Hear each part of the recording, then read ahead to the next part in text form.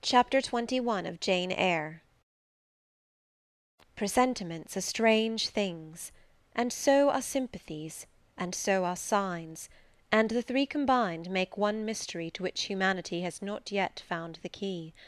I never laughed at presentiments in my life, because I have had strange ones of my own.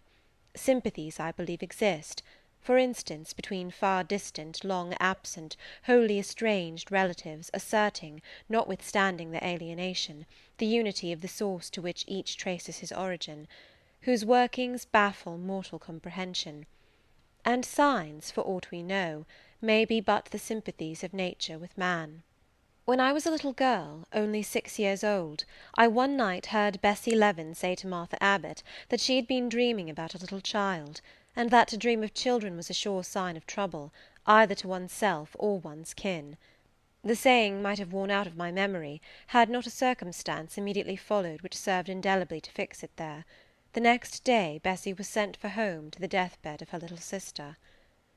Of late I had often recalled this saying and this incident, for during the past week scarcely a night had gone over my couch that had not brought with it a dream of an infant, which I sometimes hushed in my arms, sometimes dandled on my knee, sometimes watched playing with daisies on a lawn, or again dabbling its hands in running water. It was a wailing child this night, and a laughing one the next. Now it nestled close to me, and now it ran from me. But whatever mood the apparition evinced, whatever aspect it wore, it failed not for 7 successive nights to meet me the moment I entered the land of slumber. I did not like this iteration of one idea, the strange recurrence of one image, and I grew nervous as bedtime approached and the hour of the vision drew near. It was from companionship with this baby phantom I had been roused on that moonlight night when I heard the cry, and it was on the afternoon of the day following I was summoned downstairs by a message that some one wanted me in Mrs. Fairfax's room. On repairing thither, I found a man waiting for me, having the appearance of a gentleman's servant. He was dressed in deep mourning, and the hat he held in his hand was surrounded with a crape band. "I dare say you hardly remember me, miss," he said, rising as I entered, "but my name is Leaven. I lived coachman with Mrs. Reed when you were at Gateshead, 8 or 9 years since, and I live there still." "Oh, Robert, how do you do? I remember you very well. You used to give me a ride sometimes on Miss Georgiana's bay pony. And how is Bessie? You are married to Bessie?" "Yes, miss. My wife is very hearty, thank you. She brought me another little one about 2 months since. We have 3 now, and both mother and child are thriving." "And are the family well at the house, Robert?" "I am sorry I can't give you better news of them, miss. They are very badly at present, in great trouble." "I hope no one is dead," I said, glancing at his black dress. He too looked down at the crape round his hat, and replied, "Mr. John died yesterday was a week, at his chambers in London." "Mr. John?" "Yes." "And how does his mother bear it?" "Why, you see, Miss Eyre, it is not a common mishap. His life has been very wild. These last 3 years he gave himself up to strange ways, and his death was shocking." "I heard from Bessie he was not doing well." "Doing well? He could not do worse. He ruined his health and his estate amongst the worst men and the worst women. He got into debt and into jail. His mother helped him out twice, but as soon as he was free he returned to his old companions and habits. His head was not strong. The knaves he lived amongst fooled him beyond anything I ever heard. He came down to Gateshead about 3 weeks ago, and wanted Mrs. to give up all to him. Mrs. refused. Her means have long been much reduced by his extravagance. So he went back again, and the next news was that he was dead. How he died, God knows. They say he killed himself." I was silent. The things were frightful. Robert Leaven resumed. "Mrs. had been out of health herself for some time. She had got very stout, but was not strong with it, and the loss of money and fear of poverty were quite breaking her down. The information about Mr. John's death and the manner of it came too suddenly. It brought on a stroke. She was 3 days without speaking, but last Tuesday she seemed rather better. She appeared as if she wanted to say something, and kept making signs to my wife and mumbling. It was only yesterday morning, however, that Bessie understood she was pronouncing your name, and at last she made out the words, 'Bring Jane. Fetch Jane Eyre. I want to speak to her.' Bessie is not sure whether she is in her right mind, or means anything by the words, but she told Miss Reed and Miss Georgiana, and advised them to send for you. The young ladies put it off at first, but the mother grew so restless, and said "Jane, Jane," so many times, that at last they consented. I left Gateshead yesterday, and if you can get ready, miss, I should like to take you back with me early to-morrow morning. Yes, Robert, I shall be ready. It seems to me that I ought to go. I think so too, miss. Bessie said she was sure you would not refuse, but I suppose you will have to ask leave before you can get off. Yes, and I will do it now. And having directed him into the servants' hall, and recommended him to the care of John's wife and the attentions of John himself, I went in search of Mr. Rochester. He was not in any of the lower rooms. He was not in the yard, the stables, or the grounds. I asked Mrs. Fairfax if she had seen him. Yes, she believed he was playing billiards with Miss Ingram. To the billiard-room I hastened. The click of balls and the hum of voices resounded thence. Mr. Rochester, Miss Ingram, the two Misses Eshton, and their admirers, were all busied in the game. It required some courage to disturb so interesting a party. My errand, however, was one I could not defer, so I approached the master where he stood at Miss Ingram's side. She turned as I drew near, and looked at me haughtily. Her eyes seemed to demand, "What can the creeping creature want now?" And when I said in a low voice, "Mr. Rochester," she made a movement as if tempted to order me away. I remember her appearance at the moment. It was very graceful and very striking. She wore a morning robe of sky-blue crape. A gauzy azure scarf was twisted in her hair. She had been all animation with the game, and irritated pride did not lower the expression of her haughty lineaments. "Does that person want you?" she inquired of Mr. Rochester, and Mr. Rochester turned to see who the person was. He made a curious grimace, one of his strange and equivocal demonstrations, threw down his cue, and followed me from the room. "Well, Jane," he said, as he rested his back against the schoolroom door, which he had shut. "If you please, sir, I want leave of absence for a week or two." "What to do? Where to go?" "To see a sick lady who has sent for me." "What sick lady? Where does she live?" "At Gateshead, in Blankshire." "Blankshire? That is 100 miles off. Who may she be, that she sends for people to see her at that distance?" "Her name is Reed, sir, Mrs. Reed." "Reed of Gateshead? There was a Reed of Gateshead, a magistrate." "It is his widow, sir." "And what have you to do with her? How do you know her?" "Mr. Reed was my uncle, my mother's brother." "The deuce he was! You never told me that before. You always said you had no relations." "None that would own me, sir.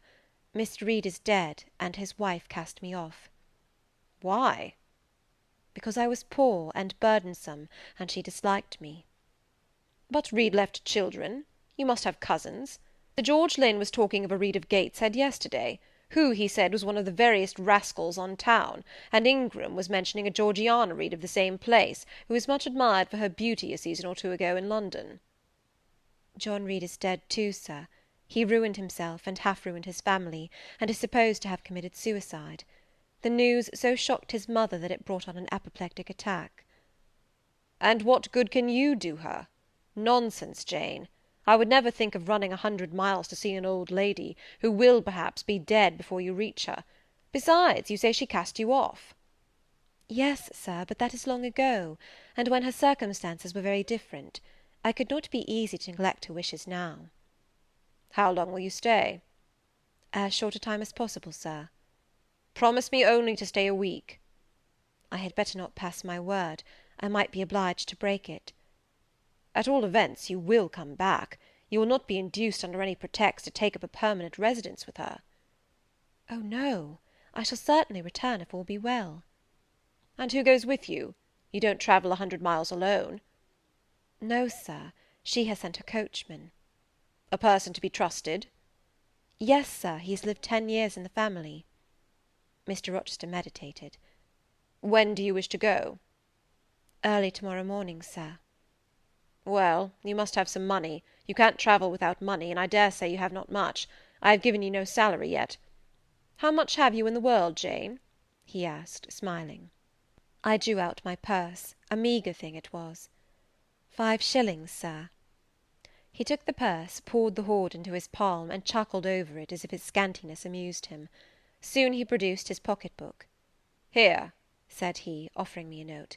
It was £50, and he owed me but 15. I told him I had no change.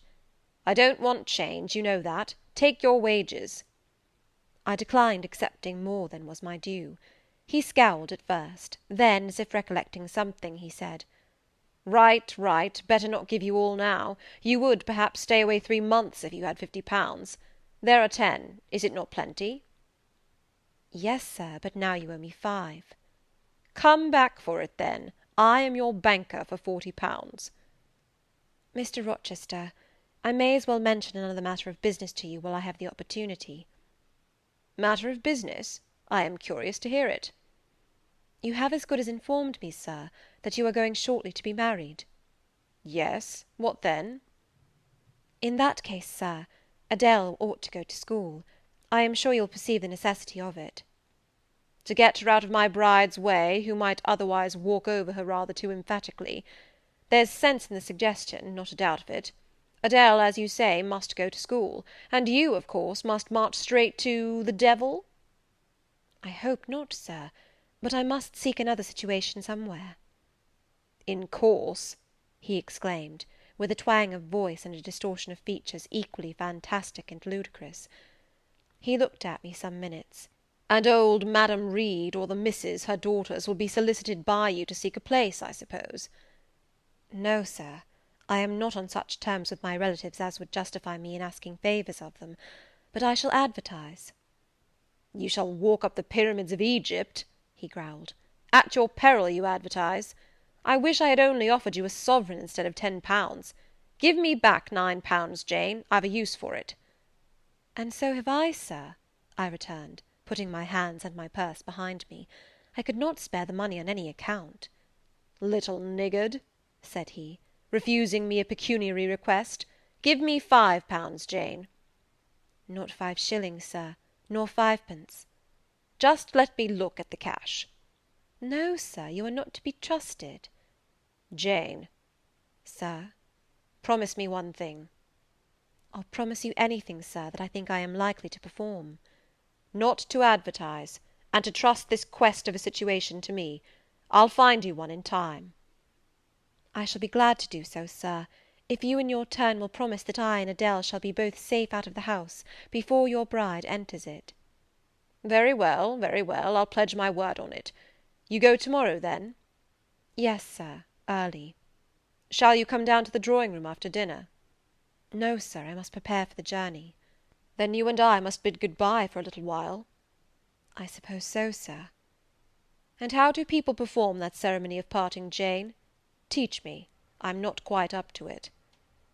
"They say farewell, or any other form they prefer." "Then say it." "Farewell, Mr. Rochester, for the present." "What must I say?" "The same, if you like, sir." "Farewell, Miss Eyre, for the present. Is that all?" "Yes." "It seems stingy to my notions, and dry and unfriendly. I should like something else, a little addition to the rite. If one shook hands, for instance. But no, that would not content me either. So you'll do no more than say farewell, Jane?" "It is enough, sir. As much goodwill may be conveyed in one hearty word as in many." "Very likely. But it is blank and cool, farewell." "How long is he going to stand with his back against that door?" I asked myself. "I want to commence my packing." The dinner bell rang, and suddenly away he bolted, without another syllable. I saw him no more during the day, and was off before he had risen in the morning. I reached the lodge at Gateshead about 5 o'clock in the afternoon of the 1st of May. I stepped in there before going up to the hall. It was very clean and neat. The ornamental windows were hung with little white curtains, the floor was spotless, the grate and fire-irons were burnished bright, and the fire burnt clear. Bessie sat on the hearth, nursing her last-born, and Robert and his sister played quietly in a corner. "Bless you, I knew you would come!" exclaimed Mrs. Leaven as I entered. "Yes, Bessie," said I, after I had kissed her, "and I trust I am not too late. How is Mrs. Reed? Alive still, I hope?" "Yes, she is alive, and more sensible and collected than she was. The doctor says she may linger a week or 2 yet, but he hardly thinks she will finally recover." "Has she mentioned me lately?" She was talking of you only this morning, and wishing you would come, but she is sleeping now, or was 10 minutes ago when I was up at the house. She generally lies in a kind of lethargy all the afternoon, and wakes up about 6 or 7. Will you rest yourself here an hour, miss, and then I will go up with you?" Robert here entered, and Bessie laid her sleeping child in the cradle, and went to welcome him. Afterwards she insisted on my taking off my bonnet and having some tea, for she said I looked pale and tired. I was glad to accept her hospitality, and I submitted to be relieved of my travelling garb just as passively as I used to let her undress me when a child. Old times crowded fast back on me as I watched her bustling about, setting out the tea-tray with her best china, cutting bread and butter, toasting a tea-cake, and between whiles giving little Robert or Jane an occasional tap or push, just as she used to give me in former days. Bessie had retained her quick temper as well as her light foot and good looks. Tea ready, I was going to approach the table, but she desired me to sit still, quite in her old peremptory tones. I must be served at the fireside, she said, and she placed before me a little round stand with my cup and a plate of toast, absolutely as she used to accommodate me with some privately purloined dainty on a nursery chair, and I smiled and obeyed her as in bygone days. She wanted to know if I was happy at Thornfield Hall, and what sort of a person the mistress was, and when I told her there was only a master, whether he was a nice gentleman, and if I liked him. I told her he was rather an ugly man, but quite a gentleman, and that he treated me kindly, and I was content. Then I went on to describe to her the gay company that had lately been staying at the house, and to these details Bessie listened with interest. They were precisely of the kind she relished. In such conversation an hour was soon gone. Bessie restored to me my bonnet, etc., and accompanied by her I quitted the lodge for the Hall. It was also accompanied by her that I had, nearly 9 years ago, walked down the path I was now ascending. On a dark, misty, raw morning in January, I had left a hostile roof with a desperate and embittered heart, a sense of outlawry and almost of reprobation, to seek the chilly harbourage of Lowood, that bourne so far away and unexplored. The same hostile roof now again rose before me. My prospects were doubtful yet, and I had yet an aching heart. I still felt as a wanderer on the face of the earth, but I experienced firmer trust in myself and my own powers, and less withering dread of oppression. The gaping wound of my wrongs, too, was now quite healed, and the flame of resentment extinguished. "You shall go into the breakfast-room first," said Bessie, as she preceded me through the hall. "The young ladies will be there." In another moment I was within that apartment. There was every article of furniture looking just as it did on the morning I was first introduced to Mr. Brocklehurst. The very rug he had stood upon still covered the hearth. Glancing at the bookcases, I thought I could distinguish the 2 volumes of Bewick's British Birds occupying their old place on the 3rd shelf, and Gulliver's Travels and the Arabian Nights ranged just above. The inanimate objects were not changed, but the living things had altered past recognition. 2 young ladies appeared before me, one very tall, almost as tall as Miss Ingram, very thin too, with a sallow face and severe mien. There was something ascetic in her look, which was augmented by the extreme plainness of a straight-skirted, black stuff dress, a starched linen collar, hair combed away from the temples, and the nun-like ornament of a string of ebony beads and a crucifix. This, I felt sure, was Eliza, though I could trace little resemblance to her former self in that elongated and colourless visage. The other was as certainly Georgiana, but not the Georgiana I remembered, the slim and fairy-like girl of 11. This was a full-blown, very plump damsel, fair as waxwork, with handsome and regular features, languishing blue eyes, and ringleted yellow hair. The hue of her dress was black too, but its fashion was so different from her sister's, so much more flowing and becoming, it looked as stylish as the others looked puritanical. In each of the sisters there was one trait of the mother, and only one. The thin and pallid elder daughter had her parents' cairngorm eye. The blooming and luxuriant younger girl had her contour of jaw and chin, perhaps a little softened, but still imparting an indescribable hardness to the countenance otherwise so voluptuous and buxom. Both ladies, as I advanced, rose to welcome me, and both addressed me by the name of Miss Eyre. Eliza's greeting was delivered in a short, abrupt voice, without a smile, and then she sat down again, fixed her eyes on the fire, and seemed to forget me. Georgiana added to her "How do you do?" several commonplaces about my journey, the weather, and so on, uttered in rather a drawling tone, and accompanied by sundry side glances that measured me from head to foot, now traversing the folds of my drab merino pelisse, and now lingering on the plain trimming of my cottage bonnet. Young ladies have a remarkable way of letting you know that they think you a quiz without actually saying the words. A certain superciliousness of look, coolness of manner, nonchalance of tone, express fully their sentiments on the point, without committing them by any positive rudeness in word or deed. A sneer, however, whether covert or open, had now no longer that power over me it once possessed. As I sat between my cousins, I was surprised to find how easy I felt under the total neglect of the one and the semi-sarcastic attentions of the other. Eliza did not mortify, nor Georgiana ruffle me. The fact was, I had other things to think about. Within the last few months feelings had been stirred in me so much more potent than any they could raise, pains and pleasures so much more acute and exquisite had been excited than any it was in their power to inflict or bestow, that their airs gave me no concern either for good or bad. "How is Mrs. Reed?" I asked soon, looking calmly at Georgiana, who thought fit to bridle at the direct address, as if it were an unexpected liberty. "Mrs. Reed? Ah, mamma, you mean. She is extremely poorly. I doubt if you can see her to-night." "If," said I, "you would just step up-stairs and tell her I am come, I should be much obliged to you." Georgiana almost started, and she opened her blue eyes wild and wide. "I know she had a particular wish to see me," I added, "and I would not defer attending to her desire longer than is absolutely necessary." "Mamma dislikes being disturbed in an evening," remarked Eliza. I soon rose, quietly took off my bonnet and gloves, uninvited, and said I would just step out to Bessy, who was, I dared say, in the kitchen, and ask her to ascertain whether Mrs. Reed was disposed to receive me or not to-night. I went, and having found Bessy and dispatched her on my errand, I proceeded to take further measures. It had heretofore been my habit always to shrink from arrogance.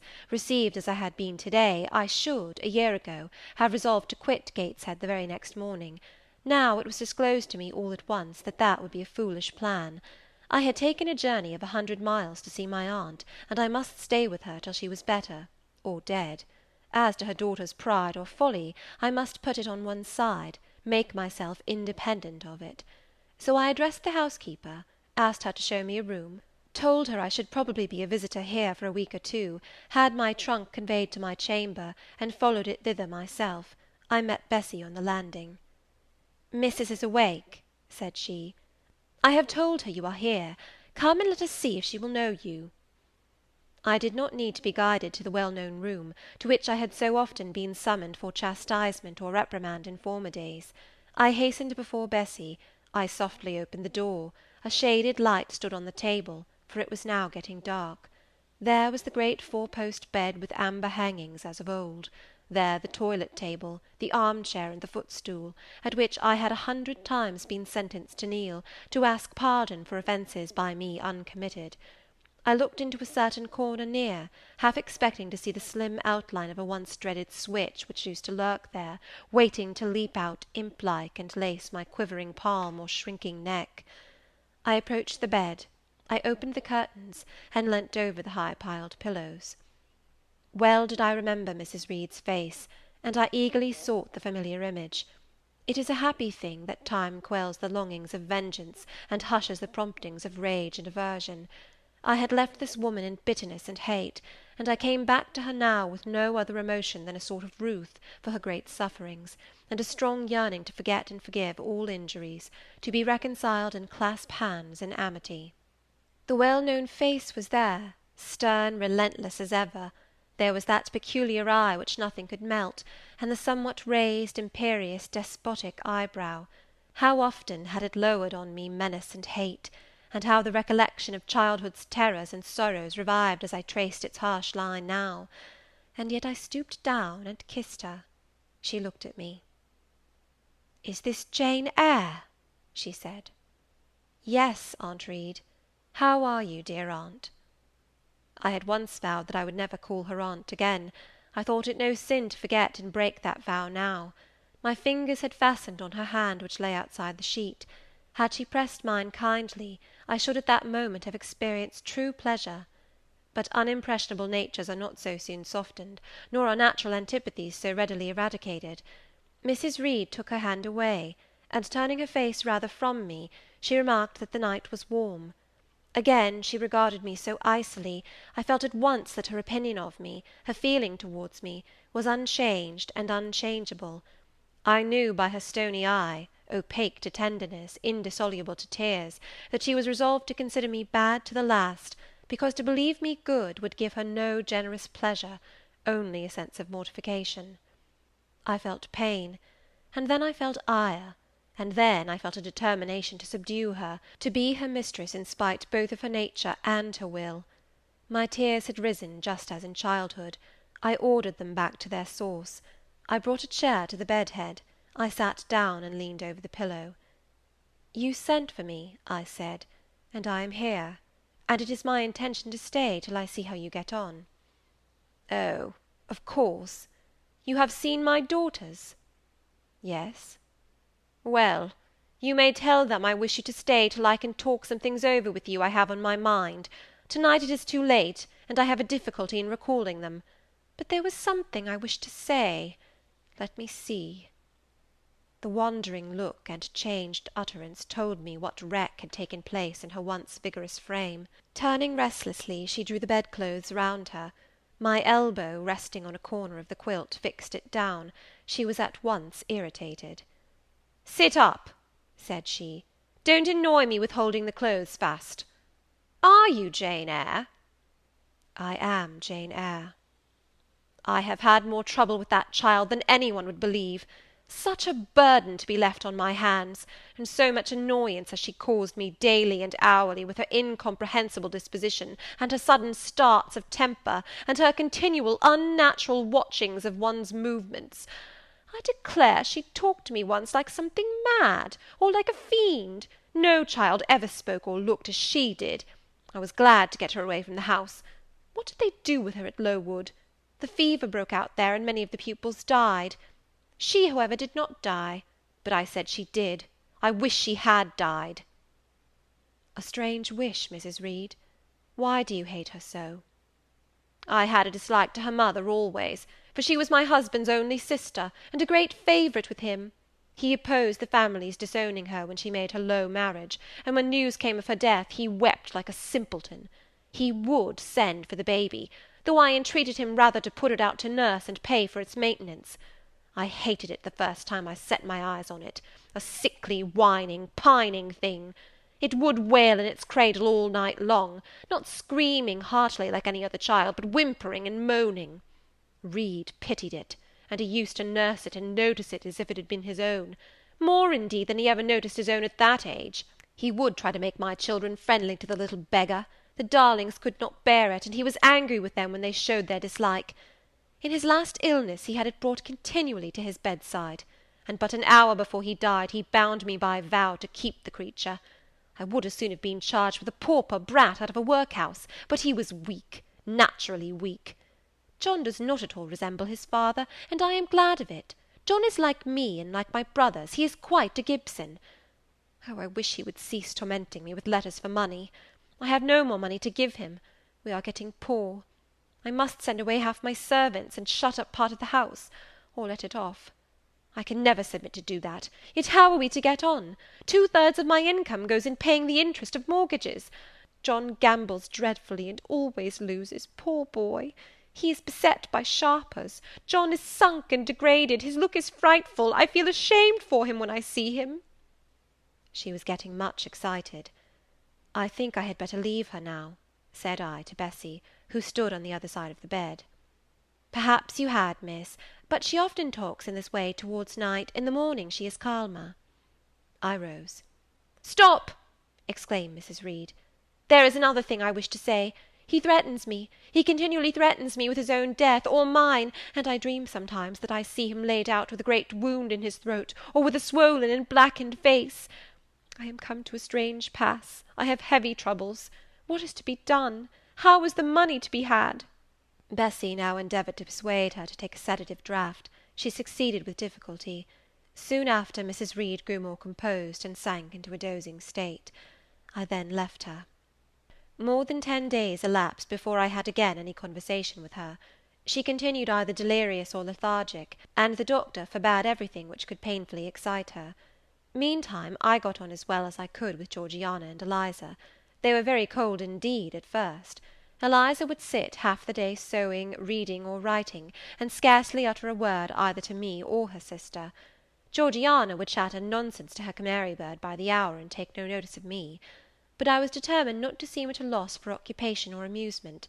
I had brought my drawing materials with me, and they served me for both.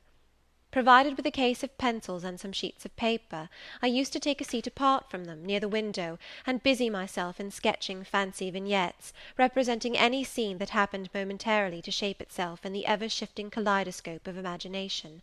A glimpse of sea between 2 rocks, the rising moon, and a ship crossing its disk, a group of reeds and water flags, and a naiad's head, crowned with lotus flowers rising out of them, an elf sitting in a hedge-sparrow's nest, under a wreath of hawthorn bloom. One morning I fell to sketching a face. What sort of a face it was to be I did not care or know. I took a soft black pencil, gave it a broad point, and worked away.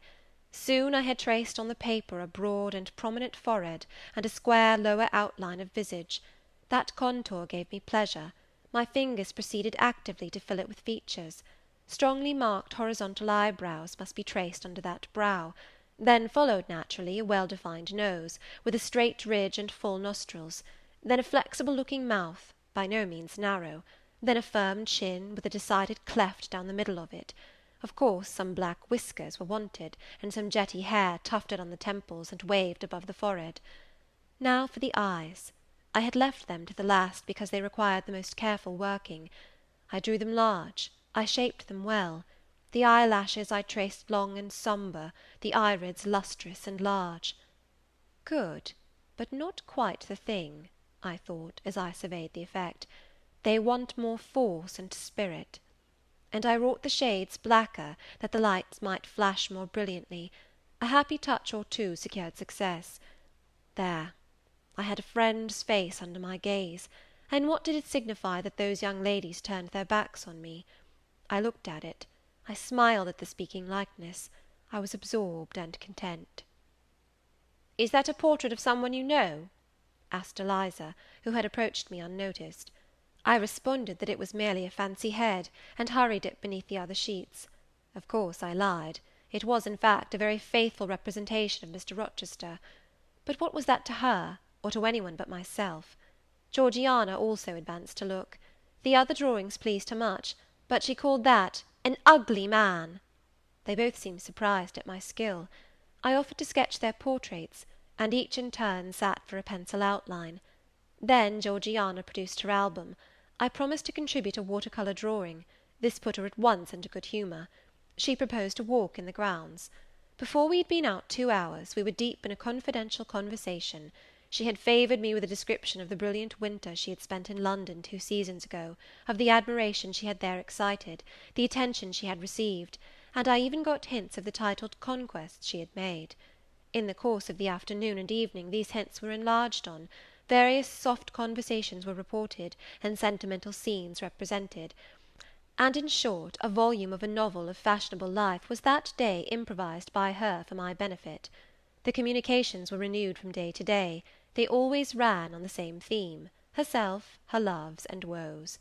It was strange she never once adverted either to her mother's illness or her brother's death, or the present gloomy state of the family prospects.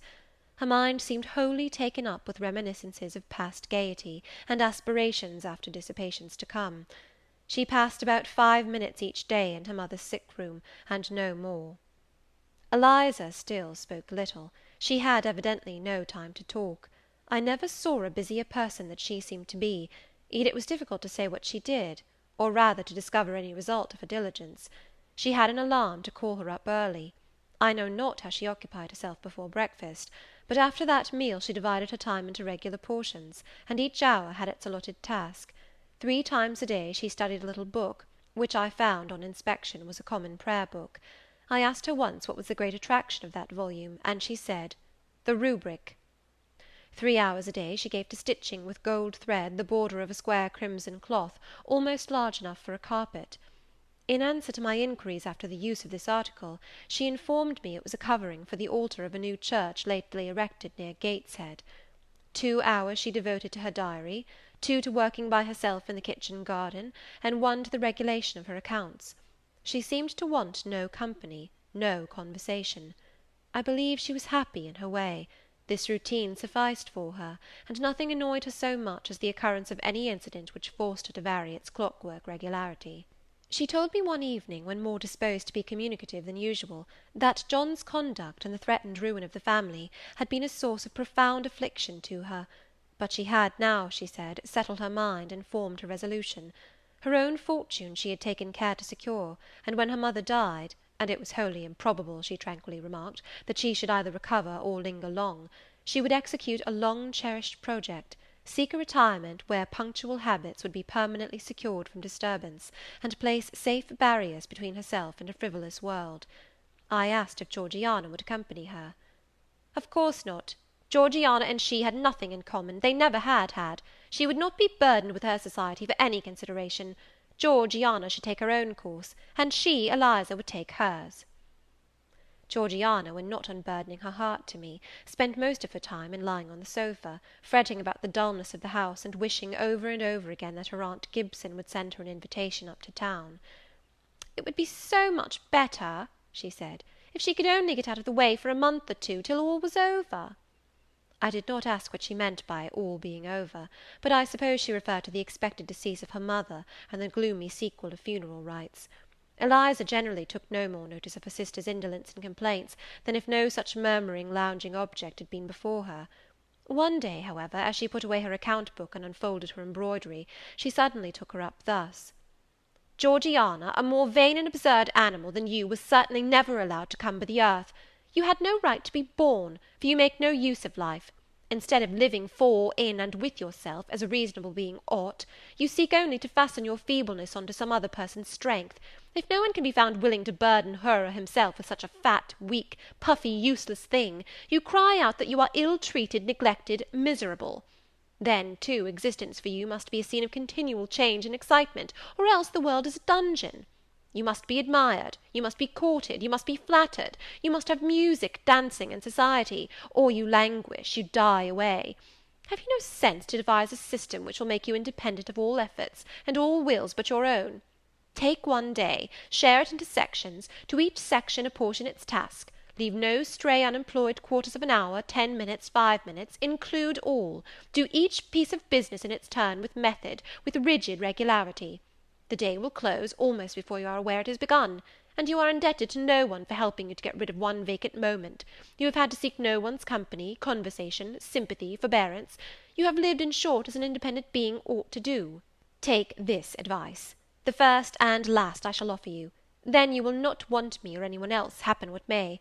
Neglect it, go on as heretofore, craving, whining, and idling, and suffer the results of your idiocy, however bad and insuperable they may be. I tell you this plainly, and listen, for though I shall no more repeat what I am about to say, I shall steadily act on it. After my mother's death, I wash my hands of you. From the day her coffin is carried to the vault in Gateshead Church, you and I will be as separate as if we had never known each other. You need not think that because we chance to be born of the same parents I shall suffer you to fasten me down by even the feeblest claim. I can tell you this, if the whole human race, ourselves excepted, were swept away, and we two stood alone on the earth, I would leave you in the old world, and betake myself to the new." She closed her lips. "You might have spared yourself the trouble of delivering that tirade," answered Georgiana. "Everybody knows you are the most selfish, heartless creature in existence, and I know your spiteful hatred towards me. I have had a specimen of it before in the trick you played me about Lord Edwin Vere. You could not bear me to be raised above you, to have a title, to be received into circles where you dare not show your face, and so you acted the spy and informer, and ruined my prospects for ever." Georgiana took out her handkerchief, and blew her nose for an hour afterwards. Eliza sat cold, impassible, and assiduously industrious. True, generous feeling is made small account of by some, but here were two natures rendered, the one intolerably acrid, the other despicably savourless for the want of it. Feeling without judgment is a washy draught indeed, but judgment untempered by feeling is too bitter and husky a morsel for human deglution. It was a wet and windy afternoon. Georgiana had fallen asleep on the sofa over the perusal of a novel. Eliza was gone to attend a Saint's Day service at the new church, for in matters of religion she was a rigid formalist. No weather ever prevented the punctual discharge of what she considered her devotional duties. Fair or foul, she went to church thrice every Sunday, and as often on week-days as there were prayers. I bethought myself to go upstairs and see how the dying woman sped, who lay there almost unheeded. The very servants paid her but a remittent attention. The hired nurse, being little looked after, would slip out of the room whenever she could. Bessie was faithful, but she had her own family to mind, and could only occasionally come to the hall. I found the sick-room unwatched, as I had expected. No nurse was there. The patient lay still, and seemingly lethargic, her livid face sunk in the pillows. The fire was dying in the grate. I renewed the fuel, rearranged the bedclothes, gazed a while on her who could not now gaze on me, and then I moved away to the window. The rain beat strongly against the panes, the wind blew tempestuously. One lies there, I thought, who will soon be beyond the war of earthly elements. Whither will that spirit, now struggling to quit its material tenement, flit when at length released? In pondering the great mystery, I thought of Helen Burns, recalled her dying words, her faith, her doctrine of the equality of disembodied souls. I was still listening in thought to her well-remembered tones, still picturing her pale and spiritual aspect, her wasted face and her sublime gaze, as she lay on her placid death-bed, and whispered her longing to be restored to her divine Father's bosom, when a feeble voice murmured from the couch behind, "Who is that?" I knew Mrs. Reed had not spoken for days. Was she reviving? I went up to her. "It is I, Aunt Reed." "Who? I?" was her answer. "Who are you?" looking at me with surprise and a sort of alarm, but still not wildly. "You are quite a stranger to me. Where is Bessie?" "She is at the lodge, aunt." "Aunt," she repeated. "Who calls me aunt? You are not one of the Gibsons, and yet I know you. That face, and the eyes and forehead are quite familiar to me. You are like— why, you are like Jane Eyre." I said nothing. I was afraid of occasioning some shock by declaring my identity. "Yet," said she, "I am afraid it is a mistake. My thoughts deceive me. I wished to see Jane Eyre, and I fancy a likeness where none exists. Besides, in 8 years she must be so changed." I now gently assured her that I was the person she supposed and desired me to be, and seeing that I was understood, and that her senses were quite collected, I explained how Bessie had sent her husband to fetch me from Thornfield. "I am very ill, I know," she said ere long. "I was trying to turn myself a few minutes since, and find I cannot move a limb. It is as well I should ease my mind before I die. What we think little of in health burdens us at such an hour as the present is to me. Is the nurse here, or is there no one in the room but you?" I assured her we were alone. "Well, I have twice done you a wrong which I regret now. One was in breaking the promise which I gave my husband to bring you up as my own child. The other—" She stopped. "After all, it is of no great importance, perhaps," she murmured to herself.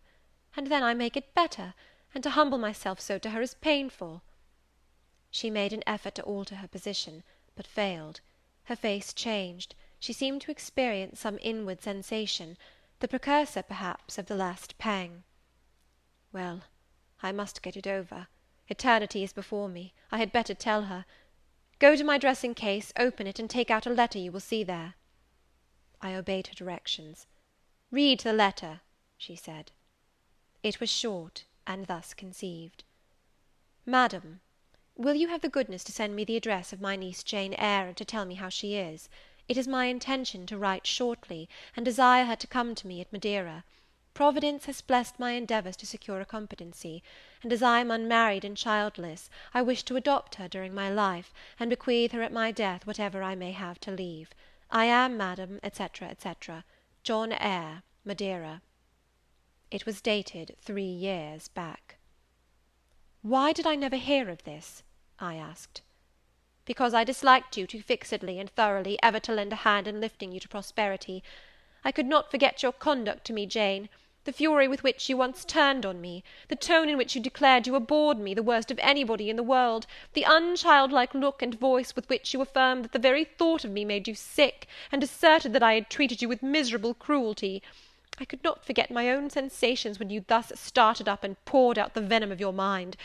I felt fear as if an animal that I had struck or pushed had looked up at me with human eyes and cursed me in a man's voice. Bring me some water. Oh, make haste.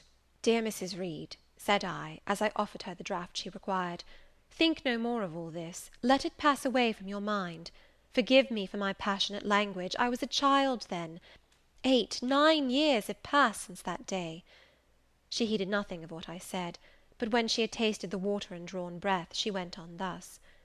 I tell you I could not forget it, and I took my revenge. For you to be adopted by your uncle, and placed in an estate of ease and comfort, was what I could not endure. I wrote to him. I said I was sorry for his disappointment, but Jane Eyre was dead. She had died of typhus fever at Lowood. Now act as you please, write and contradict my assertion, expose my falsehood as soon as you like. You were born, I think, to be my torment. My last hour is racked by the recollection of a deed which, but for you, I should never have been tempted to commit. If you could be persuaded to think no more of it, aunt, and to regard me with kindness and forgiveness. You have a very bad disposition, said she, and one to this day I feel it impossible to understand.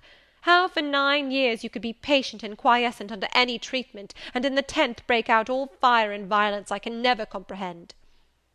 My disposition is not so bad as you think. I am passionate, but not vindictive. Many a time as a little child I should have been glad to love you if you would have let me, and I long earnestly to be reconciled to you now. Kiss me, aunt. I approached my cheek to her lips. She would not touch it. She said I oppressed her by leaning over the bed, and again demanded water. As I laid her down, for I raised her and supported her on my arm while she drank, I covered her ice-cold and clammy hand with mine. The feeble fingers shrank from my touch, the glazing eyes shunned my gaze.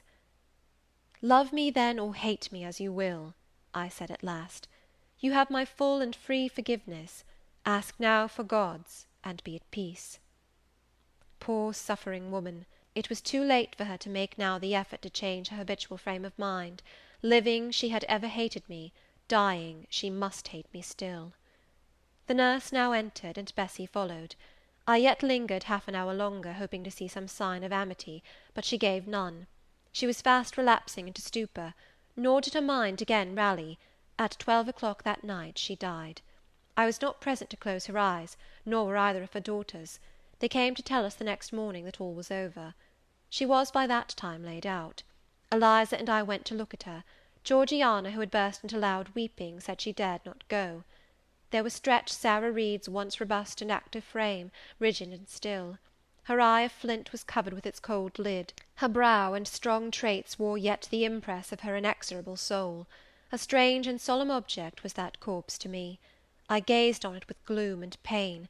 Nothing soft, nothing sweet, nothing pitying or hopeful or subduing did it inspire, only a grating anguish for her woes, not my loss, and a sombre, tearless dismay at the fearfulness of death in such a form.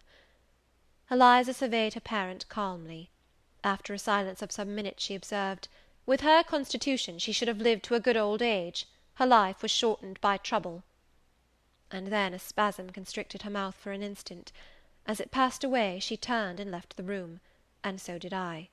Neither of us had dropped a tear. End of chapter 21. Chapter 22 of Jane Eyre. Mr. Rochester had given me but 1 week's leave of absence, yet a month elapsed before I quitted Gateshead. I wished to leave immediately after the funeral, but Georgiana entreated me to stay till she could get off to London, whither she was now at last invited by her uncle, Mr. Gibson, who had come down to direct his sister's interment, and settle the family affairs. Georgiana said she dreaded being left alone with Eliza. From her she got neither sympathy in her dejection, support in her fears, nor aid in her preparations. So I bore with her feeble-minded wailings and selfish lamentations as well as I could, and did my best in sewing for her and packing her dresses. It is true that while I worked, she would idle, and I thought to myself, If you and I were destined to live always together, cousin, we would commence matters on a different footing. I should not settle tamely down into being the forbearing party. I should assign you your share of labour, and compel you to accomplish it, or else it should be left undone. I should insist also on your keeping some of those drawling, half insincere complaints hushed in your own breast. It is only because our connection happens to be very transitory, and comes at a peculiarly mournful season, that I consent thus to render it so patient and compliant on my part. At last I saw Georgiana off; but now it was Eliza's turn to request me to stay another week. Her plans required all her time and attention, she said. She was about to depart for some unknown bourne, and all day long she stayed in her own room, her door bolted within, filling trunks, emptying drawers, burning papers, and holding no communication with any one. She wished me to look after the house, to see callers, and answer notes of condolence. One morning she told me I was at liberty. "And," she added, "I'm obliged to you for your valuable services in discreet conduct. There is some difference between living with such a one as you and with Georgiana. You perform your own part in life, and burden no one. To-morrow," she continued, "I set out for the Continent. I shall take up my abode in a religious house near Lille, a nunnery you would call it. There I shall be quiet and unmolested. I shall devote myself for a time to the examination of the Roman Catholic dogmas, and to a careful study of the workings of their system. If I find it to be, as I half suspect it is, the one best calculated to ensure the doing of all things decently and in order, I shall embrace the tenets of Rome, and probably take the veil." I neither expressed surprise at this resolution, nor attempted to dissuade her from it. The vocation will fit you to a hair, I thought. Much good may it do you. When we parted, she said, "Good-bye, cousin Jane Eyre. I wish you well. You have some sense."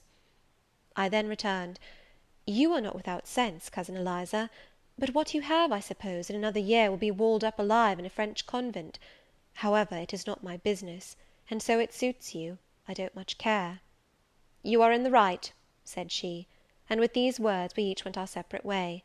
As I shall not have occasion to refer either to her or her sister again, I may as well mention here, that Georgiana made an advantageous match with a wealthy worn-out man of fashion, and that Eliza actually took the veil, and is at this day superior of the convent where she passed the period of her novitiate, and which she endowed with her fortune. How people feel when they are returning home from an absence, long or short, I did not know. I had never experienced the sensation.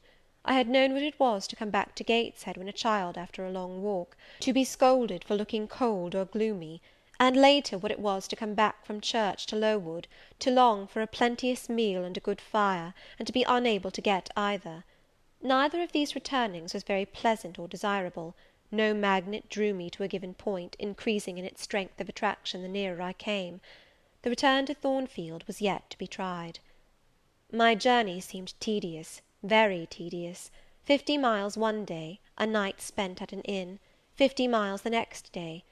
During the first 12 hours I thought of Mrs. Reed in her last moments. I saw her disfigured and discoloured face, and heard her strangely altered voice.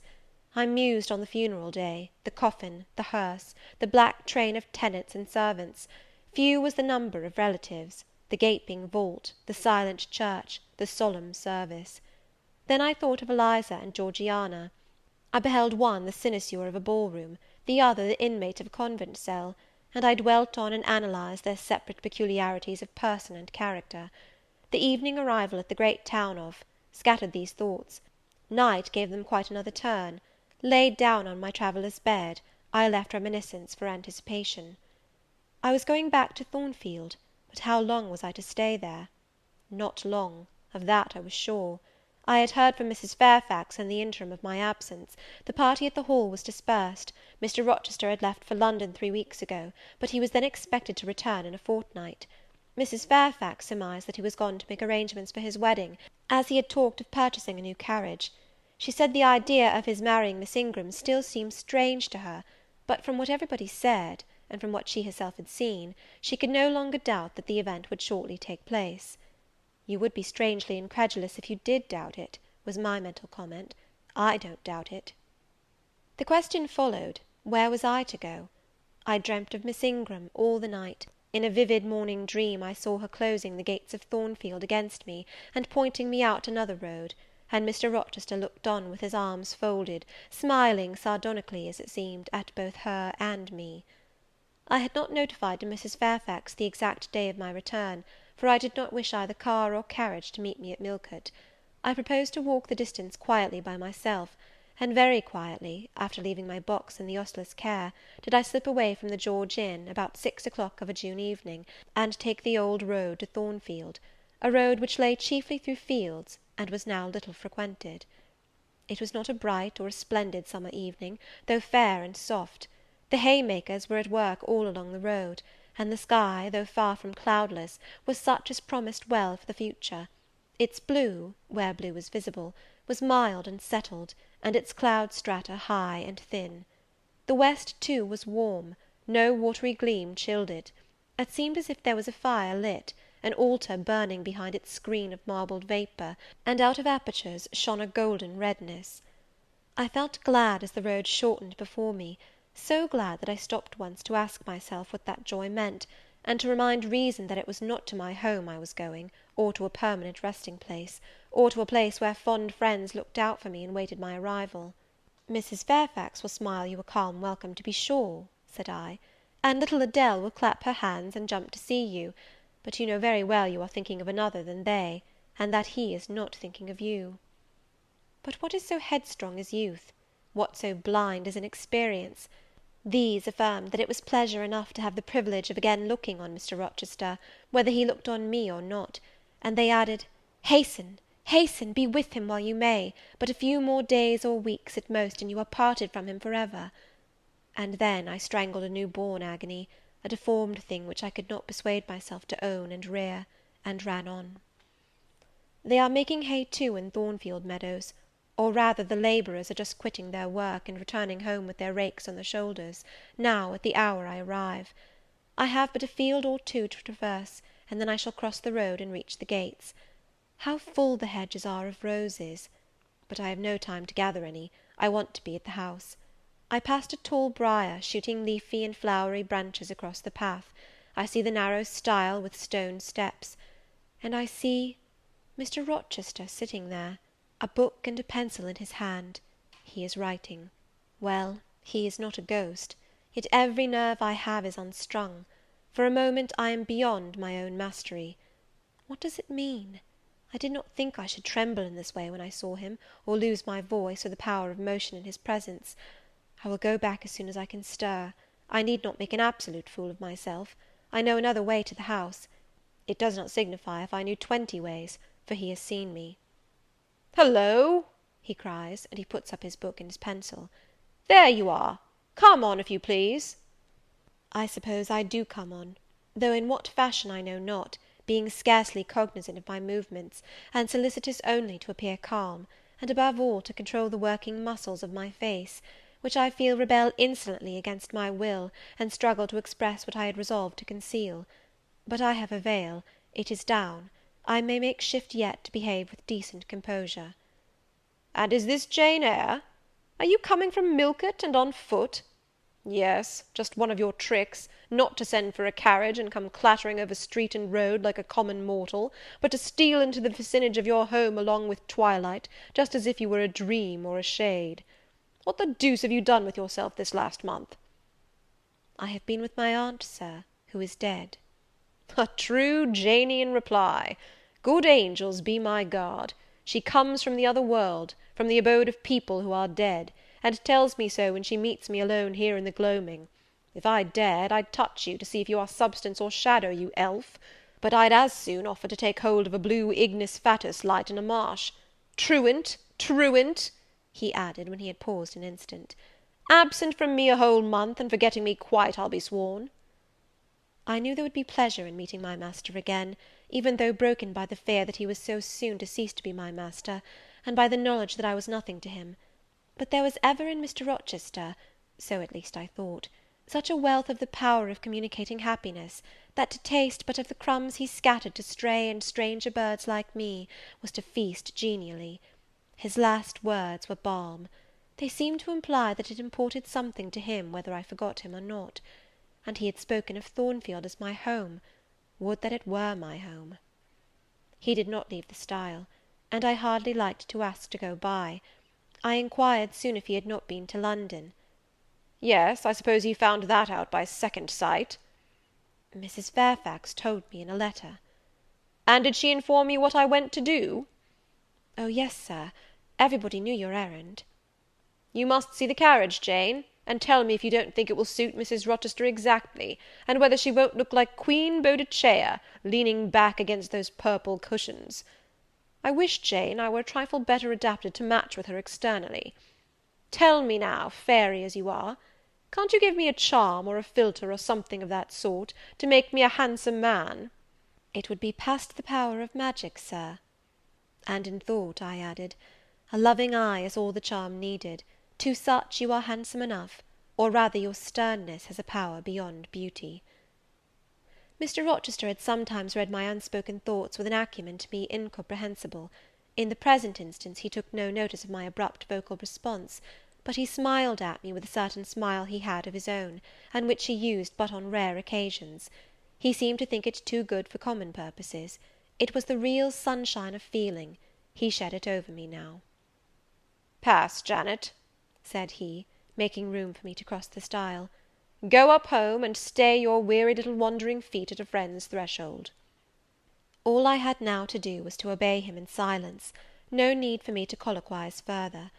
I got over the stile without a word, and meant to leave him calmly. An impulse held me fast, a force turned me round. I said, or something in me said, and in spite of me, "Thank you, Mr. Rochester, for your great kindness. I am strangely glad to get back again to you, and wherever you are is my home, my only home." I walked on so fast that even he could hardly have overtaken me had he tried. Little Adele was half wild with delight when she saw me. Mrs. Fairfax received me with her usual plain friendliness. Leah smiled, and even Sophy bid me bonsoir with glee. This was very pleasant. There is no happiness like that of being loved by your fellow creatures, and feeling that your presence is an addition to their comfort. I that evening shut my eyes resolutely against the future. I stopped my ears against the voice that kept warning me of near separation and coming grief. When tea was over, and Mrs. Fairfax had taken her knitting, and I had assumed a low seat near her, and Adele, kneeling on the carpet, had nestled close up to me, and a sense of mutual affection seemed to surround us with a ring of golden peace, I uttered a silent prayer that we might not be parted far or soon. But when, as we thus sat, Mr. Rochester entered, unannounced, and looking at us, seemed to take pleasure in the spectacle of a group so amicable; when he said he supposed the old lady was all right now that she had got her adopted daughter back again, and added that he saw Adele was prête à croquer sa petite maman anglaise, I half ventured to hope that he would, even after his marriage, keep us together somewhere under the shelter of his protection, and not quite exiled from the sunshine of his presence. A fortnight of dubious calm succeeded my return to Thornfield Hall. Nothing was said of the master's marriage, and I saw no preparation going on for such an event. Almost every day I asked Mrs. Fairfax if she had yet heard anything decided. Her answer was always in the negative. Once she said she had actually put the question to Mr. Rochester as to when he was going to bring his bride home; but he had answered her only by a joke and one of his queer looks, and she could not tell what to make of him. One thing surprised me, and that was, there were no journeyings backward and forward, no visits to Ingram Park. To be sure, it was 20 miles off, on the borders of another county, but what was that distance to an ardent lover? To so practised and indefatigable a horseman as Mr. Rochester, it would be but a morning's ride. I began to cherish hopes I had no right to conceive, that the match was broken off, that rumour had been mistaken, that one or both parties had changed their minds. I used to look at my master's face to see if it was sad or fierce, but I could not remember the time when it had been so uniformly clear of clouds or evil feelings. If, in the moments I and my pupil spent with him, I lacked spirits and sank into inevitable dejection, he became even gay. Never had he called me more frequently to his presence, never been kinder to me when there, and, alas, never had I loved him so well. Chapter 22. Chapter 23 of Jane Eyre. A splendid midsummer shone over England, skies so pure, suns so radiant as were then seen in long succession, seldom favour, even singly, our wave-girt land. It was as if a band of Italian days had come from the south, like a flock of glorious passenger birds, and lighted to rest them on the cliffs of Albion. The hay was all got in, the fields round Thornfield were green and shorn, the roads white and baked, the trees were in their dark prime, hedge and wood, full-leaved and deeply tinted, contrasted well with the sunny hue of the cleared meadows between. On Midsummer Eve, Adele, weary with gathering wild strawberries in Hay Lane half the day, had gone to bed with the sun. I watched her drop asleep, and when I left her, I sought the garden. It was now the sweetest hour of the 24. Day its fervid fires had wasted, and dew fell cool on panting plain and scorched summit. Where the sun had gone down in simple state, pure of the pomp of clouds, spread a solemn purple, burning with the light of red jewel and furnace flame at one point, on one hill peak, and extending high and wide, soft and still softer, over half heaven. The east had its own charm, or fine deep blue, and its own modest gem, a casino and solitary star. Soon it would boast the moon, but she was yet beneath the horizon. I walked a while on the pavement, but a subtle, well-known scent, that of a cigar, stole from some window. I saw the library casement open a hand's breadth. I knew I might be watched thence, so I went apart into the orchard. No nook in the grounds more sheltered and more Eden-like. It was full of trees, it bloomed with flowers. A very high wall shut it out from the court on one side; on the other, a beech avenue screened it from the lawn. At the bottom was a sunk fence, its sole separation from lonely fields, a winding walk, bordered with laurels and terminating in a giant horse-chestnut, circled at the base by a seat, led down to the fence. Here one could wander unseen. While such honey-dew fell, such silence reigned, such gloaming gathered, I felt as if I could haunt such shade forever. But in threading the flower and fruit parterres at the upper part of the enclosure, enticed there by the light the now rising moon cast on this more open quarter, my step is stayed, not by sound, not by sight, but once more by a warning fragrance. Sweetbriar and southernwood, jasmine, pink, and rose, have long been yielding their evening sacrifice of incense. This new scent is neither of shrub nor flower. It is, I know it well, it is Mr. Rochester's cigar. I look round and I listen. I see trees laden with ripening fruit. I hear a nightingale warbling in a wood half a mile off. No moving form is visible, no coming step audible, but that perfume increases. I must flee. I make for the wicket leading to the shrubbery, and I see Mr. Rochester entering. I step aside into the ivy recess. He will not stay long. He will soon return whence he came, and if I sit still he will never see me.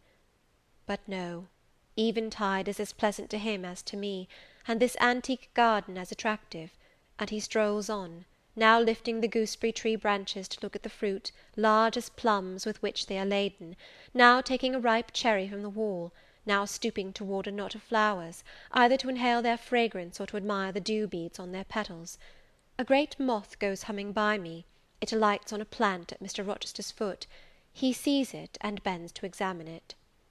Now he has his back towards me, thought I, and he is occupied too, and perhaps if I walk softly I can slip away unnoticed. I trode on an edging of turf, that the crackle of the pebbly gravel might not betray me. He was standing among the beds at a yard or two distant from where I had to pass. The moth apparently engaged him. I shall get by very well, I meditated. As I crossed his shadow, thrown long over the garden by the moon, not yet risen high, he said quietly, without turning, "Jane, come and look at this fellow." I had made no noise. He had not eyes behind. Could his shadow feel? I started at first, and then I approached him. "Look at his wings," said he. "He reminds me rather of a West Indian insect. One does not often see so large and gay a night rover in England. There, he has flown." The moth roamed away. I was sheepishly retreating also, but Mr. Rochester followed me, and when we reached the wicket, he said, "Turn back. On so lovely a night it is a shame to sit in the house, and surely no one can wish to go to bed while sunset is thus at meeting with moonrise." It is one of my faults, that though my tongue is sometimes prompt enough at an answer, there are times when it sadly fails me in framing an excuse, and always the lapse occurs at some crisis, when a facile word or plausible pretext is especially wanted to get me out of painful embarrassment. I did not like to walk at this hour alone with Mr. Rochester in the shadowy orchard, but I could not find a reason to allege for leaving him. I followed with lagging step, and thoughts busily bent on discovering a means of extrication, but he himself looked so composed and so grave also, I became ashamed of feeling any confusion.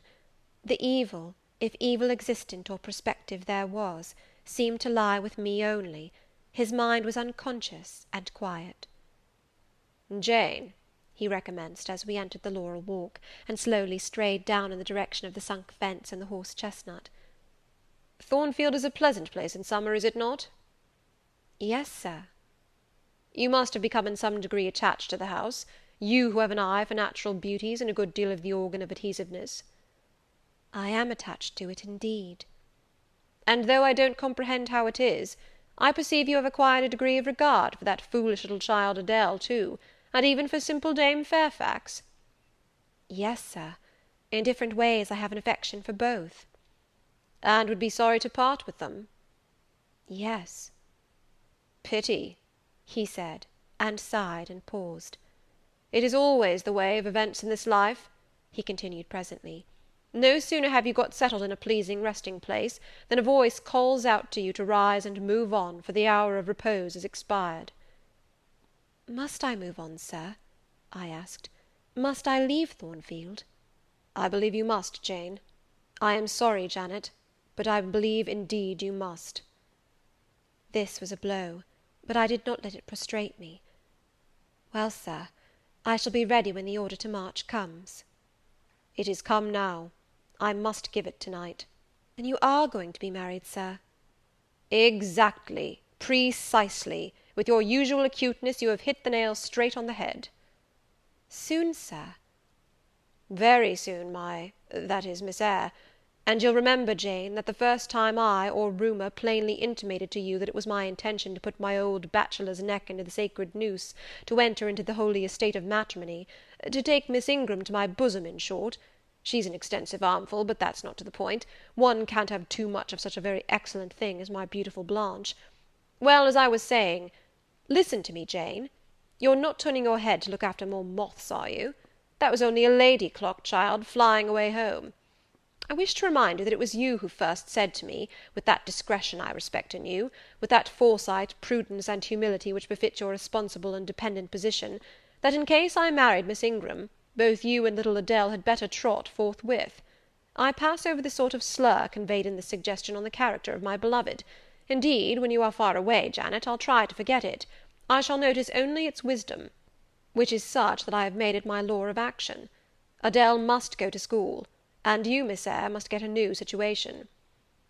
"Yes, sir, I will advertise immediately, and meantime, I suppose I was going to say, I suppose I may stay here, till I find another shelter to betake myself to," but I stopped, feeling it would not do to risk a long sentence, for my voice was not quite under command. "In about a month I hope to be a bridegroom," continued Mr. Rochester, "and in the interim I shall myself look out for employment, and an asylum for you." "Thank you, sir. I am sorry to give—" "Oh, no need to apologize. I consider that when the dependent does her duty as well as you have done yours, she has a sort of claim upon her employer for any little assistance he can conveniently render her. Indeed, I have already, through my future mother-in-law, heard of a place that I think will suit. It is to undertake the education of the 5 daughters of Mrs. Dionysius O'Gall of Bitternut Lodge, Connaught, Ireland. You'll like Ireland, I think. They're such warm-hearted people there, they say." "It is a long way off, sir." "No matter. A girl of your sense will not object to the voyage or the distance." "Not the voyage, but the distance. And then the sea is a barrier." "From what, Jane?" "From England, and from Thornfield, and—" "Well?" "From you, sir." I said this almost involuntarily, and, with as little sanction of free will, my tears gushed out. I did not cry so as to be heard, however. I avoided sobbing. The thought of Mrs. O'Gaull and Bitternut Lodge struck cold to my heart, and colder the thought of all the brine and foam, destined, as it seemed, to rush between me and the master at whose side I now walked, and coldest the remembrance of the wider ocean. Wealth, caste, custom intervened between me and what I naturally and inevitably loved. "It is a long way," I again said. "It is, to be sure. And when you get to Bitternut Lodge, Connaught, Ireland, I shall never see you again, Jane. That's morally certain. I never go over to Ireland, not having myself much of a fancy for the country. We have been good friends, Jane, have we not?" "Yes, sir." "And when friends are on the eve of separation, they like to spend the little time that remains to them close to each other. Come, we'll talk over the voyage and the parting quietly half an hour or so, while the stars enter into their shining life up in heaven yonder. Here is the chestnut tree, here is the bench at its old roots. Come, we will sit there in peace tonight, though we should never more be destined to sit there together." He seated me and himself. "It is a long way to Ireland, Janet, and I am sorry to send my little friend on such weary travels; but if I can't do better, how is it to be helped? Are you anything akin to me, do you think, Jane?" I could risk no sort of answer by this time. My heart was still. "Because," he said, "I sometimes have a queer feeling with regard to you, especially when you are near me, as now. It is as if I had a string somewhere under my left ribs, tightly and inextricably knotted to a similar string situated in the corresponding quarter of your little frame; and if that boisterous channel, and 200 miles or so of land, come broad between us, I am afraid that cord of communion will be snapped, and then I've a nervous notion I should take to bleeding inwardly. As for you, you'd forget me." "That I never should, sir, you know—" Impossible to proceed. "Jane, do you hear that nightingale singing in the wood? Listen." In listening, I sobbed convulsively, for I could repress what I endured no longer. I was obliged to yield, and I was shaken from head to foot with acute distress. When I did speak, it was only to express an impetuous wish that I had never been born, or never come to Thornfield. "Because you are sorry to leave it?" The vehemence of emotion, stirred by grief and love within me, was claiming mastery, and struggling for full sway, and asserting a right to predominate, to overcome, to live, rise, and reign at last, yes, and to speak. I grieve to leave Thornfield. I love Thornfield. I love it because I have lived in it a full and delightful life, momentarily at least. I have not been trampled on. I have not been petrified. I have not been buried with inferior minds and excluded from every glimpse of communion with what is bright and energetic and high. I have talked face to face with what I reverence, with what I delight in, with an original, a vigorous, and expanded mind. I have known you, Mr. Rochester, and it strikes me with terror and anguish to feel I absolutely must be torn from you for ever. I see the necessity of departure, and it is like looking on the necessity of death." "Where do you see the necessity?" he asked suddenly. "Where? You, sir, have placed it before me." "In what shape?" "In the shape of Miss Ingram, a noble and beautiful woman, your bride." "My bride? What bride? I have no bride." "But you will have." "Yes, I will, I will." He set his teeth. "Then I must go. You have said it yourself." "No, you must stay. I swear it, and the oath shall be kept." "I tell you I must go," I retorted, roused to something like passion. "Do you think I can stay to become nothing to you? Do you think I am an automaton, a machine without feelings, and can bear to have my morsel of bread snatched from my lips and my drop of living water dashed from my cup? Do you think, because I am poor, obscure, plain, and little, I am soulless and heartless? You think wrong. I have as much soul as you, and full as much heart; and if God had gifted me with some beauty and much wealth, I should have made it as hard for you to leave me as it is now for me to leave you. I am not talking to you now through the medium of custom, conventionalities, or even of mortal flesh. It is my spirit that addresses your spirit, just as if both had passed through the grave, and we stood at God's feet, equal, as we are." "As we are," repeated Mr. Rochester.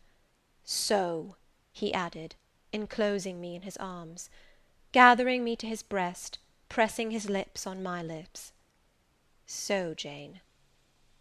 "Yes, so, sir," I rejoined, "and yet not so, for you are a married man, or as good as a married man, and wed to one inferior to you, to one with whom you have no sympathy, whom I do not believe you truly love, for I have seen and heard you sneer at her. I would scorn such a union, therefore I am better than you. Let me go." "Where, Jane? To Ireland?" "Yes, to Ireland. I have spoken my mind, and can go anywhere now." "Jane, be still, don't struggle so, like a wild frantic bird that is rending its own plumage in its desperation." "I am no bird, and no net ensnares me. I am a free human being with an independent will, which I now exert to leave you." Another effort set me at liberty, and I stood erect before him. "And your will shall decide your destiny," he said. "I offer you my hand, my heart, and a share of all my possessions." "You play a farce, which I merely laugh at." "I ask you to pass through life at my side, to be my second self and best earthly companion." "For that fate you have already made your choice, and must abide by it." "Jane, be still a few moments. You are over-excited. I will be still too." A waft of wind came sweeping down the laurel walk, and trembled through the boughs of the chestnut. It wandered away, away to an infinite distance. It died. The nightingale's song was then the only voice of the hour. In listening to it, I again wept. Mr. Rochester sat quiet, looking at me gently and seriously. Some time passed before he spoke. He at last said, "Come to my side, Jane, and let us explain and understand one another." "I will never again come to your side. I am torn away now, and cannot return." "But, Jane, I summon you as my wife. It is you only I intend to marry." I was silent. I thought he mocked me. "Come, Jane, come hither."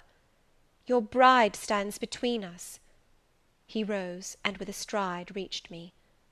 "My bride is here," he said, again drawing me to him, "because my equal is here, and my likeness. Jane, will you marry me?" Still I did not answer, and still I writhed myself from his grasp, for I was still incredulous. "Do you doubt me, Jane?" "Entirely." "You have no faith in me?" "Not a whit." "Am I a liar in your eyes?" he asked passionately. "Little sceptic, you shall be convinced. What love have I for Miss Ingram? None, and that you know. What love has she for me? None, as I have taken pains to prove. I caused a rumour to reach her that my fortune was not a third of what was supposed, and after that I presented myself to see the result. It was coldness both from her and her mother. I would not, I could not marry Miss Ingram. You, strange, you almost unearthly thing, I love as my own flesh. You, poor and obscure and small and plain as you are, I entreat to accept me as a husband." "What, me?"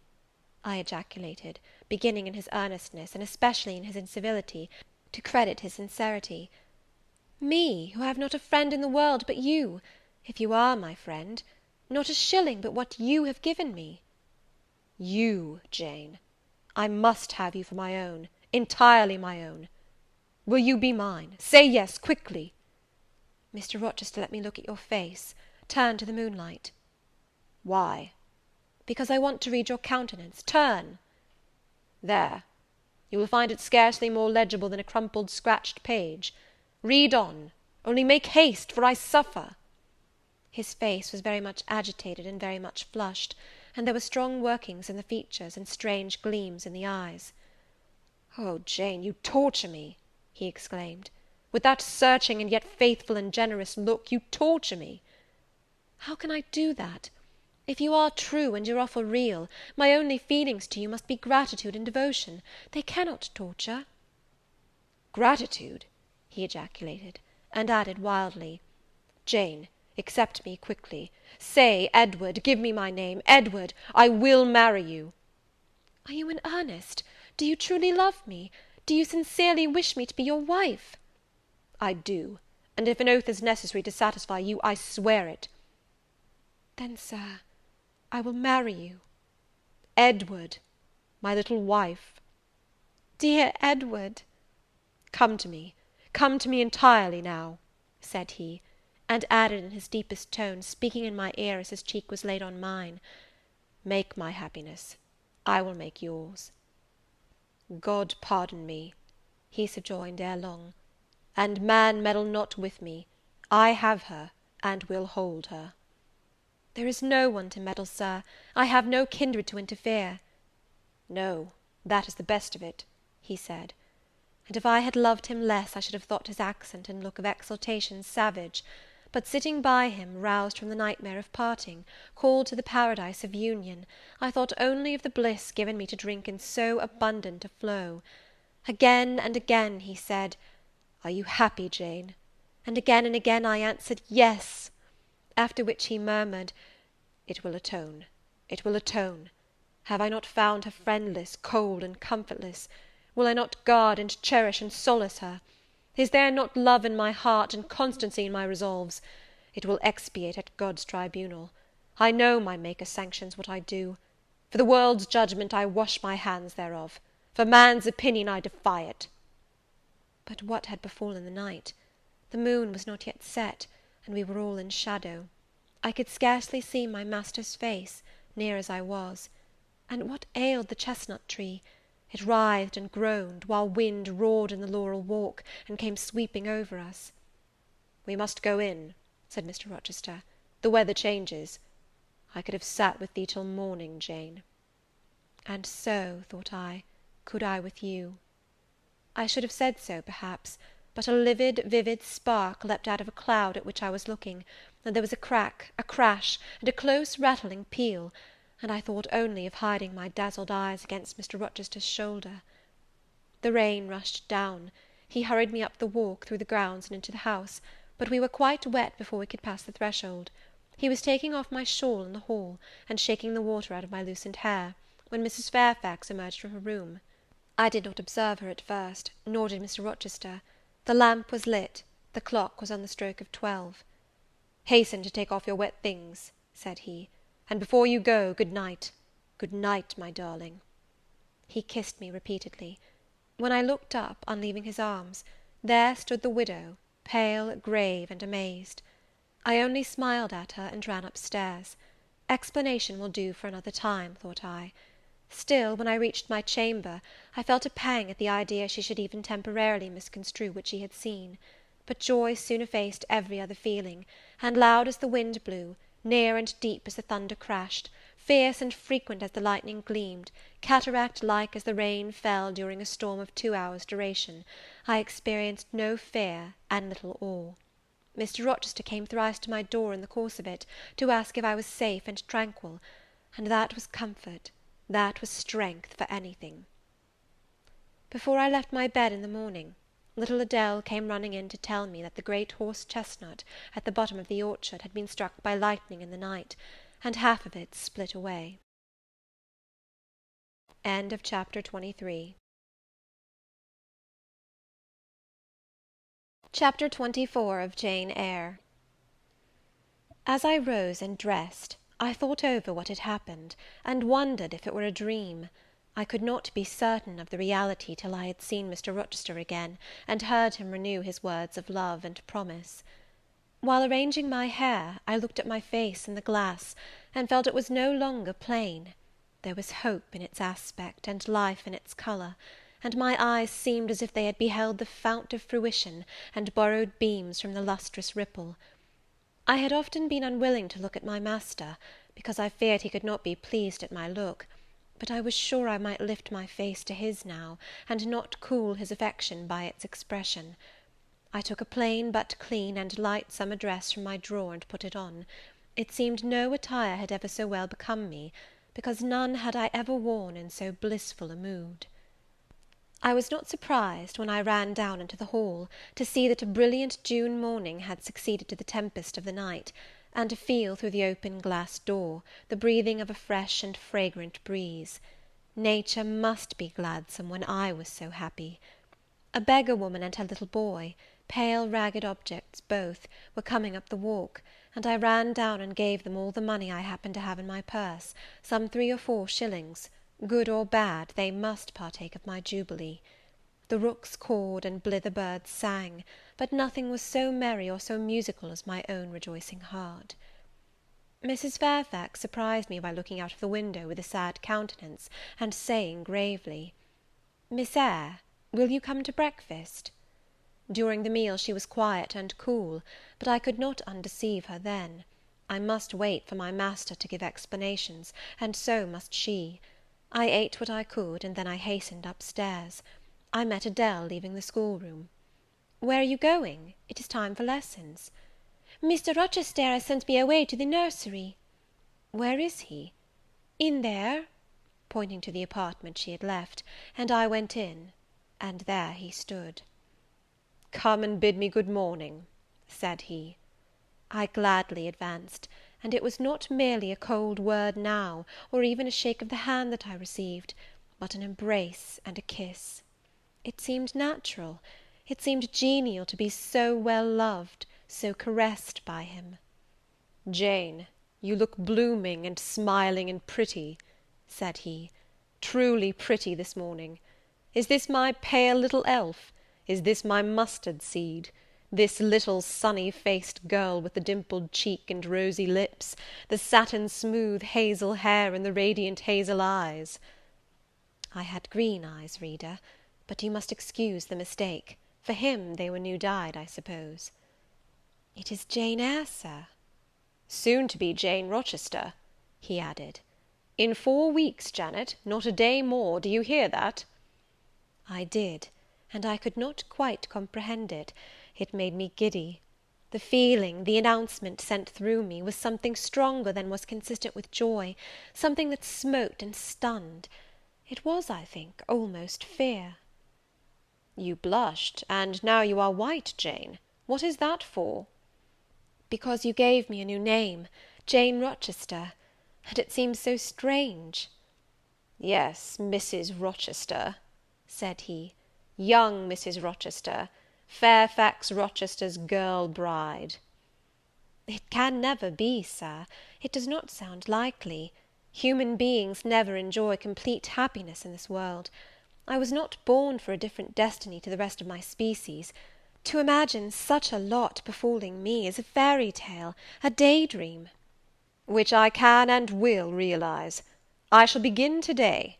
This morning I wrote to my banker in London to send me certain jewels he has in his keeping, heirlooms for the ladies of Thornfield. In a day or 2 I hope to pour them into your lap, for every privilege, every attention shall be yours that I would accord a peer's daughter, if about to marry her." "Oh, Sir, never rain jewels! I don't like to hear them spoken of. Jewels for Jane Eyre sounds unnatural and strange. I would rather not have them."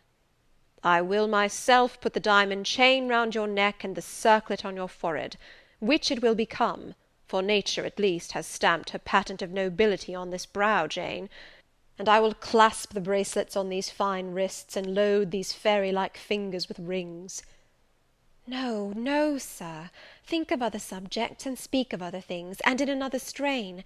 Don't address me as if I were a beauty. I am your plain Quakerish governess."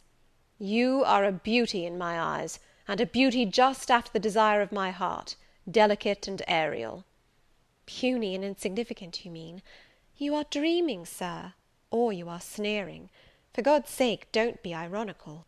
"I will make the world acknowledge you a beauty too," he went on, while I really became uneasy at the strain he had adopted, because I felt he was either deluding himself, or trying to delude me. "I will attire my Jane in satin and lace, and she shall have roses in her hair, and I will cover the head I love best with a priceless veil."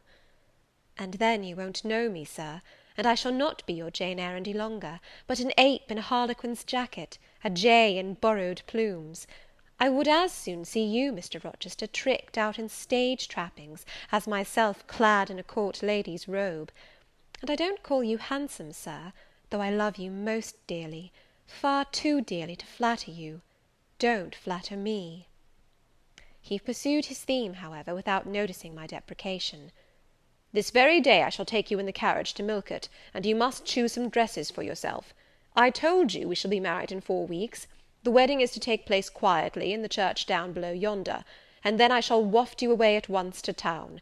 After a brief stay there, I shall bear my treasure to regions nearer the sun, to French vineyards and Italian plains, and she shall see whatever is famous in old story and in modern record. She shall taste, too, of the life of cities, and she shall learn to value herself by just comparison with others." "Shall I travel, and with you, Sir?" "You shall sojourn at Paris, Rome, and Naples, at Florence, Venice, and Vienna. All the ground I have wandered over shall be re-trodden by you. Wherever I have stamped my hoof, your sylph's foot shall step also. 10 years since, I flew through Europe half mad with disgust, hate, and rage as my companions. Now I shall revisit it, healed and cleansed, with a very angel as my comforter." I laughed at him as he said this. "I am not an angel," I asserted, "and I will not be one till I die. I will be myself. Mr. Rochester, you must neither expect nor exact anything celestial of me, for you will not get it, any more than I shall get it of you, which I do not at all anticipate." "What do you anticipate of me?" "For a little while you will perhaps be as you are now, a very little while, and then you will turn cool, and then you will be capricious, and then you will be stern, and I shall have much ado to please you. But when you get well used to me, you will perhaps like me again. Like me, I say, not love me. I suppose your love will effervesce in 6 months or less. I have observed in books written by men that period assigned as the farthest to which a husband's ardour extends. Yet, after all, as a friend and companion, I hope never to become quite distasteful to my dear master." "Distasteful! And like you again! I think I shall like you again, and yet again; and I will make you confess I do not only like, but love you, with truth, fervour, constancy." "Yet are you not capricious, Sir?" "To women who please me only by their faces. I am the very devil when I find out they have neither souls nor hearts, when they open to me a perspective of flatness, triviality, and perhaps imbecility, coarseness, and ill temper. But to the clear eye and eloquent tongue, to the soul made of fire, and the character that bends but does not break, at once supple and stable, tractable and consistent, I am ever tender and true." "Had you ever experience of such a character, Sir? Did you ever love such a one?" "I love it now." "But before me, if I, indeed, in any respect, come up to your difficult standard?" "I never met your likeness. Jane, you please me, and you master me. You seem to submit, and I like the sense of pliancy you impart, and while I am twining the soft silken skein round my finger, it sends a thrill up my arm to my heart. I am influenced, conquered, and the influence is sweeter than I can express, and the conquest I undergo has a witchery beyond any triumph I can win. Why do you smile, Jane? What does that inexplicable, that uncanny turn of countenance mean?" "I was thinking, Sir, you will excuse the idea, it was involuntary, I was thinking of Hercules and Samson with their charmers." "You were, you little elfish—" "Hush, Sir! You don't talk very wisely just now, any more than those gentlemen acted very wisely. However, had they been married, they would no doubt by their severity as husbands have made up for their softness as suitors, and so will you, I fear. I wonder how you will answer me a year hence, should I ask a favour it does not suit your convenience or pleasure to grant." "Ask me something now, Jane, the least thing. I desire to be entreated." "Indeed I will, Sir. I have my petition all ready." "Speak; but if you look up and smile with that countenance, I shall swear concession before I know to what, and that will make a fool of me." "Not at all, Sir. I only ask this, don't send for the jewels, and don't crown me with roses. You might as well put a border of gold lace round that plain pocket handkerchief you have there." I might as well gild refined gold. I know it. Your request is granted, then, for the time. I will remand the order I dispatched to my banker. But you have not yet asked for anything. You have prayed a gift to be withdrawn. Try again." "Well, then, Sir, have the goodness to gratify my curiosity, which is much piqued on one point." He looked disturbed. What?" he said hastily. "Curiosity is a dangerous petition. It is well I have not taken a vow to accord every request." "But there can be no danger in complying with this, Sir." "Utter it, Jane; but I wish that instead of a mere inquiry into, perhaps, a secret, it was a wish for half my estate." "Now, King Ahasuerus, what do I want with half your estate? Do you think I am a Jew usurer, sinking good investment in land? I would much rather have all your confidence. You will not exclude me from your confidence, if you will admit me to your heart." "You are welcome to all my confidence that is worth having, Jane; but for God's sake don't desire a useless burden. Don't long for poison. Don't turn out a downright Eve on my hands." "Why not, Sir? You have just been telling me how much you like to be conquered, and how pleasant over-persuasion is to you. Don't you think I had better take advantage of the confession, and begin and coax and entreat, even cry and be sulky, if necessary, for the sake of a mere essay of my power?" "I dare you to any such experiment. Encroach, presume, and the game is up." "Is it, Sir? You soon give in. How stern you look now! Your eyebrows have become as thick as my finger, and your forehead resembles what, in some very astonishing poetry, I once saw styled a blue piled thunder loft. That will be your married look, I suppose." "If that will be your married look, I, as a Christian, will soon give up the notion of consorting with a mere sprite or salamander. But what had you to ask, thing? Out with it." "There, you are less than civil now, and I like rudeness a great deal better than flattery. I had rather be a thing than an angel. This is what I have to ask. Why did you take such pains to make me believe you wished to marry Miss Ingram?" "Is that all? Thank God it is no worse." And now he unknit his black brows, looked down, smiling at me, and stroked my hair, as if well pleased at seeing a danger averted.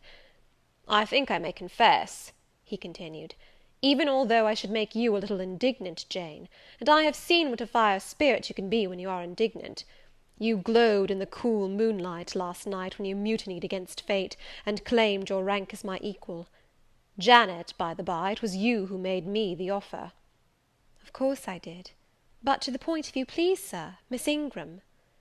"Well, I feigned courtship of Miss Ingram, because I wished to render you as madly in love with me as I was with you, and I knew jealousy would be the best ally I could call in for the furtherance of that end." "Excellent.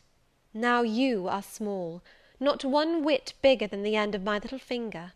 It was a burning shame and a scandalous disgrace to act in that way. Did you think nothing of Miss Ingram's feelings, Sir?" "Her feelings are concentrated in one, pride, and that needs humbling. Were you jealous, Jane?" "Never mind, Mr. Rochester, it is in no way interesting to you to know that. Answer me truly once more. Do you think Miss Ingram will not suffer from your dishonest coquetry? Won't she feel forsaken and deserted?" "Impossible! When I told you how she, on the contrary, deserted me, the idea of my insolvency cooled, or rather extinguished, her flame in a moment." "You have a curious, designing mind, Mr. Rochester. I am afraid your principles on some points are eccentric." "My principles were never trained, Jane. They may have grown a little awry for want of attention." "Once again, seriously, may I enjoy the great good that has been vouchsafed to me, without fearing that any one else is suffering the bitter pain I myself felt a while ago?" "That you may, my good little girl. There is not another being in the world has the same pure love for me as yourself; for I lay that pleasant unction to my soul, Jane, a belief in your affection." I turned my lips to the hand that lay on my shoulder. I loved him very much, more than I could trust myself to say, more than words had power to express. "Ask something more," he said presently. "It is my delight to be entreated, and to yield." I was again ready with my request. "Communicate your intentions to Mrs. Fairfax, Sir. She saw me with you last night in the hall, and she was shocked. Give her some explanation before I see her again. It pains me to be misjudged by so good a woman. "Go to your room and put on your bonnet," he replied. "I mean you to accompany me to Millcote this morning, and while you prepare for the drive, I will enlighten the old lady's understanding. Did she think, Janet, you had given the world for love, and considered it well lost?" "I believe she thought I had forgotten my station, and yours, Sir." "Station! Station! Your station is in my heart, and on the necks of those who would insult you, now or hereafter. Go." I was soon dressed, and when I heard Mr. Rochester quit Mrs. Fairfax's parlour, I hurried down to it. The old lady had been reading her morning portion of Scripture, the lesson for the day. Her Bible lay open before her, and her spectacles were upon it. Her occupation, suspended by Mr. Rochester's announcement, seemed now forgotten. Her eyes, fixed on the blank wall opposite, expressed the surprise of a quiet mind stirred by unwonted tidings.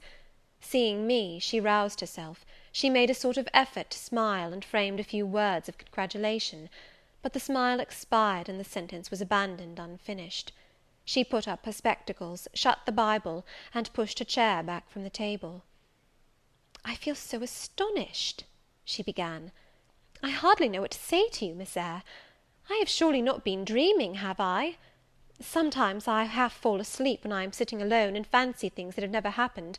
It has seemed to me more than once, when I have been in a doze, that my dear husband, who died 15 years since, has come in and sat down beside me, and that I have even heard him call me by my name, Alice, as he used to do. Now, can you tell me whether it is actually true that Mr. Rochester has asked you to marry him? Don't laugh at me, but I really thought he came in here 5 minutes ago, and said that in a month you would be his wife." "He has said the same thing to me," I replied. "He has? Do you believe him? Have you accepted him?" "Yes." She looked at me bewildered.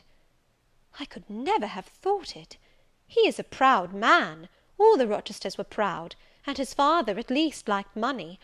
He, too, has always been called careful. He means to marry you?" "He tells me so." She surveyed my whole person. In her eyes I read that they had there found no charm powerful enough to solve the enigma. "It passes me," she continued, "but no doubt it is true, since you say so. How it will answer, I cannot tell. I really don't know. Equality of position and fortune is often advisable in such cases, and there are 20 years of difference in your ages. He might almost be your father." "No, indeed, Mrs. Fairfax," exclaimed I, nettled, "he is nothing like my father. No one who saw us together would suppose it for an instant. Mr. Rochester looks as young, and is as young, as some men at 25. "Is it really for love he is going to marry you?" she asked. I was so hurt by her coldness and scepticism that the tears rose to my eyes. "I am sorry to grieve you," pursued the widow, "but you are so young, and so little acquainted with men, I wish to put you on your guard. It is an old saying, that all is not gold that glitters, and in this case I do fear there will be something found to be different to what either you or I expect." "Why, am I a monster?" I said. "Is it impossible that Mr. Rochester should have a sincere affection for me?" "No, you are very well, and much improved of late, and Mr. Rochester, I dare say, is fond of you. I have always noticed that you were a sort of pet of his. There are times when, for your sake, I have been a little uneasy at his marked preference, and have wished to put you on your guard; but I did not like to suggest even the possibility of wrong. I knew such an idea would shock, perhaps offend you, and you were so discreet, and so thoroughly modest and sensible, I hoped you might be trusted to protect yourself.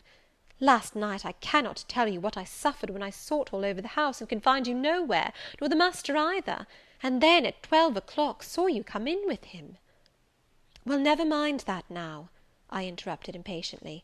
"It is enough that all was right." "I hope all will be right in the end," she said; "but believe me, you cannot be too careful. Try and keep Mr. Rochester at a distance. Distrust yourself as well as him. Gentlemen in his station are not accustomed to marry their governesses." I was growing truly irritated. Happily Adele ran in. Let me go to Millcote too," she cried. "Mr. Rochester won't, so there is so much room in the new carriage. Beg him to let me go, mademoiselle."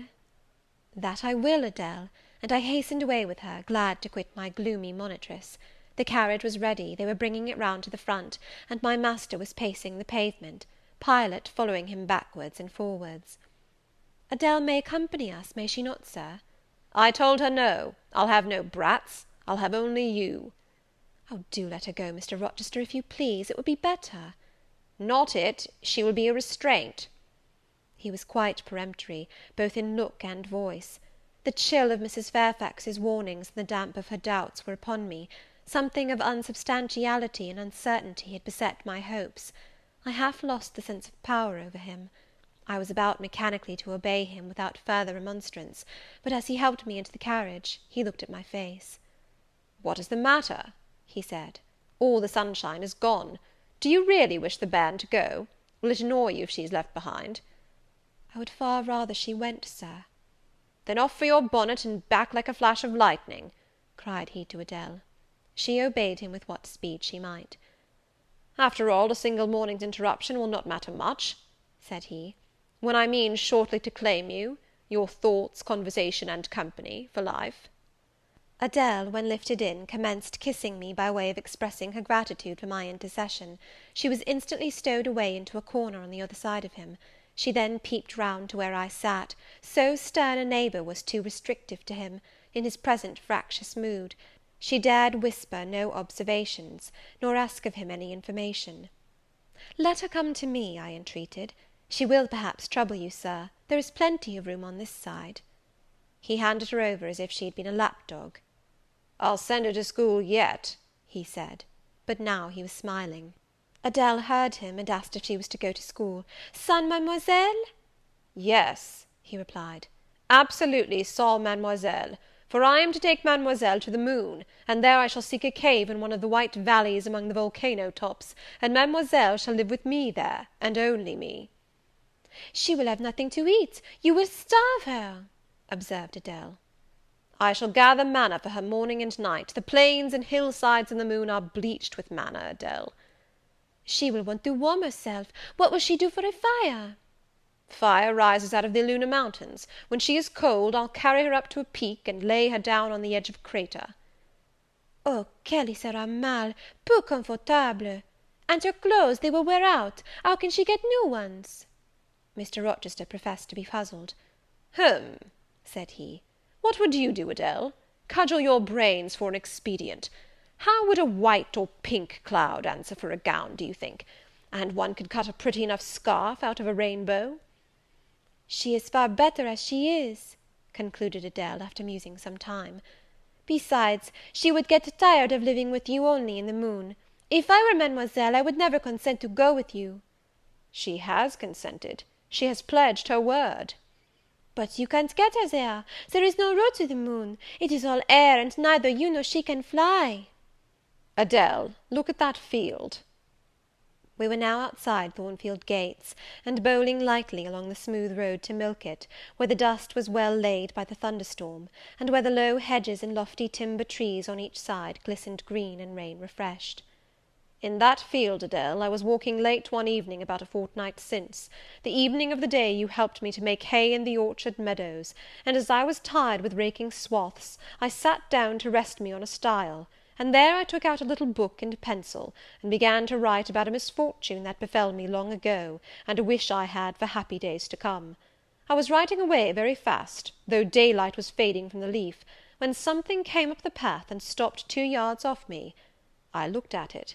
It was a little thing with a veil of gossamer on its head. I beckoned it to come near me. It soon stood at my knee. I never spoke to it, and it never spoke to me, in words. But I read its eyes, and it read mine, and our speechless colloquy was to this effect. It was a fairy, and come from Elfland, it said, and its errand was to make me happy. I must go with it out of the common world to a lonely place, such as the moon, for instance, and it nodded its head towards her horn, rising over Hay Hill. It told me of the alabaster cave and silver vale where we might live. I said I should like to go, but reminded it, as you did me, that I had no wings to fly. "Oh," returned the fairy, "that does not signify. Here is a talisman that will remove all difficulties," and she held out a pretty gold ring. "Put it," she said, "on the 4th finger of my left hand, and I am yours, and you are mine, and we shall leave earth and make our own heaven yonder." She nodded again at the moon. "The ring, Adele, is in my breeches pocket, under the disguise of a sovereign; but I mean soon to change it to a ring again." "But what has Mademoiselle to do with it? I don't care for the fairy. You said it was Mademoiselle you would take to the moon." "Mademoiselle is a fairy," he said, whispering mysteriously. Whereupon I told her not to mind his badinage, and she, on her part, evinced a fund of genuine French scepticism, denominating Mr. Rochester un vrai menteur, and assuring him that she made no account whatever of his contes de fées, and that, du reste, il n'y avait pas de fées, et quand même il y en avait, she was sure they would never appear to him, nor ever give him rings, or offer to live with him in the moon. The hour spent at Millcote was a somewhat harassing one to me. Mr. Rochester obliged me to go to a certain silk warehouse. There I was ordered to choose half a dozen dresses. I hated the business. I begged leave to defer it. No, it should be gone through with now. By dint of entreaties expressed in energetic whispers, I reduced the half dozen to 2. These, however, he vowed he would select himself. With anxiety I watched his eye rove over the gay stores. He fixed on a rich silk of the most brilliant amethyst dye, and a superb pink satin. I told him in a new series of whispers that he might as well buy me a gold gown and a silver bonnet at once. I should certainly never venture to wear his choice. With infinite difficulty, for he was stubborn as a stone, I persuaded him to make an exchange in favour of a sober black satin and a pearl grey silk. "It might pass for the present," he said, "but he would yet see me glittering like a parterre."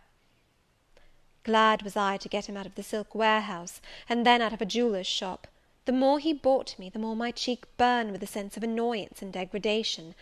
As we re-entered the carriage, and I sat back feverish and fagged, I remembered what, in the hurry of events, dark and bright, I had wholly forgotten, the letter of my uncle, Jane Eyre, to Mrs. Reed, his intention to adopt me and make me his legatee. It would be a relief, indeed, I thought, if I had ever so small an independency. I can never bear being dressed like a doll by Mr. Rochester, or sitting like a second Danae with the golden shower falling daily round me. I will write to Madeira the moment I get home, and tell my uncle John I am going to be married, and to whom. If I had but a prospect of one day bringing Mr. Rochester an accession of fortune, I could better endure to be kept by him now. And somewhat relieved by this idea, which I failed not to execute that day, I ventured once more to meet my master's and lover's eye, which most pertinaciously sought mine, though I averted both face and gaze. He smiled, and I thought his smile was such as a sultan might, in a blissful and fond moment, bestow on a slave his gold and gems had enriched. I crushed his hand, which was ever hunting mine, vigorously, and thrust it back to him, red with the passionate pressure. "You need not look in that way," I said. "If you do, I'll wear nothing but my old Lowood frocks to the end of the chapter. I'll be married in this lilac gingham. You may make a dressing gown for yourself out of the pearl grey silk, and an infinite series of waistcoats out of the black satin." He chuckled. He rubbed his hands. "Oh, it is rich to see and hear her!" he exclaimed. "Is she original? Is she piquant? I would not exchange this one little English girl for the Grand Turk's whole seraglio, gazelle eyes, houri forms, and all." The Eastern allusion bit me again. "I'll not stand you an inch in the stead of a seraglio," I said, "so don't consider me an equivalent for one. If you have a fancy for anything in that line, away with you, Sir, to the bazaars of Stamboul without delay, and lay out in extensive slave purchases some of that spare cash you seem at a loss to spend satisfactorily here." "And what will you do, Janet, while I am bargaining for so many tons of flesh, and such an assortment of black eyes?" "I'll be preparing myself to go out as a missionary to preach liberty to them that are enslaved, your harem inmates among the rest. I'll get admitted there, and I'll stir up mutiny; and you, three-tailed bashaw as you are, Sir, shall in a trice find yourself fettered amongst our hands. Nor will I, for one, consent to cut your bonds till you have signed a charter, the most liberal that despot ever yet conferred." "I would consent to be at your mercy, Jane." "I would have no mercy, Mr. Rochester, if you supplicated for it with an eye like that. While you looked so, I should be certain that whatever charter you might grant under coercion, your first act, when released, would be to violate its conditions." "Why, Jane, what would you have? I fear you will compel me to go through a private marriage ceremony, besides that performed at the altar.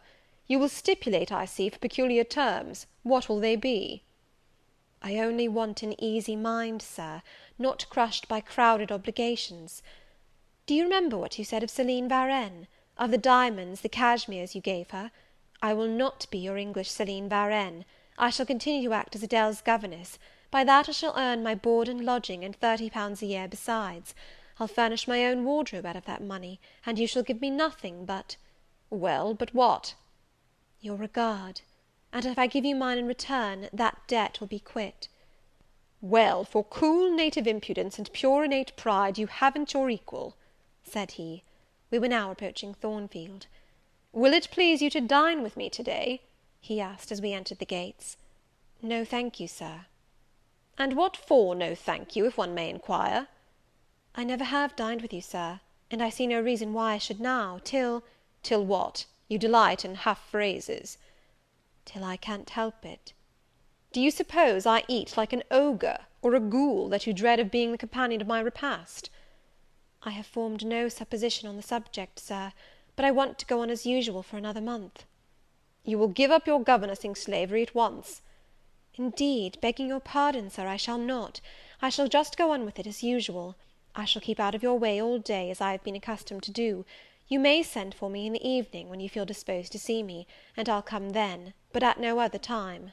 I want a smoke, Jane, or a pinch of snuff, to comfort me under all this, pour me donner une contenance, as Adele would say, and unfortunately I have neither my cigar case nor my snuff box. But listen, whisper. It is your time now, little tyrant, but it will be mine presently, and when once I have fairly seized you, to have and to hold, I'll just, figuratively speaking, attach you to a chain like this, touching his watch-guard. Yes, wee bonny thing, I'll wear you in my bosom, lest my jewel I should tine. He said this as he helped me to alight from the carriage, and while he afterwards lifted out Adele, I entered the house, and made good my retreat upstairs.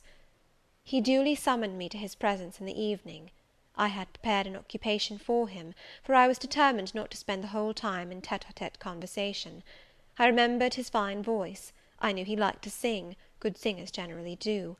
I was no vocalist myself, and in his fastidious judgment no musician either. But I delighted in listening when the performance was good. No sooner had twilight, that hour of romance, begun to lower her blue and starry banner over the lattice, than I rose, opened the piano, and entreated him, for the love of Heaven, to give me a song. He said I was a capricious witch, and that he would rather sing another time, but I averred that no time was like the present. Did I like his voice? he asked. Very much. I was not fond of pampering that susceptible vanity of his, but for once, and from motives of expediency, I would e'en soothe and stimulate it. Then, Jane, you must play the accompaniment. Very well, Sir, I will try. I did try, but was presently swept off the stool, and denominated a little bungler. Being pushed unceremoniously to one side, which was precisely what I wished, he usurped my place, and proceeded to accompany himself, for he could play as well as sing. I hied me to the window recess, and while I sat there and looked out at the still trees and dim lawn, to a sweet air was sung in mellow tones the following strain: The truest love that ever heart felt at its kindled core, did through each vein in quickened start the tide of being pour. Her coming was my hope each day, her parting was my pain, the chance that did her steps delay was ice in every vein.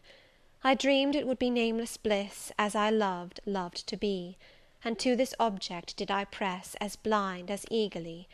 But wide as pathless was the space that lay our lives between, and dangerous as the foamy race of ocean's surges green.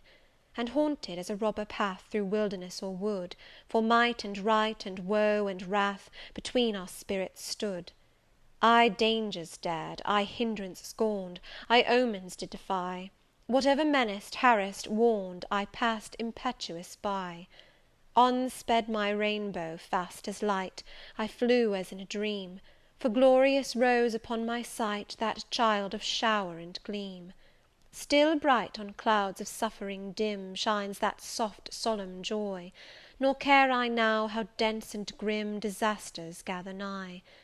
I care not in this moment sweet, though all I have rushed o'er should come on pinion strong and fleet, proclaiming vengeance sore. Though haughty hate should strike me down, right bar reproach to me, and grinding might with furious frown swear endless enmity. My love has placed her little hand with noble faith in mine, and vowed that wedlock's sacred band our nature shall entwine. My love has sworn with sealing kiss, with me to live, to die. I have at last my nameless bliss, as I loved, loved am I. He rose and came towards me, and I saw his face all kindled, and his full falcon eye flashing, and tenderness and passion in every lineament. I quailed momentarily, and then I rallied. Soft scene, daring demonstration I would not have, and I stood in peril of both. A weapon of defence must be prepared. I wetted my tongue. As he reached me, I asked with asperity, whom he was going to marry now? That was a strange question to be put by his darling Jane. Indeed, I considered it a very natural and necessary one. He had talked of his future wife dying with him. What did he mean by such a pagan idea? I had no intention of dying with him, he might depend on that. Oh, all he longed, all he prayed for, was I might live with him. Death was not for such as I. Indeed it was. I had as good a right to die when my time came as he had, but I should bide that time, and not be hurried away in a suttee. Would I forgive him for the selfish idea, and prove my pardon by a reconciling kiss? No, I would rather be excused. Here I heard myself apostrophized as a hard little thing, and it was added, any other woman would have been melted to marrow at hearing such stanzas crooned in her praise.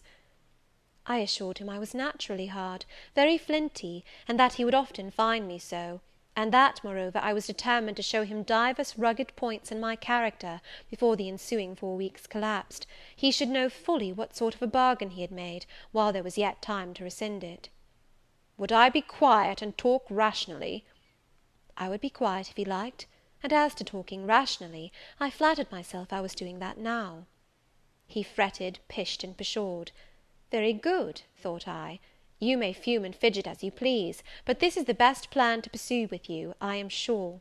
I like you more than I can say, but I'll not sink into a bathos of sentiment; and with this needle of repartee I'll keep you from the edge of the gulf too, and moreover maintain by its pungent aid that distance between you and myself most conducive to our real mutual advantage.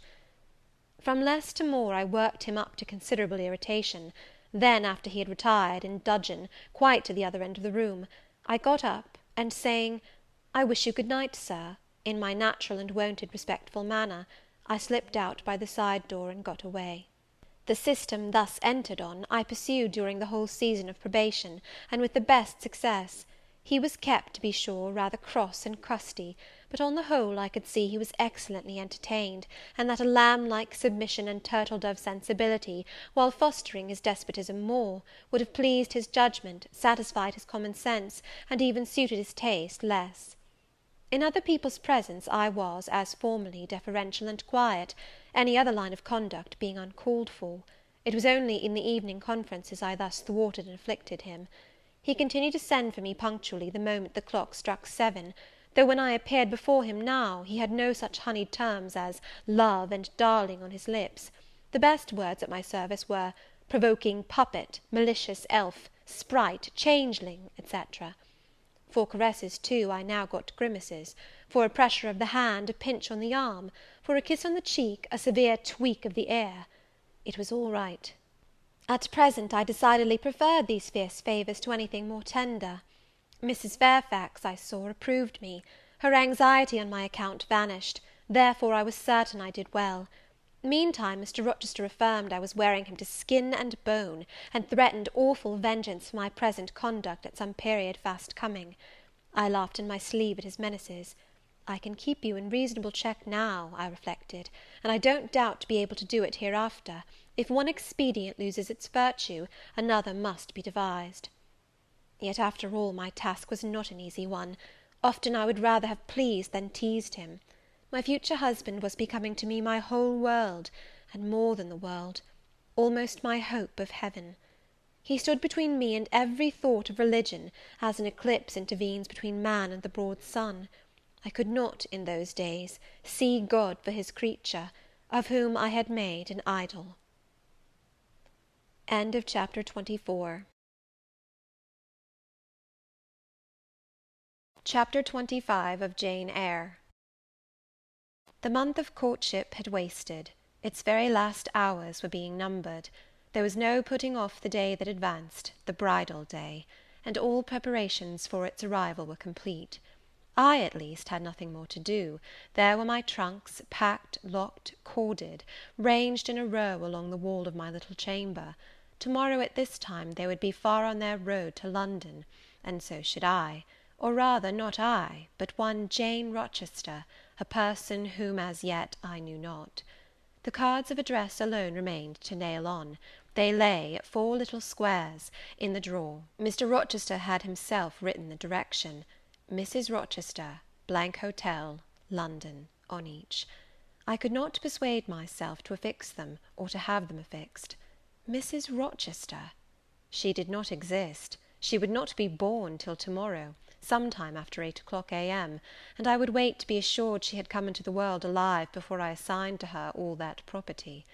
It was enough that in yonder closet, opposite my dressing-table, garments said to be hers had already displaced my black stuff Lowood frock and straw bonnet; for not to me appertained that suit of wedding raiment, the pearl-coloured robe, the vapoury veil pendant from the usurped portmanteau. I shut the closet to conceal the strange, wraith-like apparel it contained, which at this evening hour, 9 o'clock, gave out certainly a most ghostly shimmer through the shadow of my apartment. "I will leave you by yourself, white dream," I said. "I am feverish. I hear the wind blowing. I will go out of doors and feel it." It was not only the hurry of preparation that made me feverish, not only the anticipation of the great change, the new life which was to commence to-morrow.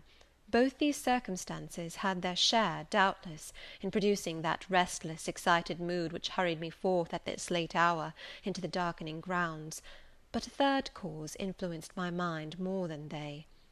I had at heart a strange and anxious thought. Something had happened which I could not comprehend. No one knew of or had seen the event but myself. It had taken place the preceding night. Mr. Rochester that night was absent from home, nor was he yet returned. Business had called him to a small estate of 2 or 3 farms he possessed 30 miles off. Business it was requisite he should settle in person, previous to his meditated departure from England. I now waited his return, eager to disburden my mind, and to seek of him the solution of the enigma that perplexed me.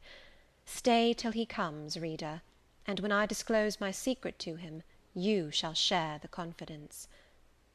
I sought the orchard, driven to its shelter by the wind, which all day had blown strong and full from the south, without, however, bringing a speck of rain. Instead of subsiding as night drew on, it seemed to augment its rush and deepen its roar. The trees blew steadfastly one way, never writhing round, and scarcely tossing back their boughs once in an hour. So continuous was the strain bending their branchy heads northward, the clouds drifting from pole to pole, fast following mass on mass, no glimpse of blue sky had been visible that July day. It was not without a certain wild pleasure I ran before the wind, delivering my trouble of mind to the measureless air-torrent thundering through space. Descending the laurel walk, I faced the wreck of the chestnut tree. It stood up black and riven. The trunk, split down the centre, gasped ghastly. The cloven halves were not broken from each other, for the firm base and strong roots kept them unsundered below. Though community of vitality was destroyed, the sap could flow no more, the great boughs on each side were dead, and next winter's tempests would be sure to fell one or both to earth. As yet, however, they might be said to form one tree, a ruin, but an entire ruin. "You did right to hold fast to each other," I said, as if the monster splinters were living things and could hear me.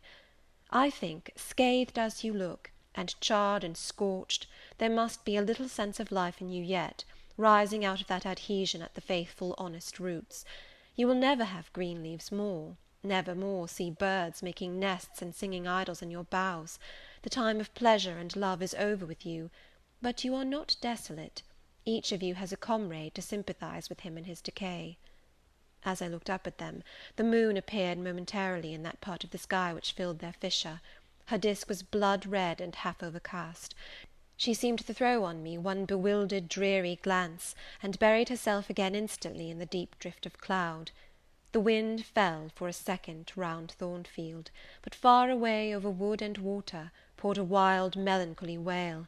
It was sad to listen to, and I ran off again. Here and there I strayed through the orchard, gathered up the apples with which the grass round the tree roots was thickly strewn. Then I employed myself in dividing the ripe from the unripe. I carried them into the house and put them away in the store-room.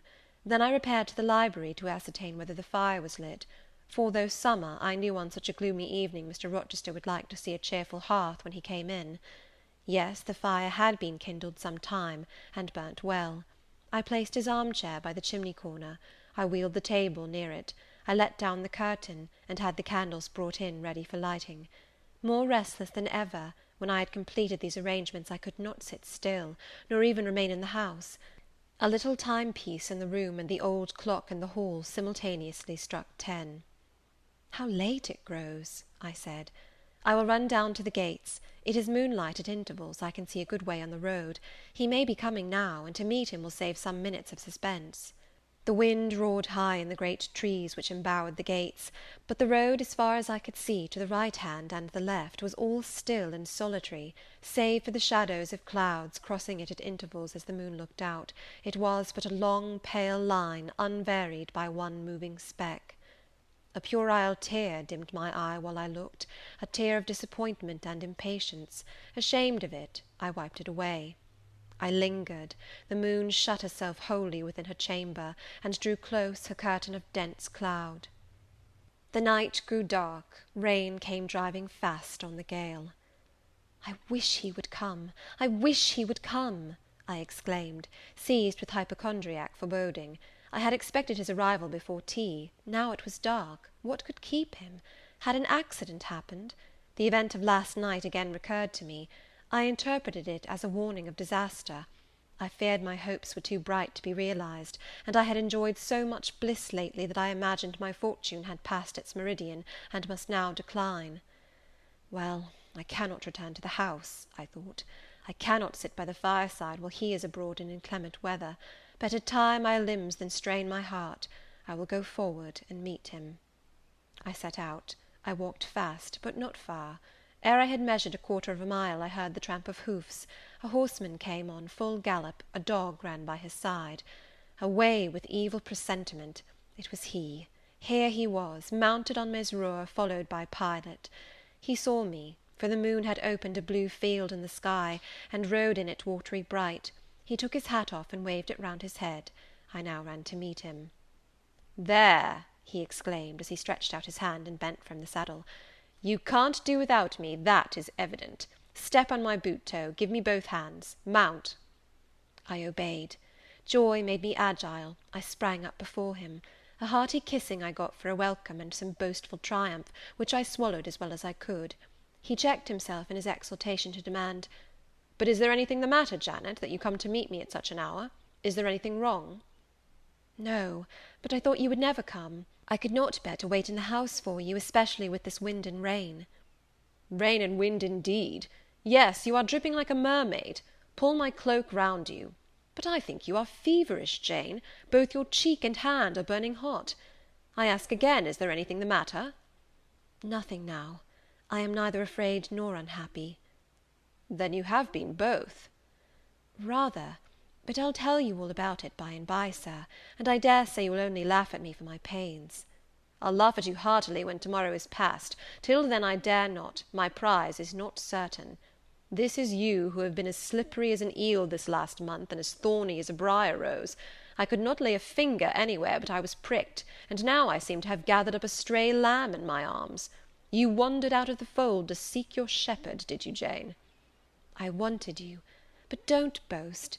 Here we are at Thornfield. Now let me get down." He landed me on the pavement.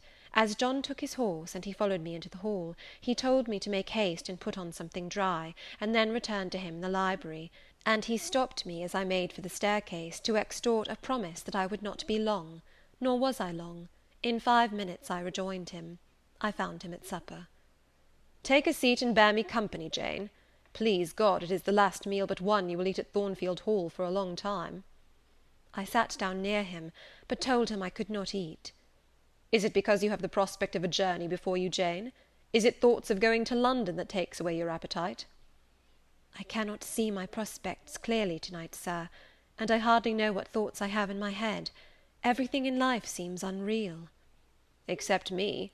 I am substantial enough. Touch me." "You, sir, are the most phantom-like of all. You are a mere dream." He held out his hand, laughing. "Is that a dream?" said he, placing it close to my eyes. He had a rounded, muscular, and vigorous hand, as well as a long, strong arm. "Yes, though I touch it, it is a dream," said I, as I put it down from before my face. "Sir, have you finished supper?" "Yes, Jane." I rang the bell and ordered away the tray. When we were again alone, I stirred the fire, and then took a low seat at my master's knee. "It is near midnight," I said. "Yes, but remember, Jane, you promised to wake with me the night before my wedding." "I did, and I will keep my promise, for an hour or two at least. I have no wish to go to bed."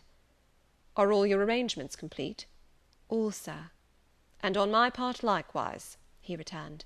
"I have settled everything, and we shall leave Thornfield to-morrow, within half an hour after our return from church." "Very well, sir." With what an extraordinary smile you uttered that word, "very well," Jane! What a bright spot of colour you have on each cheek, and how strangely your eyes glitter! Are you well?" "I believe I am." "Believe? What is the matter? Tell me what you feel." "I could not, sir. No words could tell you what I feel. I wish this present hour would never end. Who knows with what fate the next may come charged?" "This is hypochondria, Jane. You have been over-excited or over-fatigued." "Do you, sir, feel calm and happy?" "Calm? No. But happy, to the heart's core." I looked up at him to read the signs of bliss in his face. It was ardent and flushed. "Give me your confidence, Jane," he said.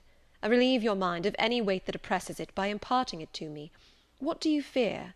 That I shall not prove a good husband?" "It is the idea farthest from my thoughts." "Are you apprehensive of the new sphere you are about to enter? Of the new life into which you are passing?" "No." "You puzzle me, Jane. Your look and tone of sorrowful audacity perplex and pain me. I want an explanation." "Then, sir, listen. You were from home last night." "I was. I know that, and you hinted a while ago at something which had happened in my absence. Nothing probably of consequence, but in short it has disturbed you. Let me hear it. Mrs. Fairfax has said something, perhaps, or you have overheard the servants talk. Your sensitive self-respect has been wounded." "No, sir. It struck 12. I waited till the timepiece had concluded its silver chime, and the clock its hoarse vibrating stroke, and then I proceeded. All day yesterday I was very busy, and very happy in my ceaseless bustle, for I am not, as you seem to think, troubled by any haunting fears about the new sphere, etc. I think it a glorious thing to have the hope of living with you, because I love you. No, sir, don't caress me now. Let me talk undisturbed. Yesterday I trusted well in Providence, and believed that events were working together for your good and mine. It was a fine day, if you recollect. The calmness of the air and sky forbade apprehensions respecting your safety or comfort on your journey. I walked a little on the pavement after tea, thinking of you, and I beheld you in imagination so near me I scarcely missed your actual presence. I thought of the life that lay before me, your life, sir, an existence more expansive and stirring than my own, as much more so as the depths of the sea to which the brook runs are than the shallows of its own straight channel. I wondered why moralists call this world a dreary wilderness. For me it blossomed like a rose. Just at sunset the air turned cold and the sky cloudy. I went in, Sophy called me upstairs to look at my wedding dress, which they had just brought, and under it in the box I found your present, the veil which, in your princely extravagance, you sent for from London, resolved, I suppose, since I would not have jewels, to cheat me into accepting something as costly. I smiled as I unfolded it, and devised how I would tease you about your aristocratic tastes, and your efforts to mask your plebeian bride in the attributes of a peeress. I thought how I would carry down to you the square of unembroidered blonde I had myself prepared as a covering for my low-born head, and ask if that was not good enough for a woman who could bring her husband neither fortune, beauty, nor connections. I saw plainly how you would look, and heard your impetuous republican answers, and your haughty disavowal of any necessity on your part to augment your wealth or elevate your standing by marrying either a purse or a coronet." "How well you read me, you witch!" interposed Mr. Rochester. "But what did you find in the veil besides its embroidery? Did you find poison, or a dagger, that you look so mournful now?" "No, no, sir. Besides the delicacy and richness of the fabric, I found nothing save Fairfax Rochester's pride, and that did not scare me, because I am used to the sight of the demon. But, sir, as it grew dark, the wind rose. It blew yesterday evening, not as it blows now, wild and high, but with a sullen, moaning sound, far more eerie. I wished you were at home. I came into this room, and the sight of the empty chair and fireless hearth chilled me. For some time after I went to bed I could not sleep. A sense of anxious excitement distressed me. The gale still rising seemed to my ear to muffle a mournful undersound. Whether in the house or abroad I could not at first tell, but it recurred, doubtful yet doleful at every lull. At last I made out it must be some dog howling at a distance. I was glad when it ceased. On sleeping, I continued in dreams the idea of a dark and gusty night. I continued also the wish to be with you, and experienced a strange, regretful consciousness of some barrier dividing us. During all my first sleep I was following the windings of an unknown road. Total obscurity environed me. Rain pelted me. I was burdened with the charge of a little child, a very small creature, too young and feeble to walk, and which shivered in my cold arms, and wailed piteously in my ear. I thought, sir, that you were on the road a long way before me, and I strained every nerve to overtake you, and made effort on effort to utter your name and entreat you to stop, but my movements were fettered, and my voice still died away inarticulate, while you, I felt, withdrew farther and farther every moment. And those dreams weigh on your spirits now, Jane, when I am close to you? Little nervous subject! Forget visionary woe, and think only of real happiness. You say you love me, Janet? Yes, I will not forget that, and you cannot deny it. Those words did not die inarticulate on your lips. I heard them clear and soft, a thought too solemn perhaps, but sweet as music. I think it is a glorious thing to have the hope of living with you, Edward, because I love you. Do you love me, Jane? Repeat it." "I do, sir, I do, with my whole heart." "Well," he said, after some minutes' silence, "it is strange, but that sentence has penetrated my breast painfully. Why? I think because you said it with such an earnest religious energy, and because your upward gaze at me now is the very sublime of faith, truth, and devotion. It is too much as if some spirit were near me. Look wicked, Jane, as you know well how to look. Coin one of your wild, shy, provoking smiles. Tell me you hate me. Tease me, vex me, do anything but move me. I would rather be incensed than saddened." "I will tease you and vex you to your heart's content when I have finished my tale, but hear me to the end." "I thought, Jane, you had told me all. I thought I had found the source of your melancholy in a dream." I shook my head. "What? Is there more? But I will not believe it to be anything important. I warn you of incredulity beforehand. Go on." The disquietude of his air, the somewhat apprehensive impatience of his manner, surprised me, but I proceeded. "I dreamt another dream, sir. That Thornfield Hall was a dreary ruin, the retreat of bats and owls. I thought that of all the stately front nothing remained but a shell-like wall, very high and very fragile looking. I wandered, on a moonlit night, through the grass-grown enclosure within. Here I stumbled over a marble hearth, and there over a fallen fragment of cornice. Wrapped up in a shawl, I still carried the unknown little child. I might not lay it down anywhere, however tired my arms, however much its weight impeded my progress, I must retain it. I heard the gallop of a horse at a distance on the road. I was sure it was you, and you were departing for many years, and for a distant country. I climbed the thin wall with frantic, perilous haste, eager to catch one glimpse of you from the top. The stones rolled from under my feet, the ivy branches I grasped gave way, the child clung round my neck in terror, and almost strangled me. At last I gained the summit. I saw you like a speck on a white track, lessening every moment. The blast blew so strong I could not stand.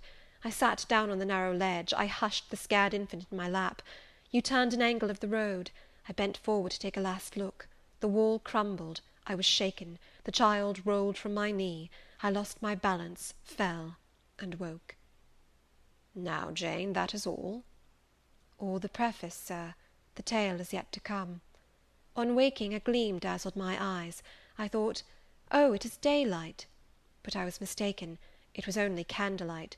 Sophy, I supposed, had come in. There was a light in the dressing-table, and the door of the closet, where, before going to bed, I had hung my wedding dress and veil, stood open. I heard a rustling there.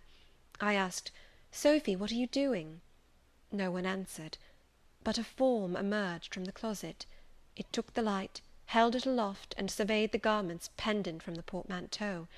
"Sophy! Sophy!" I again cried, and still it was silent. I had risen up in bed. I bent forward. First surprise, then bewilderment came over me, and then my blood crept cold through my veins. Mr. Rochester, this was not Sophy, it was not Leah, it was not Mrs. Fairfax, it was not, no, I was sure of it, and am still, it was not even that strange woman, Grace Poole. "It must have been one of them," interrupted my master. "No, Sir, I solemnly assure you to the contrary. The shape standing before me had never crossed my eyes within the precincts of Thornfield Hall before. The height, the contour, were new to me." "Describe it, Jane." "It seemed, Sir, a woman, tall and large, with thick and dark hair hanging down her back. I knew not what dress she had on. It was white and straight, but whether gown, sheet, or shroud, I cannot tell." "Did you see her face?" "Not at first. But presently she took my veil from its place. She held it up, gazed at it long, and then she threw it over her own head and turned to the mirror. At that moment I saw the reflection of the visage and features quite distinctly in the dark oblong glass." "And how were they?" "Fearful and ghastly to me. Oh, Sir, I never saw a face like it. It was a discoloured face. It was a savage face. I wish I could forget the roll of the red eyes and the fearful blackened inflation of the lineaments." "Ghosts are usually pale, Jane." "This, Sir, was purple. The lips were swelled and dark, the brow furrowed, the black eyebrows widely raised over the bloodshot eyes. Shall I tell you of what it reminded me?" "You may." "Of the foul German spectre, the vampire." "Ah, what did it do?" "Sir, it removed my veil from its gaunt head, rent it in two parts, and flinging both on the floor, trampled on them." "Afterwards?" "It drew aside the window curtain and looked out. Perhaps it saw dawn approaching, for, taking the candle, it retreated to the door. Just at my bedside, the figure stopped, the fiery eyes glared upon me. She thrust up her candle close to my face, and extinguished it under my eyes. I was aware her lurid visage flamed over mine, and I lost consciousness. For the second time in my life, only the second time, I became insensible from terror." "Who was with you when you revived?" "No one, Sir, but the broad day. I rose, bathed my head and face in water, drank a long draught, felt that though enfeebled I was not ill, and determined that to none but you would I impart this vision. Now, Sir, tell me who and what that woman was." "The creature of an overstimulated brain, that is certain. I must be careful of you, my treasure. Nerves like yours were not made for rough handling." "Sir, depend upon it, my nerves were not in fault. The thing was real. The transaction actually took place." "And your previous dreams, were they real too? Is Thornfield Hall a ruin? Am I severed from you by insuperable obstacles? Am I leaving you without a tear, without a kiss, without a word?" "Not yet." "Am I about to do it? Why, the day is already commenced which is to bind us indissolubly, and when we are once united there shall be no recurrence of these mental terrors, I guarantee that." "Mental terrors, Sir! I wish I could believe them to be only such. I wish it more now than ever, since even you cannot explain to me the mystery of that awful visitant." "And since I cannot do it, Jane, it must have been unreal." "But, Sir, when I said so to myself on rising this morning, and when I looked round the room to gather courage and comfort from the cheerful aspect of each familiar object in full daylight, there, on the carpet, I saw what gave the distinct lie to my hypothesis, the veil, torn from top to bottom in two halves." I felt Mr. Rochester start and shudder. He hastily flung his arms round me.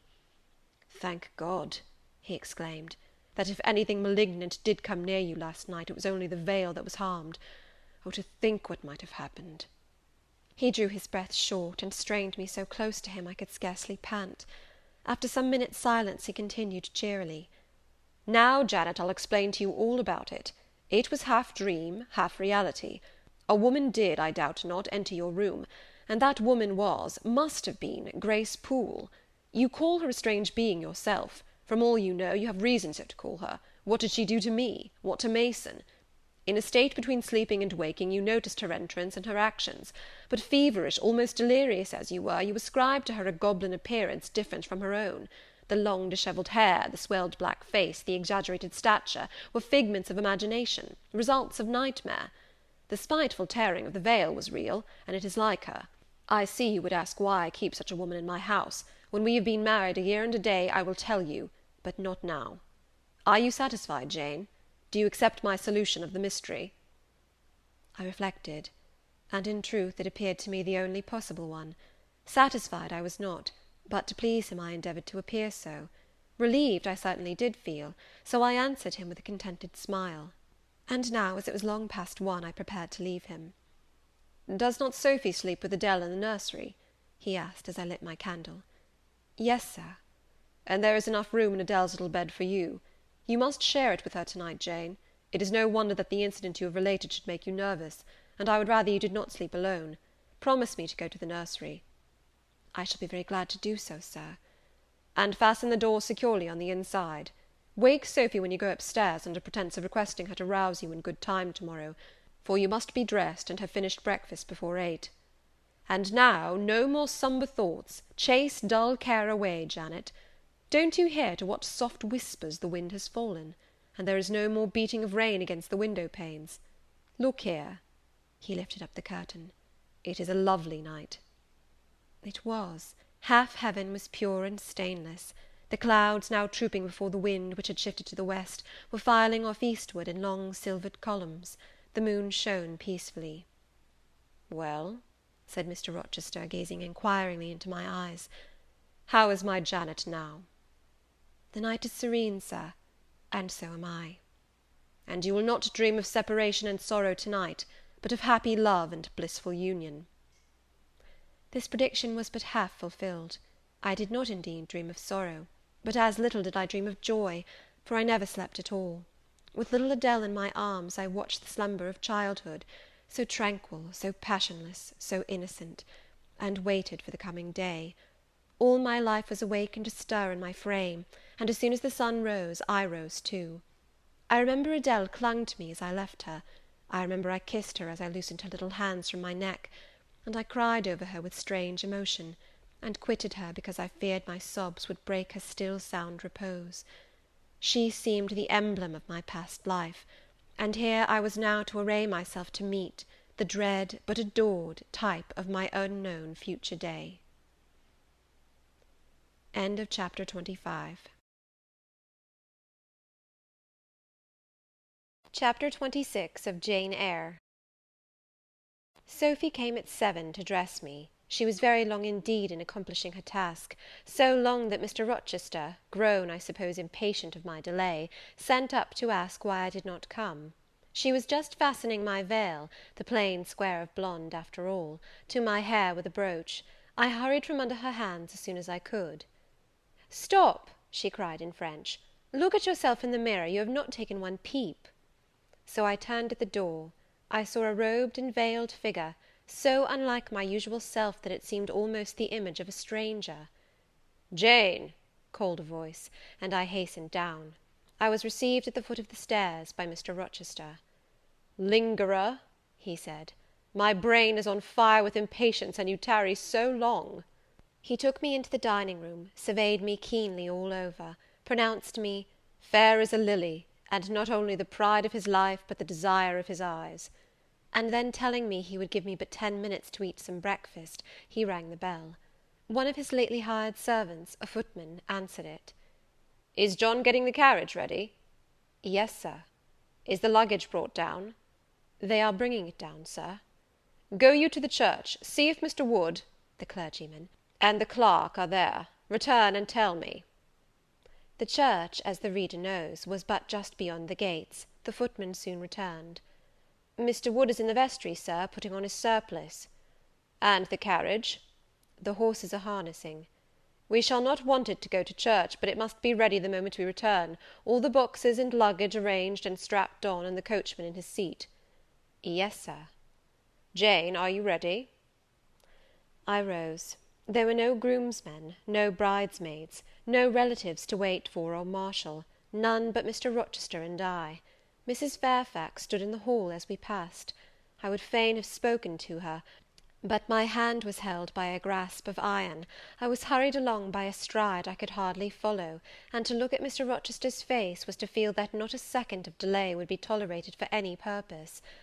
I wonder what other bridegroom ever looked as he did, so bent up to a purpose, so grimly resolute, or who, under such steadfast brows, ever revealed such flaming and flashing eyes. I know not whether the day was fair or foul. In descending the drive, I gazed neither on sky nor earth. My heart was with my eyes, and both seemed migrated into Mr. Rochester's frame. I wanted to see the invisible thing on which, as we went along, he appeared to fasten a glance fierce and fell. I wanted to feel the thoughts whose force he seemed breasting and resisting. At the churchyard wicket he stopped. He discovered I was quite out of breath. "Am I cruel in my love?" he said. "Delay an instant. Lean on me, Jane." And now I can recall the picture of the old grey house of God rising calm before me, of a rook wheeling round the steeple, of a ruddy morning sky beyond. I remember something, too, of the green grave mounds, and I have not forgotten either two figures of strangers straying amongst the low hillocks and reading the mementos graven on the few mossy headstones. I noticed them, because, as they saw us, they passed round to the back of the church, and I doubted not but they were going to enter by the side aisle door and witness the ceremony. By Mr. Rochester they were not observed. He was earnestly looking at my face, from which the blood had, I dare say, momentarily fled, for I felt my forehead dewy, and my cheeks and lips cold. When I rallied, which I soon did, he walked gently with me up the path to the porch. We entered the quiet and humble temple. The priest waited in his white surplice at the lowly altar, the clerk beside him. All was still. Two shadows only moved in a remote corner.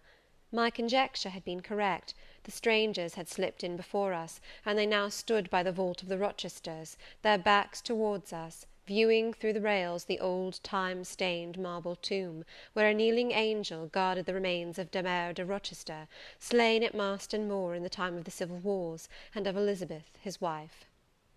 Our place was taken at the communion rails. Hearing a cautious step behind me, I glanced over my shoulder. One of the strangers, a gentleman evidently, was advancing up the chancel. The service began. The explanation of the intent of matrimony was gone through, and then the clergyman came a step further forward, and bending slightly towards Mr. Rochester, went on.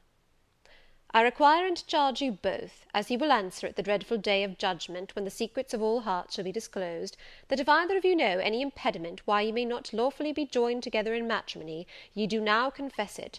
For be ye well assured that so many as are coupled together otherwise than God's word doth allow, are not joined together by God, neither is their matrimony lawful." He paused, as the custom is. When is the pause after that sentence ever broken by reply? Not, perhaps, once in 100 years.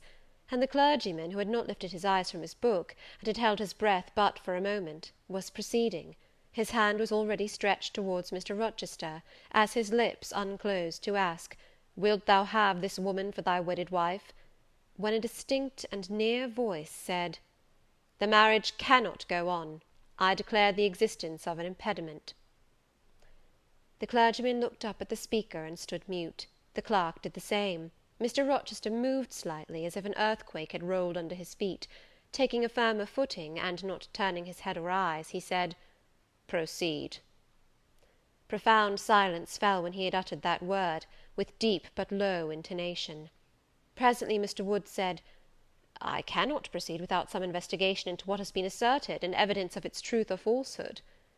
"The ceremony is quite broken off," subjoined the voice behind us. "I am in a condition to prove my allegation.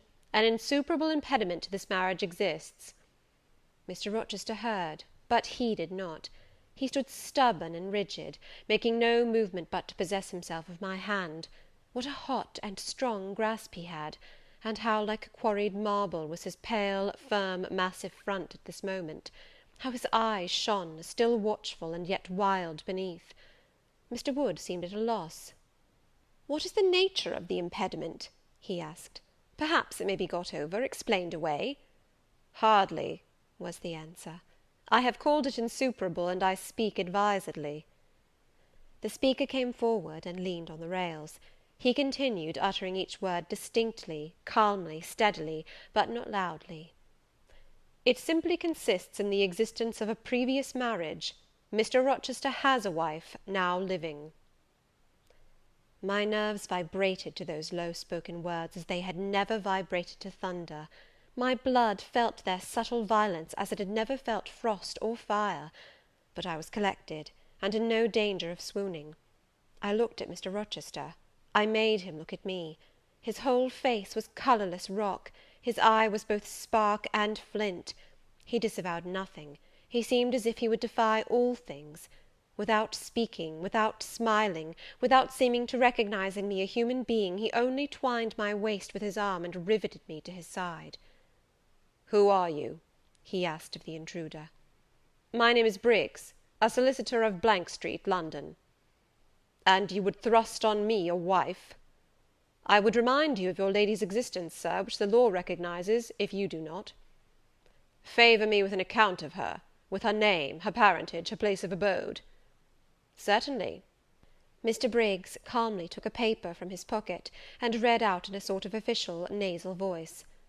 "I affirm and can prove that on the 20th of October, A.D., a date of some 15 years back, Edward Fairfax Rochester of Thornfield Hall, in the county of and of Ferndean Manor, in shire, England, was married to my sister, Bertha Antoinetta Mason, daughter of Jonas Mason, merchant, and of Antoinetta his wife, a Creole, at Church, Spanish Town, Jamaica. The record of the marriage will be found in the register of that church. A copy of it is now in my possession. Signed, Richard Mason." "That, if a genuine document, may prove I have been married, but it does not prove that the woman mentioned therein as my wife is still living." "She was living 3 months ago," returned the lawyer. "How do you know?" "I have a witness to the fact, whose testimony even you, sir, will scarcely controvert." "Produce him, or go to hell." "I will produce him first. He is on the spot. Mr. Mason, have the goodness to step forward." Mr. Rochester, on hearing the name, set his teeth. He experienced, too, a sort of strong convulsive quiver. Near to him as I was, I felt the spasmodic movement of fury or despair run through his frame. The second stranger, who had hitherto lingered in the background, now drew near. A pale face looked over the solicitor's shoulder.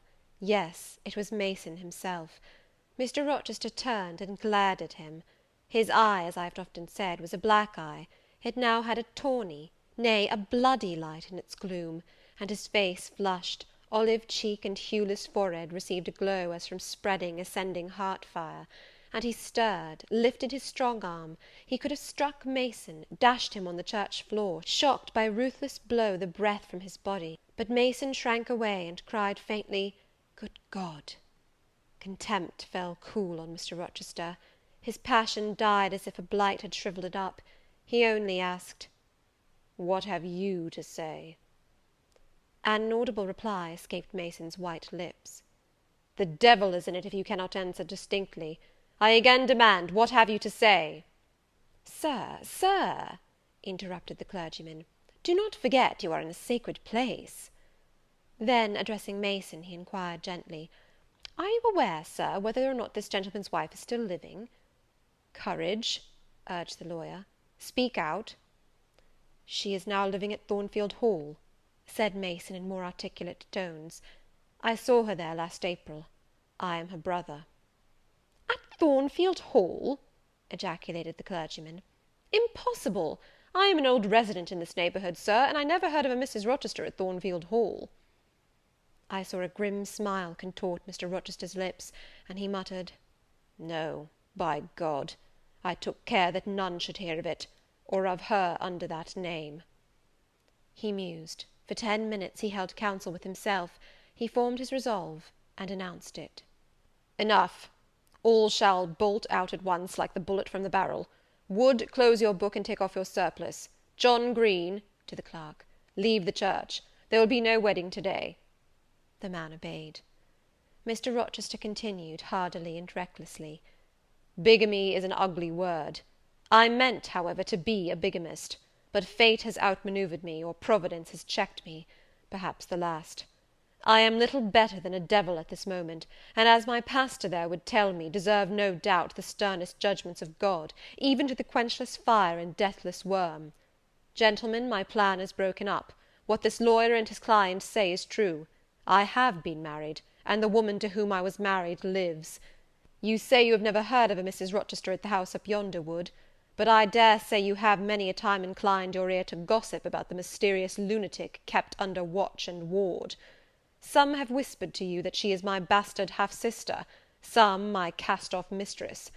I now inform you that she is my wife, whom I married 15 years ago, Bertha Mason by name, sister of this resolute personage, who is now, with his quivering limbs and white cheeks, showing you what a stout heart men may bear. Cheer up, Dick. Never fear me. I'd almost as soon strike a woman as you. Bertha Mason is mad, and she came of a mad family, idiots and maniacs through 3 generations. Her mother, the Creole, was both a madwoman and a drunkard, as I found out after I had wed the daughter, for they were silent on family secrets before. Bertha, like a dutiful child, copied her parent in both points. I had a charming partner, pure, wise, modest. You can fancy I was a happy man. I went through rich scenes. Oh, my experience has been heavenly, if you only knew it.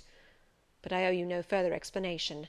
Briggs, Wood, Mason, I invite you all to come up to the house and visit Mrs. Poole's patient and my wife. You shall see what sort of a being I was cheated into espousing, and judge whether or not I had a right to break the compact, and seek sympathy with something at least human. This girl," he continued, looking at me, "knew no more than you would of the disgusting secret. She thought all was fair and legal, and never dreamt she was going to be entrapped into a feigned union with a defrauded wretch, already bound to a bad, mad, and embruted partner. Come, all of you, follow."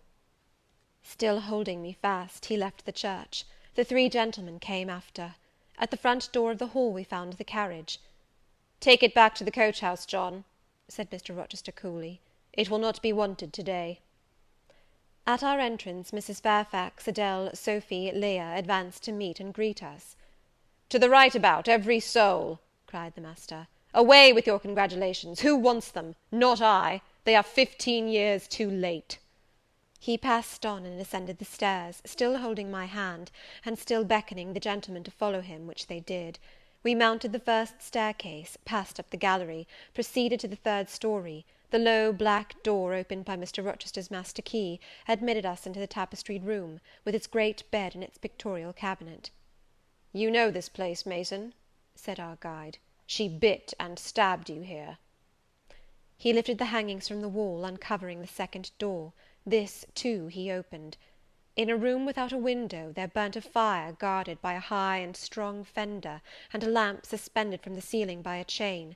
Grace Poole bent over the fire, apparently cooking something in a saucepan. In the deep shade at the farther end of the room, a figure ran backwards and forwards. What it was, whether beast or human being, one could not at first sight tell. It grovelled seemingly on all fours. It snatched and growled like some strange wild animal, but it was covered with clothing, and a quantity of dark grizzled hair, wild as a mane, hid its head and face. "Good morrow, Mrs. Poole," said Mr. Rochester. "How are you, and how is your charge to-day?" "We're tolerable, Sir, I thank you," replied Grace, lifting the boiling mess carefully on to the hob. "Rather snappish, but not rageous." A fierce cry seemed to give the lie to her favourable report. The clothed hyena rose up, and stood tall on its hind feet. "Ah, Sir, she sees you," exclaimed Grace. "You'd better not stay." "Only a few moments, Grace. You must allow me a few moments." "Take care, then, Sir. For God's sake, take care."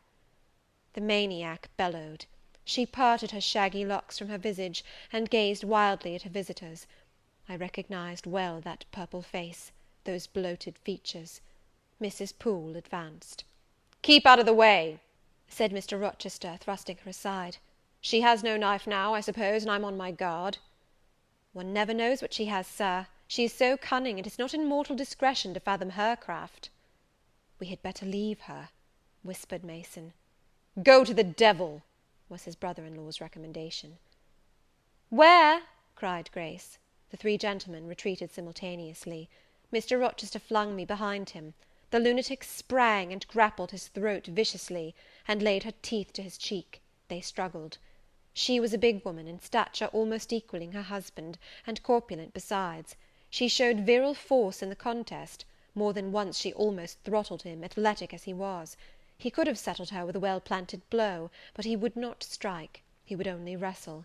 At last he mastered her arms. Grace Poole gave him a cord, and he pinioned them behind her.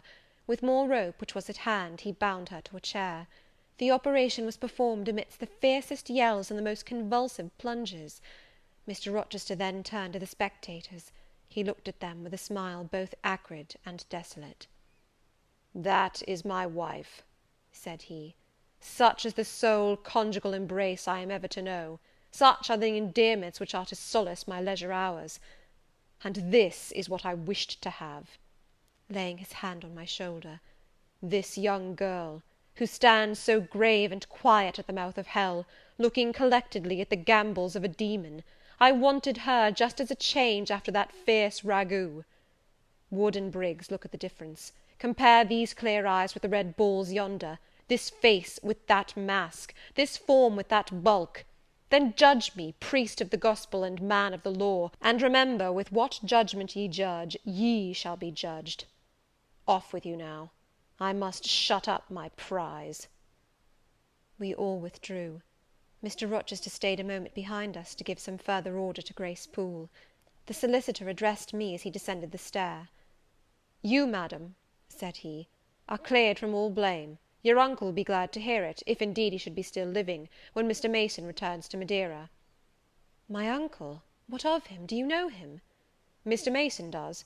Mr. Eyre has been the functional correspondent of his house for some years. When your uncle received your letter intimating the contemplated union between yourself and Mr. Rochester, Mr. Mason, who was staying at Madeira to recruit his health, on his way back to Jamaica, happened to be with him. Mr. Eyre mentioned the intelligence, for he knew that my client here was acquainted with a gentleman of the name of Rochester. Mr. Mason, astonished and distressed, as you may suppose, revealed the real state of matters. Your uncle, I am sorry to say, is now on a sick bed, from which, considering the nature of his disease, decline, and the stage it has reached, it is unlikely he will ever rise. He could not then hasten to England himself, to extricate you from the snare into which you had fallen, but he implored Mr. Mason to lose no time in taking steps to prevent the false marriage. He referred him to me for assistance. I used all dispatch, and am thankful I was not too late, as you, doubtless, must be also. Were I not morally certain that your uncle would be dead ere you reach Madeira, I would advise you to accompany Mr. Mason back; but as it is, I think you had better remain in England till you can hear further, either from or of Mr. Eyre. Have we anything else to stay for?" he inquired of Mr. Mason. "No, no, let us be gone," was the anxious reply; and, without waiting to take leave of Mr. Rochester, they made their exit at the hall door. The clergyman stayed to exchange a few sentences, either of admonition or reproof, with his haughty parishioner. This duty done, he too departed. I heard him go as I stood at the half-open door of my own room, to which I had now withdrawn. The house cleared, I shut myself in, fastened the bolt that none might intrude, and proceeded, not to weep, not to mourn, I was yet too calm for that, but mechanically to take off the wedding dress, and replace it by the stuff gown I had worn yesterday, as I thought, for the last time. I then sat down. I felt weak and tired. I leaned my arms on a table, and my head dropped on them. And now, I thought, till now I had only heard, seen, moved, followed up and down where I was led or dragged, watched event rush on event, disclosure open beyond disclosure; but now I thought. The morning had been a quiet morning enough, all except the brief scene with the lunatic. The transaction in the church had not been noisy. There was no explosion of passion, no loud altercation, no dispute, no defiance or challenge, no tears, no sobs. A few words had been spoken, a calmly pronounced objection to the marriage made, some stern, short questions put by Mr. Rochester, answers, explanations given, evidence adduced, an open admission of the truth had been uttered by my master. Then the living proof had been seen, the intruders were gone, and all was over. I was in my own room as usual, just myself, without obvious change. Nothing had smitten me, or scathed me, or maimed me. And yet, where was the Jane Eyre of yesterday? Where was her life? Where were her prospects? Jane Eyre, who had been an ardent, expectant woman, almost a bride, was a cold, solitary girl again. Her life was pale, her prospects were desolate. A Christmas frost had come at midsummer, a white December storm had whirled over June. Ice glazed the ripe apples, drifts crushed the blowing roses, on hayfield and cornfield lay a frozen shroud. Lanes which last night blushed full of flowers, to-day were pathless with untrodden snow, and the woods, which 12 hours since waved leafy and fragrant as groves between the tropics, now spread waste, wild, and white as pine forests in wintry Norway. My hopes were all dead, struck with a subtle doom, such as, in one night, fell on all the first-born in the land of Egypt. I looked on my cherished wishes, yesterday so blooming and glowing. They lay stark, chill, livid corpses that would never revive. I looked at my love, that feeling which was my master's, which he had created. It shivered in my heart, like a suffering child in a cold cradle. Sickness and anguish had seized it. It could not seek Mr. Rochester's arms, it could not derive warmth from his breast. Oh, never more could it turn to him, for faith was blighted, confidence destroyed. Mr. Rochester was not to me what he had been, for he was not what I had thought him. I would not ascribe vice to him, I would not say he had betrayed me, but the attribute of stainless truth was gone from his idea, and from his presence I must go. That I perceived well. When, how, whither, I could not yet discern, but he himself, I doubted not, would hurry me from Thornfield. Real affection, it seemed, he could not have for me. It had been only fitful passion. That was balked. He would want me no more. I should fear even to cross his path now. My view must be hateful to him. Oh, how blind had been mine eyes! How weak my conduct! My eyes were covered and closed. Eddying darkness seemed to swim round me, and reflection came in as black and confused a flow. Self-abandoned, relaxed, and effortless, I seemed to have laid me down in the dried-up bed of a great river. I heard a flood loosened in remote mountains, and felt the torrent come. To rise I had no will, to flee I had no strength. I lay faint, longing to be dead. One idea only still throbbed lifelike within me, a remembrance of God. It begot an unuttered prayer. These words went wandering up and down in my rayless mind, as something that should be whispered, but no energy was found to express them. Be not far from me, for trouble is near. There is none to help. It was near, and as I had lifted no petition to heaven to avert it, as I had neither joined my hands, nor bent my knees, nor moved my lips, it came. In full heavy swing the torrent poured over me. The whole consciousness of my life lorn, my love lost, my hope quenched, my faith dead struck, swayed full and mighty above me in one sullen mass. That bitter hour cannot be described. In truth, the waters came into my soul. I sank in deep mire. I felt no standing. I came into deep waters. The floods overflowed me. End of chapter 26. Chapter 27 of Jane Eyre. Some time in the afternoon I raised my head, and looking round and seeing the western sun gilding the sign of its decline on the wall, I asked, what am I to do? But the answer my mind gave, leave Thornfield at once, was so prompt, so dread, that I stopped my ears. I said I could not bear such words now. That I am not Edward Rochester's bride is the least part of my woe, I alleged. That I have wakened out of most glorious dreams, and found them all void and vain, is a horror I could bear and master; but that I must leave him, decidedly, instantly, entirely, is intolerable. I cannot do it. But then a voice within me averred that I could do it, and foretold that I should do it. I wrestled with my own resolution. I wanted to be weak, that I might avoid the awful passage of further suffering I saw laid out for me; and conscience, turned tyrant, held passion by the throat, told her tauntingly she had yet but dipped her dainty foot in the slough, and swore that, with that arm of iron, he would thrust her down to unsounded depths of agony. Let me be torn away, Then I cried, "Let another help me." "No, you shall tear yourself away, none shall help you. You shall yourself pluck out your right eye, yourself cut off your right hand, your heart shall be the victim, and you the priest to transfix it." I rose up suddenly, terror-struck at the solitude which so ruthless a judge haunted, at the silence which so awful a voice filled. My head swam as I stood erect. I perceived that I was sickening from excitement and inanition. Neither meat nor drink had passed my lips that day, for I had taken no breakfast; and with strange pang I now reflected that, long as I had been shut up here, no message had been sent to ask how I was, or to invite me to come down. Not even little Adele had tapped at the door, not even Mrs. Fairfax had sought me. "Friends always forget those whom fortune forsakes," I murmured, as I undrew the bolt and passed out. I stumbled over an obstacle. My head was still dizzy, my sight was dim, and my limbs were feeble. I could not soon recover myself. I fell, but not on to the ground. An outstretched arm caught me. I looked up.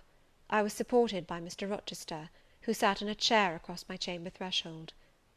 "You come out at last," he said. "Well, I have been waiting for you long, and listening. Yet not one movement have I heard, nor one sob. 5 minutes more of that death-like hush, and I should have forced the lock like a burglar. So you shun me? You shut yourself up and grieve alone? I would rather you had come and upbraided me with vehemence. You are passionate. I expected a scene of some kind. I was prepared for the hot rain of tears, only I wanted them to be shed on my breast. Now a senseless floor has received them, or your drenched handkerchief. But I err. You have not wept at all. I see a white cheek and a faded eye, but no trace of tears.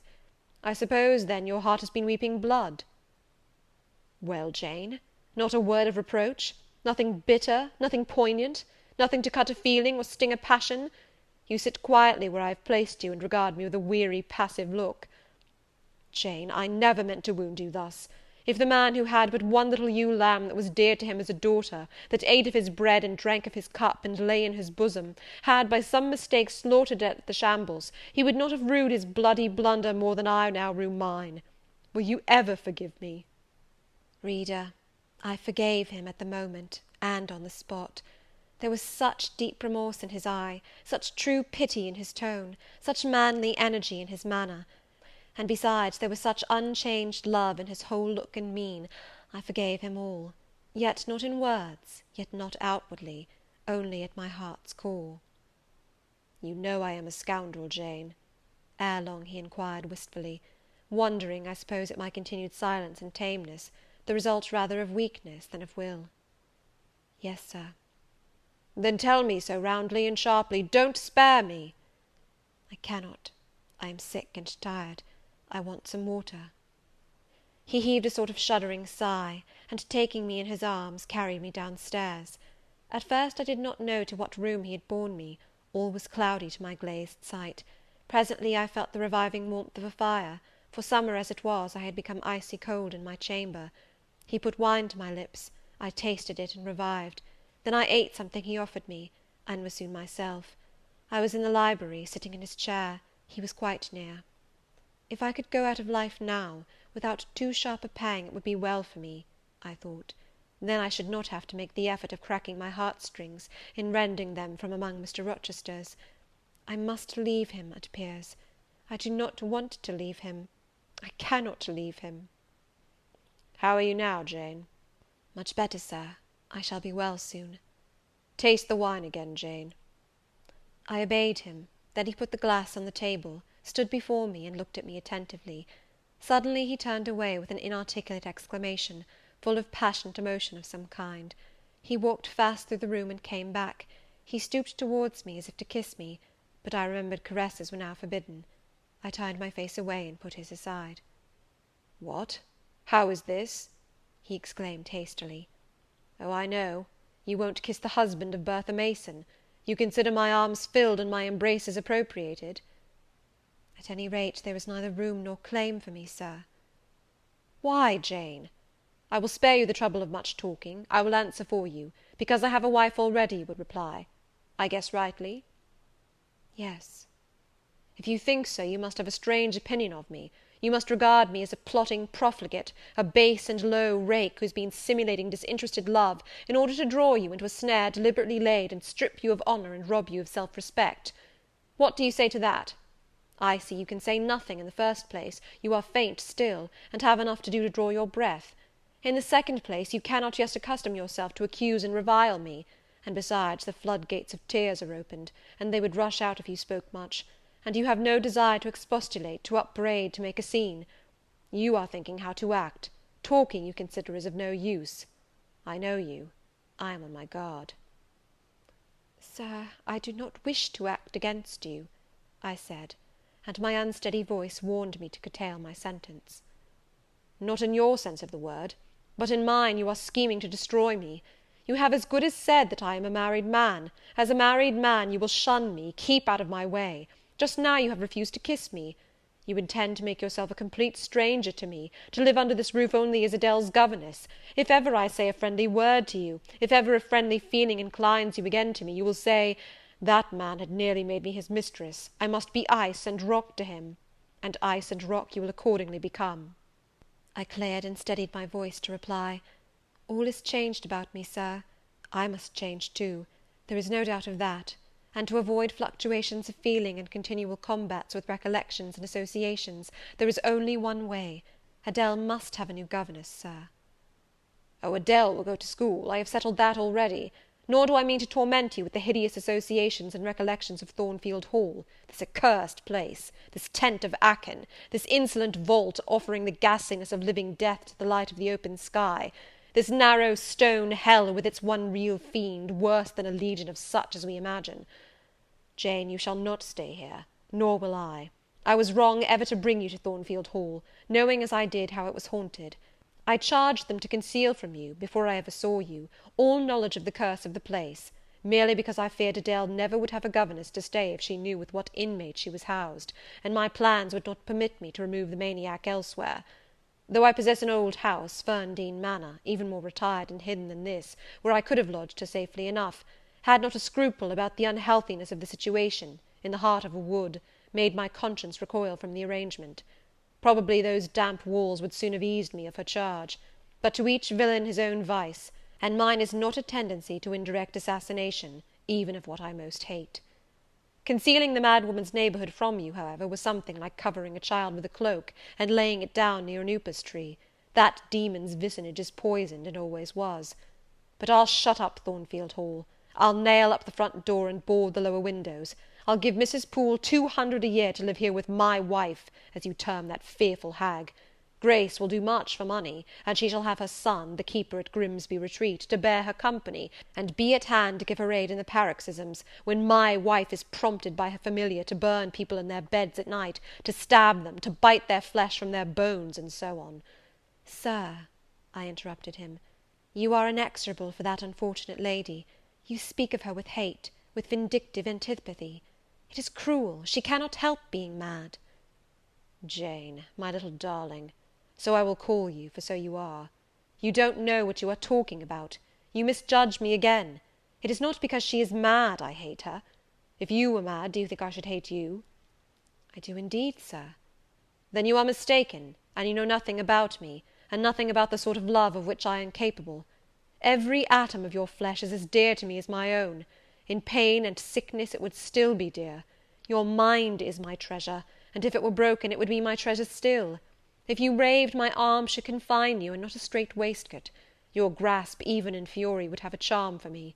If you flew at me as wildly as that woman did this morning, I should receive you in an embrace, at least as fond as it would be restrictive. I should not shrink from you with disgust as I did from her. In your quiet moments you would have no watcher and no nurse but me, and I could hang over you with untiring tenderness, though you gave me no smile in return, and never weary of gazing into your eyes, though they had no longer a ray of recognition for me. But why do I follow that train of ideas? I was talking of removing you from Thornfield. All you know is prepared for prompt departure. To-morrow you shall go. I only ask you to endure one more night under this roof, Jane, and then farewell to its miseries and terrors for ever. I have a place to repair to, which will be a secure sanctuary from hateful reminiscences, from unwelcome intrusion, even from falsehood and slander. And take Adele with you, sir, I interrupted. She will be a companion for you. What do you mean, Jane? I told you I would send Adele to school, and what do I want with a child for a companion, and not my own child, a French dancer's bastard? Why do you importune me about her? I say, why do you assign Adele to me for a companion?" "You spoke of a retirement, Sir, and retirement and solitude are dull, too dull for you." "Solitude! Solitude!" he reiterated with irritation. "I see I must come to an explanation. I don't know what sphinx-like expression is forming in your countenance. You are to share my solitude. Do you understand?" I shook my head.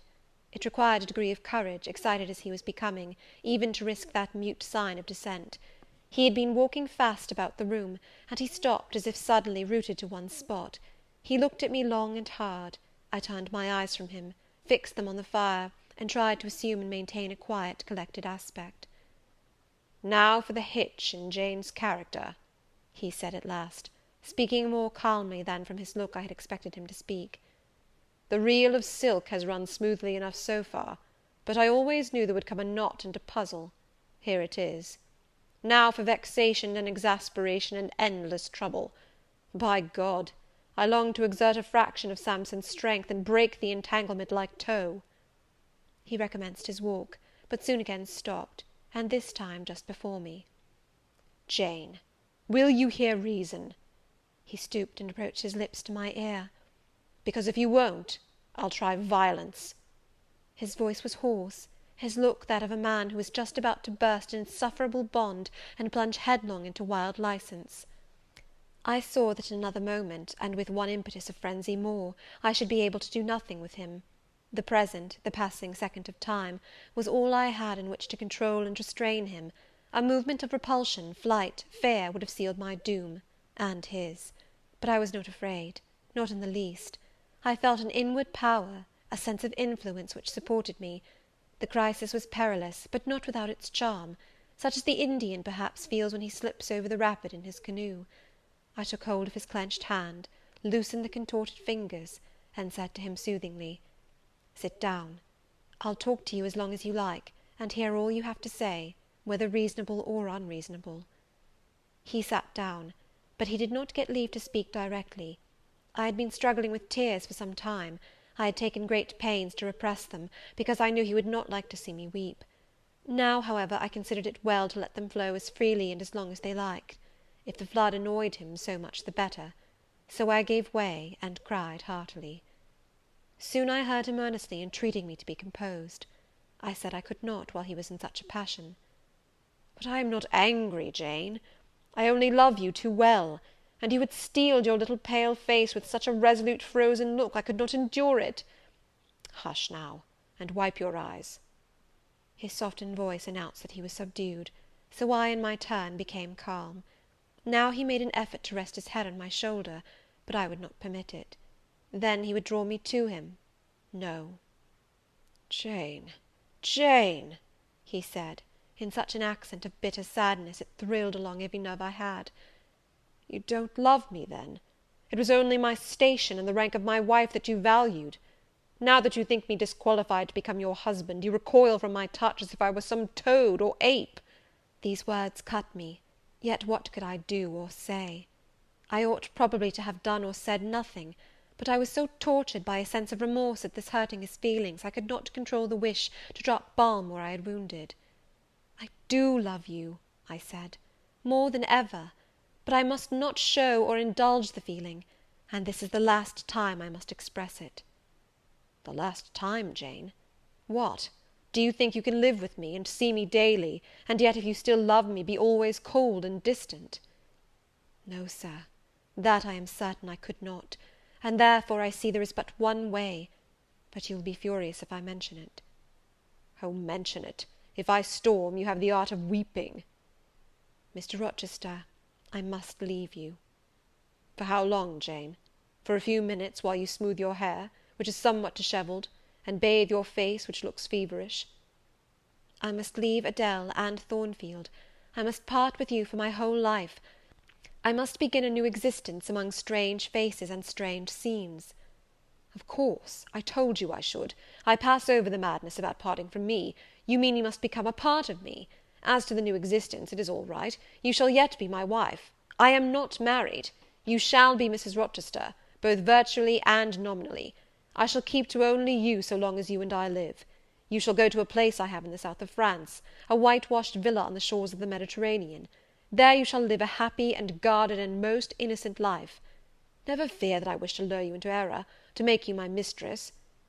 Why did you shake your head? Jane, you must be reasonable, or in truth I shall again become frantic." His voice and hand quivered, his large nostrils dilated, his eye blazed. Still I dared to speak. "Sir, your wife is living. That is a fact acknowledged this morning by yourself. If I lived with you as you desire, I should then be your mistress. To say otherwise is sophistical, is false." "Jane, I am not a gentle-tempered man, you forget that. I am not long-enduring, I am not cool and dispassionate. Out of pity to me and yourself, put your finger on my pulse, feel how it throbs, and beware." He bared his wrist, and offered it to me. The blood was forsaking his cheek and lips, they were growing livid. I was distressed on all hands. To agitate him thus deeply, by a resistance he so abhorred, was cruel; to yield was out of the question. I did what human beings do instinctively when they are driven to utter extremity, looked for aid to one higher than man. The words, "God help me," burst involuntarily from my lips. "I am a fool," cried Mr. Rochester suddenly. "I keep telling her I am not married, and do not explain to her why. I forget she knows nothing of the character of that woman, or of the circumstances attending my infernal union with her.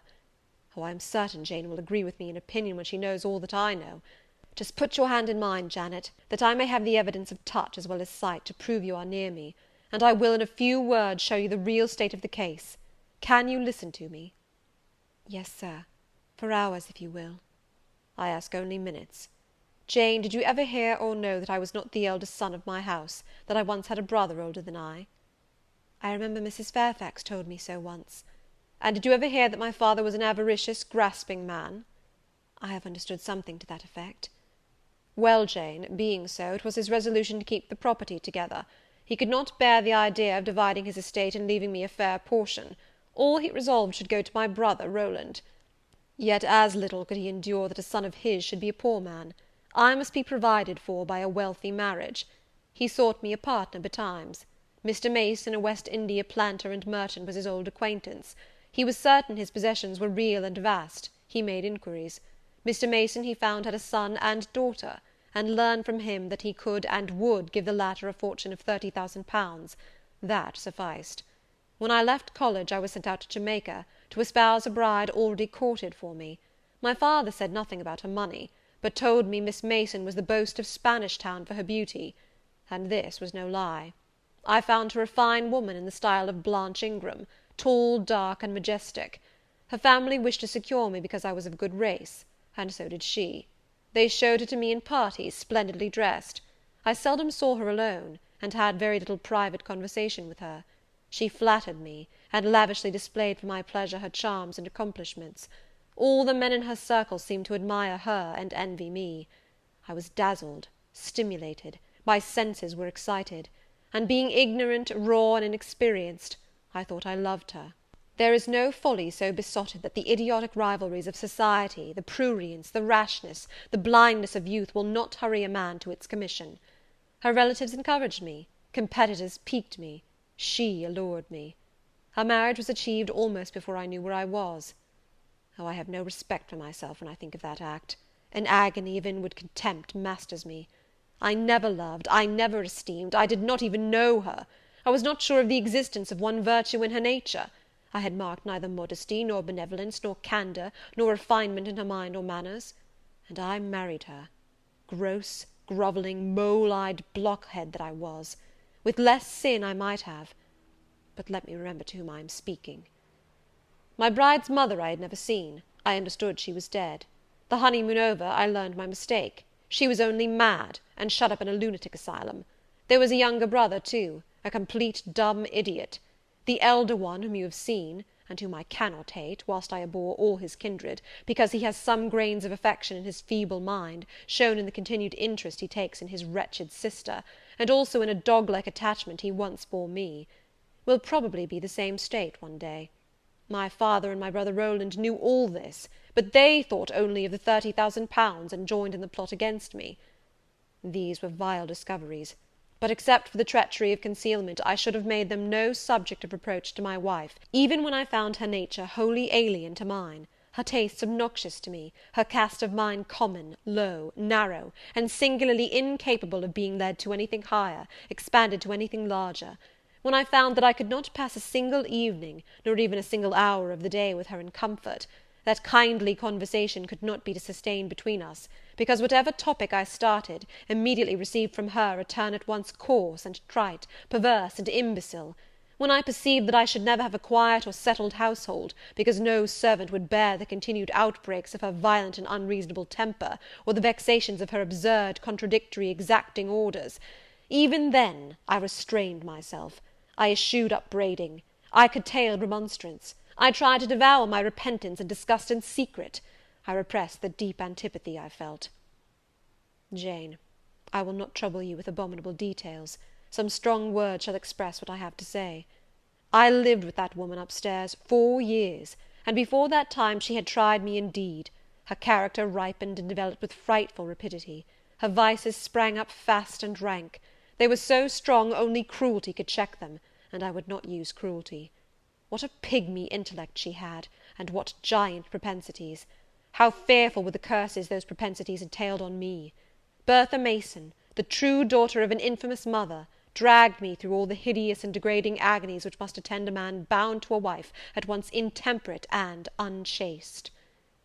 My brother in the interval was dead, and at the end of the 4 years my father died too. I was rich enough now, yet poor to hideous indigence. A nature the most gross, impure, depraved I ever saw was associated with mine, and called by the law and by society a part of me, and I could not rid myself of it by any legal proceedings; for the doctors now discovered that my wife was mad. Her excesses had prematurely developed the germs of insanity. Jane, you don't like my narrative. You look almost sick. Shall I defer the rest to another day? No, sir, finish it now. I pity you. I do earnestly pity you. Pity, Jane, from some people is a noxious and insulting sort of tribute, which one is justified in hurling back in the teeth of those who offer it.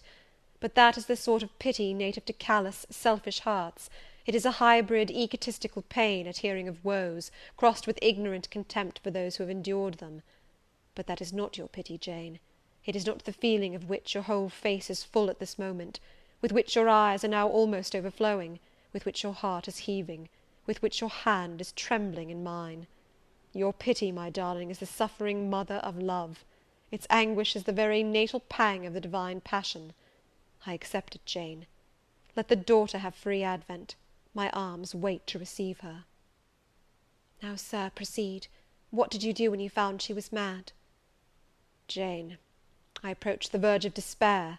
A remnant of self-respect was all that intervened between me and the gulf. In the eyes of the world I was doubtless covered with grimy dishonour, but I resolved to be clean in my own sight, and to the last I repudiated the contamination of her crimes, and wrenched myself from connection with her mental defects. Still society associated my name and person with hers. I yet saw her and heard her daily. Something of her breath, faugh, mixed with the air I breathed, and besides I remembered I had once been her husband. That recollection was then, and is now, inexpressibly odious to me. Moreover, I knew that while she lived I could never be the husband of another and better wife, and though 5 years my senior, her family and her father had lied to me even in the particular of her age, she was likely to live as long as I, being as robust in frame as she was infirm in mind. Thus, at the age of 26, I was hopeless. One night I had been awakened by her yells. Since the medical men had pronounced her mad, she had, of course, been shut up. It was a fiery West Indian night, one of the description that frequently precedes the hurricanes of those climates. Being unable to sleep in bed, I got up and opened the window. The air was like sulphur steams. I could find no refreshment anywhere. Mosquitoes came buzzing in and hummed sullenly round the room. The sea, which I could hear from thence, rumbled dull like an earthquake. Black clouds were casting up over it. The moon was setting in the waves, broad and red, like a hot cannon ball. She threw her last bloody glance over a world quivering with the ferment of tempest. I was physically influenced by the atmosphere and scene, and my ears were filled with the curses the maniac still shrieked out, wherein she momentarily mingled my name with such a tone of demon hate, with such language. No professed harlot ever had a fouler vocabulary than she. Though 2 rooms off, I heard every word. the thin partitions of the West India house opposing but slight obstruction to her wolfish cries.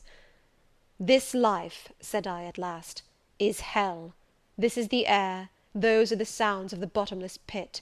I have a right to deliver myself from it if I can. The sufferings of this mortal state will leave me with the heavy flesh that now cumbers my soul. Of the fanatic's burning eternity I have no fear. There is not a future state worse than this present one. Let me break away, and go home to God."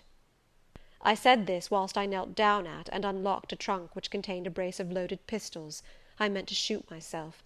I only entertained the intention for a moment; for, not being insane, the crisis of exquisite and unalloyed despair, which had originated the wish and design of self-destruction, was past in a second. A wind fresh from Europe blew over the ocean and rushed through the open casement. The storm broke, streamed, thundered, blazed, and the air grew pure. I then framed and fixed a resolution. While I walked under the dripping orange trees of my wet garden, and amongst its drenched pomegranates and pineapples, and while the refulgent dawn of the tropics kindled round me, I reasoned thus, Jane, and now listen, for it was true wisdom that consoled me in that hour, and showed me the right path to follow.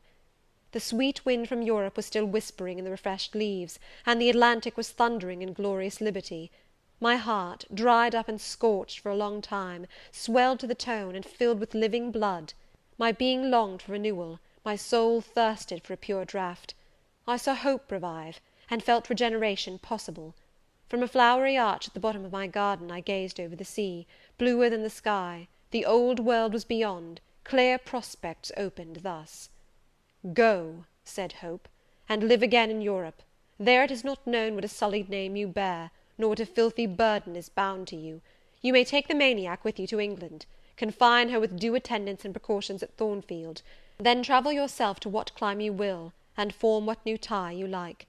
That woman who has so abused your long suffering, so sullied your name, so outraged your honour, so blighted your youth, is not your wife, nor are you her husband.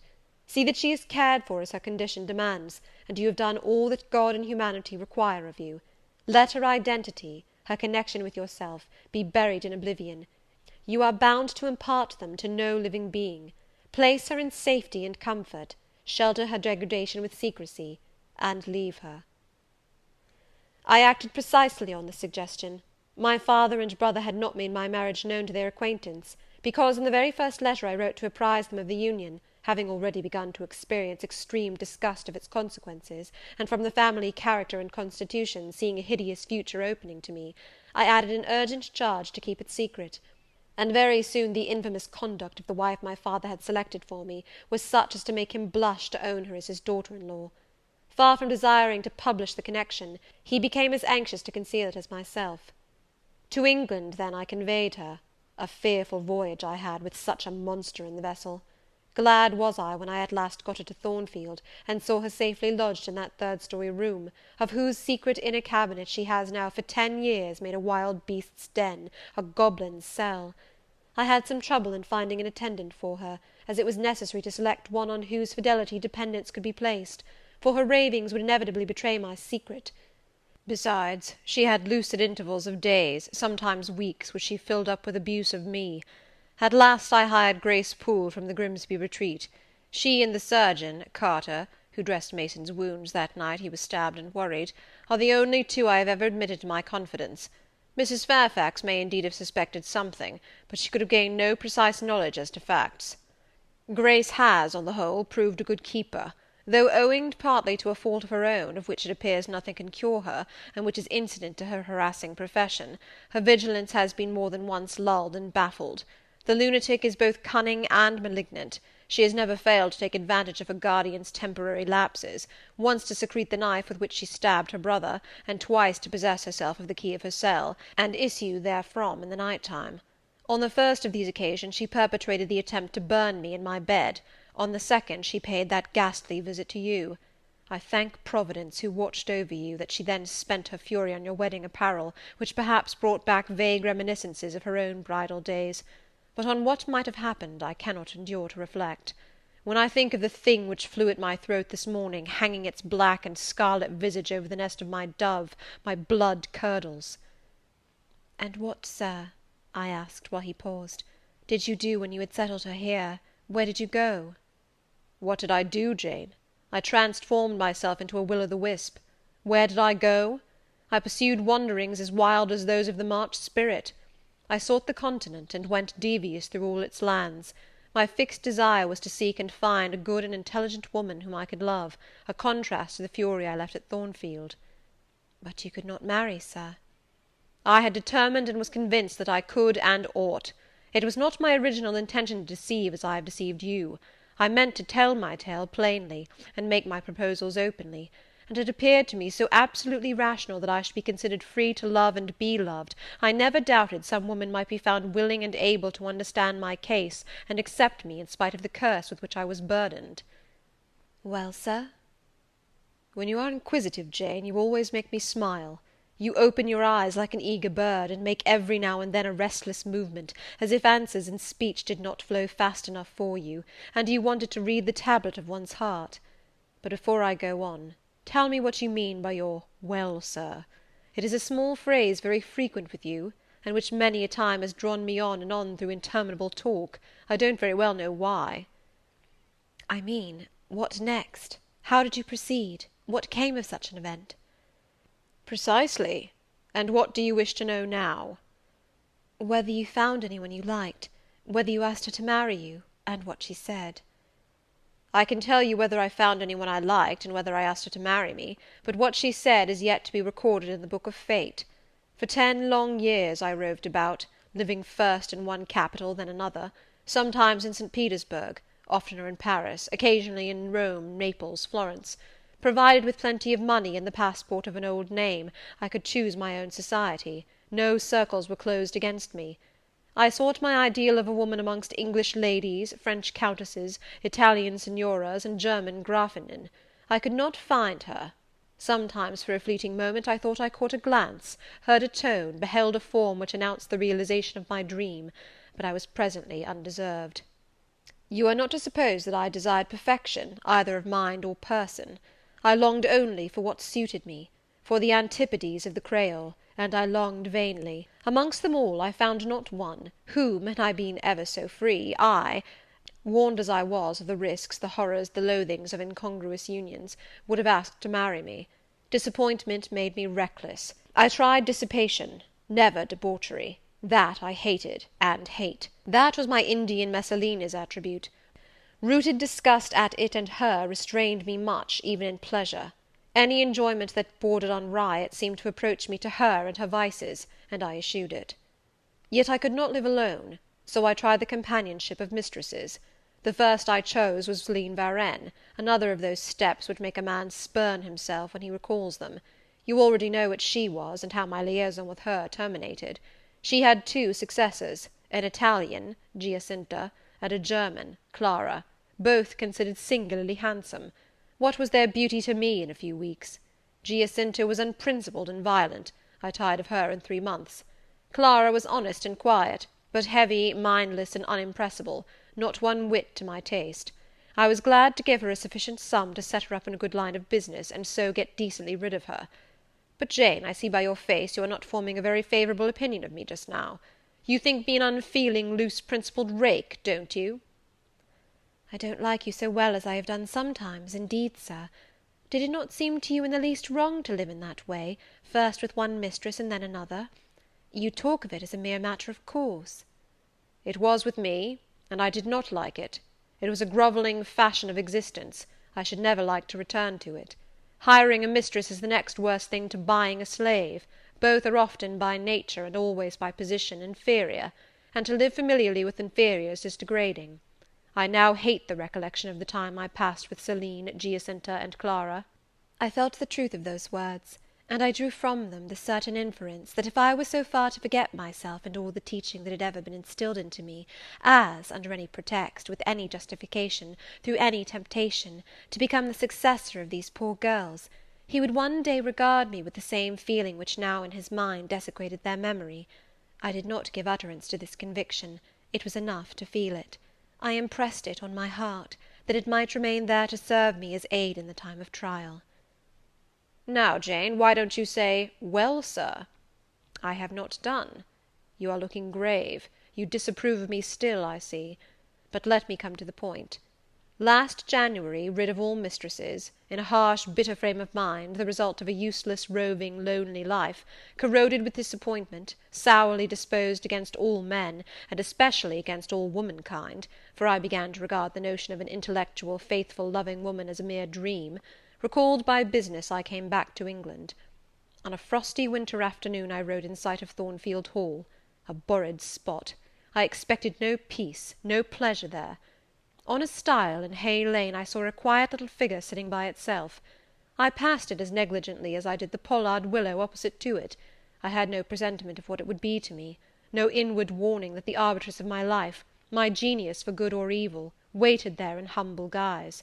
I did not know it even when, on the occasion of Mesrour's accident, it came up and gravely offered me help. Childish and slender creature! It seemed as if a linnet had hopped to my foot and proposed to bear me on its tiny wing. I was surly, but the thing would not go. It stood by me with strange perseverance, and looked and spoke with a sort of authority. I must be aided, and by that hand, and aided I was. When once I had pressed the frail shoulder, something new, a fresh sap and sense, stole into my frame. It was well I had learnt that this elf must return to me, that it belonged to my house down below, or I could not have felt it pass away from under my hand, and seen it vanish behind the dim hedge without singular regret.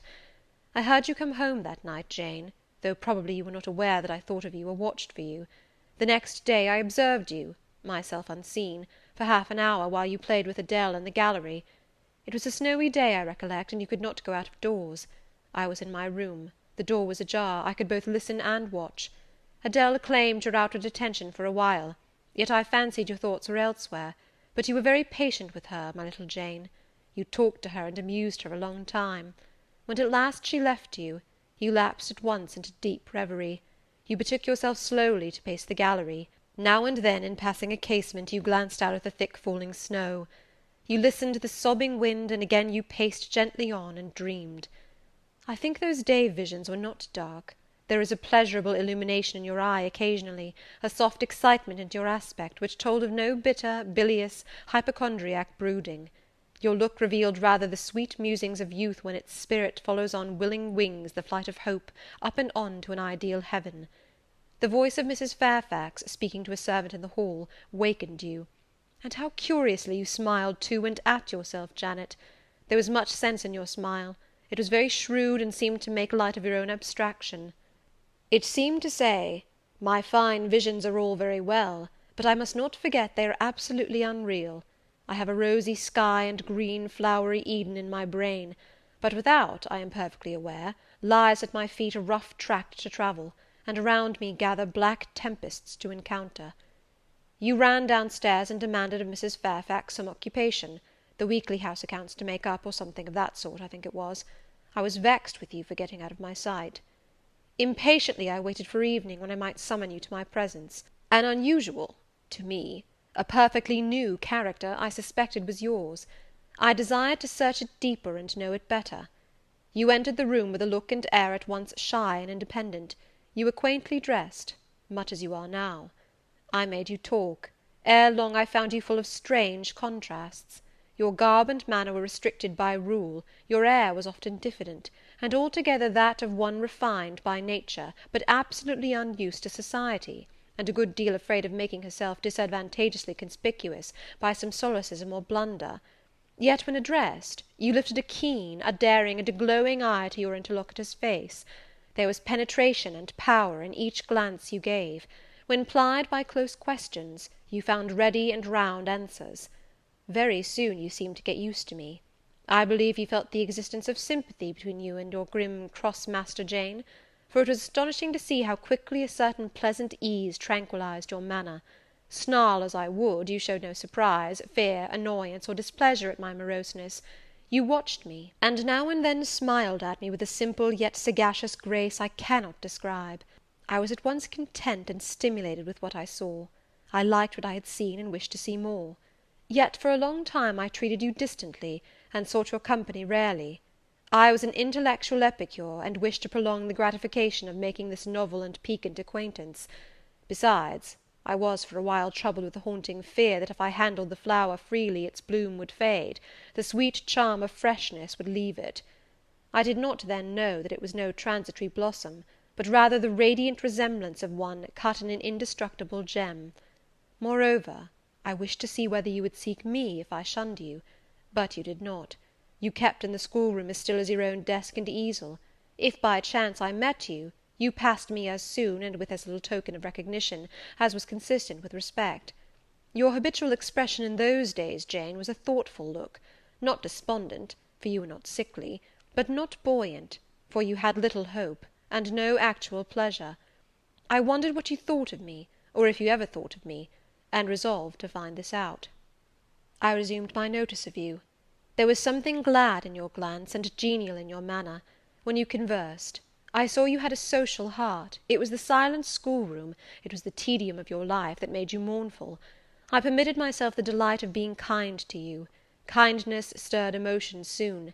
Your face became soft in expression, your tones gentle. I liked my name pronounced by your lips in a grateful, happy accent. I used to enjoy a chance meeting with you, Jane, at this time. There was a curious hesitation in your manner. You glanced at me with a slight trouble, a hovering doubt.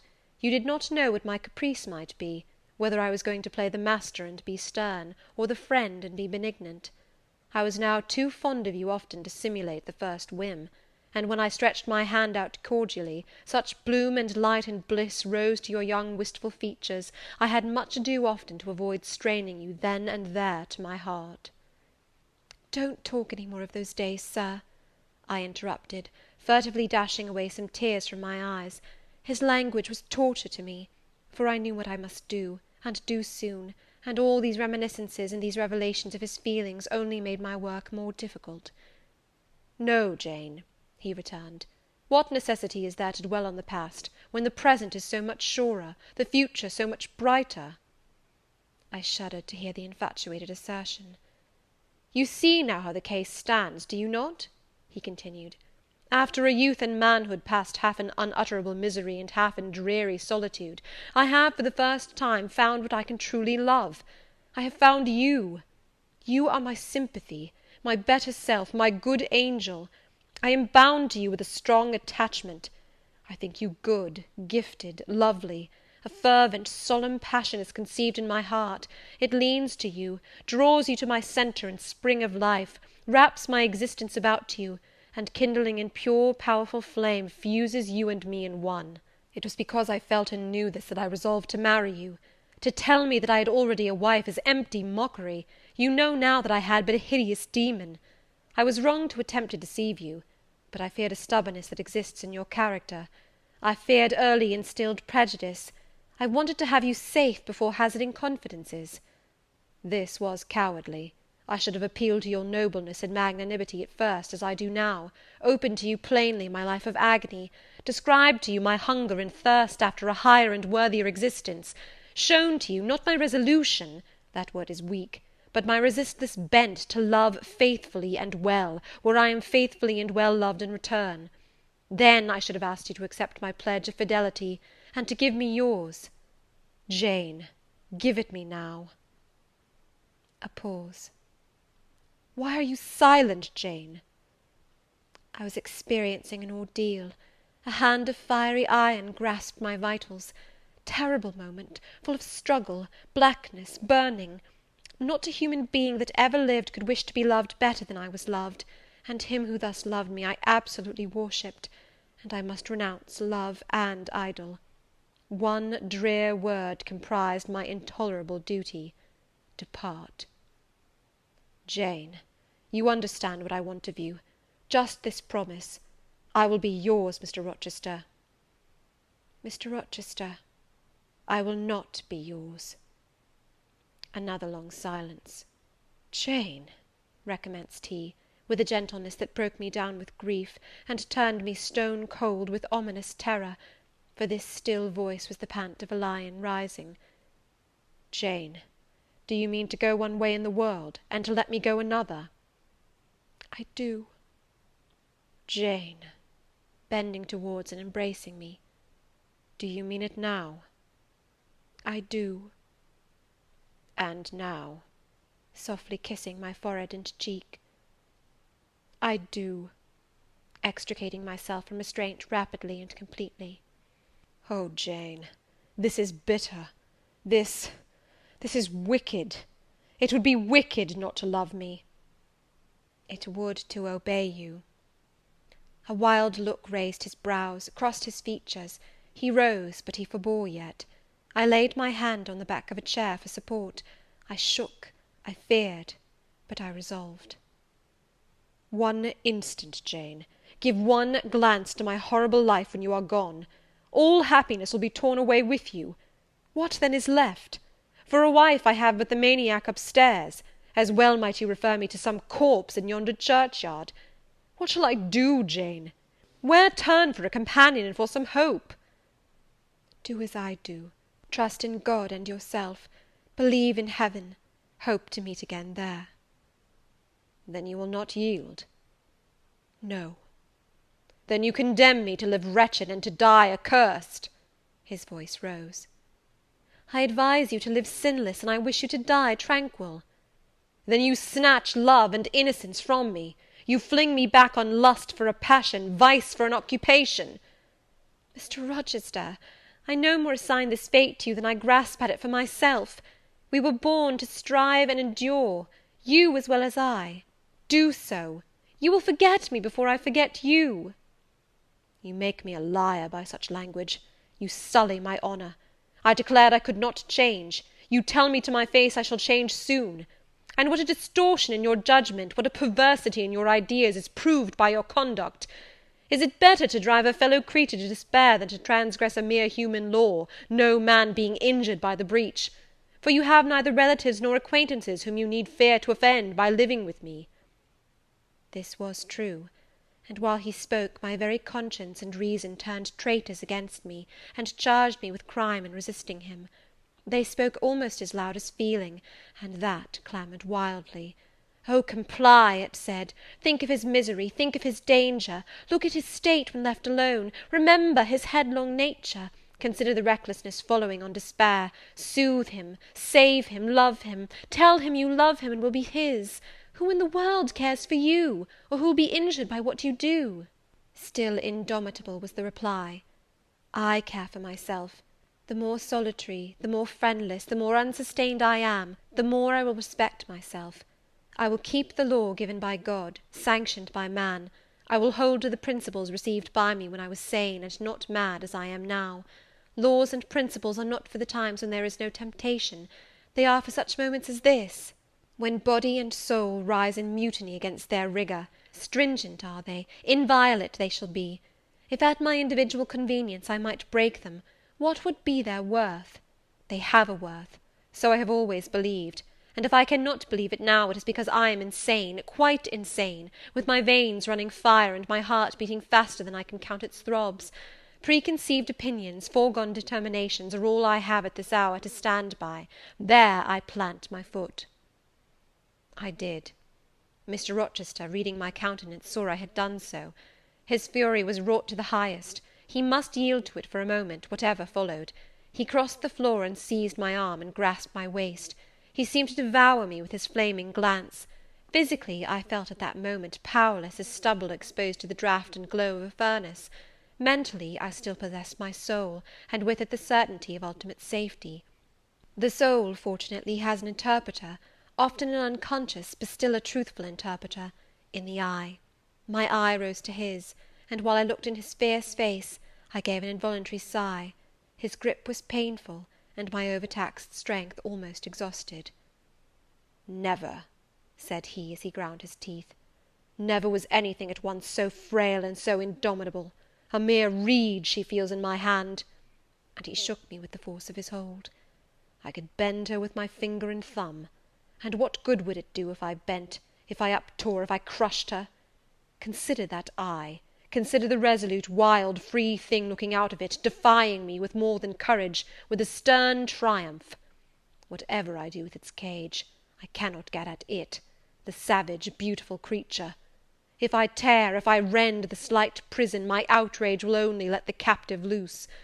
Conqueror I might be of the house, but the inmate would escape to heaven before I could call myself possessor of its clay dwelling-place. And it is you, spirit, with will and energy and virtue and purity, that I want, not alone your brittle frame. Of yourself you could come with soft flight and nestle against my heart, if you would. Seized against your will, you will elude the grasp like an essence. You will vanish ere I inhale your fragrance. Oh, Jane! Oh, come, Jane, come!" As he said this, he released me from his clutch, and only looked at me. The look was far worse to resist than the frantic strain. Only an idiot, however, would have succumbed now. I had dared and baffled his fury. I must elude his sorrow. I retired to the door. "You are going, Jane?" "I am going, sir." "You are leaving me?" "Yes." "You will not come? You will not be my comforter, my rescuer? My deep love, my wild woe, my frantic prayer, all are nothing to you?" What unutterable pathos was in his voice! How hard it was to reiterate firmly, "I am going." "Jane." "Mr. Rochester." "Withdraw, then. I consent. But remember, you leave me here in anguish. Go up to your own room. Think over all I have said, and, Jane, cast a glance on my sufferings. Think of me." He turned away. He threw himself on his face on the sofa. "Oh, Jane, my hope, my love, my life!" broke in anguish from his lips. Then came a deep, strong sob. I had already gained the door, but, reader, I walked back as determinedly as I had retreated. I knelt down by him. I turned his face from the cushion to me. I kissed his cheek. I smoothed his hair with my hand. "God bless you, my dear master," I said. "God keep you from harm and wrong, direct you, solace you, reward you well for your past kindness to me." "Little Jane's love would have been my best reward," he answered. "Without it, my heart is broken. But Jane will give me her love, yes, nobly, generously." Up the blood rushed to his face, forth flashed the fire from his eyes, erect he sprang, he held his arms out, but I evaded the embrace, and at once quitted the room.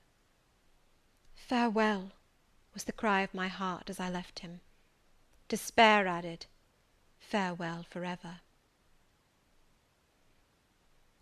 That night I never thought to sleep, but a slumber fell on me as soon as I lay down in bed. I was transported in thought to the scenes of childhood.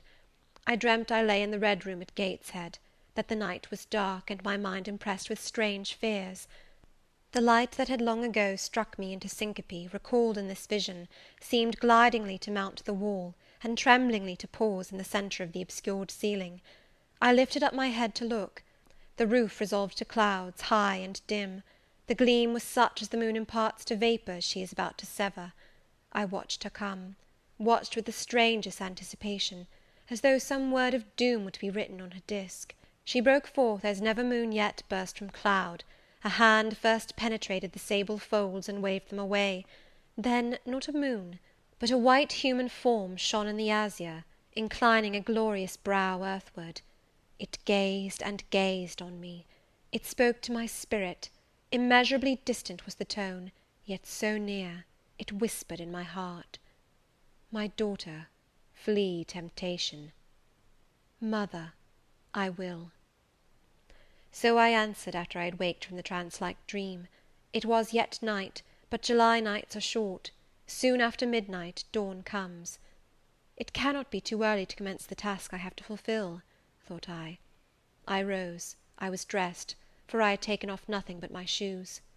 I knew where to find in my drawers some linen, a locket, a ring. In seeking these articles, I encountered the beads of a pearl necklace Mr. Rochester had forced me to accept a few days ago. I left that. It was not mine. It was the visionary bride's who had melted in air. The other articles I made up in a parcel. My purse, containing 20 shillings, it was all I had, I put in my pocket. I tied on my straw bonnet, pinned my shawl, took the parcel and my slippers, which I would not put on yet, and stole from my room. "Farewell, kind Mrs. Fairfax," I whispered as I glided past her door. "Farewell, my darling Adele," I said, as I glanced toward the nursery. No thought could be admitted of entering to embrace her. I had to deceive a fine ear; for aught I knew, it might now be listening. I would have got past Mr. Rochester's chamber without a pause, but my heart momentarily stopping its beat at that threshold, my foot was forced to stop also. No sleep was there. The inmate was walking restlessly from wall to wall, and again he sighed while I listened. There was a heaven, a temporary heaven, in this room for me, if I chose. I had but to go in, and to say, "Mr. Rochester, I will love you and live with you through life till death," and a fount of rapture would spring to my lips. I thought of this. The kind master, who could not sleep now, was waiting with impatience for day. He would send for me in the morning. I should be gone. He would have me sought for, vainly. He would feel himself forsaken, his love rejected. He would suffer, perhaps grow desperate. I thought of this too. My hand moved towards the lock. I caught it back, and glided on. Drearily I wound my way down stairs. I knew what I had to do, and I did it mechanically. I sought the key of the side door in the kitchen. I sought too a phial of oil and a feather. I oiled the key and the lock. I got some water, I got some bread, for perhaps I should have to walk far, and my strength, sorely shaken of late, must not break down. All this I did without one sound. I opened the door, passed out, shut it softly. Dim dawn glimmered in the yard. The great gates were closed and locked, but a wicket in one of them was only latched. Through that I departed. It too I shut, and now I was out of Thornfield. A mile off beyond the fields lay a road which stretched in the contrary direction to Millcote, a road I had never travelled, but often noticed, and wondered where it led. Thither I bent my steps. No reflection was to be allowed now, not one glance was to be cast back, not even one forward. Not one thought was to be given either to the past or the future.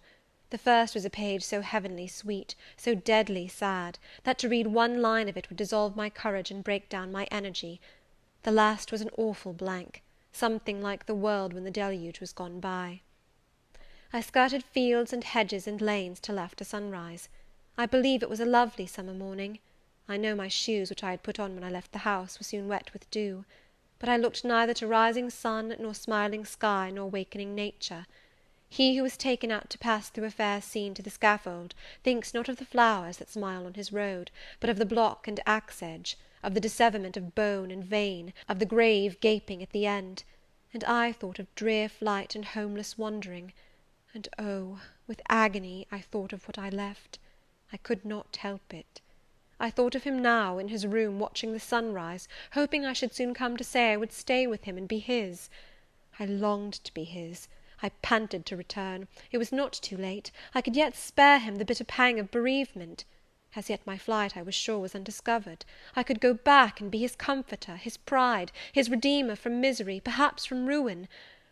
Oh, that fear of his self-abandonment, far worse than my abandonment! How it goaded me! It was a barbed arrowhead in my breast. It tore me when I tried to extract it. It sickened me when remembrance thrust it farther in. Birds began singing in brake and copse. Birds were faithful to their mates. Birds were emblems of love. What was I? In the midst of my pain of heart and frantic effort of principle, I abhorred myself. I had no solace from self-approbation, none even from self-respect. I had injured, wounded, left my master. I was hateful in my own eyes. Still I could not turn, nor retrace one step. God must have led me on. As to my own will or conscience, impassioned grief had trampled one and stifled the other. I was weeping wildly as I walked along my solitary way. Fast, fast I went, like one delirious. A weakness, beginning inwardly, extending to the limbs, seized me, and I fell. I lay on the ground some minutes, pressing my face to the wet turf.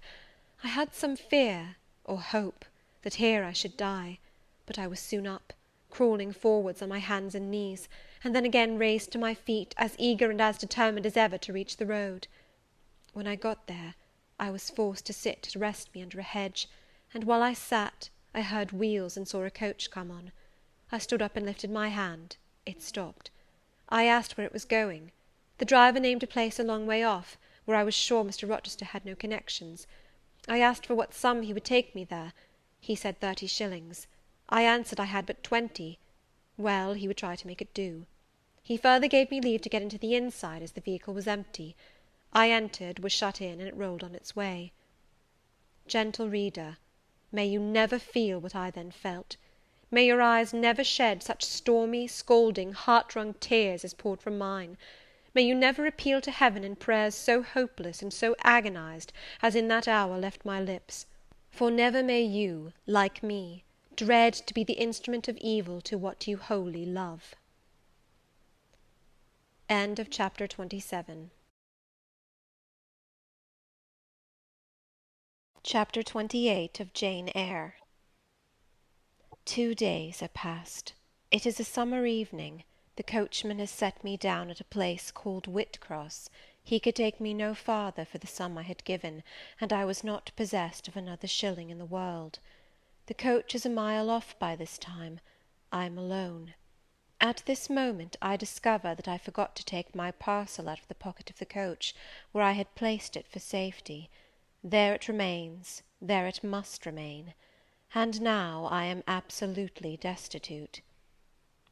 Whitcross is no town, nor even a hamlet. It is but a stone pillar set up where 4 roads meet, whitewashed, I suppose, to be more obvious at a distance and in darkness. 4 arms spring from its summit. The nearest town to which these point is, according to the inscription, distant 10 miles, the farthest above 20.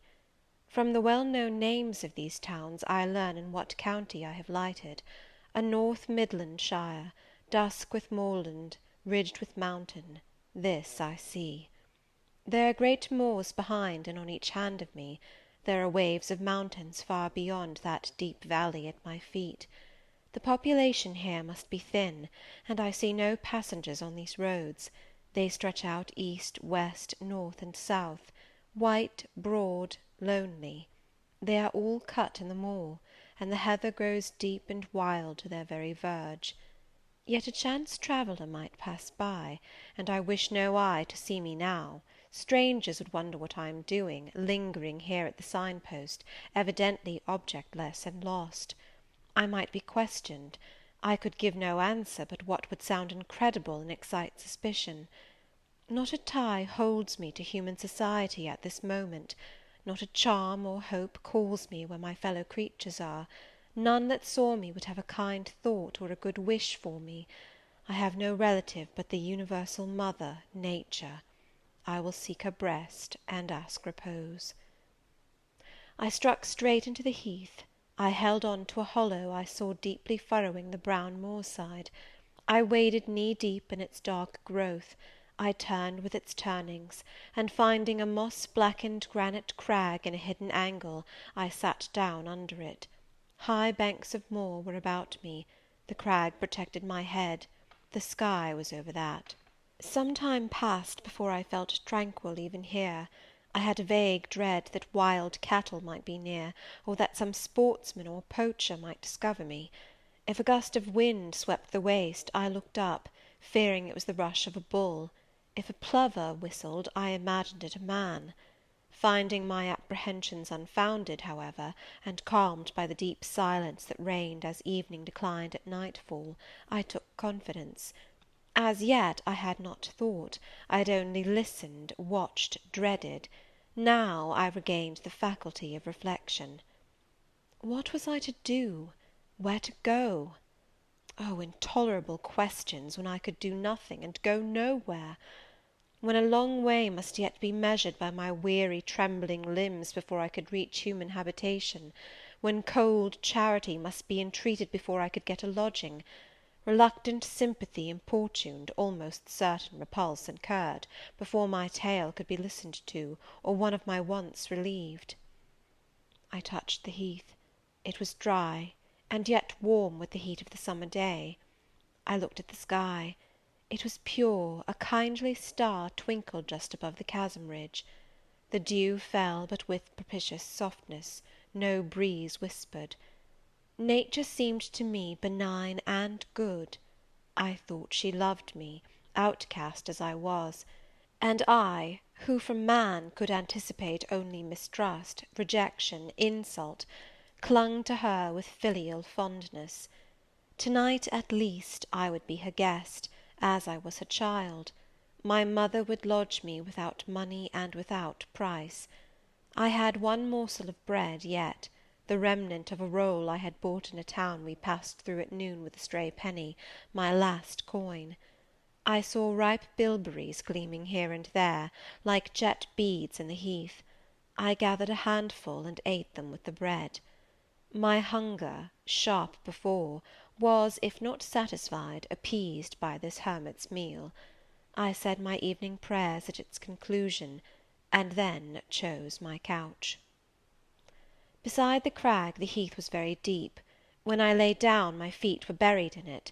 Rising high on each side, it left only a narrow space for the night air to invade. I folded my shawl double, and spread it over me for a coverlet. A low mossy swell was my pillow. Thus lodged, I was not, at least, at the commencement of the night, cold. My rest might have been blissful enough, only a sad heart broke it. It plained of its gaping wounds, its inward bleeding, its riven cords. It trembled for Mr. Rochester and his doom. It bemoaned him with bitter pity. It demanded him with ceaseless longing, and, impotent as a bird with both wings broken, it still quivered its shattered pinions in vain attempts to seek him. Worn out with this torture of thought, I rose to my knees. Night was come, and her planets were risen, a safe, still night, too serene for the companionship of fear.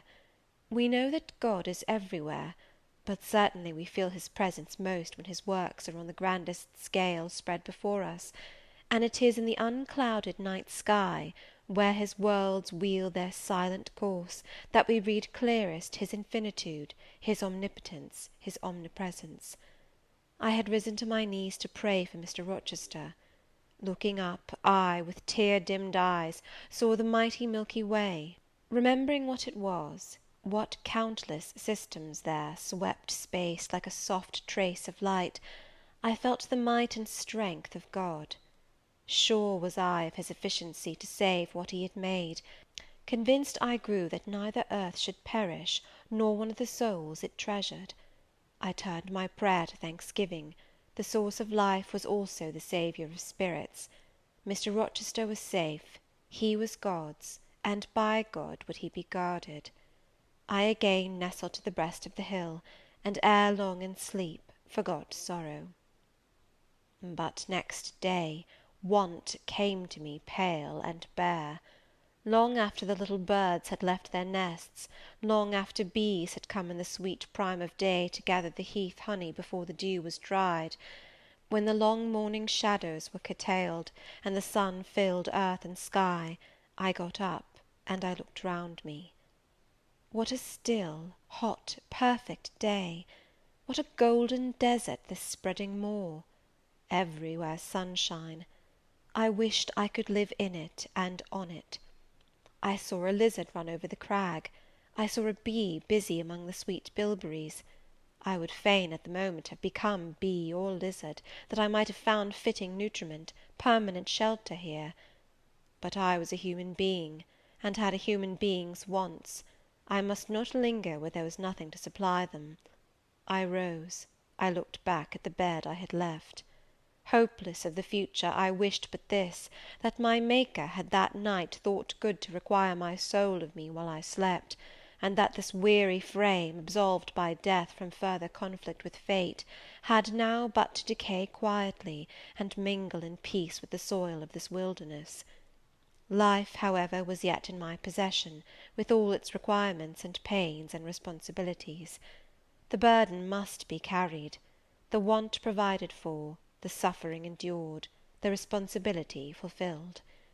I set out. Whitcross regained, I followed a road which led from the sun, now fervent and high.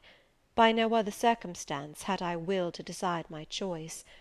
I walked a long time, and when I thought I had nearly done enough, and might conscientiously yield to the fatigue that had almost overpowered me, might relax this forced action, and sitting down on a stone I saw near, submit resistlessly to the apathy that clogged heart and limb, I heard a bell chime, a church bell.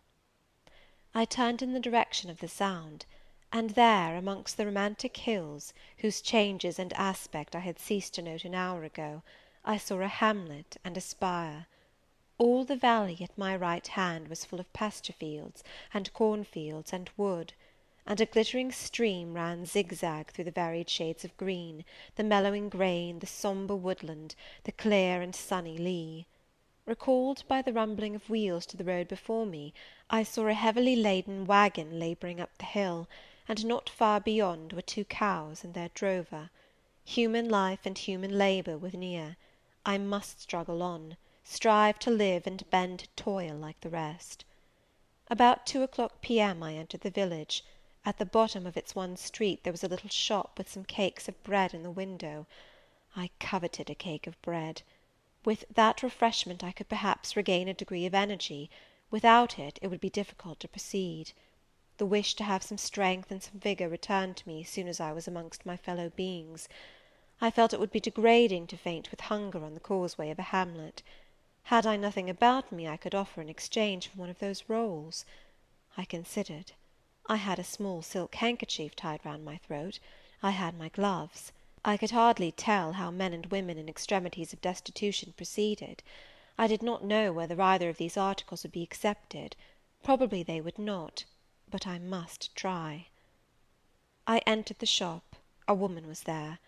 Seeing a respectably dressed person, a lady, as she supposed, she came forward with civility. How could she serve me? I was seized with shame. My tongue would not utter the request I had prepared. I dared not offer her the half-worn gloves, the creased handkerchief. Besides, I felt it would be absurd. I only begged permission to sit down a moment, as I was tired. Disappointed in the expectation of a customer, she coolly acceded to my request. She pointed to a seat. I sank into it. I felt sorely urged to weep, but conscious how unreasonable such a manifestation would be, I restrained it. Soon I asked her if there were any dressmaker or plain workwoman in the village. Yes, 2 or 3, quite as many as there was employment for. I reflected. I was driven to the point now. I was brought face to face with necessity.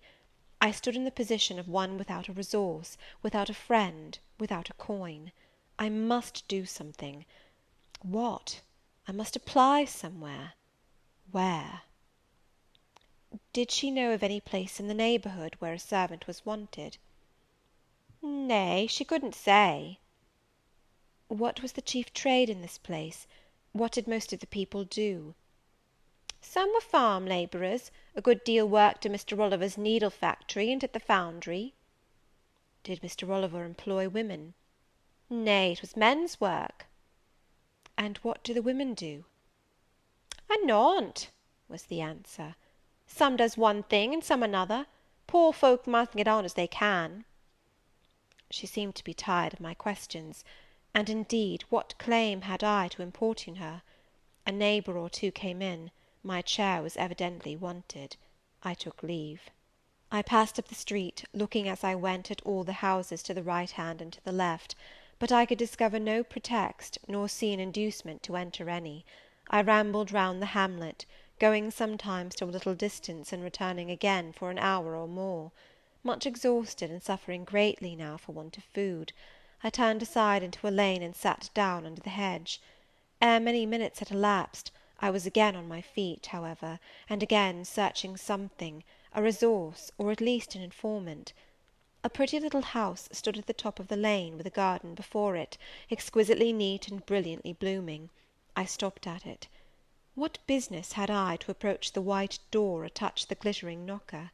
In what way could it possibly be the interest of the inhabitants of that dwelling to serve me? Yet I drew near and knocked. A mild-looking, cleanly attired young woman opened the door. In such a voice as might be expected from a hopeless heart and fainting frame, a voice wretchedly low and faltering, I asked if a servant was wanted here. No, said she, we do not keep a servant. Can you tell me where I could get employment of any kind?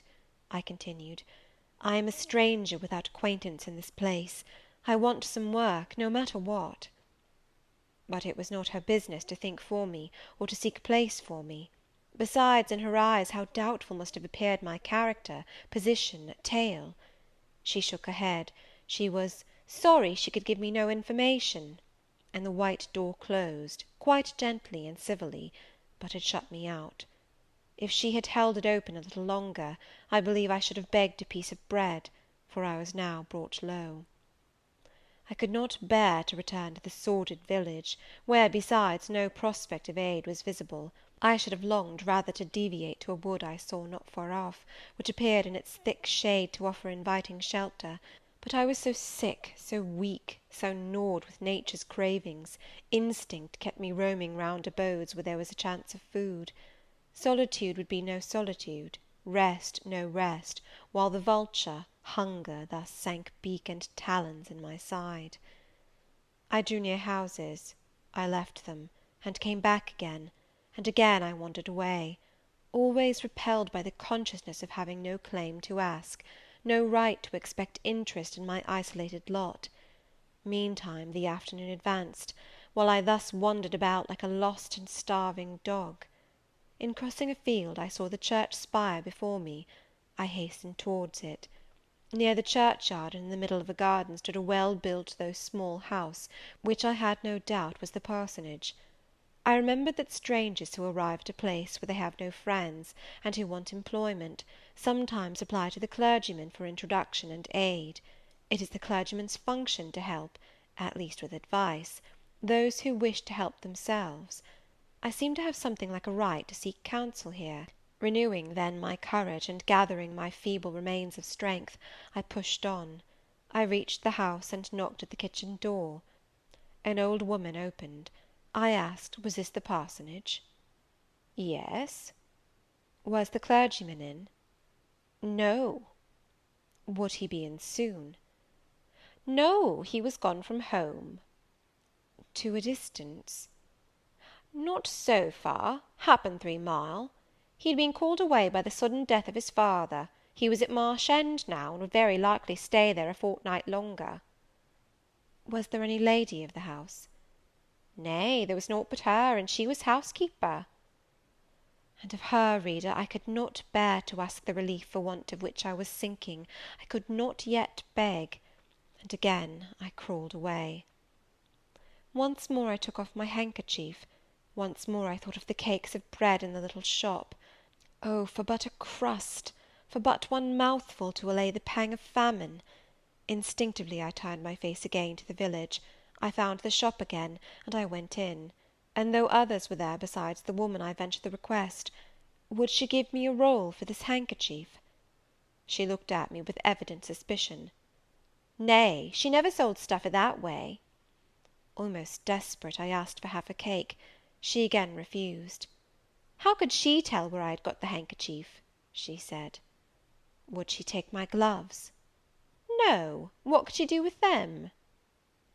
Reader, it is not pleasant to dwell on these details.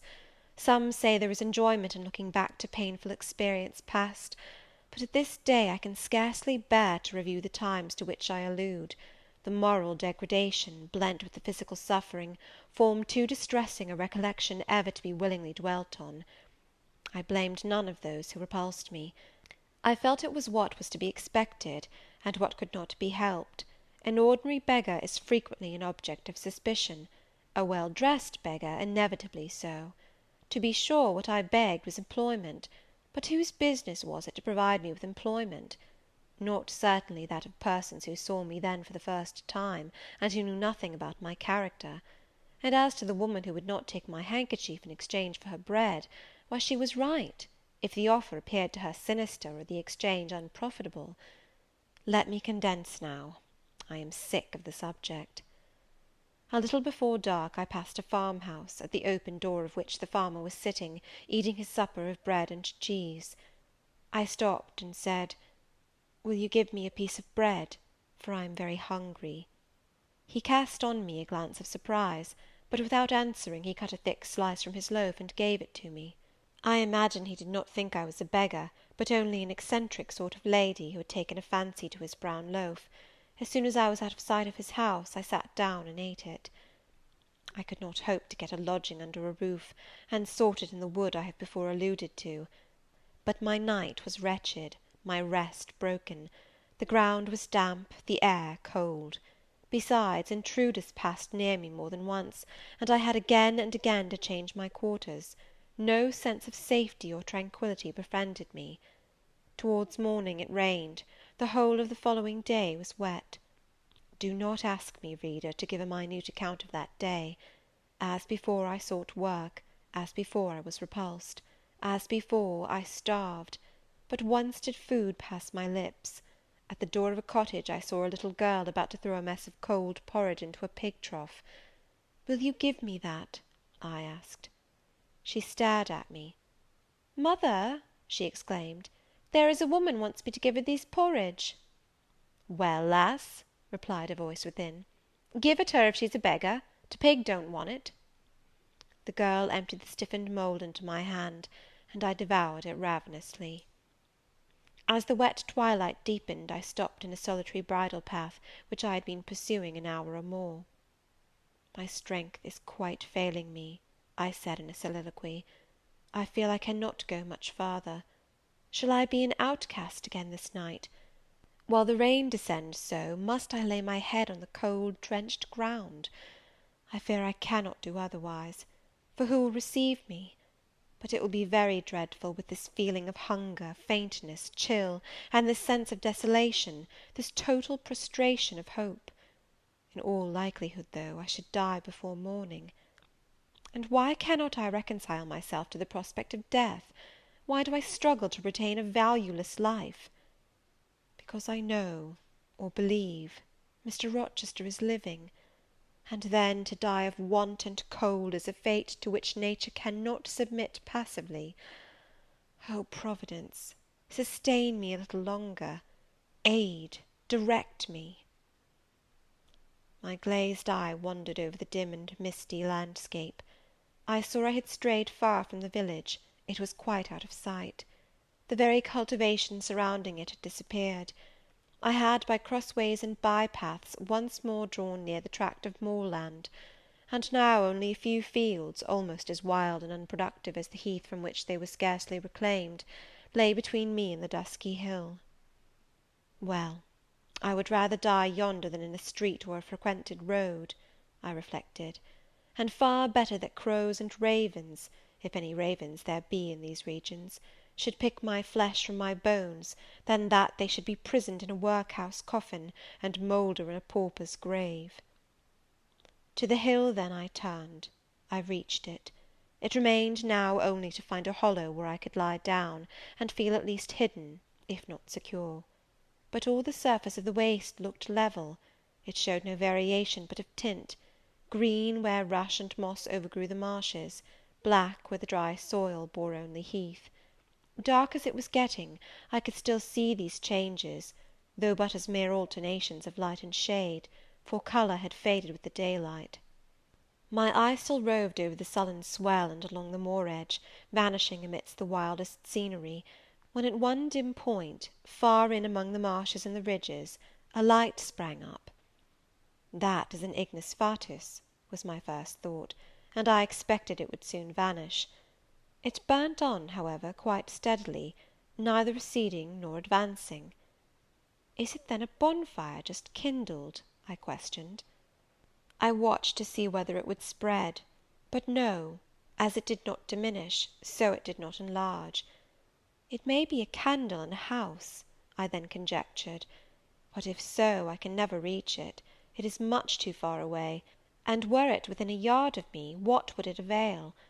I should but knock at the door to have it shut in my face.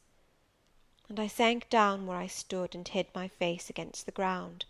I lay still a while; the night wind swept over the hill and over me, and died moaning in the distance. The rain fell fast, wetting me afresh to the skin. Could I but have stiffened to the still frost, the friendly numbness of death, it might have pelted on, I should not have felt it; but my yet living flesh shuddered at its chilling influence. I rose ere long. The light was yet there, shining dim but constant through the rain. I tried to walk again. I dragged my exhausted limbs slowly towards it.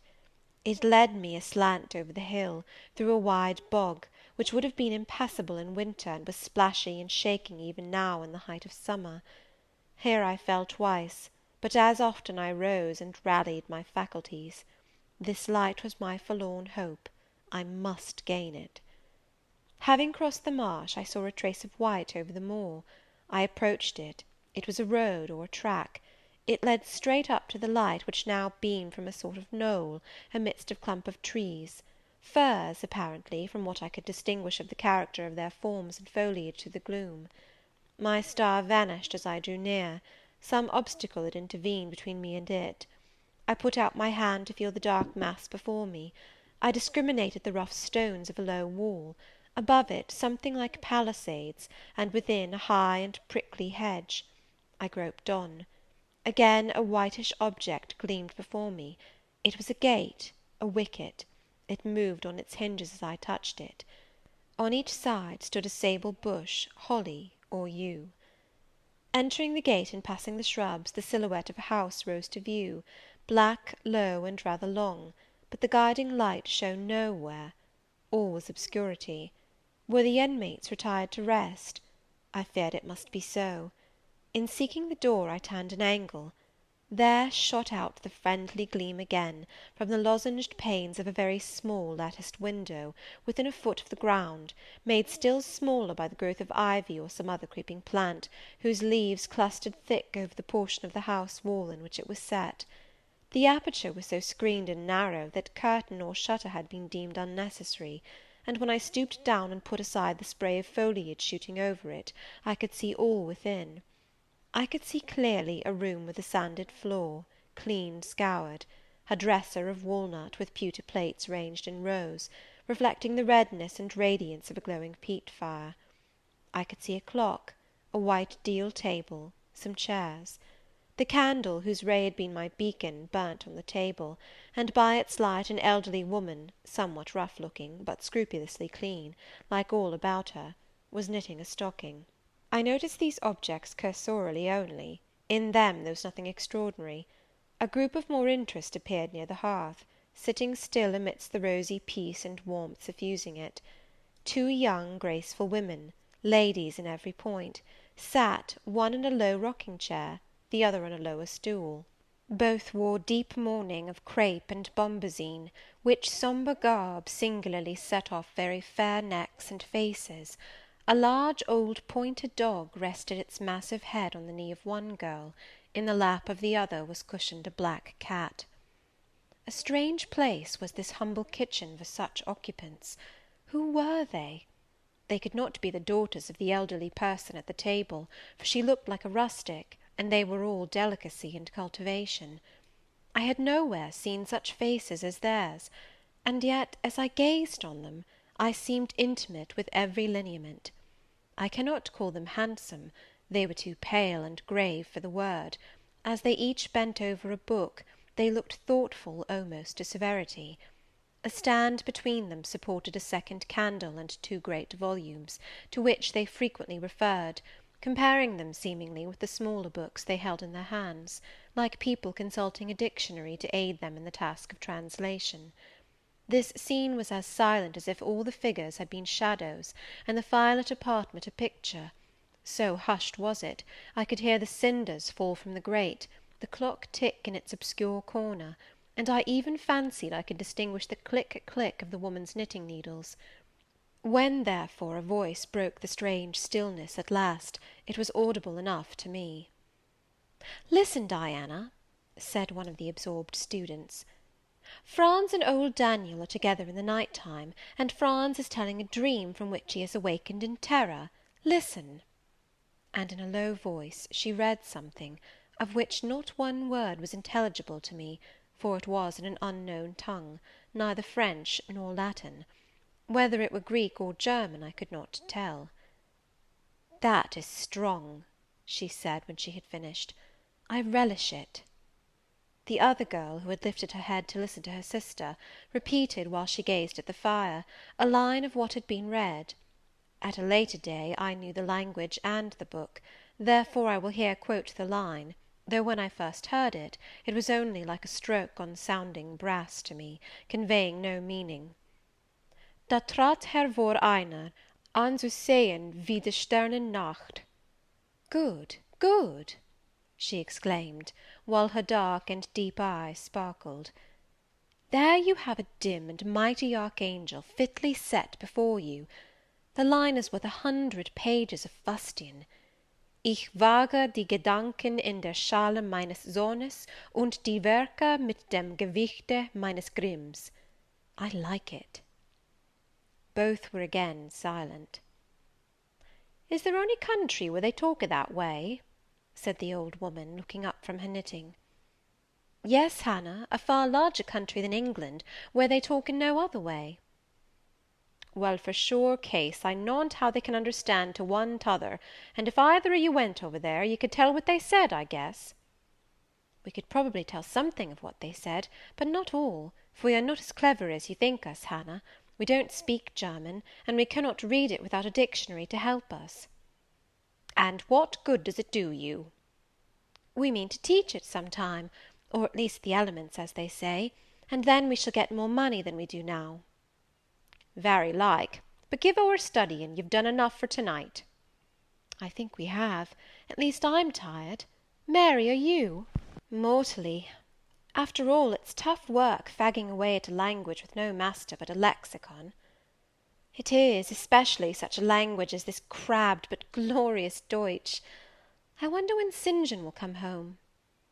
Surely he will not be long now. It is just 10, looking at a little gold watch she drew from her girdle. It rains fast, Hannah. Will you have the goodness to look at the fire in the parlour? The woman rose. She opened a door, through which I dimly saw a passage. Soon I heard her stir a fire in an inner room. She presently came back. Ah, childer, said she, it fair troubles me to go into yond room now. It looks so lonesome, with a chair empty, and set back in a corner. She wiped her eyes with her apron.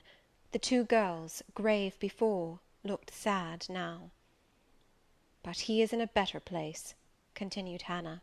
We shouldn't wish him here again, and then nobody need to have a quieter death nor he had. You say he never mentioned us? inquired one of the ladies. He hadn't time, bairn. He was gone in a minute, was your father. He had been a bit ailing like the day before, but not to signify, and when Mr. St. John asked if he would like either of you to be sent for, he fair laughed at him. He began again with a bit of heaviness in his head the next day, that is a fortnight sin, and he went to sleep and never wakened. He were almost stark when your brother went into the chamber and found him. Oh, childer, that's to last to the old stock, for ye and Mr. St. John is of like a different sort to them that's gone, for all your mother wore mitch o' your way, and almost as book learned. She were a picture of ye, Mary. Diana is more like your father. I thought them so similar, I could not tell where the old servant, for such I now concluded her to be, saw the difference. Both were fair complexioned and slenderly made. Both possessed faces full of distinction and intelligence. One, to be sure, had hair a shade darker than the other, and there was a difference in their style of wearing it. Mary's pale brown locks were parted and braided smooth. Diana's duskier tresses covered her neck with thick curls. The clock struck 10. "You'll want your supper, I am sure," observed Hannah, "and so will Mr. St. John when he comes in." And she proceeded to prepare the meal. The ladies rose. They seemed about to withdraw to the parlour. Till this moment I had been so intent on watching them, their appearance and conversation had excited in me so keen an interest, I had half forgotten my own wretched position. Now it recurred to me, more desolate, more desperate than ever it seemed from contrast. And how impossible did it appear to touch the inmates of this house with concern on my behalf, to make them believe in the truth of my wants and woes, to induce them to vouchsafe a rest for my wanderings. As I groped out the door and knocked at it hesitatingly, I felt that last idea to be a mere chimera. Hannah opened. "What do you want?" she inquired, in a voice of surprise, as she surveyed me by the light of the candle she held. "May I speak to your mistresses?" I said. "You had better tell me what you have to say to them. Where do you come from?" "I am a stranger." "What is your business here at this hour?" I want a night's shelter in an outhouse or anywhere, and a morsel of bread to eat." Distrust, the very feeling I dreaded, appeared in Hannah's face. "I'll give you a piece of bread," she said, after a pause, "but we can't take in a vagrant to lodge, it isn't likely." "Do let me speak to your mistresses." "No, not I. What can they do for you? You should not be roving about now, it looks very ill." "But where shall I go if you drive me away? What shall I do?" "Oh, I'll warrant you know where to go and what to do. Mind you don't do wrong, that's all. Here is a penny, now go." "A penny cannot feed me, and I have no strength to go farther. Don't shut the door, oh, don't, for God's sake!" "I must, the rain is driving in." "Tell the young ladies, let me see them." "Indeed I will not. You are not what you ought to be, or you wouldn't make such a noise. Move off." "But I must die if I am turned away." "Not you. I'm feared you'd have some ill plans agate that brings you about folks' houses at this time o' night. If you've any followers, housebreakers, or such like, anywhere near, you may tell 'em we are not by ourselves in the house. We have a gentleman and dogs and guns." Here the honest but inflexible servant clapped the door to, and bolted it within. This was the climax. A pang of exquisite suffering, a throe of true despair, rent and heaved my heart. Worn out indeed I was; not another step could I stir. I sank on the wet doorstep. I groaned, I wrung my hands, I wept in utter anguish. Oh, this spectre of death! Oh, this last hour approaching in such horror! Alas, this isolation, this banishment from my kind! Not only the anchor of hope, but the footing of fortitude was gone, at least for a moment; but the last I soon endeavoured to regain. "I can but die," I said, "and I believe in God. Let me try to wait His will in silence." These words I not only thought, but uttered, and thrusting back all my misery into my heart, I made an effort to compel it to remain there, dumb and still. "All men must die," said a voice quite close at hand, "but all are not condemned to meet a lingering and premature doom, such as yours would be if you perished here of want." "Who or what speaks?" I asked, terrified at the unexpected sound, and incapable now of deriving from any occurrence a hope of aid. A form was near; what form, the pitch dark night and my enfeebled vision prevented me from distinguishing. With a loud long knock, the new comer appealed to the door. "Is it you, Mr. St. John?" cried Hannah. "Yes, yes, open quickly." "Well, how wet and cold you must be, such a wild night as it is! Come in, your sisters are quite uneasy about you, and I believe there are bad folks about. There has been a beggar woman. I declare she is not gone yet. Lay down there. Get up, for shame, move off, I say." "Hush, Hannah, I have a word to say to the woman. You have done your duty in excluding, now let me do mine in admitting her. I was near and listened to both you and her. I think this is a peculiar case. I must at least examine into it. Young woman, rise, and pass before me into the house." With difficulty I obeyed him. Presently I stood within that clean bright kitchen, on the very hearth, trembling, sickening, conscious of an aspect in the last degree ghastly, wild, and weather-beaten. The two ladies, their brother, Mr. St. John, the old servant, were all gazing at me. "St. John, who is it?" I heard one ask. "I cannot tell. I found her at the door," was the reply. "She does look white," said Hannah. "As white as clay or death," was responded. "She will fall, let her sit." And indeed my head swam. I dropped, but a chair received me. I still possessed my senses, though just now I could not speak. "Perhaps a little water would restore her. Hannah, fetch some. But she is worn to nothing. How very thin, and how very bloodless!" "A mere spectre." "Is she ill, or only famished?" "Famished, I think. Hannah, is that milk? Give it me, and a piece of bread." Diana, I knew her by the long curls which I saw drooping between me and the fire as she bent over me, broke some bread, dipped it in milk, and put it to my lips. Her face was near mine. I saw there was pity in it, and I felt sympathy in her hurried breathing. In her simple words, too, the same balm-like emotion spoke. "Try to eat." "Yes, try," repeated Mary gently; and Mary's hand removed my sodden bonnet and lifted my head. I tasted what they offered me, feebly at first, eagerly soon. "Not too much at first; restrain her," said the brother. "She has had enough." And he withdrew the cup of milk and the plate of bread. "A little more, St. John; look at the avidity in her eyes." "No more at present, sister. Try if she can speak now. Ask her her name." I felt I could speak, and I answered, "My name is Jane Elliot." Anxious, as ever, to avoid discovery, I had before resolved to assume an alias. "And where do you live? Where are your friends?" I was silent.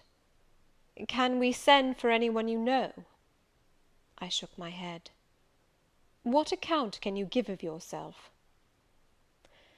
Somehow, now that I had once crossed the threshold of this house, and once was brought face to face with its owners, I felt no longer outcast, vagrant, and disowned by the wide world. I dared to put off the mendicant, to resume my natural manner and character. I began once more to know myself; and when Mr. St. John demanded an account, which at present I was far too weak to render, I said, after a brief pause, "Sir, I can give you no details to-night."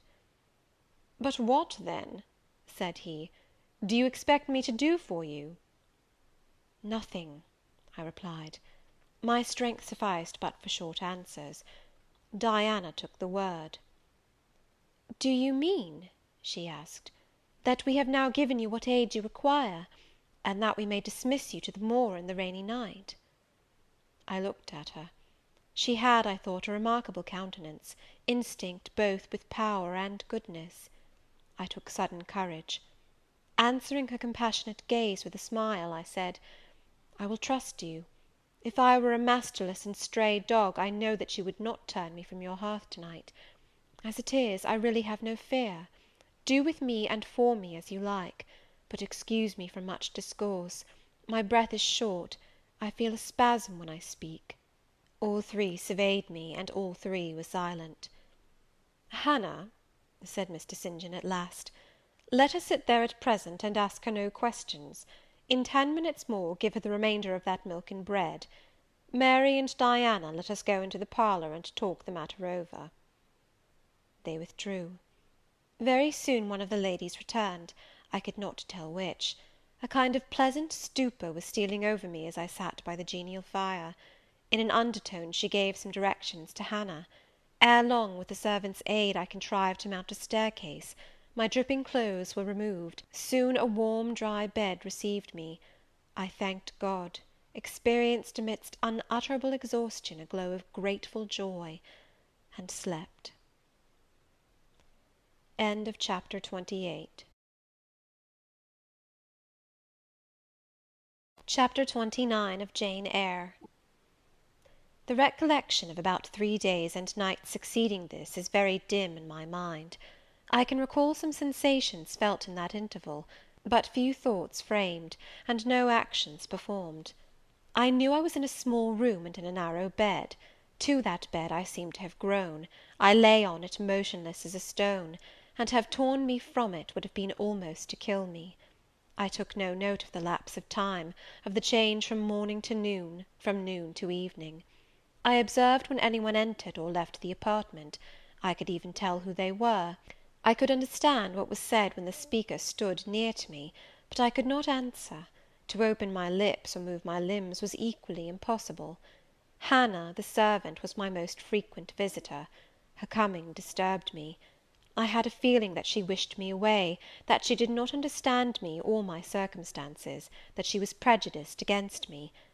Diana and Mary appeared in the chamber once or twice a day. They would whisper sentences of this sort at my bedside. "It is very well we took her in." "Yes, she would certainly have been found dead at the door in the morning, had she been left out all night. I wonder what she has gone through. Strange hardships, I imagine. Poor emaciated, pallid wanderer!" She is not an uneducated person, I should think, by her manner of speaking. Her accent was quite pure, and the clothes she took off, though splashed and wet, were a little worn and fine. She has a peculiar face, fleshless and haggard as it is. I rather like it; and when in good health and animated, I can fancy her physiognomy would be agreeable. Never once in their dialogues did I hear a syllable of regret at the hospitality they had extended to me, or of suspicion of, or aversion to, myself. I was comforted. Mr. St. John came but once. He looked at me, and said my state of lethargy was the result of reaction from excessive and protracted fatigue. He pronounced it needless to send for a doctor. Nature, he was sure, would manage best, left to herself. He said every nerve had been overstrained in some way, and the whole system must sleep torpid a while. There was no disease; he imagined my recovery would be rapid enough when once commenced. These opinions he delivered in a few words, in a quiet, low voice, and added, after a pause, in the tone of a man little accustomed to expansive comment, "Rather an unusual physiognomy; certainly not indicative of vulgarity or degradation."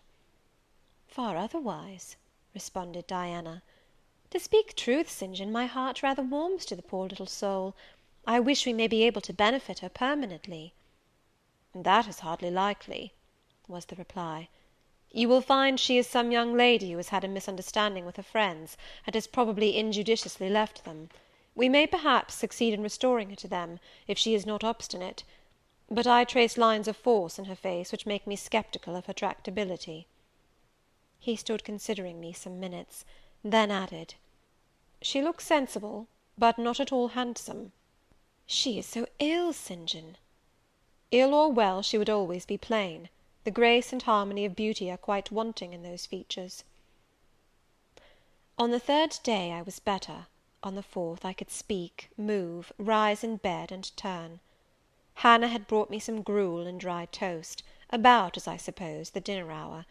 I had eaten with relish. The food was good, void of the feverish flavour which had hitherto poisoned what I had swallowed. When she left me, I felt comparatively strong and revived. Ere long, satiety of repose and desire for action stirred me. I wished to rise, but what could I put on? Only my damp and bemired apparel, in which I had slept on the ground and fallen in the marsh.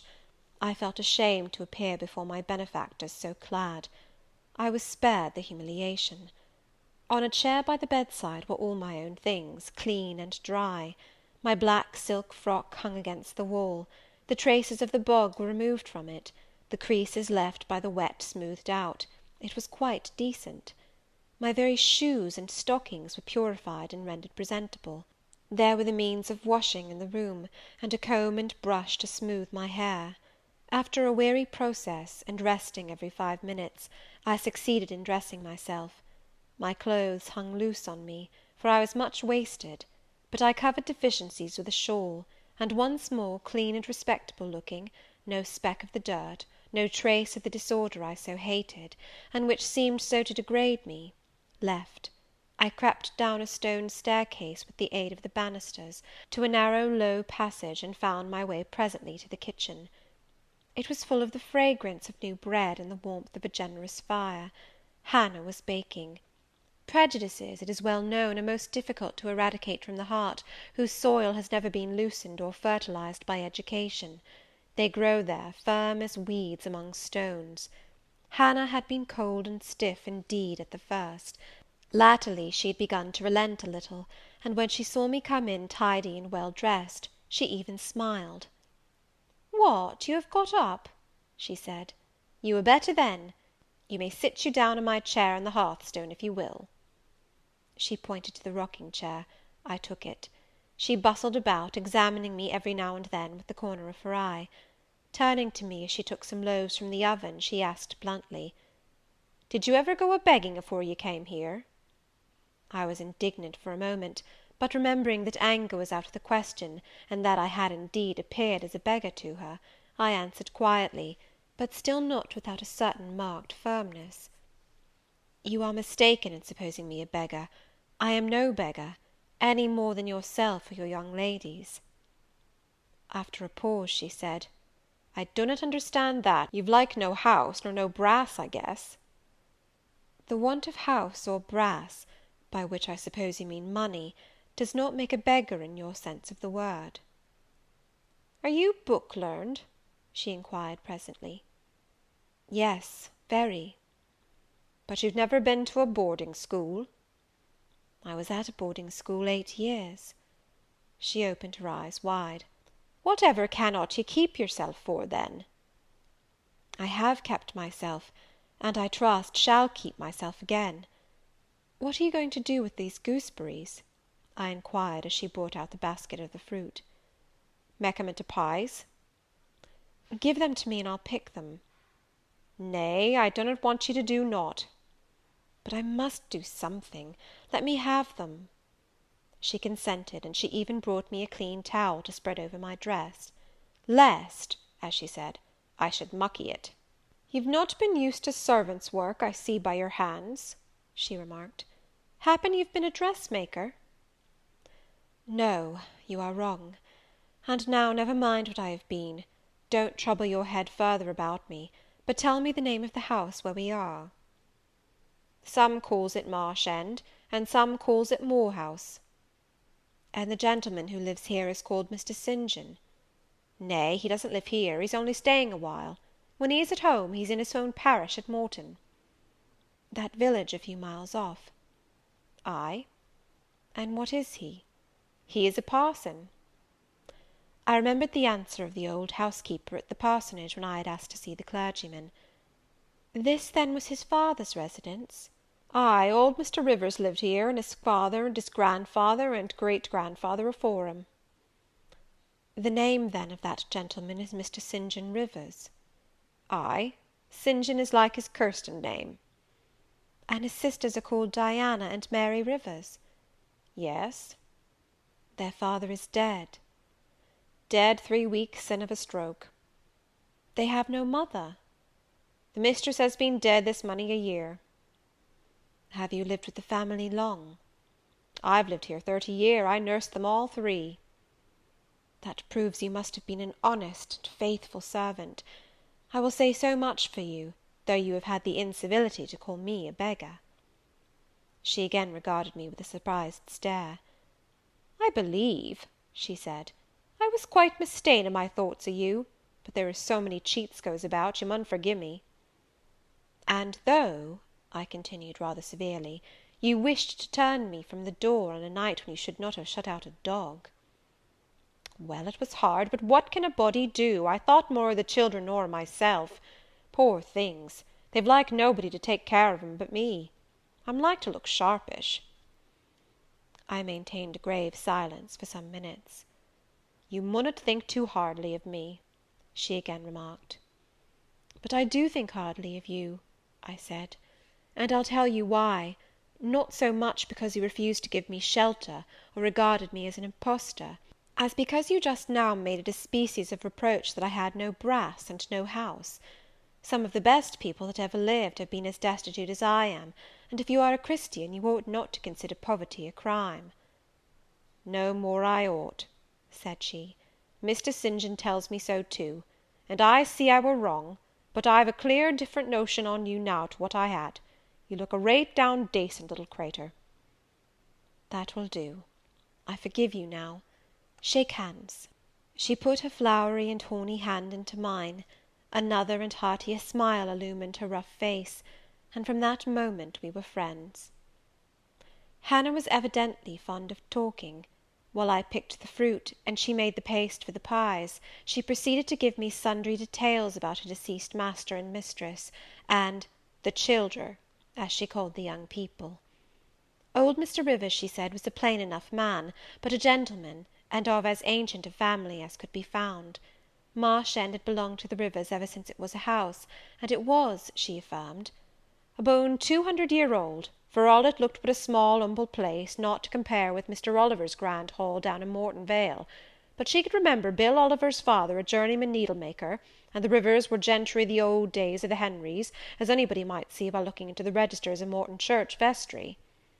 Still, she allowed, "The old maester was like other folk, not mick o' the common way, stark mad o' shooting and farming and such like." The mistress was different.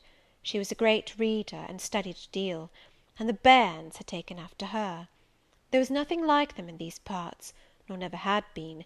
They had liked learning, all three, almost from the time they could speak, and they had always been of a make of their own.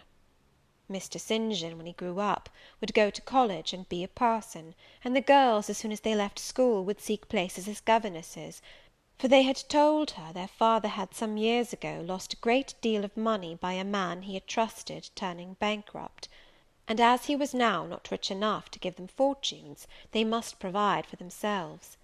They had lived very little at home for a long while, and were only come now to stay a few weeks on account of their father's death.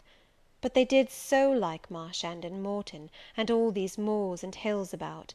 They had been in London and many other grand towns, but they always said there was no place like home; and then they were so agreeable with each other, never fell out nor threaped. She did not know where there was such a family for being united. Having finished my task of gooseberry picking, I asked where the two ladies and their brother were now. Gone over to Morton for a walk, but they would be back in half an hour to tea. They returned within the time Hannah had allotted them. They entered by the kitchen door. Mr. St. John, when he saw me, merely bowed and passed through. The two ladies stopped. Mary, in a few words, kindly and calmly expressed the pleasure she felt in seeing me well enough to be able to come down. Diana took my hand. She shook her head at me. "You should have waited for my leave to descend," she said. "You still look very pale, and so thin. Poor child! Poor girl!" Diana had a voice toned, to my ear, like the cooing of a dove. She possessed eyes whose gaze I delighted to encounter. Her whole face seemed to me full of charm. Mary's countenance was equally intelligent, her features equally pretty, but her expression was more reserved, and her manners, though gentle, more distant. Diana looked and spoke with a certain authority. She had a will, evidently. It was my nature to feel pleasure in yielding to an authority supported like hers, and to bend, where my conscience and self-respect permitted, to an active will. "And what business have you here?" she continued. "It is not your place. Mary and I sit in the kitchen sometimes, because at home we like to be free, even to license; but you are a visitor, and must go into the parlour." "I am very well here." "Not at all, with Hannah bustling about and covering you with flour." "Besides, the fire is too hot for you," interposed Mary. "To be sure," added her sister. "Come, you must be obedient." And still holding my hand, she made me rise, and led me into the inner room. "Sit there," she said, placing me on the sofa, "while we take our things off and get the tea ready. It is another privilege we exercise in our little moorland home, to prepare our own meals when we are so inclined, or when Hannah is baking, brewing, washing, or ironing." She closed the door, leaving me solus of Mr. St. John, who sat opposite, a book or newspaper in his hand. I examined first the parlour, and then its occupant. The parlour was rather a small room, very plainly furnished, yet comfortable because clean and neat. The old-fashioned chairs were very bright, and the walnut wood table was like a looking-glass. A few strange antique portraits of the men and women of other days decorated the stained walls. A cupboard with glass doors contained some books and an ancient set of china. There was no superfluous ornament in the room, not one modern piece of furniture, save a brace of work-boxes and a lady's desk in rosewood, which stood on a side table. Everything, including the carpet and curtains, looked at once well worn and well saved. Mr. St. John, sitting as still as one of the dusty pictures on the walls, keeping his eyes fixed on the page he perused, and his lips mutely sealed, was easy enough to examine. Had he been a statue instead of a man, he could not have been any easier. He was young, perhaps from 28 to 30, tall, slender. His face riveted the eye. It was like a Greek face, very pure in outline, quite a straight classic nose, quite an Athenian mouth and chin. It is seldom indeed an English face comes so near the antique models as did his. He might well be a little shocked at the irregularity of my lineaments, his own being so harmonious. His eyes were large and blue, with brown lashes. His high forehead, colourless as ivory, was partially streaked over by careless locks of fair hair. This is a gentle delineation, is it not, reader? Yet he whom it describes scarcely impressed one with the idea of a gentle, a yielding, an impressible, or even of a placid nature. Quiescent as he now sat, there was something about his nostril, his mouth, his brow, which, to my perceptions, indicated elements within either restless, or hard, or eager. He did not speak to me one word, nor even direct to me one glance, till his sisters returned. Diana, as she passed in and out in the course of preparing tea, brought me a little cake, baked on the top of the oven. "Eat that now," she said; "you must be hungry. Hannah says you have had nothing but some gruel since breakfast." I did not refuse it, for my appetite was awakened and keen. Mr. Rivers now closed his book, approached the table, and, as he took a seat, fixed his blue, pictorial-looking eyes full on me. There was an unceremonious directness, a searching, decided steadfastness in his gaze now, which told that intention, and not diffidence, had hitherto kept it averted from the stranger. "You are very hungry," he said. "I am, Sir." It is my way, it always was my way by instinct, ever to meet the brief with brevity, the direct with plainness. "It is well for you that a low fever has forced you to abstain for the last 3 days. There would have been danger in yielding to the cravings of your appetite at first. Now you may eat, though still not immoderately." "I trust I shall not eat long at your expense, Sir," was my very clumsily contrived, unpolished answer. "No," he said coolly; "when you have indicated to us the residence of your friends, we can write to them, and you may be restored to home." "That, I must plainly tell you, is out of my power to do, being absolutely without home and friends." The three looked at me, but not distrustfully. I felt there was no suspicion in their glances; there was more of curiosity. I speak particularly of the young ladies. St. John's eyes, though clear enough in a literal sense, in a figurative one were difficult to fathom. He seemed to use them rather as instruments to search other people's thoughts, than as agents to reveal his own; the which combination of keenness and reserve was considerably more calculated to embarrass than to encourage.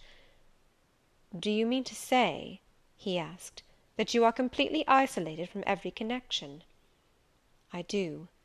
Not a tie links me to any living thing; not a claim do I possess to admittance under any roof in England." "A most singular position at your age." Here I saw his glance directed to my hands, which were folded on the table before me. I wondered what he sought there. His words soon explained the quest. "You have never been married? You are a spinster?" Diana laughed. "Why, she can't be above 17 or 18 years old, St. John," said she. "I am near 19, but I am not married, no." I felt a burning glow mount to my face, for bitter and agitating recollections were awakened by the allusion to marriage. They all saw the embarrassment and the emotion. Diana and Mary relieved me by turning their eyes elsewhere than to my crimsoned visage; but the colder and sterner brother continued to gaze, till the trouble he had excited forced out tears as well as colour. "Where did you last reside?" he now asked. "You are too inquisitive, St. John," murmured Mary in a low voice; but he leaned over the table, and required an answer by a second firm and piercing look. "The name of the place where, and of the person with whom I lived, is my secret," I replied concisely. "Which, if you like, you have, in my opinion, a right to keep, both from St. John and from every other questioner," remarked Diana. "Yet, if I know nothing about you or your history, I cannot help you," he said. "And you need help, do you not?" "I need it, and I seek it so far, Sir, that some true philanthropist will put me in the way of getting work which I can do, and the remuneration for which will keep me, if but in the barest necessities of life." "I know not whether I am a true philanthropist, yet I am willing to aid you to the utmost of my power in a purpose so honest. First, then, tell me what you have been accustomed to do, and what you can do." I had now swallowed my tea. I was mightily refreshed by the beverage; as much so as a giant with wine. It gave new tone to my unstrung nerves, and enabled me to address this penetrating young judge steadily. "Mr. Rivers," I said, turning to him, and looking at him as he looked at me, openly and without diffidence, "you and your sisters have done me a great service, the greatest man can do his fellow being. You have rescued me, by your noble hospitality, from death. This benefit conferred gives you an unlimited claim on my gratitude, and a claim, to a certain extent, on my confidence. I will tell you as much of the history of the wanderer you have harboured, as I can tell without compromising my own peace of mind, my own security, moral and physical, and that of others. I am an orphan, the daughter of a clergyman. My parents died before I could know them. I was brought up a dependent, educated in a charitable institution. I will even tell you the name of the establishment, where I passed 6 years as a pupil, and 2 as a teacher, Lowood Orphan Asylum, shire. You will have heard of it, Mr. Rivers. The Reverend Robert Brocklehurst is the treasurer." "I have heard of Mr. Brocklehurst, and I have seen the school." "I left Lowood nearly a year since to become a private governess. I obtained a good situation, and was happy. This place I was obliged to leave 4 days before I came here. The reason of my departure I cannot and ought not to explain. It would be useless, dangerous, and would sound incredible. No blame attached to me. I am as free from culpability as any one of you 3. Miserable I am, and must be for a time, for the catastrophe which drove me from a house I had found a paradise was of a strange and direful nature. I observed but 2 points in planning my departure: speed, secrecy. To secure these, I had to leave behind me everything I possessed except a small parcel, which, in my hurry and trouble of mind, I forgot to take out of the coach that brought me to Whitcross. To this neighbourhood, then, I came, quite destitute. I slept 2 nights in the open air, and wandered about 2 days without crossing a threshold; but twice in that space of time did I taste food, and it was when brought by hunger, exhaustion, and despair almost to the last gasp, that you, Mr. Rivers, forbade me to perish of want at your door, and took me under the shelter of your roof. I know all your sisters have done for me since, for I have not been insensible during my seeming torpor, and I owe to their spontaneous, genuine, genial compassion as large a debt as to your evangelical charity." "Don't make her talk any more now, St. John," said Diana, as I paused. "She is evidently not yet fit for excitement. Come to the sofa, and sit down now, Miss Elliot." I gave an involuntary half start at hearing the alias. I had forgotten my new name. Mr. Rivers, whom nothing seemed to escape, noticed it at once. "You said your name was Jane Elliot," he observed.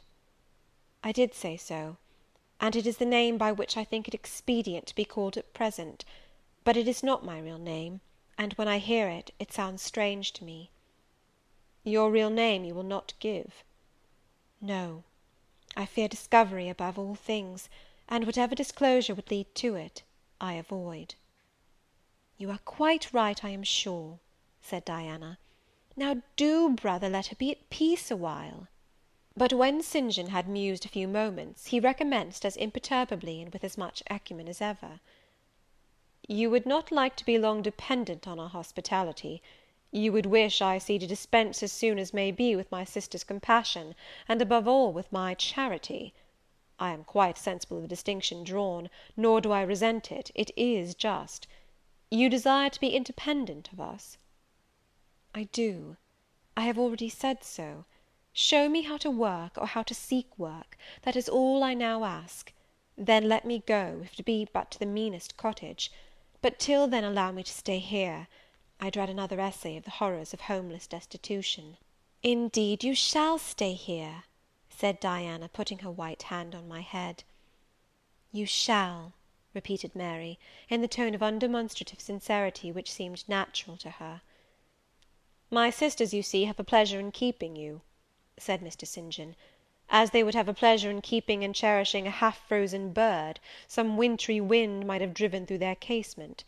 I feel more inclination to put you in the way of keeping yourself, and shall endeavour to do so; but observe, my sphere is narrow. I am but the incumbent of a poor county parish; my aid must be of the humblest sort; and if you are inclined to despise the day of small things, seek some more efficient succour than such as I can offer." "She has already said that she is willing to do anything honest she can do," answered Diana for me. "And you know, St. John, she has no choice of helpers. She is forced to put up with such crusty people as you." "I will be a dressmaker, I will be a plain workwoman, I will be a servant, a nurse girl, if I can be no better," I answered. "Right," said Mr. St. John, quite coolly. "If such is your spirit, I promise to aid you in my own time and way." He now resumed the book with which he had been occupied before tea. I soon withdrew, for I had talked as much and sat up as long as my present strength would permit. Chapter XXX. Chapter XXX of Jane Eyre. The more I knew of the inmates of Moor House, the better I liked them. In a few days I had so far recovered my health, that I could sit up all day, and walk out sometimes. I could join with Diana and Mary in all their occupations, converse with them as much as they wished, and aid them when and where they would allow me. There was a reviving pleasure in this intercourse, of a kind now tasted by me for the first time; the pleasure arising from perfect congeniality of tastes, sentiments, and principles. I liked to read what they liked to read; what they enjoyed delighted me; what they approved I reverenced. They loved their sequestered home. I too, in the grey, small, antique structure, with its low roof, its latticed casements, its mouldering walls, its avenue of aged firs, all grown aslant under the stress of mountain winds, its garden dark with yew and holly, and where no flowers but of the hardiest species would bloom, found a charm both potent and permanent. They clung to the purple moors behind and around their dwelling, to the hollow vale into which the pebbly bridle path leading from their gate descended, and which wound between fern banks first, and then among a few of the wildest little pasture fields that ever bordered a wilderness of heath, or gave sustenance to a flock of grey moorland sheep, with their little mossy faced lambs. They clung to this scene, I say, with a perfect enthusiasm of attachment. I could comprehend the feeling, and share both its strength and truth. I saw the fascination of the locality; I felt the consecration of its loneliness; my eye feasted on the outline of swell and sweep, on the wild colouring communicated to ridge and dell by moss, by heath bell, by flower sprinkled turf, by brilliant bracken and mellow granite crag.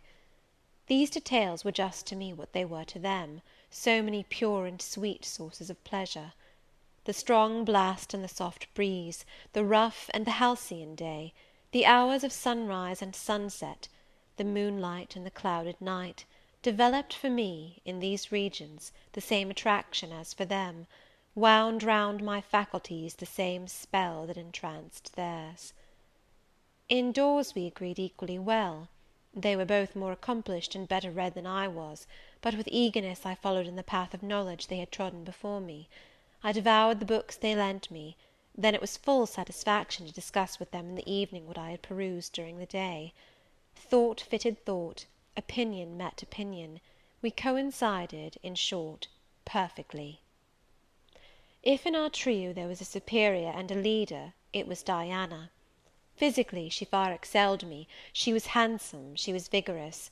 In her animal spirits there was an affluence of life and certainty of flow, such as excited my wonder, while it baffled my comprehension.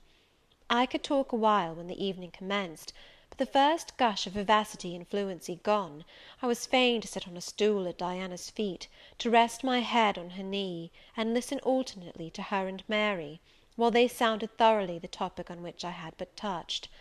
Diana offered to teach me German. I liked to learn of her. I saw the part of instructress pleased and suited her; that of scholar pleased and suited me no less. Our natures dovetailed. Mutual affection, of the strongest kind, was the result. They discovered I could draw; their pencils and colour boxes were immediately at my service. My skill, greater in this one point than theirs, surprised and charmed them. Mary would sit and watch me by the hour together; then she would take lessons, and a docile, intelligent, assiduous pupil she made. Thus occupied, and mutually entertained, days passed like hours, and weeks like days. As to Mr. St. John, the intimacy which had arisen so naturally and rapidly between me and his sisters did not extend to him. One reason of the distance yet observed between us was, that he was comparatively seldom at home. A large proportion of his time appeared devoted to visiting the sick and poor among the scattered population of his parish. No weather seemed to hinder him in these pastoral excursions. Rain or fair, he would, when his hours of morning study were over, take his hat, and, followed by his father's old pointer, Carlo, go out on his mission of love or duty, I scarcely know in which light he regarded it. Sometimes, when the day was very unfavourable, his sisters would expostulate. He would then say, with a peculiar smile, more solemn than cheerful, "And if I let a gust of wind or a sprinkling of rain turn me aside from these easy tasks, what preparation would such sloth be for the future I propose to myself?"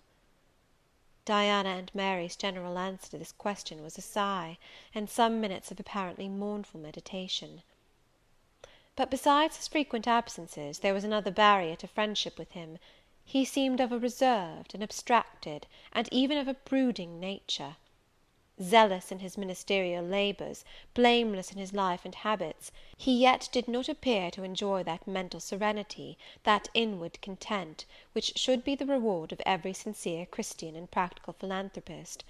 Often of an evening, when he sat at the window, his desk and papers before him, he would cease reading or writing, rest his chin on his hand, and deliver himself up to I know not what course of thought; but that it was perturbed and exciting might be seen in the frequent flash and changeful dilation of his eye.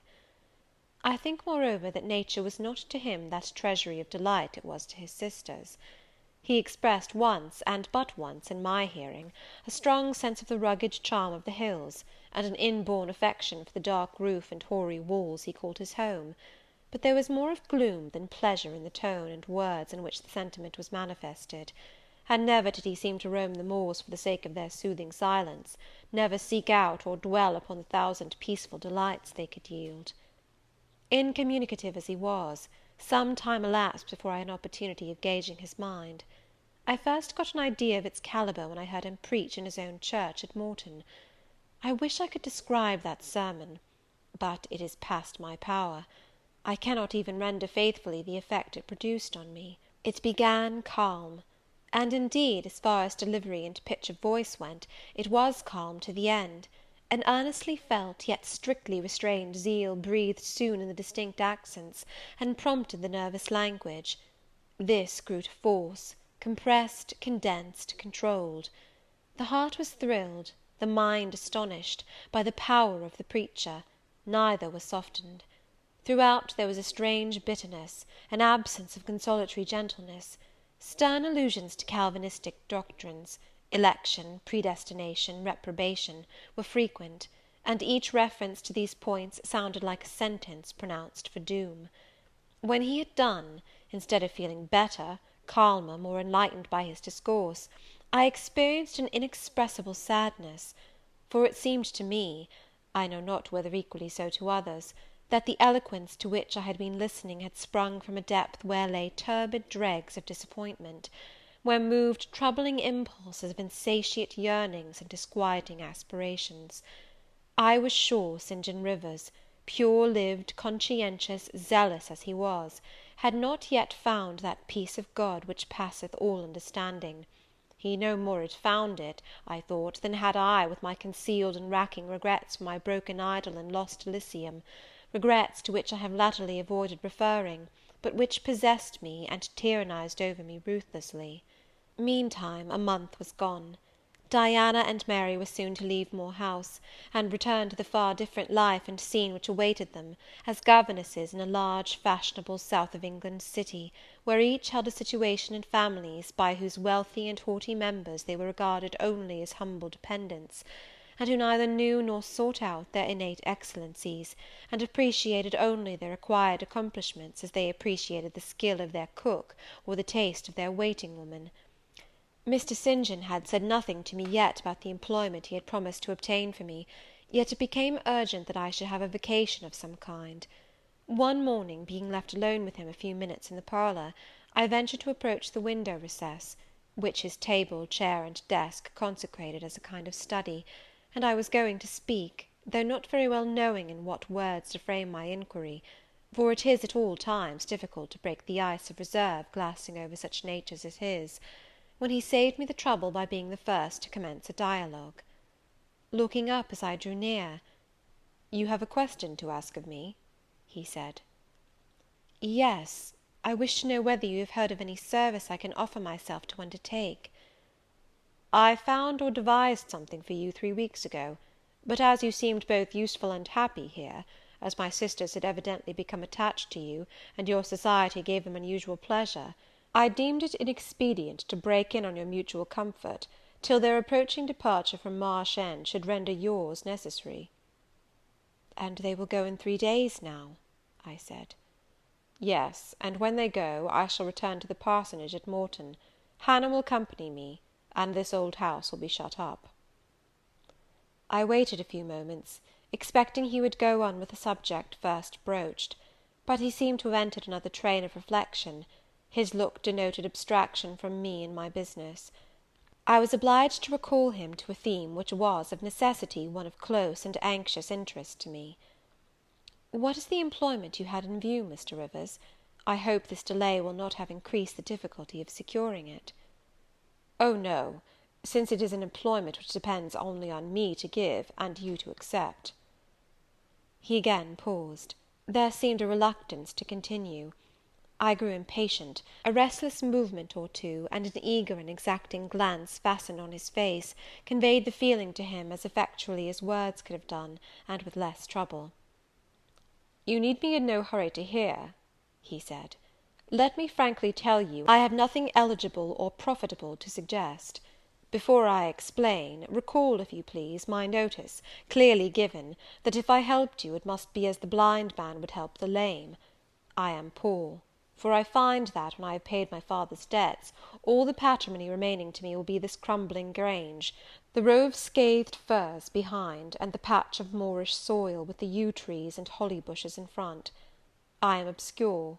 Rivers is an old name; but of the 3 sole descendants of the race, 2 earn the dependent's crust among strangers, and the 3rd considers himself an alien from his native country, not only for life, but in death. Yes, and deems, and is bound to deem, himself honoured by the lot, and aspires but after the day when the cross of separation from fleshly ties shall be laid on his shoulders, and when the head of that church militant of whose humblest members he is one, shall give the word, "Rise, follow me." St. John said these words as he pronounced his sermons, with a quiet, deep voice, with an unflushed cheek, and a coruscating radiance of glance. He resumed: "And since I am myself poor and obscure, I can offer you but a service of poverty and obscurity.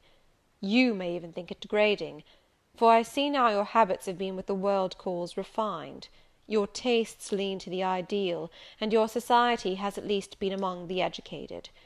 But I consider that no service degrades which can better our race. I hold that the more arid and unreclaimed the soil where the Christian labourer's task of tillage is appointed him, the scantier the meed his toil brings, the higher the honour. His, under such circumstances, is the destiny of the pioneer, and the first pioneers of the gospel were the apostles. Their captain was Jesus, the Redeemer himself." "Well," I said, as he again paused, "proceed." He looked at me before he proceeded. Indeed, he seemed leisurely to read my face, as if its features and lines were characters on a page. The conclusions drawn from his scrutiny he partially expressed in his succeeding observations. "I believe you will accept the post I offer you," he said, "and hold it for a while. Not permanently, though, any more than I could permanently keep the narrow and the narrowing, the tranquil hidden office of English country incumbent; for in your nature is an alloy as detrimental to repose as that in mine, though of a different kind." "Do explain," I urged, when he halted once more. "I will, and you shall hear how poor the proposal is, how trivial, how cramping. I shall not stay long at Morton, now that my father is dead, and that I am my own master. I shall leave the place probably in the course of a 12-month; but while I do stay, I will exert myself to the utmost for its improvement. Morton, when I came to it 2 years ago, had no school. The children of the poor were excluded from every hope of progress.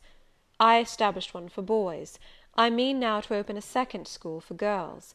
I have hired a building for the purpose, with a cottage of 2 rooms attached to it for the mistress's house. Her salary will be £30 a year. Her house is already furnished, very simply but sufficiently, by the kindness of a lady, Miss Oliver, the only daughter of the sole rich man in my parish, Mr. Oliver, the proprietor of a needle factory and iron foundry in the valley. The same lady pays for the education and clothing of an orphan from the workhouse, on condition that she shall aid the mistress in such menial offices connected with her own house and the school as her occupation of teaching will prevent her having time to discharge in person. Will you be this mistress?" He put the question rather hurriedly. He seemed half to expect an indignant or at least a disdainful rejection of the offer. Not knowing all my thoughts and feelings, though guessing some, he could not tell in what light the lot would appear to me. In truth, it was humble, but then it was sheltered, and I wanted a safe asylum. It was plodding, but then, compared with that of a governess in a rich house, it was independent, and the fear of servitude with strangers entered my soul like iron. It was not ignoble, not unworthy, not mentally degrading. I made my decision. "Thank you for the proposal, Mr. Rivers, and I accept it with all my heart." "But you comprehend me," he said. "It is a village school. Your scholars would be only poor girls, cottagers' children, at the best farmers' daughters. Knitting, sewing, reading, writing, ciphering, will be all you will have to teach. What will you do with your accomplishments? What with the largest portion of your mind, sentiments, tastes?" "Save them till they are wanted. They will keep." "You know what you undertake, then?" "I do." He now smiled, and not a bitter or a sad smile, but one well pleased and deeply gratified. "And when will you commence the exercise of your function?" "I will go to my house to-morrow, and open the school, if you like, next week." "Very well, so be it." He rose and walked through the room. Standing still, he again looked at me. He shook his head. "What do you disapprove of, Mr. Rivers?" I asked. "You will not stay at Morton long. No, no."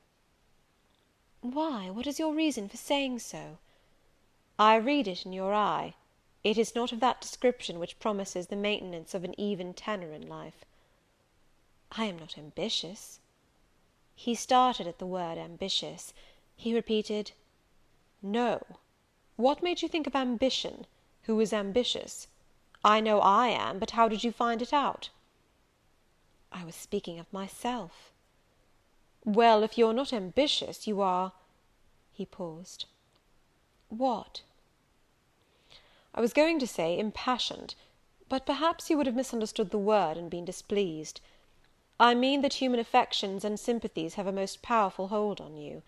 I am sure you cannot long be content to pass your leisure in solitude, and to devote your working hours to a monotonous labour wholly void of stimulus, any more than I can be content," he added with emphasis, "to live here buried in morass, pent in with mountains. My nature, that God gave me, contravened; my faculties, heaven bestowed, paralysed, made useless. You hear now how I contradict myself. I, who preached contentment with a humble lot, and justified the vocation even of hewers of wood and drawers of water in God's service, I, his ordained minister, almost rave in my restlessness. Well, propensities and principles must be reconciled by some means." He left the room. In this brief hour I had learnt more of him than in the whole previous month, yet still he puzzled me. Diana and Mary Rivers became more sad and silent as the day approached for leaving their brother and their home. They both tried to appear as usual, but the sorrow they had to struggle against was one that could not be entirely conquered or concealed. Diana intimated that this would be a different parting from any they had ever yet known. It would probably, as far as St. John was concerned, be a parting for years; it might be a parting for life. "He will sacrifice all to his long-framed resolves," she said. "Natural affection and feelings more potent still. St. John looks quiet, Jane, but he hides a fever in his vitals. You would think him gentle, yet in some things he is inexorable as death; and the worst of it is, my conscience will hardly permit me to dissuade him from his severe decision. Certainly I cannot for a moment blame him for it. It is right, Christian, noble, and it breaks my heart." And the tears gushed to her fine eyes. Mary bent her head low over her work. "We are now without father, we shall soon be without home and brother," she murmured. At that moment a little accident supervened, which seemed decreed by fate purposely to prove the truth of the adage, that misfortunes never come singly, and to add to their distresses the vexing one of the slip between the cup and lip. St. John passed the window, reading a letter. He entered. "Our Uncle John is dead," said he. Both the sisters seemed struck, not shocked or appalled. The tidings appeared in their eyes rather momentous than afflicting. "Dead?" repeated Diana. "Yes." She riveted a searching gaze on her brother's face. "And what then?" she demanded in a low voice. "What then, Di?" he replied, maintaining a marble immobility of feature. "What then? Why, nothing. Read." He threw the letter into her lap. She glanced over it, and handed it to Mary. Mary perused it in silence, and returned it to her brother. All three looked at each other, and all three smiled, a dreary, pensive smile enough. "Amen, we can yet live," said Diana at last. "At any rate, it makes us no worse off than we were before," remarked Mary. "Only it forces rather strongly on the mind the picture of what might have been," said Mr. Rivers, "and contrasts it somewhat too vividly with what is." He folded the letter, locked it in his desk, and again went out. For some minutes no one spoke. Diana then turned to me. "Jane, you will wonder at us and our mysteries," she said, "and think us hard-hearted beings not to be more moved at the death of so near a relation as an uncle, but we had never seen him or known him. He was my mother's brother. My father and he quarrelled long ago. It was by his advice that my father risked most of his property in the speculation that ruined him. Mutual recrimination passed between them. They parted in anger and were never reconciled. My uncle engaged afterwards in more prosperous undertakings. It appears he realised a fortune of £20,000. He was never married, and had no near kindred but ourselves and one other person, not more closely related than we. My father always cherished the idea that he would atone for his error by leaving his possessions to us. That letter informs us that he has bequeathed every penny to the other relation, with the exception of 30 guineas, to be divided between St. John, Diana, and Mary Rivers, for the purchase of 3 mourning rings. He had a right, of course, to do as he pleased, and yet a momentary damp is cast on the spirits by the receipt of such news. Mary and I would have esteemed ourselves rich with £1,000 each, and to St. John such a sum would have been valuable, for the good it would have enabled him to do. This explanation given, the subject was dropped, and no further reference made to it by either Mr. Rivers or his sisters. The next day I left Marsh End for Morton. The day after, Diana and Mary quitted it for distant B. In a week Mr. Rivers and Hannah repaired to the parsonage, and so the old Grange was abandoned. End of Chapter 30. Chapter 31 of Jane Eyre. My home, then, when I at last find a home, is a cottage, a little room with whitewashed walls and a sanded floor, containing 4 painted chairs and a table, a clock, a cupboard, with 2 or 3 plates and dishes, and a set of tea-things in delf. Above, a chamber of the same dimensions as the kitchen, with a deal bedstead and chest of drawers, small, yet too large to be filled with my scanty wardrobe, though the kindness of my gentle and generous friends has increased that by a modest stock of such things as are necessary. It is evening. I have dismissed, with the fee of an orange, the little orphan who serves me as a handmaid. I am sitting alone on the hearth. This morning the village school opened. I had 20 scholars. But 3 of the number can read, none write or cipher. Several knit, and a few sew a little. They speak with the broadest accent of the district. At present they and I have a difficulty in understanding each other's language. Some of them are unmannered, rough, intractable, as well as ignorant; but others are docile, have a wish to learn, and evince a disposition that pleases me. I must not forget that these coarsely clad little peasants are of flesh and blood as good as the scions of gentlest genealogy, and that the germs of native excellence, refinement, intelligence, kind feeling, are as likely to exist in their hearts as in those of the best born. My duty will be to develop these germs. Surely I shall find some happiness in discharging that office. Much enjoyment I do not expect in the life opening before me, yet it will, doubtless, if I regulate my mind, and exert my powers as I ought, yield me enough to live on from day to day.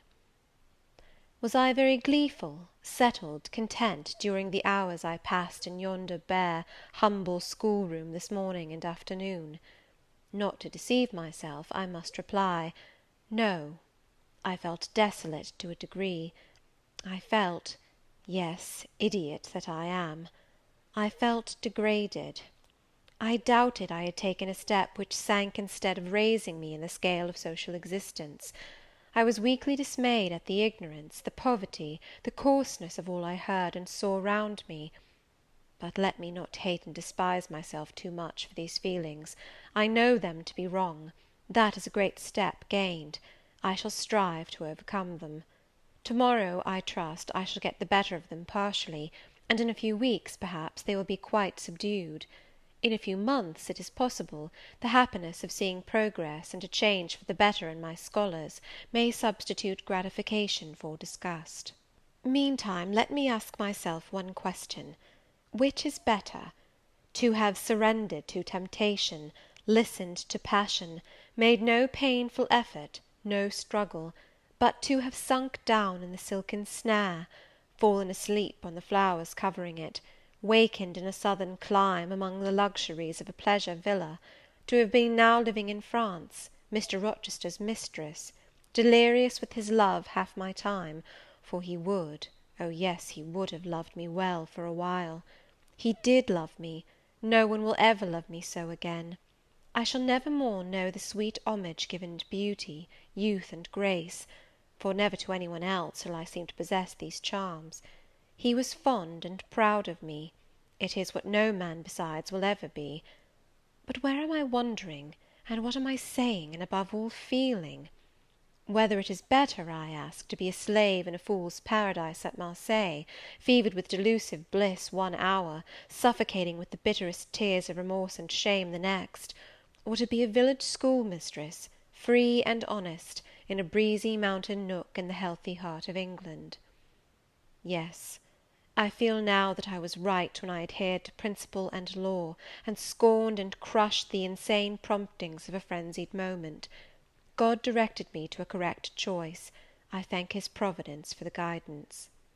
Having brought my eventide musings to this point, I rose, went to my door, and looked at the sunset of the harvest day, and at the quiet fields before my cottage, which, with the school, was distant half a mile from the village. The birds were singing their last strains. The air was mild, the dew was balm. While I looked, I thought myself happy, and was surprised to find myself ere long weeping. And why? For the doom which had reft me from adhesion to my master; for him I was no more to see; for the desperate grief and fatal fury, consequences of my departure, which might now, perhaps, be dragging him from the path of right, too far to leave hope of ultimate restoration thither. At this thought, I turned my face aside from the lovely sky of eve and lonely vale of Morton. I say lonely, for in that bend of it visible to me there was no building apparent save the church and the parsonage, half-hidden trees, and quite at the extremity, the roof of Vale Hall, where the rich Mr. Oliver and his daughter lived. I hid my eyes, and leant my head against the stone frame of my door; but soon a slight noise near the wicket which shut in my tiny garden from the meadow beyond it made me look up. A dog, old Carlo, Mr. Rivers' pointer, as I saw in a moment, was pushing the gate with his nose, and St. John himself leant upon it with folded arms, his brow knit, his gaze, grave almost to displeasure, fixed on me. I asked him to come in. No, I cannot stay. I have only brought you a little parcel my sisters left for you. I think it contains a colour box, pencils, and paper." I approached to take it. A welcome gift it was. He examined my face, I thought, with austerity as I came near. The traces of tears were doubtless very visible upon it. "Have you found your first day's work harder than you expected?" he asked. "Oh, no! On the contrary, I think in time I shall get on with my scholars very well." "But perhaps your accommodations, your cottage, your furniture, have disappointed your expectations. They are, in truth, scanty enough, but—" I interrupted. "My cottage is clean and weatherproof, my furniture sufficient and commodious. All I see has made me thankful, not despondent. I am not absolutely such a fool and sensualist as to regret the absence of a carpet, a sofa, and silver plate. Besides, 5 weeks ago I had nothing. I was an outcast, a beggar, a vagrant. Now I have acquaintance, a home, a business. I wonder at the goodness of God, the generosity of my friends, the bounty of my lot. I do not repine." "But you feel solitude and oppression. The little house there behind you is dark and empty." "I have hardly had time yet to enjoy a sense of tranquillity, much less to grow impatient under one of loneliness." "Very well. I hope you feel the content you express. At any rate, your good sense will tell you that it is too soon yet to yield to the vacillating fears of Lot's wife. What you had left before I saw you, of course, I do not know. But I counsel you to resist firmly every temptation which would incline you to look back. Pursue your present career steadily, for some months at least." "It is what I mean to do," I answered. St. John continued, "It is hard work to control the workings of inclination and turn the bent of nature, but that it may be done, I know from experience. God has given us, in a measure, the power to make our own fate, and when our energies seem to demand a sustenance they cannot get, when our will strains after a path we may not follow, we need neither starve from inanition, nor stand still in despair.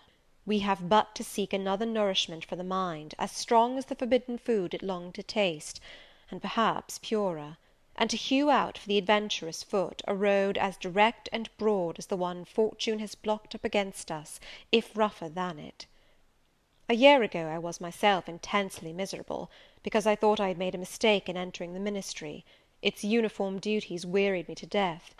I burnt for the more active life of the world, for the more exciting toils of a literary career, for the destiny of an artist, author, orator, anything rather than that of a priest. Yes, the heart of a politician, of a soldier, of a votary of glory, a lover of renown, a lustre after power, beat under my curate's surplice. I considered. My life was so wretched, it must be changed, or I must die. After a season of darkness and struggling, light broke and relief fell.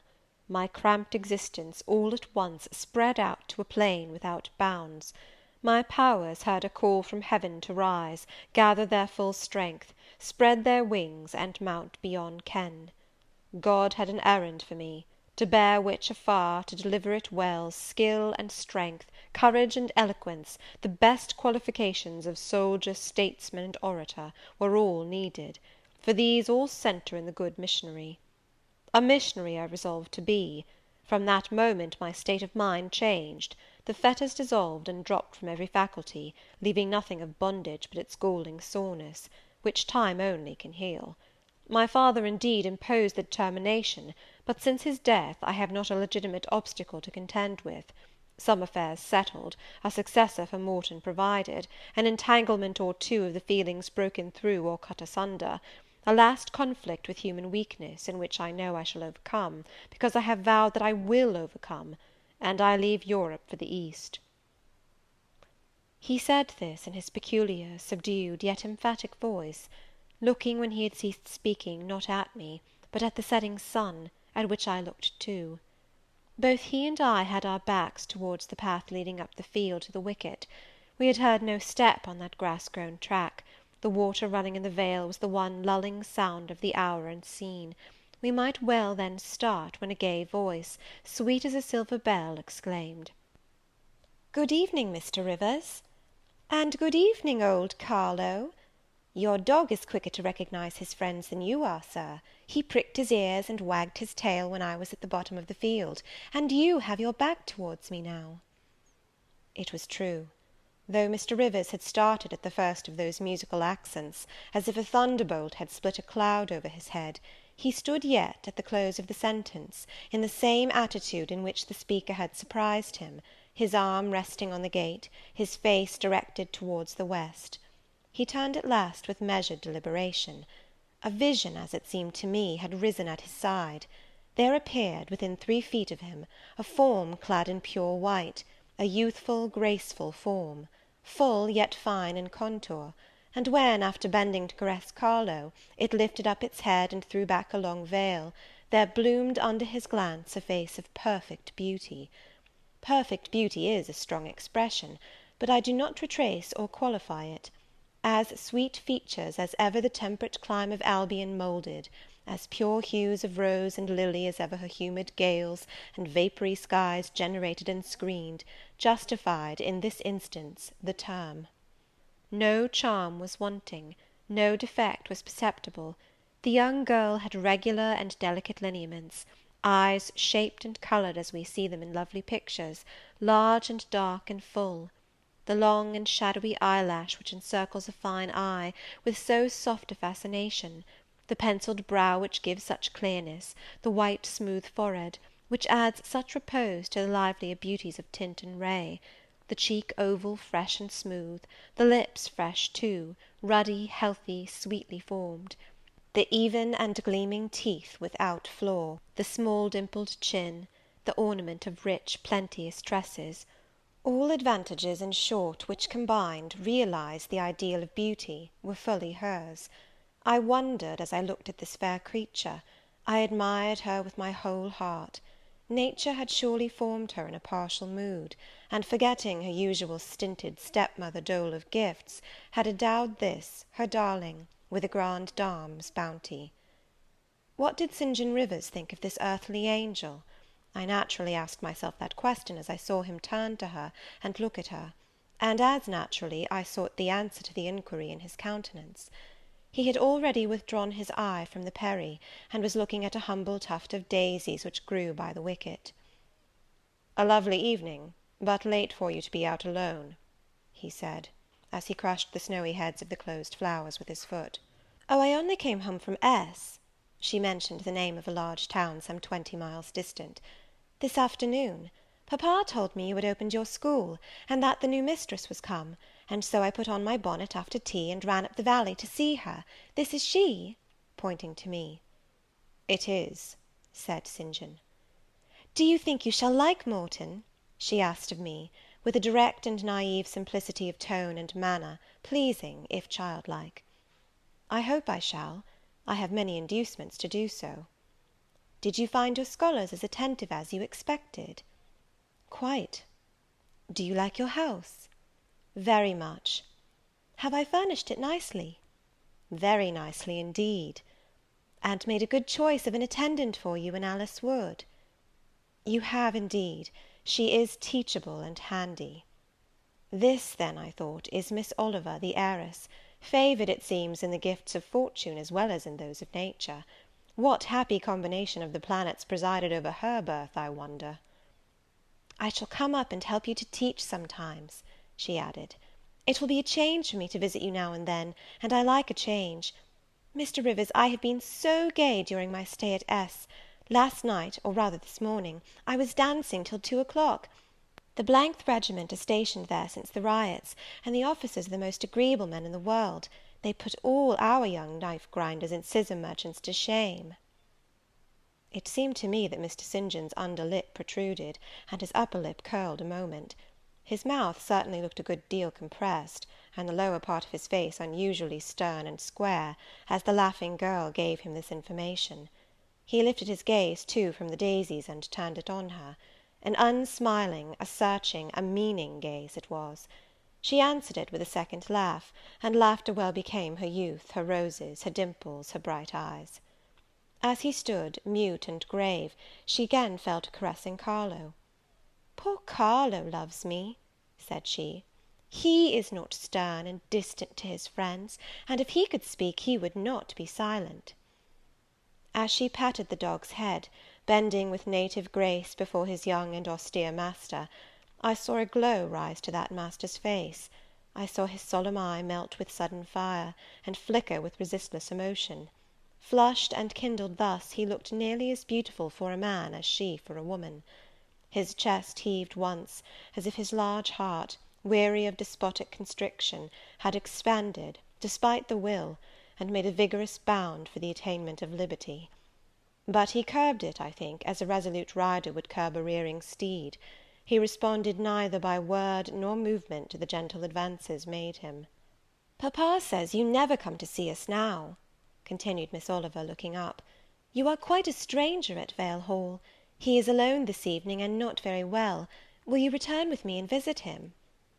"It is not a seasonable hour to intrude on Mr. Oliver," answered St. John. "Not a seasonable hour! But I declare it is. It is just the hour when papa most wants company, when the works are closed, and he has no business to occupy him. Now, Mr. Rivers, do come. Why are you so very shy, and so very sombre?" She filled up the hiatus his silence left by a reply of her own. "I forgot," she exclaimed, shaking her beautiful curled head as if shocked at herself. "I am so giddy and thoughtless. Do excuse me. It had slipped my memory that you have good reasons to be indisposed for joining in my chatter. Diana and Mary have left you, and Moor House is shut up, and you are so lonely. I am sure I pity you. Do come and see papa."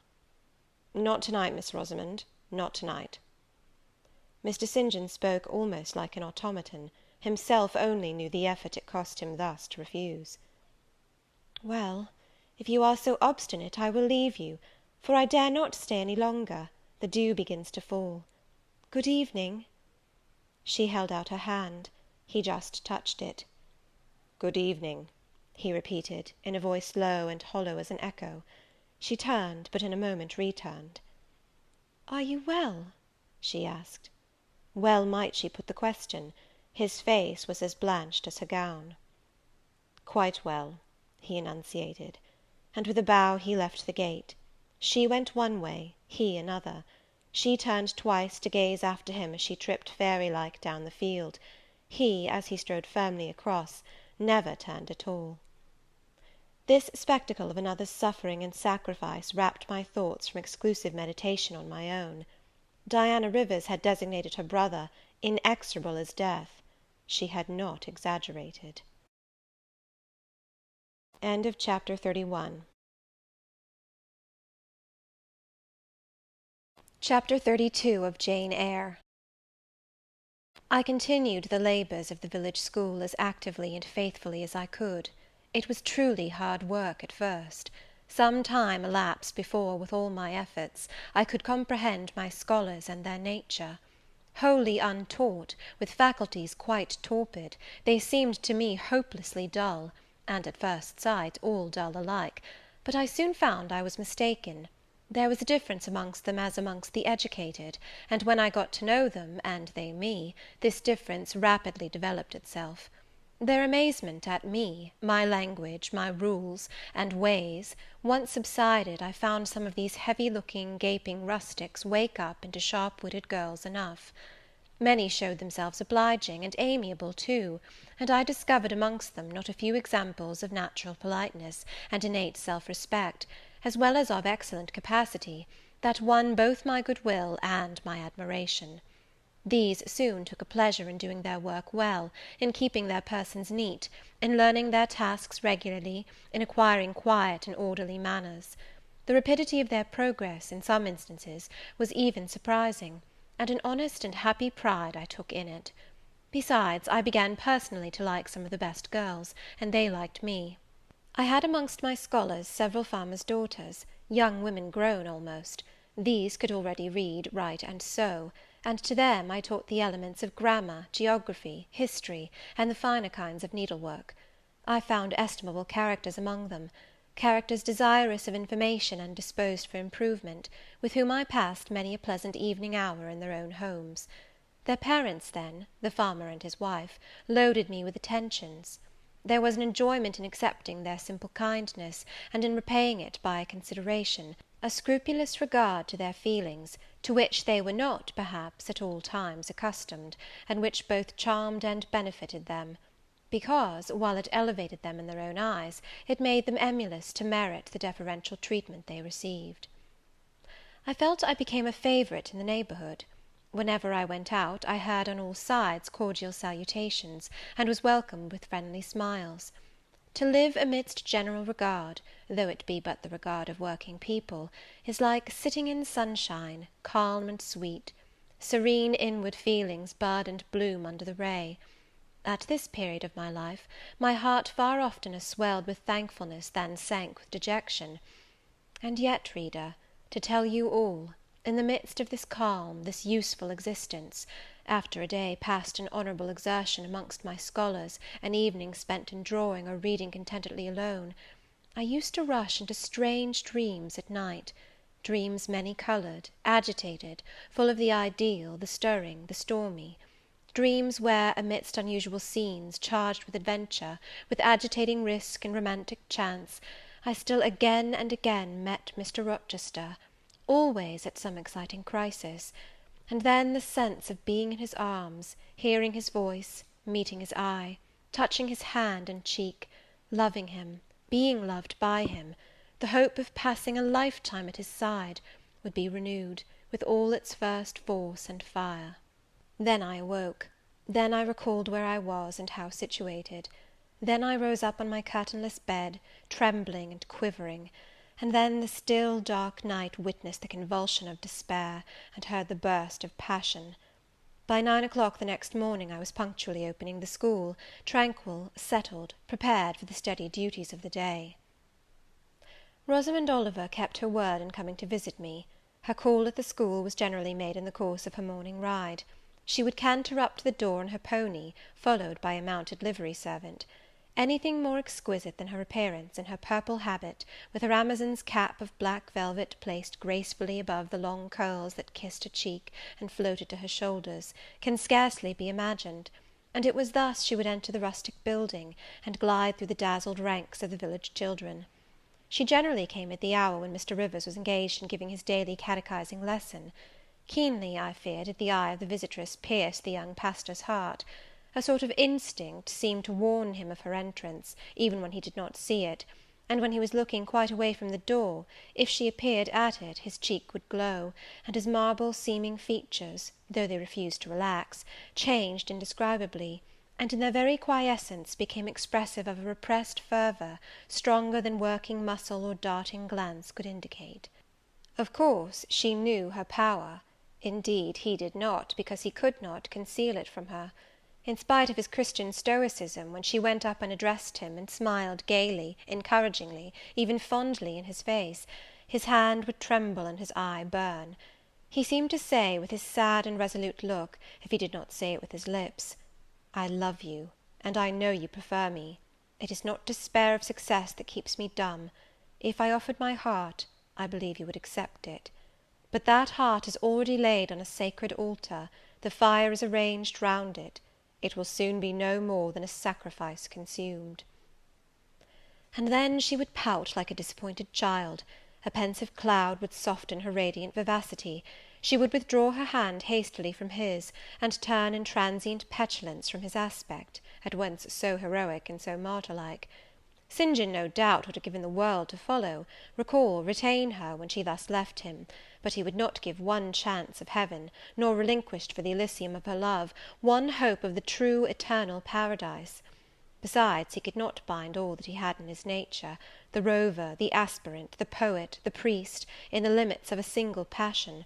He could not, he would not, renounce his wild field of mission warfare for the parlours and the peace of Vale Hall. I learnt so much from himself in an inroad I once, despite his reserve, had the daring to make on his confidence. Miss Oliver already honoured me with frequent visits to my cottage. I had learnt her whole character, which was without mystery or disguise. She was coquettish, but not heartless; exacting, but not worthlessly selfish. She had been indulged from her birth, but was not absolutely spoiled. She was hasty, but good humoured; vain, She could not help it, when every glance in the class showed her such a flush of loveliness, but not affected; liberal-handed, innocent of the pride of wealth, ingenuous, sufficiently intelligent, gay, lively, and unthinking. She was very charming, in short, even to a cool observer of her own sex like me; but she was not profoundly interesting or thoroughly impressive. A very different sort of mind was hers from that, for instance, of the sisters of St. John. Still, I liked her almost as much as I liked my pupil Adele, except that, for a child whom we have watched over and taught, a closer affection is engendered than we can give an equally attractive adult acquaintance. She had taken an amiable caprice to me. She said I was like Mr. Rivers, only certainly, she allowed, not 1/10 so handsome, though I was a nice neat little soul enough, but he was an angel. I was, however, good, clever, composed, and firm, like him. I was a lusus naturae, she affirmed, as a village schoolmistress. She was sure my previous history, if known, would make a delightful romance.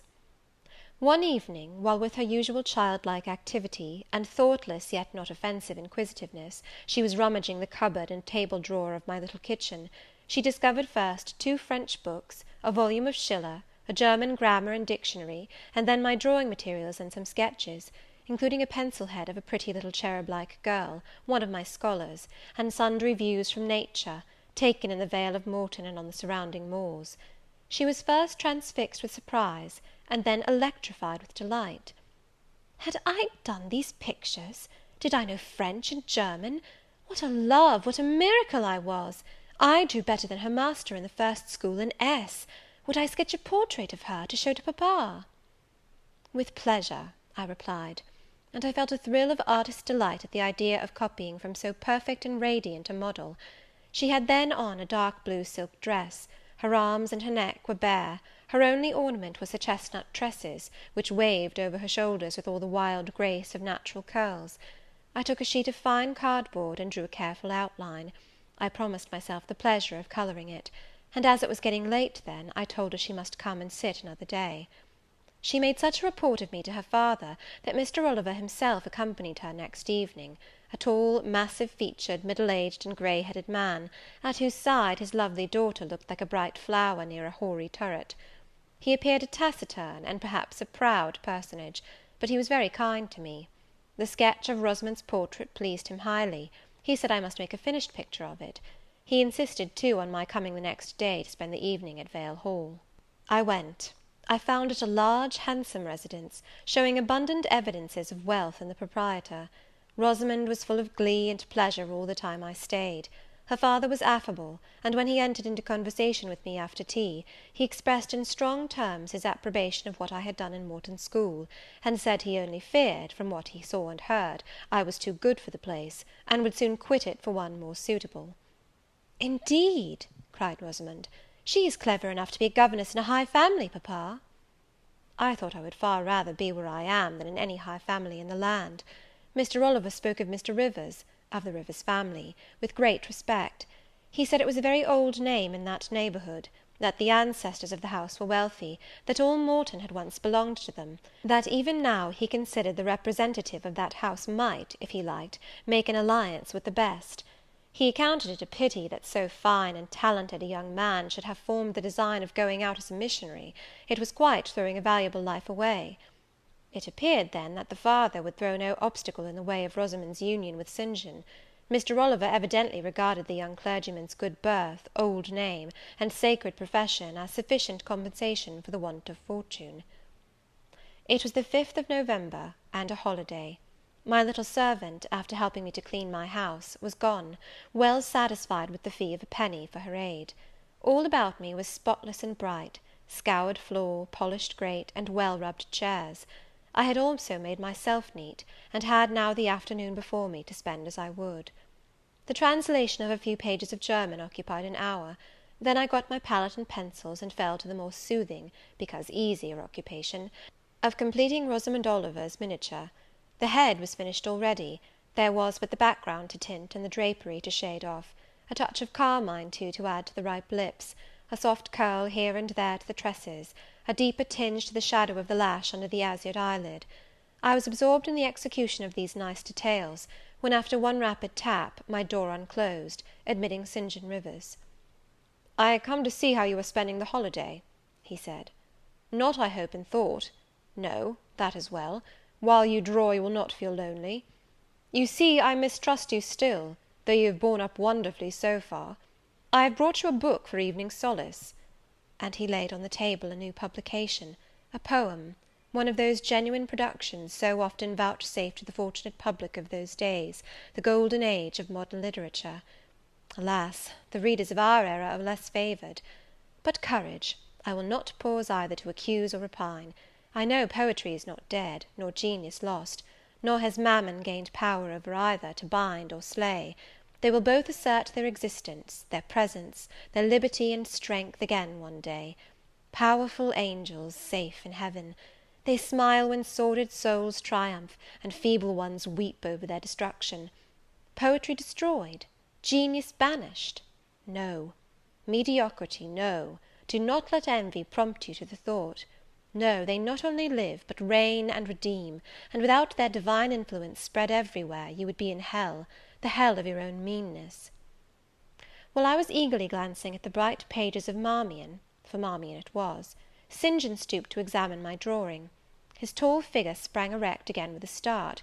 He said nothing. I looked up at him. He shunned my eye. I knew his thoughts well, and could read his heart plainly. At the moment I felt calmer and cooler than he. I had then temporarily the advantage of him, and I conceived an inclination to do him some good if I could. With all his firmness and self-control, thought I, he tasks himself too far, locks every feeling and pang within, expresses, confesses, imparts nothing. I am sure it would benefit him to talk a little about this sweet Rosamond, whom he thinks he ought not to marry. I will make him talk. I said first, "Take a chair, Mr. Rivers." But he answered, as he always did, that he could not stay.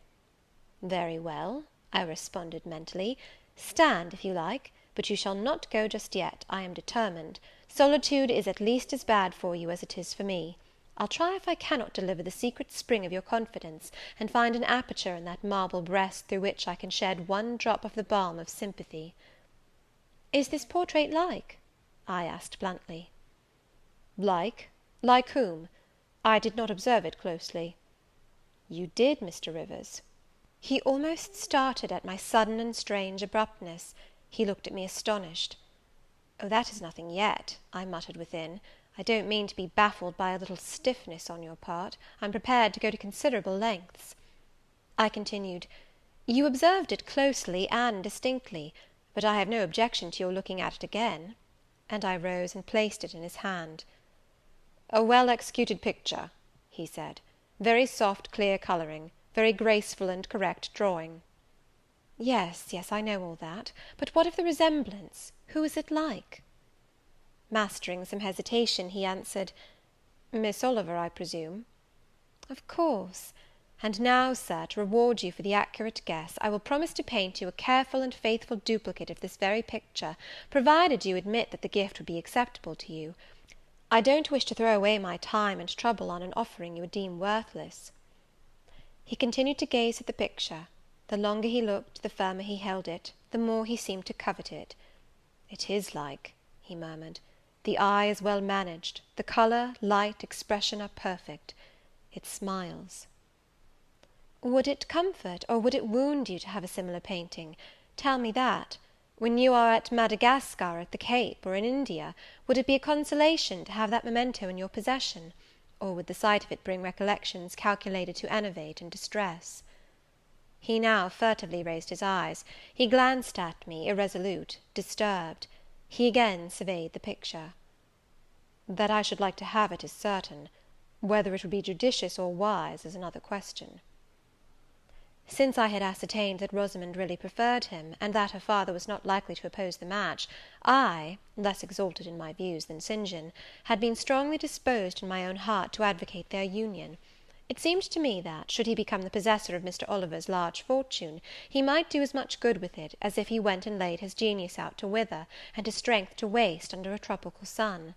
With this persuasion I now answered, "As far as I can see, it would be wiser and more judicious if you were to take to yourself the original at once." By this time he had sat down. He had laid the picture on the table before him, and with his brow supported on both hands, hung fondly over it. I discerned he was now neither angry nor shocked at my audacity.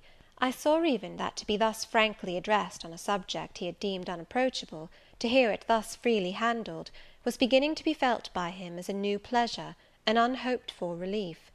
Reserved people often really need the frank discussion of their sentiments and griefs more than the expansive. The sternest seeming stoic is human after all, and to burst with boldness and good-will into the silent sea of their souls is often to confer on them the first of obligations. "She likes you, I am sure," said I, as I stood behind his chair, "and her father respects you.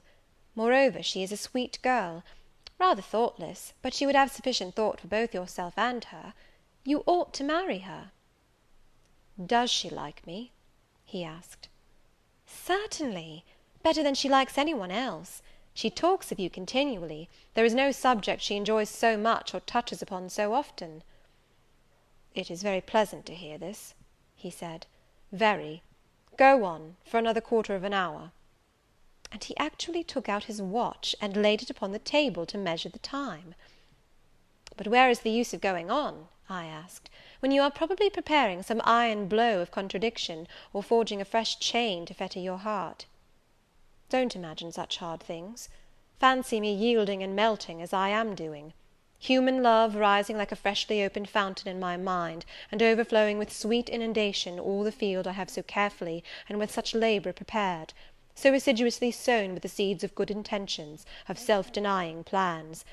And now it is deluged with a nectarous flood, the young germs swamped, delicious poison cankering them. Now I see myself stretched on an ottoman in the drawing-room at Vale Hall, at my bride, Rosamond Oliver's feet. She is talking to me with a sweet voice, gazing down on me with those eyes your skilful hand has copied so well, smiling at me with those coral lips. She is mine, I am hers. This present life and passing world suffice to me. Hush, say nothing. My heart is full of delight. My senses are entranced. Let the time I marked pass in peace." I humoured him. The watch ticked on. He breathed fast and low. I stood silent. Amidst this hush the quartet sped. He replaced the watch, laid the picture down, rose, and stood on the hearth. "Now," said he, "that little space was given to delirium and delusion. I rested my temples on the breast of temptation, and put my neck voluntarily under her yoke of flowers. I tasted her cup. The pillow was burning. There is an asp in the garland. The wine has a bitter taste. Her promises are hollow. Her offers false. I see and know all this." I gazed at him in wonder. "It is strange," pursued he, "that while I love Rosamond Oliver so wildly, with all the intensity, indeed, of a first passion, the object of which is exquisitely beautiful, graceful, fascinating, I experience at the same time a calm, unwarped consciousness that she would not make me a good wife, that she is not the partner suited to me, that I should discover this within a year after marriage, and that to 12 months' rapture would succeed a lifetime of regret. This I know." "Strange indeed!" I could not help ejaculating. "While something in me," he went on, "is acutely sensible to her charms, something else is as deeply impressed with her defects. They are such that she could sympathize in nothing I aspired to, co-operate in nothing I undertook. Rosamond, a sufferer, a labourer, a female apostle? Rosamond, a missionary's wife? No." "But you need not be a missionary. You might relinquish that scheme." "Relinquish? What? My vocation? My great work? My foundation laid on earth for a mansion in heaven? My hopes of being numbered in the band who have merged all ambitions in the glorious one of bettering their race, of carrying knowledge into the realms of ignorance, of substituting peace for war, freedom for bondage, religion for superstition, the hope of heaven for the fear of hell? Must I relinquish that? It is dearer than the blood in my veins. It is what I have to look forward to, and to live for." After a considerable pause, I said, "And Miss Oliver? Are her disappointment and sorrow of no interest to you?" "Miss Oliver is ever surrounded by suitors and flatterers. In less than a month my image will be effaced from her heart. She will forget me, and will marry probably some one who will make her far happier than I should do." You speak coolly enough, but you suffer in the conflict. You are wasting away. No. If I get a little thin, it is with anxiety about my prospects yet unsettled, my departure continually procrastinated. Only this morning I received intelligence that the successor, whose arrival I have been so long expecting, cannot be ready to replace me for 3 months to come yet, and perhaps the 3 months may extend to 6. You tremble and become flushed whenever Miss Oliver enters the schoolroom. Again the surprised expression crossed his face. He had not imagined that a woman would dare to speak so to a man. For me, I felt at home in this sort of discourse. I could never rest in communication with strong, discreet, and refined minds, whether male or female, till I had passed the outworks of conventional reserve, and crossed the threshold of confidence, and won a place by their heart's very hearthstone. You are original, said he, and not timid. There is something brave in your spirit, as well as penetrating in your eye. But allow me to assure you that you partially misinterpret my emotions. You think them more profound and potent than they are. You give me a larger allowance of sympathy than I have a just claim to. When I colour, and when I shade before Miss Oliver, I do not pity myself. I scorn the weakness. I know it is ignoble, a mere fever of the flesh, not, I declare, the convulsion of the soul. That is just as fixed as a rock, firm set in the depths of a restless sea. Know me to be what I am, a cold, hard man. I smiled incredulously. You have taken my confidence by storm, he continued, and now it is much at your service. I am simply in my original state, stripped of that blood-bleached robe with which Christianity covers human deformity, a cold, hard, ambitious man. Natural affection only, of all the sentiments, has permanent power over me. Reason and not feeling is my guide. My ambition is unlimited. My desire to rise higher, to do more than others, insatiable. I honour endurance, perseverance, industry, talent, because these are the means by which men achieve great ends and mount to lofty eminence. I watch your career with interest, because I consider you a specimen of a diligent, orderly, energetic woman, not because I deeply compassionate what you have gone through, or what you still suffer. You would describe yourself as a mere pagan philosopher, I said. No, there is this difference between me and deistic philosophers. I believe, and I believe the gospel. You missed your epithet. I am not a pagan, but a Christian philosopher, a follower of the sect of Jesus. As his disciple, I adopt his pure, his merciful, his benignant doctrines. I advocate them. I am sworn to spread them. Won in youth to religion, she has cultivated my original qualities thus: from the minute germ, natural affection, she has developed the overshadowing tree, philanthropy. From the wild, stringy root of human uprightness, she has reared a due sense of the divine justice. Of the ambition to win power and renown for my wretched self, she has formed the ambition to spread my Master's kingdom, to achieve victories for the standard of the cross. So much has religion done for me, turning the original materials to the best account, pruning and training nature. But she could not eradicate nature, nor will it be eradicated till this mortal shall put on immortality. Having said this, he took his hat, which lay on the table beside my pallet. Once more he looked at the portrait. "She is lovely," he murmured. "She is well named the rose of the world, indeed." "And may I not paint one like it for you?" "Cui bono? No." He drew over the picture the sheet of thin paper on which I was accustomed to rest my hand in painting, to prevent the cardboard from being sullied.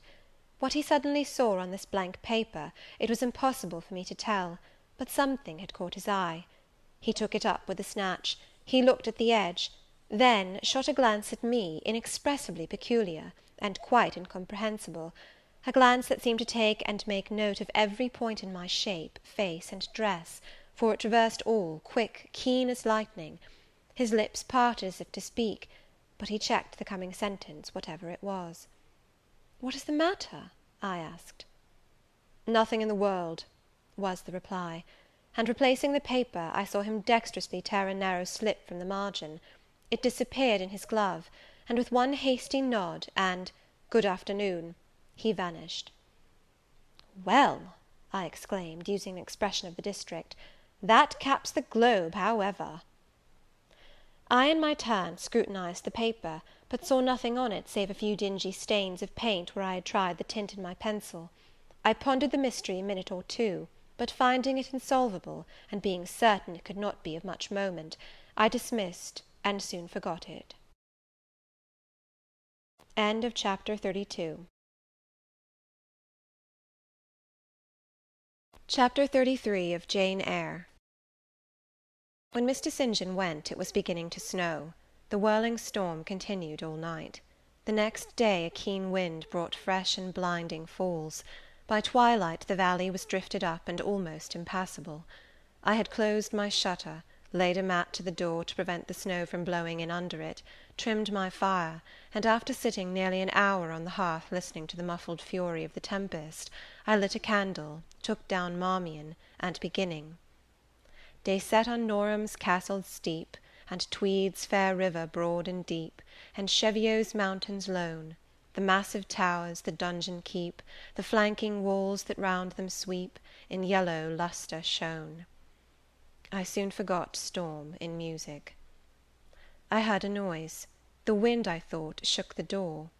No, it was St. John Rivers, who, lifting the latch, came in out of the frozen hurricane, the howling darkness, and stood before me, the cloak that covered his tall figure all white as a glacier. I was almost in consternation, so little had I expected any guest from the blocked-up vale that night. "Any ill news?" I demanded. "Has anything happened?" "No. How very easily alarmed you are," he answered, removing his cloak and hanging it up against the door, towards which he again coolly pushed the mat which his entrance had deranged. He stamped the snow from his boots. "I shall sully the purity of your floor," said he, "but you must excuse me for once." Then he approached the fire. "I have had hard work to get here, I assure you," he observed, as he warmed his hands over the flame. "One drift took me up to the waist. Happily the snow is quite soft yet." "But why are you come?" I could not forbear saying. "Rather an inhospitable question to put to a visitor; but since you ask it, I answer simply to have a little talk with you. I got tired of my mute books and empty rooms. Besides, since yesterday I have experienced the excitement of a person to whom a tale has been half told, and who is impatient to hear the sequel." He sat down. I recalled his singular conduct of yesterday, and really I began to fear his wits were touched. If he were insane, however, this was a very cool and collected insanity. I had never seen that handsome-featured face of his look more like chiselled marble than it did just now, as he put aside his snow-wet hair from his forehead, and let the firelight shine free on his pale brow, and cheek as pale, where it grieved me to discover the hollow trace of care or sorrow now so plainly graved. I waited, expecting he would say something I could at least comprehend, but his hand was now at his chin, his finger on his lip. He was thinking. It struck me that his hand looked wasted like his face. A perhaps uncalled-for gush of pity came over my heart. I was moved to say, "I wish Diana or Mary would come and live with you. It is too bad that you should be quite alone, and you are recklessly rash about your own health." "Not at all," said he. "I care for myself when necessary. I am well now. What do you see amiss in me?" This was said with a careless, abstracted indifference, which showed that my solicitude was, at least in his opinion, wholly superfluous. I was silenced.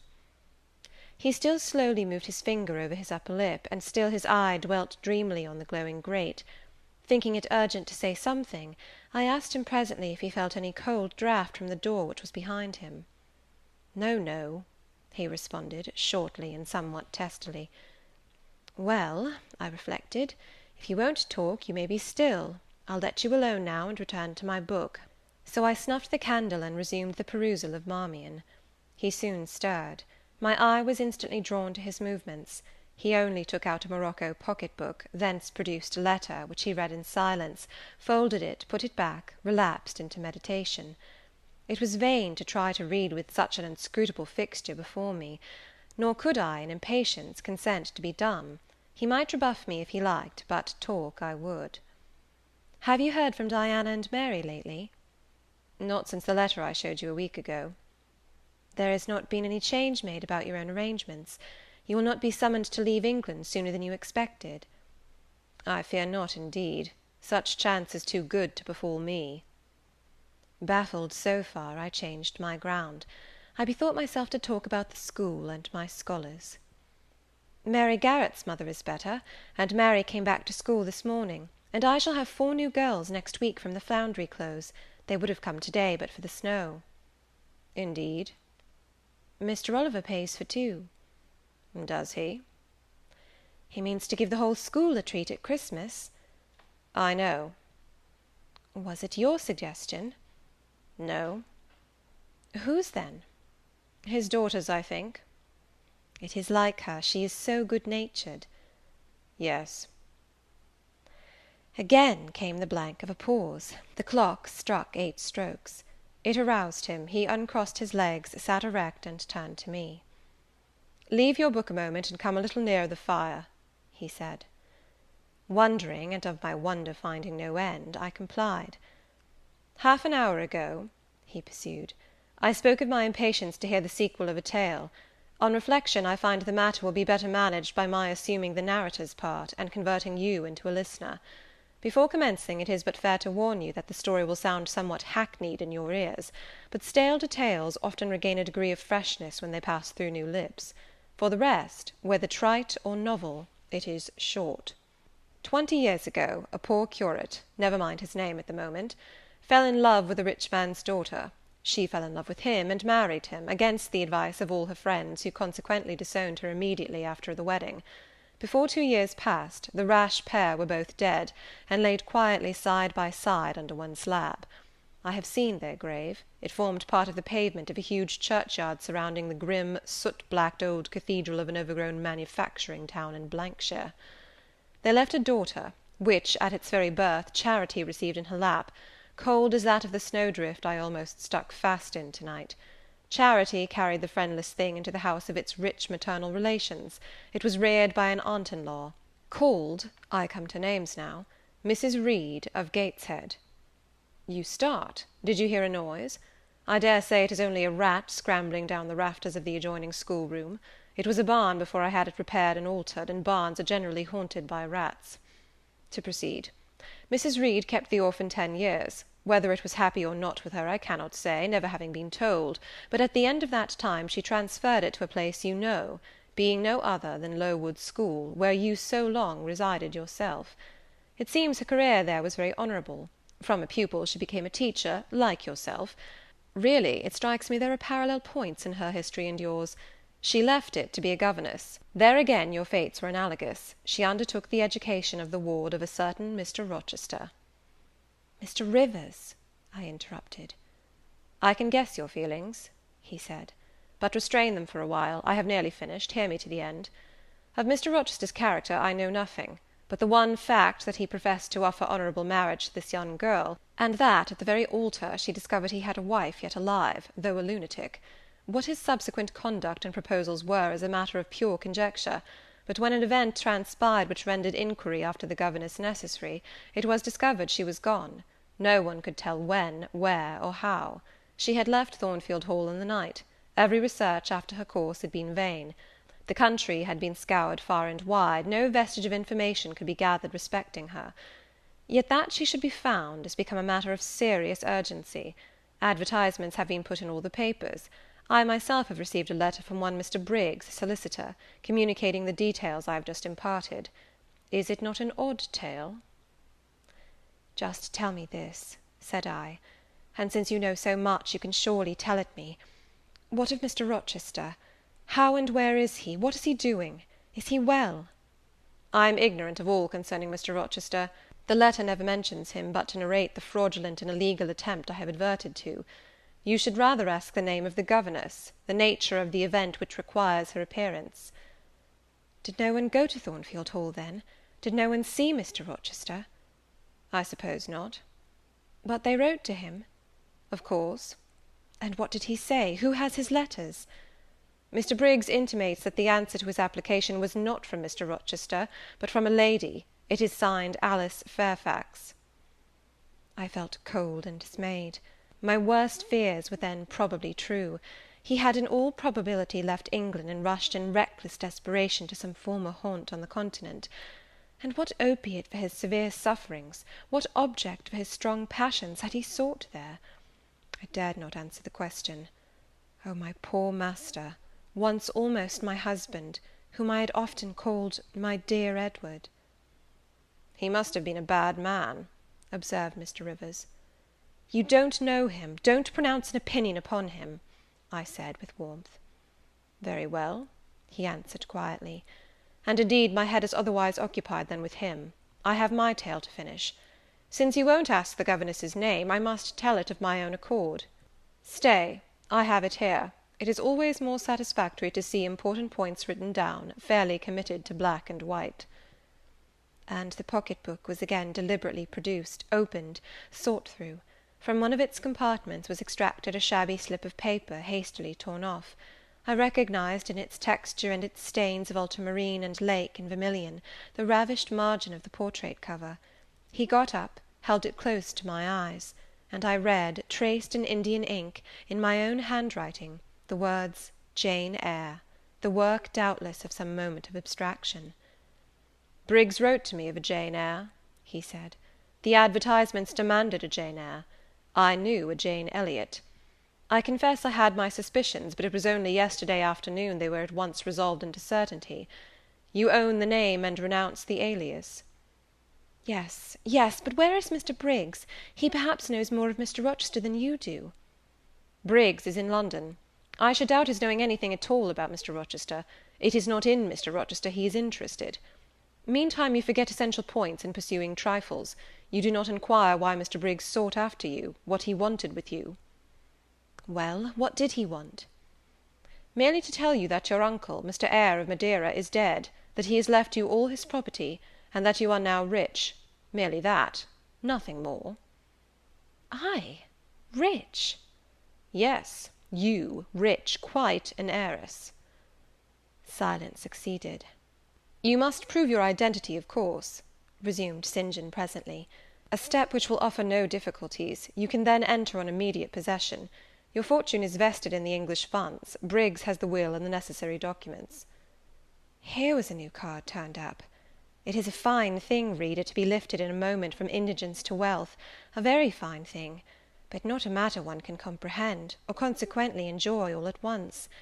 And then there are other chances in life far more thrilling and rapture-giving. This is solid, an affair of the actual world, nothing ideal about it. All its associations are solid and sober, and its manifestations are the same. One does not jump and spring and shout hurrah at hearing one has got a fortune. One begins to consider responsibilities, and to ponder business. On a base of steady satisfaction rise certain grave cares, and we contain ourselves and brood over our bliss with a solemn brow. Besides, the words legacy, bequest, go side by side with the words death, funeral. My uncle, I had heard, was dead, my only relative. Ever since being made aware of his existence, I had cherished the hope of one day seeing him. Now, I never should. And then this money came only to me, not to me and a rejoicing family, but to my isolated self. It was a grand boon, doubtless, and independence would be glorious. Yes, I felt that. That thought swelled my heart. "You unbend your forehead at last," said Mr. Rivers. "I thought Medusa had looked at you, and that you were turning into stone. Perhaps now you will ask how much you are worth." "How much am I worth?" "Oh, a trifle.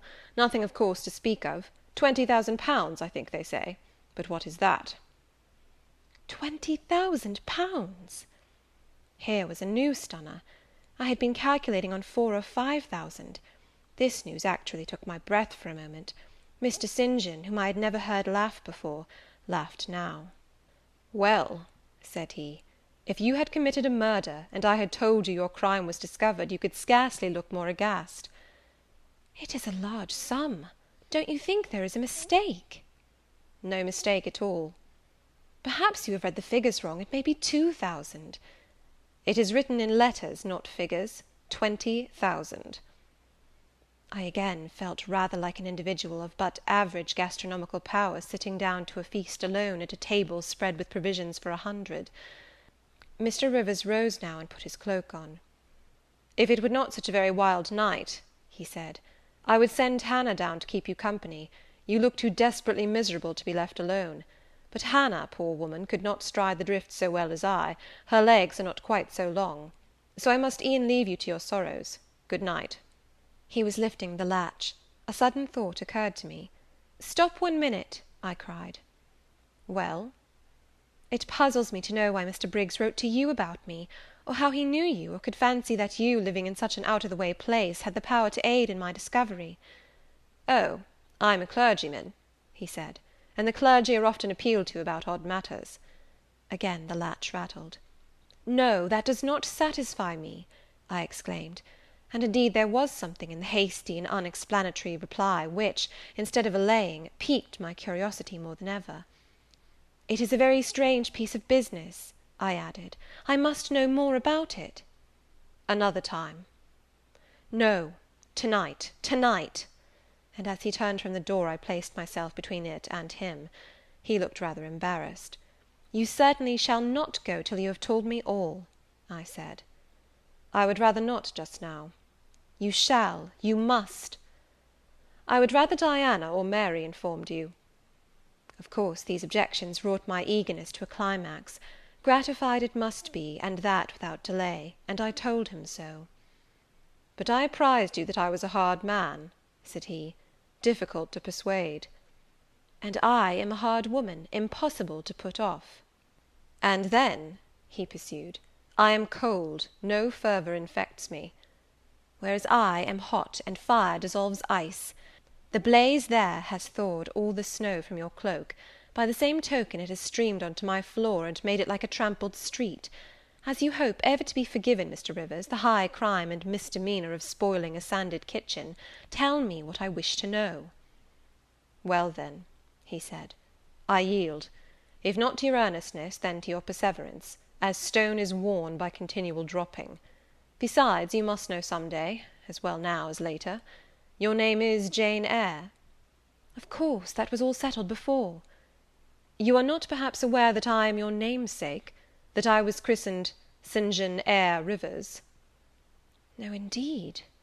I remember now seeing the letter E comprised in your initials written in books you have at different times lent me, but I never asked for what name it stood. But what then? Surely—" I stopped. I could not trust myself to entertain, much less to express, the thought that had rushed upon me, that embodied itself, that in a second stood out a strong, solid probability. Circumstances knit themselves, fitted themselves, shot into order; the chain that had been lying hitherto a formless lump of links was drawn out straight, every ring was perfect, the connection complete.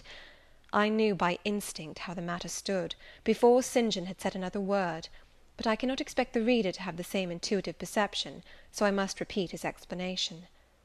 My mother's name was Eyre. She had 2 brothers, one a clergyman who married Miss Jane Reed of Gateshead, the other John Eyre, Esquire, merchant late of Funchal, Madeira. Mr. Briggs, being Mr. Eyre's solicitor, wrote to us last August to inform us of our uncle's death, and to say that he had left his property to his brother, the clergyman's orphan daughter, overlooking us, in consequence of a quarrel, never forgiven, between him and my father. He wrote again a few weeks since, to intimate that the heiress was lost, and asking if we knew anything of her. A name, casually written on a slip of paper, has enabled me to find her out. You know the rest. Again he was going, but I set my back against the door. "Do let me speak," I said. "Let me have 1 moment to draw breath and reflect." I paused. He stood before me, hat in hand, looking composed enough. I resumed. "Your mother was my father's sister?" "Yes." "My aunt, consequently?" He bowed. "My Uncle John was your Uncle John? You, Diana, and Mary are his sister's children, as I am his brother's child?" "Undeniably." "You 3, then, are my cousins? Half our blood on each side flows from the same source?" "We are cousins, yes." I surveyed him. It seemed I had found a brother, one I could be proud of, one I could love, and 2 sisters, whose qualities were such that, when I knew them but as mere strangers, they had inspired me with genuine affection and admiration. The 2 girls, on whom, kneeling down on the wet ground, and looking through the low latticed window of Moor House kitchen, I had gazed with so bitter a mixture of interest and despair, were my near kinswomen, and the young and stately gentleman who had found me almost dying at his threshold was my blood relation. Glorious discovery to a lonely wretch! This was wealth indeed, wealth to the heart, a mine of pure genial affections. This was a blessing, bright, vivid, and exhilarating, not like the ponderous gift of gold, rich and welcome enough in its way, but sobering from its weight. I now clapped my hands in sudden joy, my pulse bounded, my veins thrilled. "Oh, I am glad, I am glad!" I exclaimed. St. John smiled. "Did I not say you neglected essential points to pursue trifles?" he asked. "You were serious when I told you had got a fortune, and now, for a matter of no moment, you are excited." "What can you mean? It may be of no moment to you. You have sisters and don't care for a cousin. But I had nobody, and now 3 relations, or 2 if you don't choose to be counted, are born into my world full grown. I say again, I am glad." I walked fast through the room. I stopped, half suffocated with the thoughts that rose faster than I could conceive, comprehend, settle them. Thoughts of what might, could, would, and should be, and that ere long. I looked at the blank wall. It seemed a sky thick with ascending stars. Every one lit me to a purpose or delight. Those who had saved my life, whom, till this hour, I had loved barrenly, I could now benefit. They were under a yoke, I could free them. They were scattered, I could reunite them. The independence, the affluence which was mine, might be theirs too. Were we not 4? 20,000 shared equally would be 5,000 each. Justice, enough and to spare. Justice would be done, mutual happiness secured. Now the wealth did not weigh on me. Now it was not mere bequest of coin. It was a legacy of life, hope, enjoyment. How I looked while these ideas were taking my spirit by storm, I cannot tell; but I perceived soon that Mr. Rivers had placed a chair behind me, and was gently attempting to make me sit down on it. He also advised me to be composed. I scorned the insinuation of helplessness and distraction, shook off his hand, and began to walk about again. "Write to Diana and Mary to-morrow," I said, "and tell them to come home directly. Diana said they would both consider themselves rich with £1,000, so with 5,000 they will do very well." "Tell me where I can get you a glass of water," said St. John. "You really must make an effort to tranquillize your feelings." "Nonsense! And what sort of an effect will the bequest have on you? Will it keep you in England, induce you to marry Miss Oliver, and settle down like an ordinary mortal?" "You wander, your head becomes confused. I have been too abrupt in communicating the news; it has excited you beyond your strength." "Mr. Rivers, you quite put me out of patience. I am rational enough. It is you who misunderstand, or rather who affect to misunderstand." "Perhaps if you explained yourself a little more fully, I should comprehend better." "Explain? What is there to explain? You cannot fail to see that £20,000, the sum in question, divided equally between the nephew and 3 nieces of our uncle, will give 5,000 to each. What I want is, that you should write to your sisters and tell them of the fortune that has accrued to them.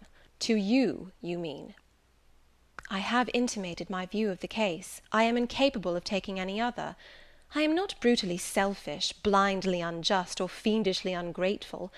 Besides, I am resolved I will have a home and connections. I like Moor House, and I will live at Moor House. I like Diana and Mary, and I will attach myself for life to Diana and Mary. It would please and benefit me to have £5,000. It would torment and oppress me to have 20,000, which, moreover, could never be mine in justice, though it might be in law. I abandon to you, then, what is absolutely superfluous to me. Let there be no opposition and no discussion about it. Let us agree amongst each other, and decide the point at once." "This is acting on first impulses. You must take days to consider such a matter, ere your word can be regarded as valid." "Oh, if all you doubt is my sincerity, I am easy. You see the justice of the case." "I do see a certain justice, but it is contrary to all custom. Besides, the entire fortune is your right. My uncle gained it by his own efforts. He was free to leave it to whom he would. He left it to you. After all, justice permits you to keep it. You may, with a clear conscience, consider it absolutely your own." "With me," said I, "it is fully as much a matter of feeling as of conscience. I must indulge my feelings. I so seldom have had an opportunity of doing so. Were you to argue, object, and annoy me for a year, I could not forego the delicious pleasure of which I have caught a glimpse, that of repaying, in part, a mighty obligation, and winning to myself life-long friends." "You think so now," rejoined St. John, "because you do not know what it is to possess, nor consequently to enjoy wealth. You cannot form a notion of the importance £20,000 would give you, of the place it would enable you to take in society, of the prospects it would open to you. You cannot, and you," I interrupted, "cannot at all imagine the craving I have for fraternal and sisterly love. I never had a home, I never had brothers and sisters. I must and will have them now. You are not reluctant to admit me and own me, are you?" "Jane, I will be your brother, my sisters will be your sisters, without stipulating for this sacrifice of your just rights." "Brother? Yes, at the distance of 1,000 leagues. Sisters? Yes, slaving among strangers. I, wealthy, gorged with gold I never earned and do not merit. You, penniless, famous equality and fraternization, close union, intimate attachment. But, Jane, your aspirations after family ties and domestic happiness may be realized otherwise than by the means you contemplate. You may marry." "Nonsense again. Marry! I don't want to marry, and never shall marry." "That is saying too much. Such hazardous affirmations are a proof of the excitement under which you labour." "It is not saying too much. I know what I feel, and how averse are my inclinations to the bare thought of marriage. No one would take me for love, and I will not be regarded in the light of a mere money speculation. And I do not want a stranger, unsympathizing, alien, different from me. I want my kindred, those with whom I have full fellow feeling. Say again you will be my brother. When you uttered the words I was satisfied, happy. Repeat them, if you can. Repeat them sincerely." "I think I can. I know I have always loved my own sisters, and I know on what my affection for them is grounded, respect for their worth and admiration of their talents. You, too, have principle and mind. Your tastes and habits resemble Diana's and Mary's. Your presence is always agreeable to me. In your conversation I have already for some time found a salutary solace. I feel I can easily and naturally make room in my heart for you, as my third and youngest sister." "Thank you. That contents me for tonight. Now you had better go, for if you stay longer you will perhaps irritate me afresh by some mistrustful scruple." "And the school, Miss Eyre? It must now be shut up, I suppose?" "No, I will retain my post of mistress till you get a substitute." He smiled approbation. We shook hands, and he took leave. I need not narrate in detail the further struggles I had, and arguments I used, to get matters regarding the legacy settled as I wished. My task was a very hard one, but as I was absolutely resolved, as my cousins saw at length that my mind was really and immutably fixed on making a just division of the property, as they must in their own hearts have felt the equity of the intention, and must besides have been innately conscious that in my place they would have done precisely what I wished to do, they yielded at length so far as to consent to put the affair to arbitration. The judges chosen were Mr. Oliver and an able lawyer. Both coincided in my opinion. I carried my point. The instruments of transfer were drawn out. St. John, Diana, Mary, and I, each became possessed of a competency. End of chapter 33. Chapter 34 of Jane Eyre. It was near Christmas by the time all was settled. The season of general holiday approached. I now closed Morton School, taking care that the parting should not be barren on my side. Good fortune opens the hand as well as the heart wonderfully, and to give somewhat when we have largely received is but to afford a vent to the unusual ebullition of the sensations. I had long felt with pleasure that many of my rustic scholars liked me, and when we parted, that consciousness was confirmed. They manifested their affection plainly and strongly. Deep was my gratification to find I had really a place in their unsophisticated hearts. I promised them that never a week should pass in future that I did not visit them, and give them an hour's teaching in their school. Mr. Rivers came up, as, having seen the classes, now numbering 60 girls, file out before me, and locked the door, I stood with the key in my hand, exchanging a few words of special farewell with some half-dozen of my best scholars, as decent, respectable, modest, and well-informed young women as could be found in the ranks of the British peasantry. And that is saying a great deal, for after all the British peasantry are the best taught, best mannered, most self-respecting of any in Europe. Since those days I have seen paysans and bouwerinnen, and the best of them seemed to me ignorant, coarse, and besotted, compared with my Morton girls. "Do you consider you have got your reward for a season of exertion?" asked Mr. Rivers when they were gone. "Does not the consciousness of having done some real good in your day and generation give pleasure?" "Doubtless." "And you have only toiled a few months. Would not a life devoted to the task of regenerating your race be well spent?" "Yes," I said, "but I could not go on so for ever. I want to enjoy my own faculties as well as to cultivate those of other people. I must enjoy them now. Don't recall either my mind or body to the school. I am out of it, and disposed for full holiday." He looked grave. "What now? What sudden eagerness is this you evince? What are you going to do?" "To be active as I can. And first I must beg you to set Hannah at liberty, and get somebody else to wait on you." "Do you want her?" "Yes, to go with me to Moor House. Diana and Mary will be at home in a week, and I want to have everything in order against their arrival." "I understand. I thought you were for flying off on some excursion. It is better so. Hannah will go with you." "Tell her to be ready by to-morrow, then, and here is the schoolroom key. I will give you the key of my cottage in the morning." He took it. "You give it up very gleefully," said he. "I don't quite understand your light-heartedness, because I cannot tell what employment you propose to yourself as a substitute for the one you are relinquishing. What aim, what purpose, what ambition in life have you now?" "My first aim will be to clean down. Do you comprehend the full force of the expression? To clean down Moor House from chamber to cellar. My next, to rub it up with beeswax, oil, and an indefinite number of cloths, till it glitters again. My third, to arrange every chair, table, bed, carpet, with mathematical precision. Afterwards I shall go near to ruin you in coals and peat to keep up good fires in every room.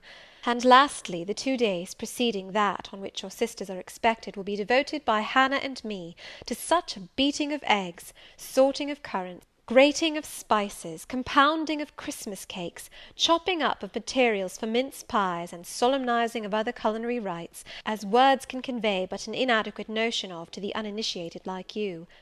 My purpose, in short, is to have all things in an absolutely perfect state of readiness for Diana and Mary before next Thursday, and my ambition is to give them a beau ideal of a welcome when they come." St. John smiled slightly. Still he was dissatisfied. "It is all very well for the present," said he, "but seriously, I trust that when the first flush of vivacity is over, you will look a little higher than domestic endearments and household joys." "The best things the world has," I interrupted. "No, Jane, no.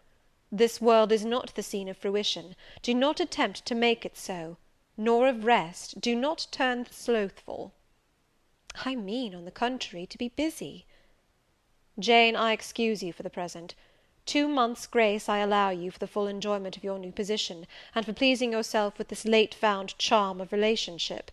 But then I hope you'll begin to look beyond Moor House and Morton, and sisterly society, than the selfish calm and sensual comfort of a civilized affluence. I hope your energies will then once more trouble you with their strength." I looked at him with surprise. "St. John," I said, "I think you are almost wicked to talk so.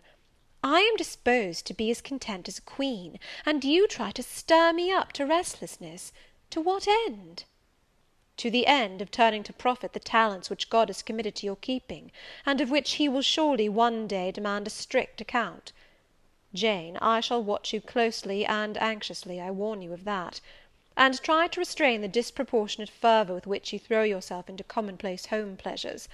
Don't cling so tenaciously to ties of the flesh. Save your constancy and ardour for an adequate cause, forbear to waste them on trite, transient objects. Do you hear, Jane?" "Yes, just as if you were speaking Greek. I feel I have adequate cause to be happy, and I will be happy. Good-bye." Happy at Moor House I was, and hard I worked, and so did Hannah. She was charmed to see how jovial I could be amidst the bustle of a house turned topsy-turvy, how I could brush and dust and clean and cook. And really, after a day or two of confusion worse confounded, it was delightful by degrees to invoke order from the chaos ourselves had made. I had previously taken a journey to S to purchase some new furniture, my cousins having given me carte blanche to effect what alterations I pleased, and a sum having been set aside for that purpose. The ordinary sitting-room and bedrooms I left much as they were, for I knew Diana and Mary would derive more pleasure from seeing again the old homely tables and chairs and beds, than from the spectacle of the smartest innovations. Still, some novelty was necessary, to give to their return the piquancy with which I wished it to be invested. Dark handsome new carpets and curtains, an arrangement of some carefully selected antique ornaments in porcelain and bronze, new coverings and mirrors and dressing-cases for the toilet tables, answered the end. They looked fresh without being glaring. A spare parlour and bedroom I refurnished entirely, with old mahogany and crimson upholstery. I laid canvas on the passage and carpets on the stairs.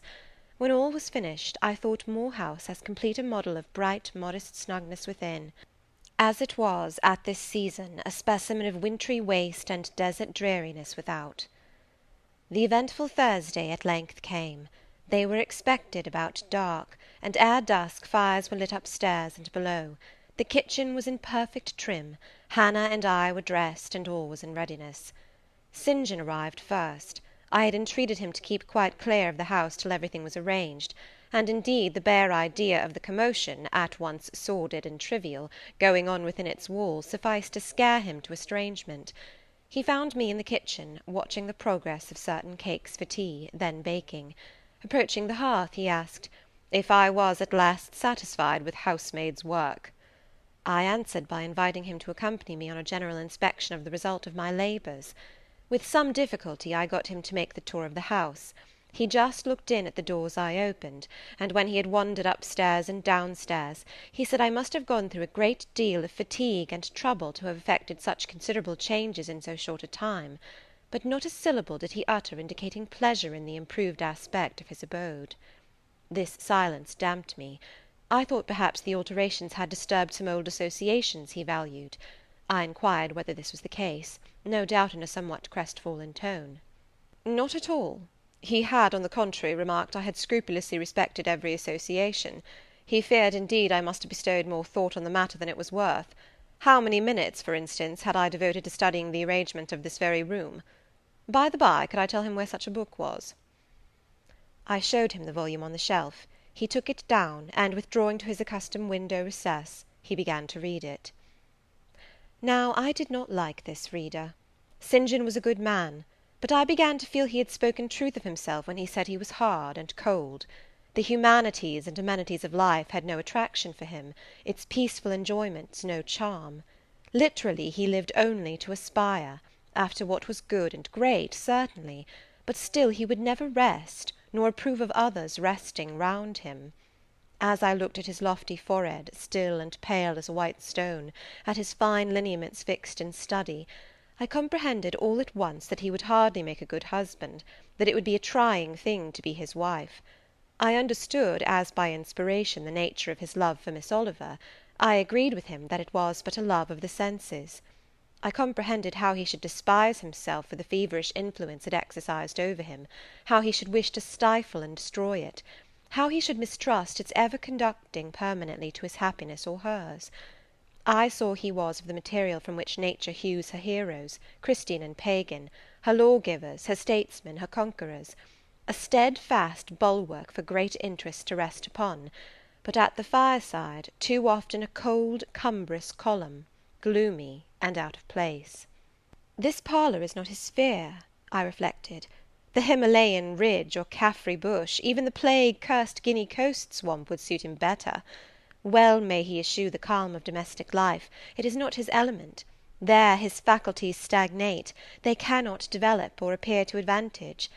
It is in scenes of strife and danger, where courage is proved, and energy exercised, and fortitude tasked, that he will speak and move, the leader and superior. A merry child would have the advantage of him on this hearth. He is right to choose a missionary's career. I see it now." "They are coming! They are coming!" cried Hannah, throwing open the parlour door. At the same moment old Carlo barked joyfully. Out I ran. It was now dark, but a rumbling of wheels was audible. Hannah soon had a lantern lit. The vehicle had stopped at the wicket. The driver opened the door. First one well-known form, then another, stepped out. In a minute I had my face under their bonnets, in contact first with Mary's soft cheek, then with Diana's flowing curls. They laughed, kissed me, then Hannah, patted Carlo, who was half wild with delight, asked eagerly if all was well, and being assured in the affirmative, hastened into the house. They were stiff with their long and jolting drive from Whitcross, and chilled with the frosty night air, but their pleasant countenances expanded to the cheerful firelight. While the driver and Hannah brought in the boxes, they demanded St. John. At this moment he advanced from the parlour. They both threw their arms round his neck at once. He gave each one quiet kiss, said in a low tone a few words of welcome, stood a while to be talked to, and then, intimating that he supposed they would soon rejoin him in the parlour, withdrew there as to a place of refuge. I had lit their candles to go upstairs, but Diana had first to give hospitable orders respecting the driver. This done, both followed me. They were delighted with the renovation and decorations of their rooms, with the new drapery and fresh carpets and rich tinted china vases. They expressed their gratification ungrudgingly. I had the pleasure of feeling that my arrangements met their wishes exactly, and that what I had done added a vivid charm to their joyous return home. Sweet was that evening. My cousins, full of exhilaration, were so eloquent in narrative and comment, that their fluency covered St. John's taciturnity. He was sincerely glad to see his sisters, but in their glow of fervour and flow of joy he could not sympathize. The event of the day, that is, the return of Diana and Mary, pleased him, but the accompaniments of that event, the glad tumult, the garrulous glee of reception, irked him. I saw he wished the calmer morrow was come. In the very meridian of the night's enjoyment, about an hour after tea, a rap was heard at the door. Hannah entered with the intimation that "a poor lad was come, at that unlikely time, to fetch Mr. Rivers to see his mother, who was drawing away." "Where does she live, Hannah?" "Clear up at Whitcross Brow, almost 4 miles off, and more in moss all the way." "Tell him I will go." "I'm sure, sir, you had better not. It's the worst road to travel after dark that can be. There's no track at all over the bog. And then it is such a bitter night, the keenest wind you ever felt. You had better send word, sir, that you will be there in the morning." But he was already in the passage, putting on his cloak, and without one objection, one murmur, he departed. It was then 9 o'clock. He did not return till midnight. Starved and tired enough he was, but he looked happier than when he set out. He had performed an act of duty, made an exertion, felt his own strength to do and deny, and was on better terms with himself. I am afraid the whole of the ensuing week tried his patience. It was Christmas week. We took to no settled employment, but spent it in a sort of merry domestic dissipation. The air of the moors, the freedom of home, the dawn of prosperity, acted on Diana and Mary's spirits like some life-giving elixir. They were gay from morning till noon, and from noon till night. They could always talk, and their discourse, witty, pithy, original, had such charms for me, that I preferred listening to and sharing in it to doing anything else. St. John did not rebuke our vivacity, but he escaped from it. He was seldom in the house, his parish was large, the population scattered, and he found daily business in visiting the sick and poor in its different districts. One morning at breakfast, Diana, after looking a little pensive for some minutes, asked him, if his plans were yet unchanged. "Unchanged and unchangeable," was the reply, and he proceeded to inform us that his departure from England was now definitively fixed for the ensuing year. "And Rosamond Oliver?" suggested Mary, the words seeming to escape her lips involuntarily. For no sooner had she uttered them, than she made a gesture as if wishing to recall them. St. John had a book in his hand. It was his unsocial custom to read at meals. He closed it, and looked up. "Rosamond Oliver," said he, "is about to be married to Mr. Granby, one of the best connected and most estimable residents in S. Grandson and heir to Sir Frederick Granby. I had the intelligence from her father yesterday."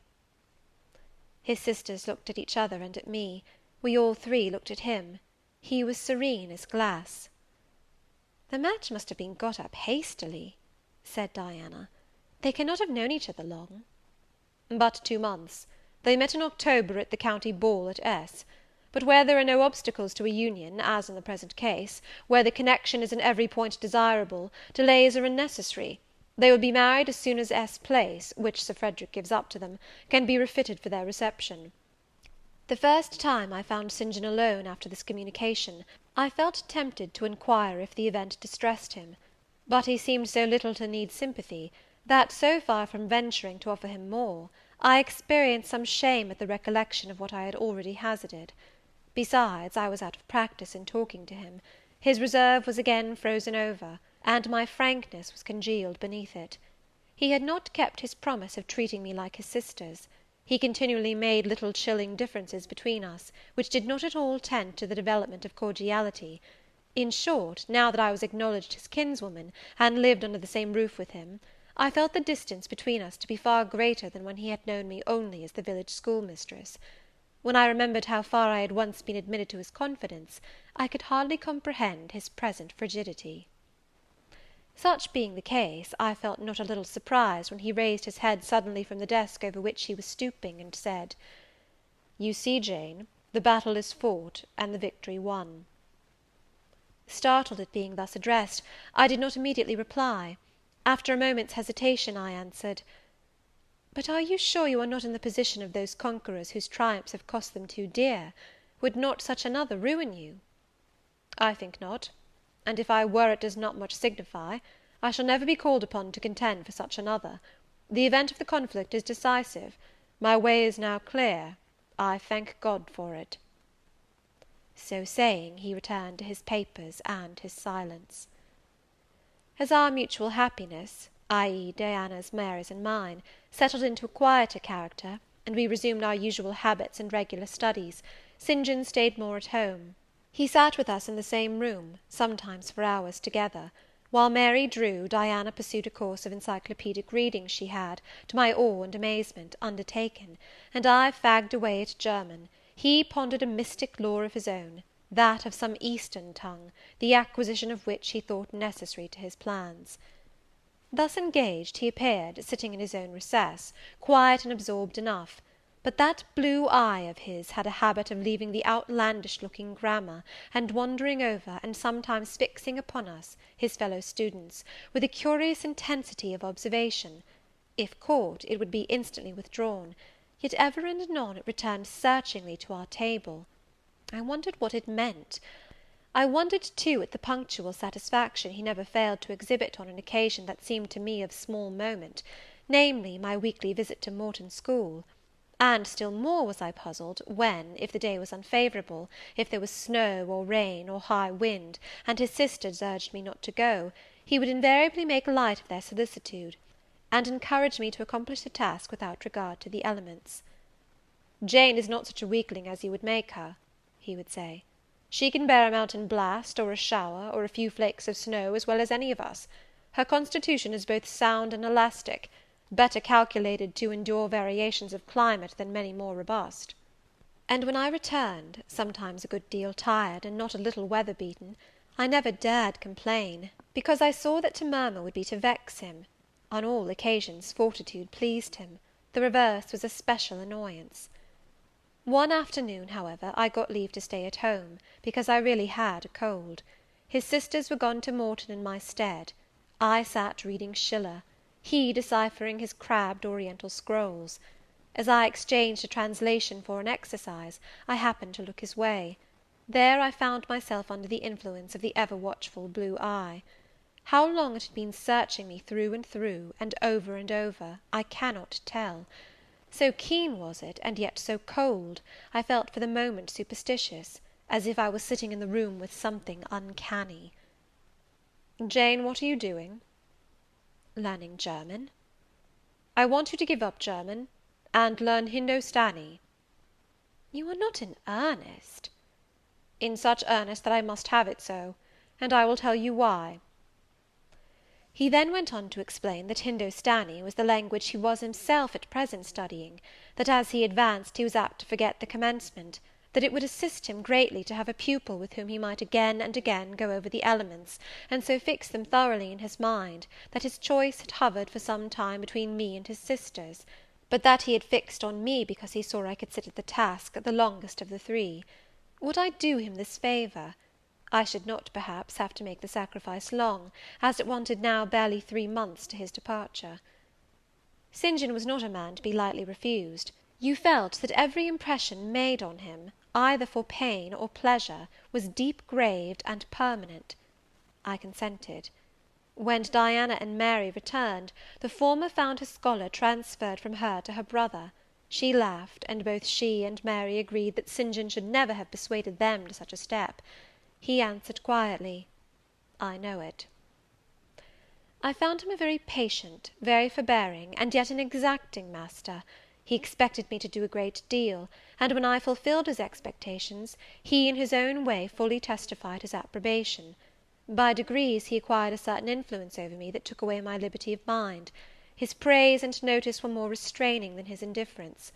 I could no longer talk or laugh freely when he was by, because a tiresomely importunate instinct reminded me that vivacity, at least in me, was distasteful to him.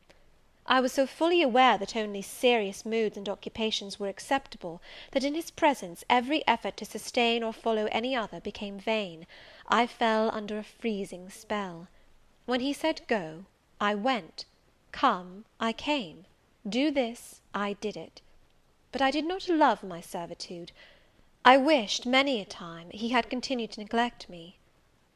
One evening, when at bedtime his sisters and I stood round him, bidding him good night, he kissed each of them as was his custom, and as was equally his custom, he gave me his hand.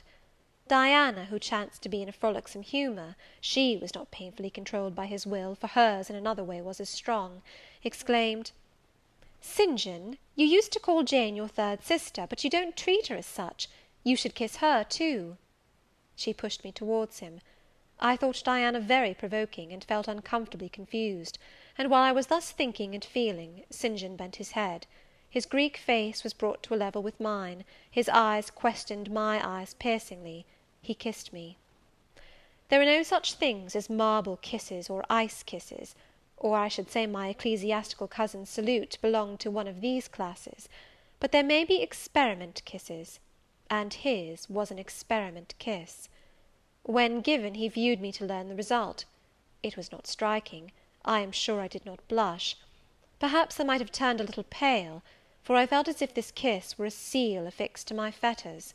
He never omitted the ceremony afterwards, and the gravity and quiescence with which I underwent it seemed to invest it for him with a certain charm.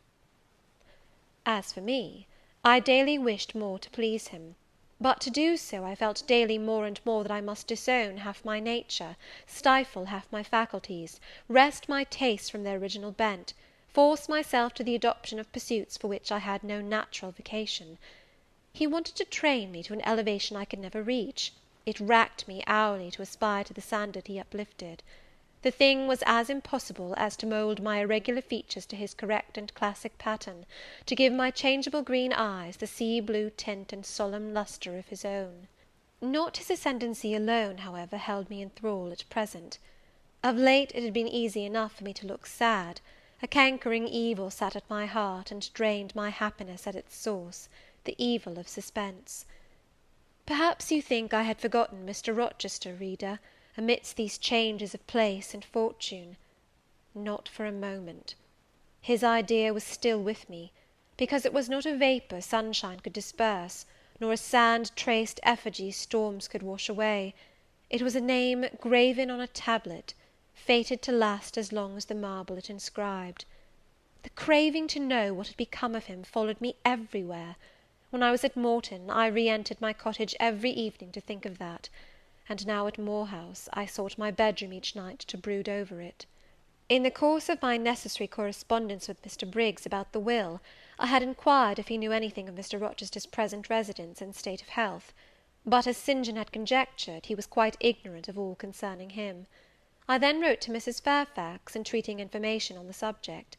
I had calculated with certainty on this step answering my end. I felt sure it would elicit an early answer. I was astonished when a fortnight passed without reply; but when 2 months wore away, and day after day the post arrived and brought nothing for me, I fell a prey to the keenest anxiety. I wrote again. There was a chance of my first letter having missed. Renewed hope followed renewed effort. It shone like the former for some weeks; then, like it, it faded, flickered.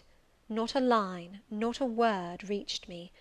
When half a year wasted in vain expectancy, my hope died out, and then I felt dark indeed. A fine spring shone round me, which I could not enjoy. Summer approached. Diana tried to cheer me. She said I looked ill, and wished to accompany me to the sea-side. This St. John opposed. He said I did not want dissipation, I wanted employment. My present life was too purposeless. I required an aim. And, I suppose, by way of supplying deficiencies, he prolonged still further my lessons in Hindostani, and grew more urgent in requiring their accomplishment. And I, like a fool, never thought of resisting him. I could not resist him. One day I had come to my studies in lower spirits than usual. The ebb was occasioned by a poignantly felt disappointment. Hannah had told me in the morning there was a letter for me, and when I went down to take it, almost certain that the long-looked-for tidings were vouchsafed me at last, I found only an unimportant note from Mr. Briggs on business. The bitter check had wrung from me some tears; and now, as I sat poring over the crabbed characters and flourishing tropes of an Indian scribe, my eyes filled again. St. John called me to his side to read. In attempting to do this, my voice failed me, words were lost in sobs. He and I were the only occupants of the parlour. Diana was practising her music in the drawing-room, Mary was gardening. It was a very fine May day, clear, sunny, and breezy. My companion expressed no surprise at this emotion, nor did he question me as to its cause. He only said, "We will wait a few minutes, Jane, till you are more composed." And while I smothered the paroxysm with all haste, he sat calm and patient, leaning on his desk, and looking like a physician watching with the eye of science an expected and fully understood crisis in a patient's malady. Having stifled my sobs, wiped my eyes, and muttered something about not being very well that morning, I resumed my task, and succeeded in completing it. St. John put away my books and his, locked his desk, and said, "Now, Jane, you shall take a walk, and with me." "I will call Diana and Mary." "No, I want only one companion this morning, and that must be you. Put on your things, go out by the kitchen door, take the road towards the head of Marsh Glen. I will join you in a moment." I know no medium.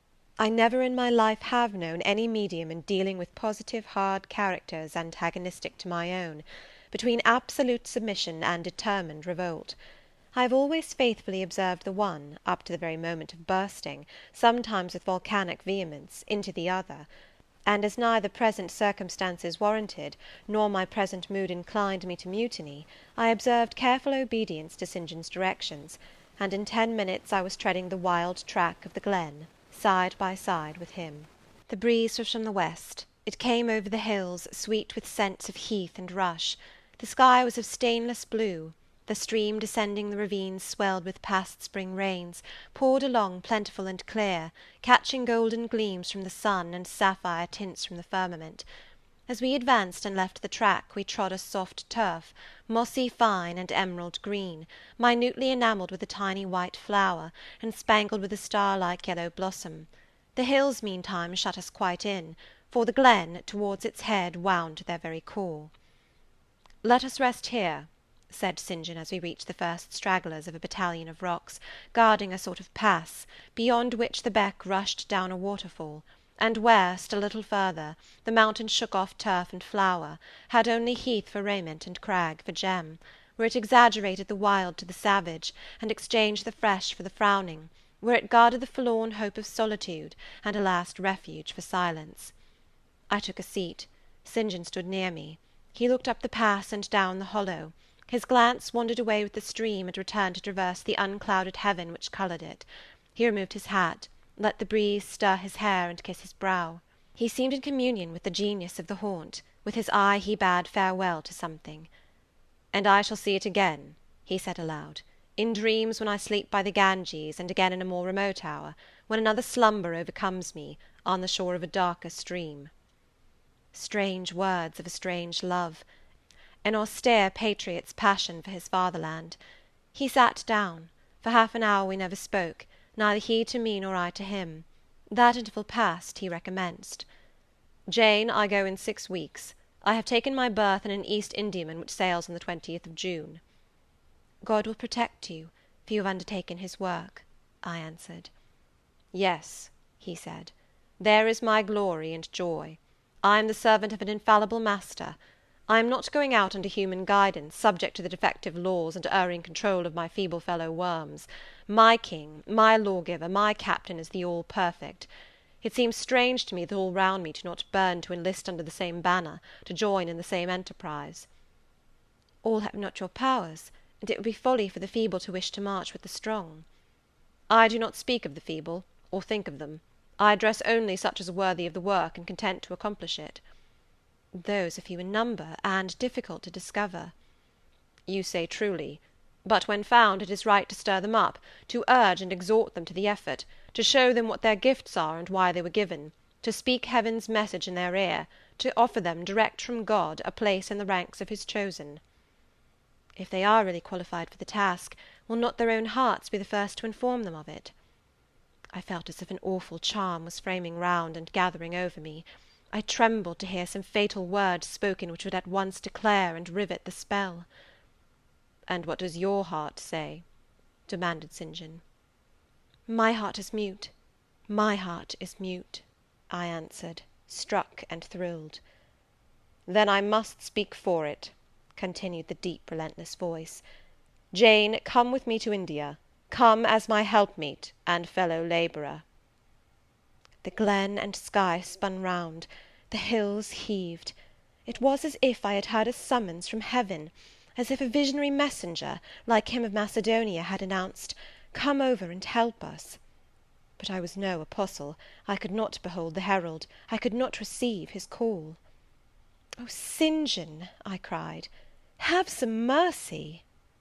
I appealed to one who, in the discharge of what he believed his duty, knew neither mercy nor remorse. He continued, "God and nature intended you for a missionary's wife. It is not personal, but mental endowments they have given you. You are formed for labour, not for love. A missionary's wife you must, shall be.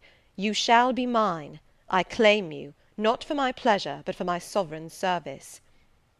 "I am not fit for it. I have no vocation," I said. He had calculated on these first objections. He was not irritated by them.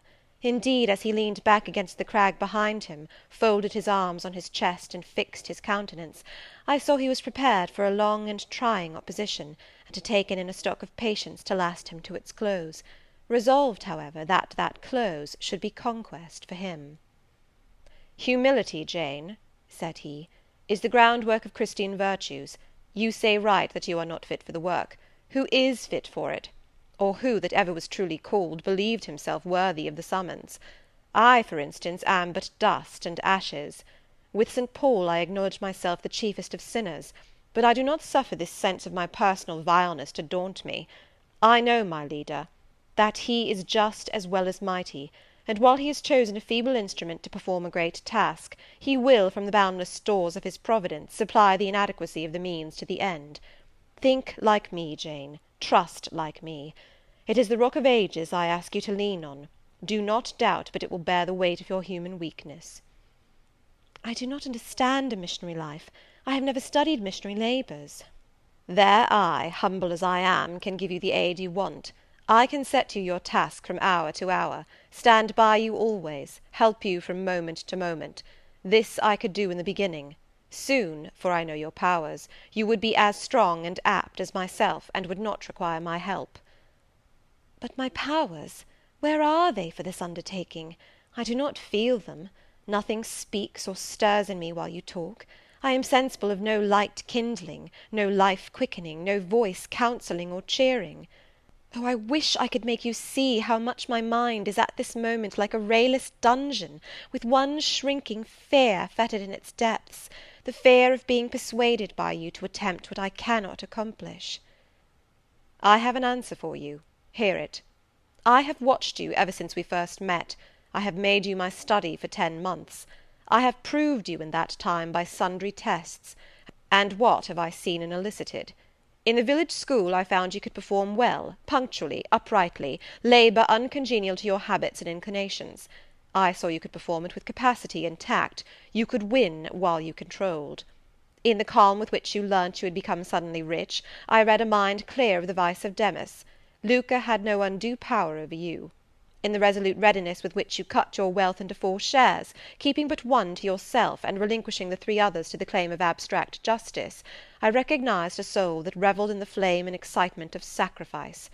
In the tractability with which, at my wish, you forsook a study in which you were interested, and adopted another because it interested me, in the untiring assiduity with which you have since persevered in it, in the unflagging energy and unshaken temper with which you have met its difficulties, I acknowledge the complement of the qualities I seek. Jane, you are docile, diligent, disinterested, faithful, constant, and courageous, very gentle and very heroic. Cease to mistrust yourself. I can trust you unreservedly.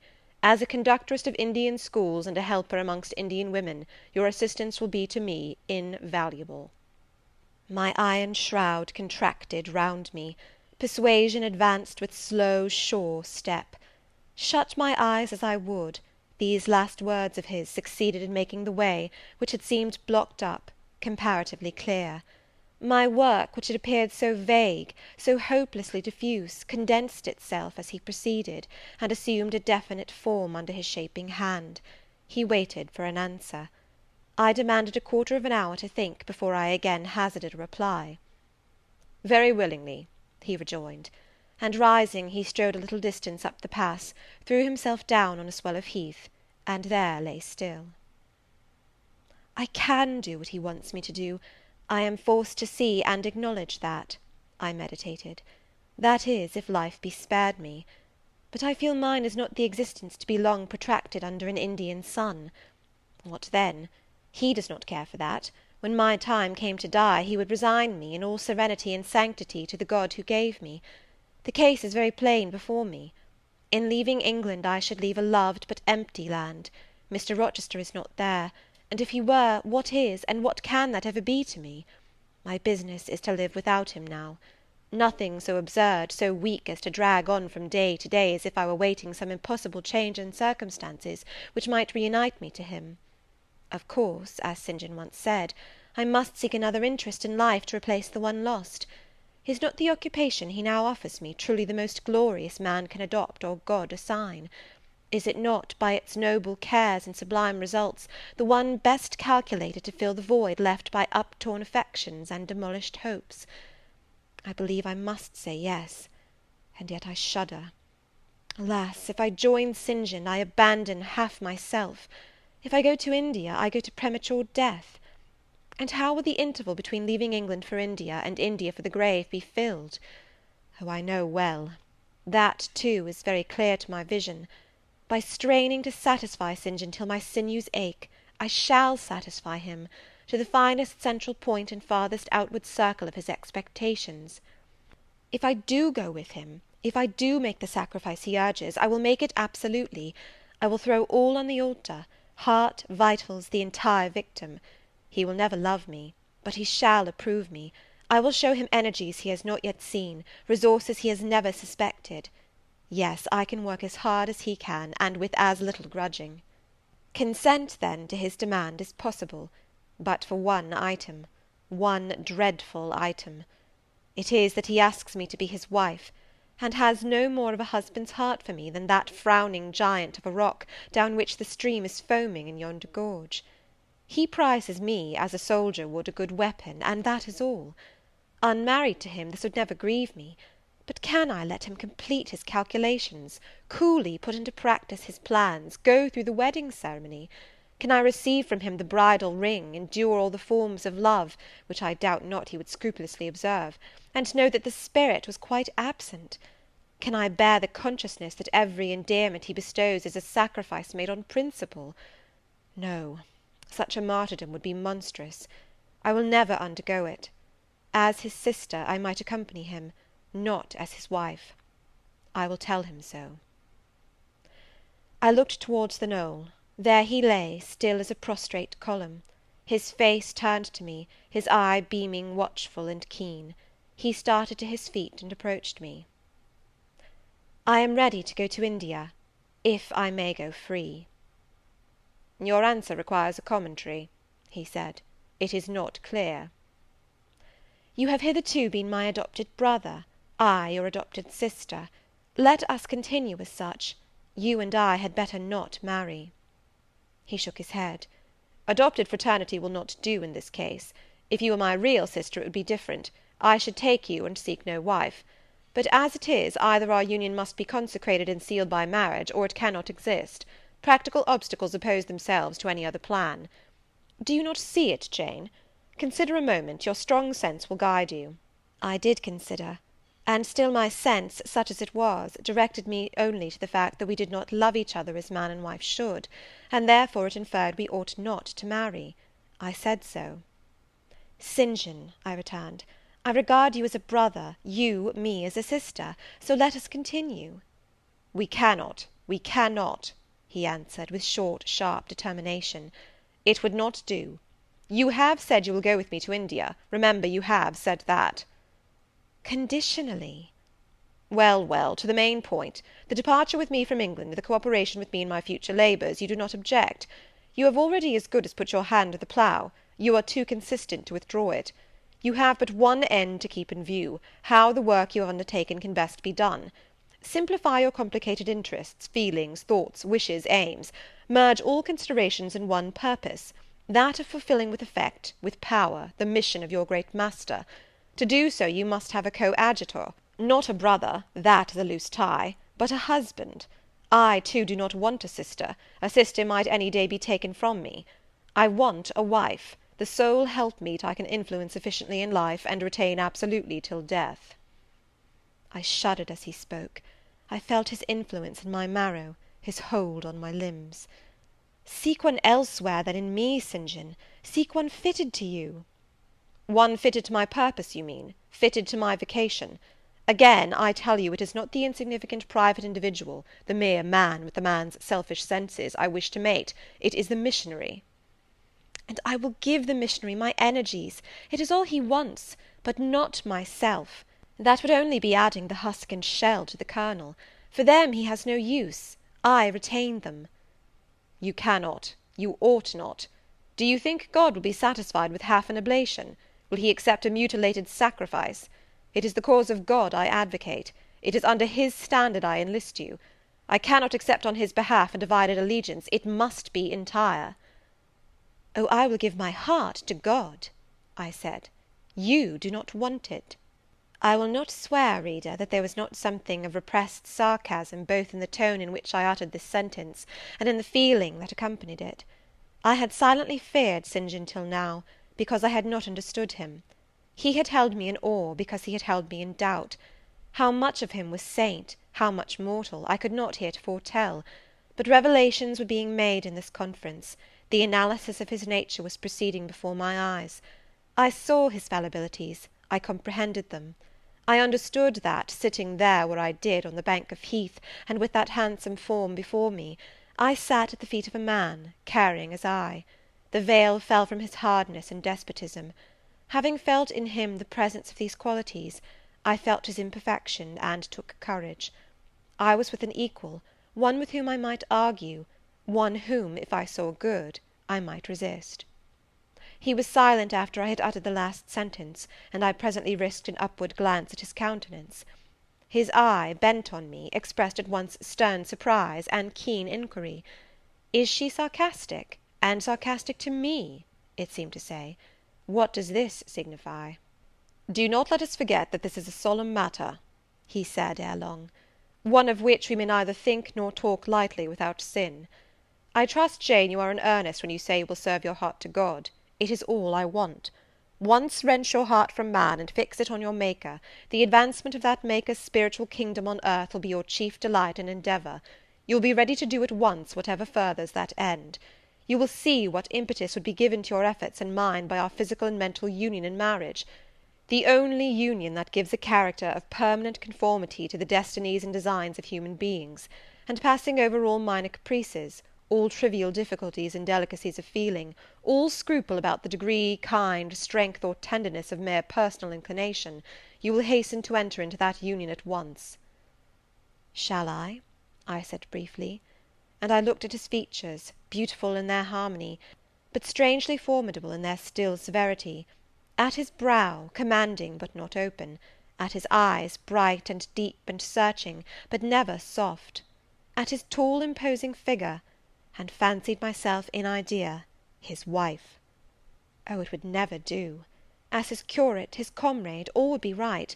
I would cross oceans with him in that capacity, toil under eastern suns and Asian deserts with him in that office, admire and emulate his courage and devotion and vigour, accommodate quietly to his masterhood, smile undisturbed at his ineradicable ambition, discriminate the Christian from the man, profoundly esteem the one and freely forgive the other. I should suffer often, no doubt, attached to him only in this capacity. My body would be under rather a stringent yoke, but my heart and mind would be free. I should still have my unblighted self to turn to, my natural unenslaved feelings with which to communicate in moments of loneliness. There would be recesses in my mind which would be only mine, to which he never came, and sentiments growing there fresh and sheltered, which his austerity could never blight, nor his measured warrior march trample down. But as his wife, at his side always, and always constrained, and always checked, forced to keep the fire of my nature continually low, to compel it to burn inwardly, and never utter a cry, though the imprisoned flame consumed vital after vital, this would be unendurable. "St. John," I exclaimed, when I had got so far in my meditation. "Well," he answered icily. "I repeat, I freely consent to go with you as your fellow missionary, but not as your wife. I cannot marry you, and become part of you." "A part of me you must become," he answered steadily, "otherwise the whole bargain is void. How can I, a man not yet 30, take out with me to India a girl of 19, unless she be married to me? How can we be for ever together, sometimes in solitude, sometimes amidst savage tribes, and unwed?" "Very well," I said shortly, "under the circumstances, quite as well as if I were either your real sister, or a man and a clergyman like yourself." "It is known that you are not my sister. I cannot introduce you as such. To attempt it would be to fasten injurious suspicions on us both. And for the rest, though you have a man's vigorous brain, you have a woman's heart, and it would not do." "It would do," I affirmed with some disdain, "perfectly well. I have a woman's heart, but not where you are concerned. For you, I have only a comrade's constancy, a fellow soldier's frankness, fidelity, fraternity, if you like, a neophyte's respect and submission to his hierophant. Nothing more, don't fear." "It is what I want," he said, speaking to himself. "It is just what I want. And there are obstacles in the way, they must be hewn down. Jane, you would not repent marrying me. Be certain of that. We must be married. There is no other way. And undoubtedly enough of love would follow upon marriage to render the union right even in your eyes." "I scorn your idea of love," I could not help saying, as I rose up and stood before him, leaning my back against the rock. "I scorn the counterfeit sentiment you offer. Yes, St. John, and I scorn you when you offer it." He looked at me fixedly, compressing his well-cut lips while he did so. Whether he was incensed or surprised, or what, it was not easy to tell. He could command his countenance thoroughly. "I scarcely expected to hear that expression from you," he said. "I think I have done and uttered nothing to deserve scorn." I was touched by his gentle tone, and overawed by his high, calm mien. "Forgive me the words, St. John, but it is your own fault that I have been roused to speak so unguardedly. You have introduced a topic in which our natures are at variance, a topic we should never discuss. The very name of love is an apple of discord between us. If the reality were required, what should we do? How should we feel? My dear cousin, abandon your scheme of marriage, forget it." "No," said he, "it is a long-cherished scheme, and the only one which can secure my great end, but I shall urge you no further at present. To-morrow I leave home for Cambridge. I have many friends there to whom I should wish to say farewell. I shall be absent a fortnight. Take that space of time to consider my offer, and do not forget that if you reject it, it is not me you deny, but God. Through my means he opens to you a noble career. As my wife only can you enter upon it. Refuse to be my wife, and you limit yourself for ever to a track of selfish ease and barren obscurity. Tremble lest in that case you should be numbered with those who have denied the faith, and are worse than infidels." He had done. Turning from me, he once more looked to river, looked to hill. But this time his feelings were all pent in his heart. I was not worthy to hear them uttered. As I walked by his side homeward, I read well in his iron silence all he felt towards me, the disappointment of an austere and despotic nature, which has met resistance where it expected submission, the disapprobation of a cool, inflexible judgment, which has detected in another feelings and views in which it has no power to sympathize. In short, as a man, he would have wished to coerce me into obedience. It was only as a sincere Christian he bore so patiently with my perversity, and allowed so long a space for reflection and repentance. That night, after he had kissed his sisters, he thought proper to forget even to shake hands with me, but left the room in silence. I, who, though I had no love, had much friendship for him, was hurt by the marked omission, so much hurt that tears started to my eyes.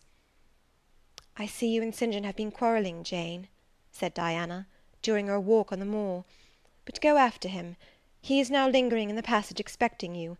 He will make it up." I have not much pride under such circumstances. I would always rather be happy than dignified, and I ran after him. He stood at the foot of the stairs. "Good night, St. John," said I. "Good night, Jane," he replied calmly. "Then shake hands," I added. What a cold, loose touch he impressed on my fingers! He was deeply displeased by what had occurred that day. Cordiality would not warm, nor tears move him. No happy reconciliation was to be had with him, no cheering smile or generous word. But still the Christian was patient and placid, and when I asked him if he forgave me, he answered that he was not in the habit of cherishing the remembrance of vexation, that he had nothing to forgive, not having been offended. And with that answer he left me. I would much rather he had knocked me down.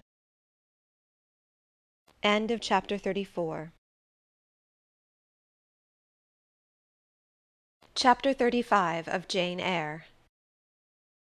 He did not leave for Cambridge the next day, as he had said he would. He deferred his departure a whole week, and during that time he made me feel what severe punishment a good yet stern, a conscientious yet implacable man can inflict on one who has offended him. Without one overt act of hostility, one upbraiding word, he contrived to impress me momently with the conviction that I was put beyond the pale of his favour. Not that St. John harboured a spirit of unchristian vindictiveness, not that he would have injured a hair of my head, if it had been fully in his power to do so. Both by nature and principle, he was superior to the mean gratification of vengeance. He had forgiven me for saying I scorned him in his love, but he had not forgotten the words, and as long as he and I lived, he never would forget them. I saw by his look, when he turned to me, that they were always written on the air between me and him. Whenever I spoke, they sounded in my voice to his ear, and their echo toned every answer he gave me. He did not abstain from conversing with me. He even called me as usual each morning to join him at his desk, and I fear the corrupt man within him had a pleasure unimparted to, and unshared by, the pure Christian, in evincing with what skill he could, while acting and speaking apparently just as usual, extract from every deed and every phrase the spirit of interest and approval which had formerly communicated a certain austere charm to his language and manner. To me he was in reality become no longer flesh, but marble. His eye was a cold, bright, blue gem, his tongue a speaking instrument, nothing more. All this was torture to me, refined, lingering torture. It kept up a slow fire of indignation and a trembling trouble of grief, which harassed and crushed me altogether.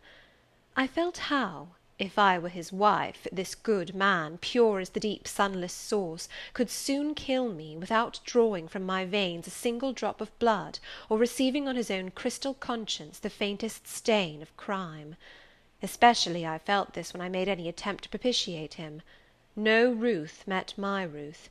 He experienced no suffering from estrangement, no yearning after reconciliation; and though more than once my fast-falling tears blistered the page over which we both bent, they produced no more effect on him than if his heart had been really a matter of stone or metal.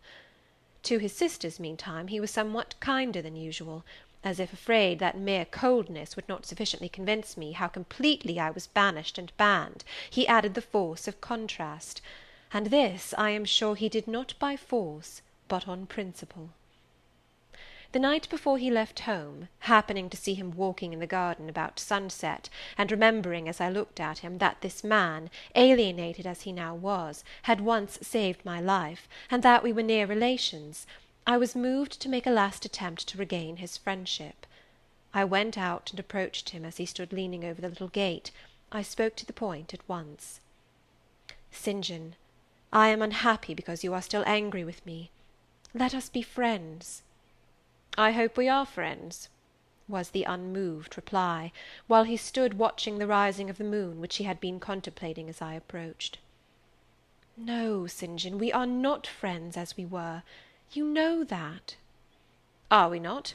That is wrong. For my part, I wish you no ill, and all good." "I believe you, St. John, for I am sure you are incapable of wishing any one ill; but as I am your kinswoman, I should desire somewhat more of affection than that sort of general philanthropy you extend to mere strangers." "Of course," he said, "your wish is reasonable, and I am far from regarding you as a stranger." This, spoken in a cool, tranquil tone, was mortifying and baffling enough. Had I attended to the suggestions of pride and ire, I should immediately have left him; but something worked within me more strongly than those feelings could. I deeply venerated my cousin's talent and principle.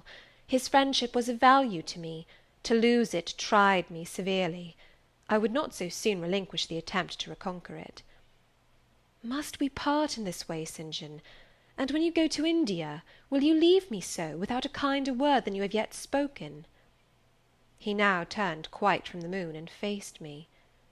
"When I go to India, Jane, will I leave you? What? Do you not go to India?" "You said I could not unless I married you." "And you will not marry me? You adhere to that resolution?" Reader, do you know, as I do, what terror those cold people can put into the ice of their questions? How much of the fall of the avalanche is in their anger, of the breaking up of the frozen sea in their displeasure? No, St. John, I will not marry you. I adhere to my resolution. The avalanche had shaken and slid a little forward, but it did not yet crash down. "Once more, why this refusal?" he asked. "Formerly," I answered, "because you did not love me. Now, I reply, because you almost hate me. If I were to marry you, you would kill me. You are killing me now." His lips and cheeks turned white, quite white. "I should kill you? I am killing you? Your words are such as ought not to be used, violent, unfeminine, and untrue. They betray an unfortunate state of mind. They merit severe reproof. They would seem inexcusable, but that it is the duty of man to forgive his fellow even until 77 times. I had finished the business now. While earnestly wishing to erase from his mind the trace of my former offence, I had stamped on that tenacious surface another and far deeper impression. I had burnt it in. "Now you will indeed hate me," I said. "It is useless to attempt to conciliate you. I see I have made an eternal enemy of you." A fresh wrong did these words inflict, the worse because they touched on the truth. That bloodless lip quivered to a temporary spasm. I knew the steely ire I had whetted. I was heart-wrung. "You utterly misinterpret my words," I said, at once seizing his hand. "I have no intention to grieve or pain you. Indeed, I have not." Most bitterly he smiled. Most decidedly he withdrew his hand from mine. "And now you recall your promise, and will not go to India at all, I presume?" said he, after a considerable pause. "Yes, I will, as your assistant," I answered. A very long silence succeeded. What struggle there was in him between nature and grace in this interval I cannot tell. Only singular gleams scintillated in his eyes, and strange shadows passed over his face.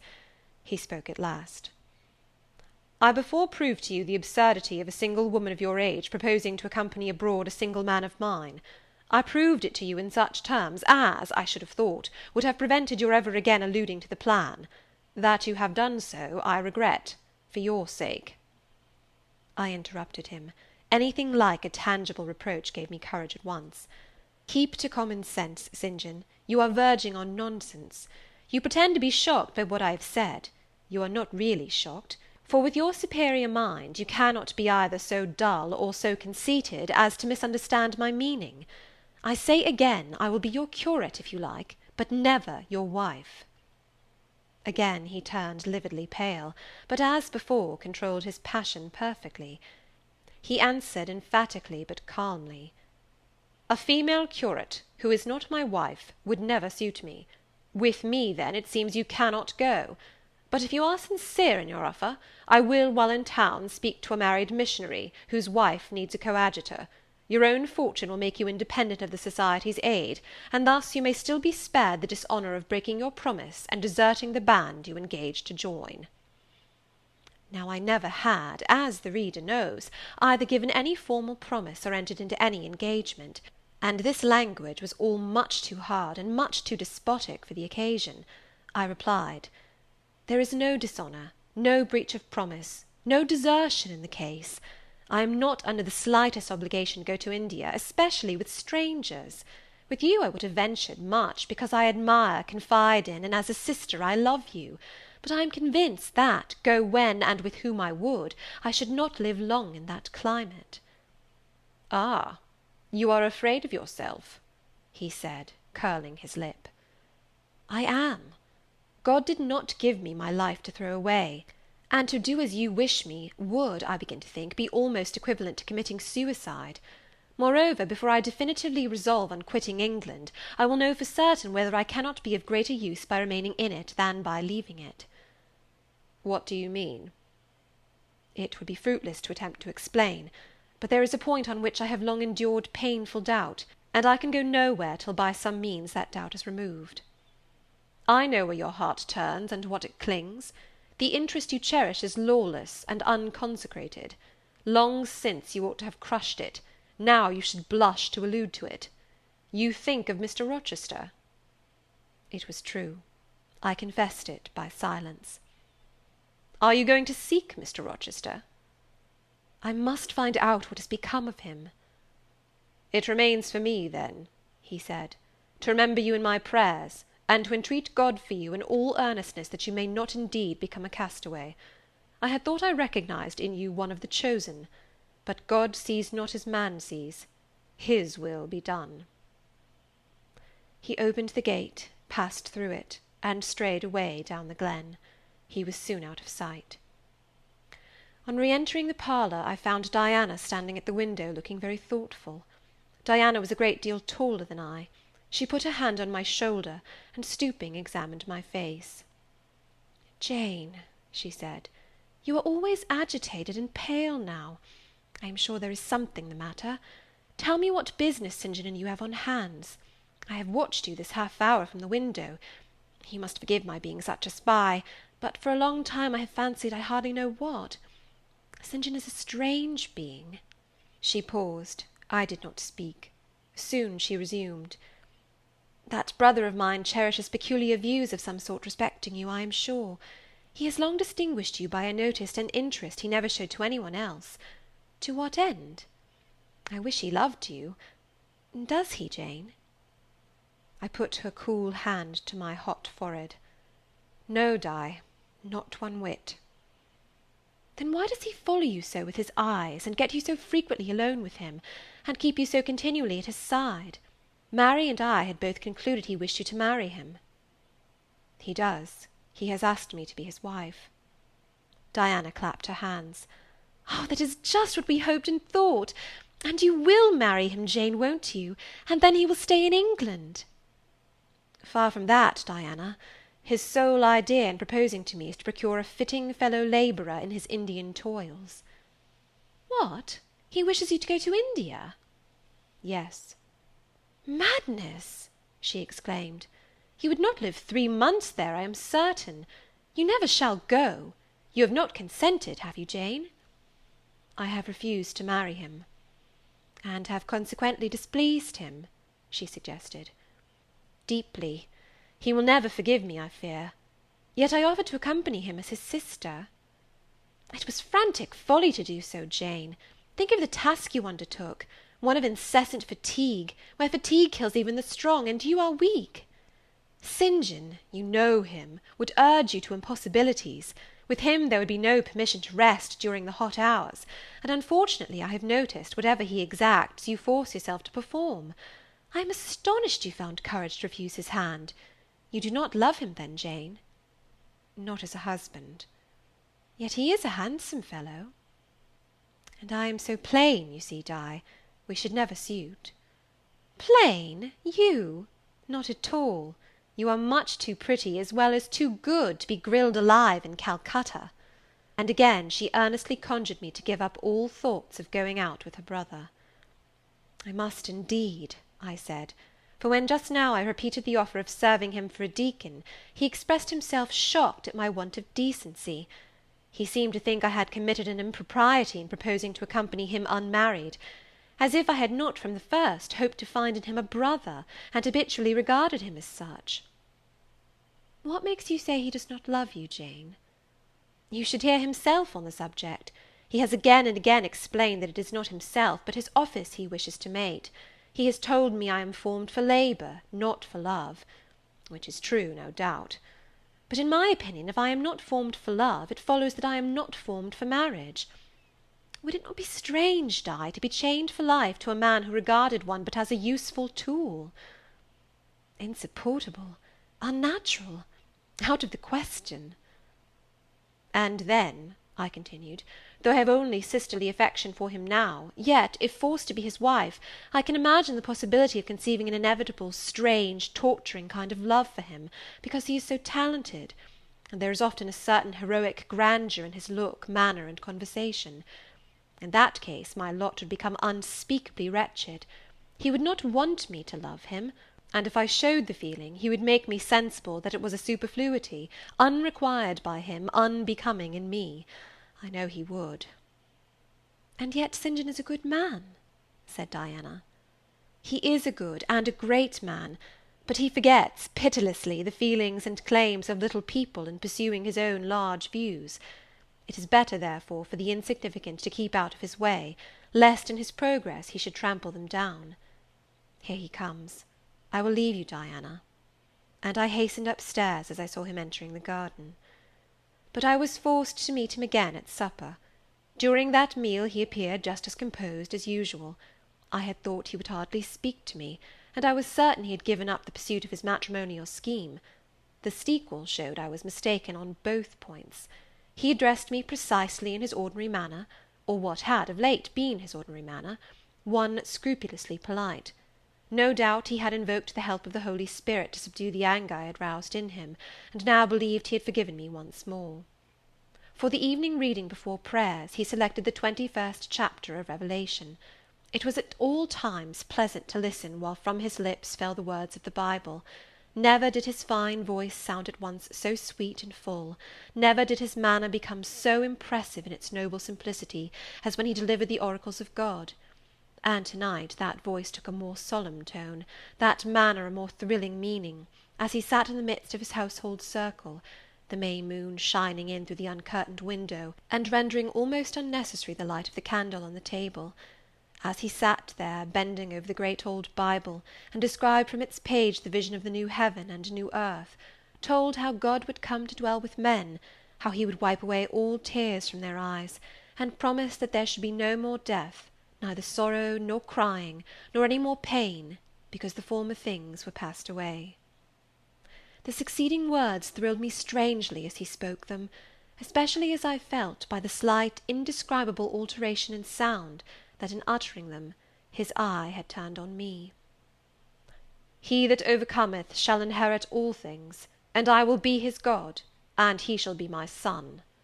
But," was slowly, distinctly read, "the fearful, the unbelieving, etc., shall have their part in the lake which burneth with fire and brimstone, which is the second death." Henceforward I knew what fate St. John feared for me. A calm subdued triumph, blent with a longing earnestness, marked his enunciation of the last glorious verses of that chapter. The reader believed his name was already written in the Lamb's book of life, and he yearned after the hour which should admit him to the city to which the kings of the earth bring their glory and honour, which has no need of sun or moon to shine in it, because the glory of God lightens it, and the Lamb is the light thereof. In the prayer following the chapter, all his energy gathered, all his stern zeal woke. He was in deep earnest, wrestling with God, and resolved on a conquest. He supplicated strength for the weak-hearted, guidance for wanderers from the fold, a return, even at the 11th hour, for those whom the temptations of the world and the flesh were luring from the narrow path. He asked, he urged, he claimed the boon of a brand snatched from the burning. Earnestness is ever deeply solemn. First, as I listened to the prayer, I wondered at his. Then, when it continued and rose, I was touched by it, and at last awed. He felt the greatness and goodness of his purpose so sincerely, others who heard him plead for it could not but feel it too. The prayer over, we took leave of him. He was to go at a very early hour in the morning. Diana and Mary, having kissed him, left the room, in compliance, I think, with a whispered hint from him. I tendered my hand, and wished him a pleasant journey. "Thank you, Jane. As I said, I shall return from Cambridge in a fortnight. That space, then, is yet left to you for reflection. If I listened to human pride, I should say no more to you of marriage with me; but I listen to my duty, and keep steadily in view my very first aim, to do all things to the glory of God. My master was long-suffering, so will I be. I cannot give you up to perdition as a vessel of wrath. Repent, resolve, while there is yet time. Remember, we are bid to work while it is day, warned that the night cometh when no man shall work. Remember the fate of Dives, who had his good things in this life. God give you strength to choose that better part which shall not be taken from you." He laid his hand on my head as he uttered the last words. He had spoken earnestly, mildly. His look was not indeed that of a lover beholding his mistress, but it was that of a pastor recalling his wandering sheep, or better, of a guardian angel watching the soul for which he is responsible.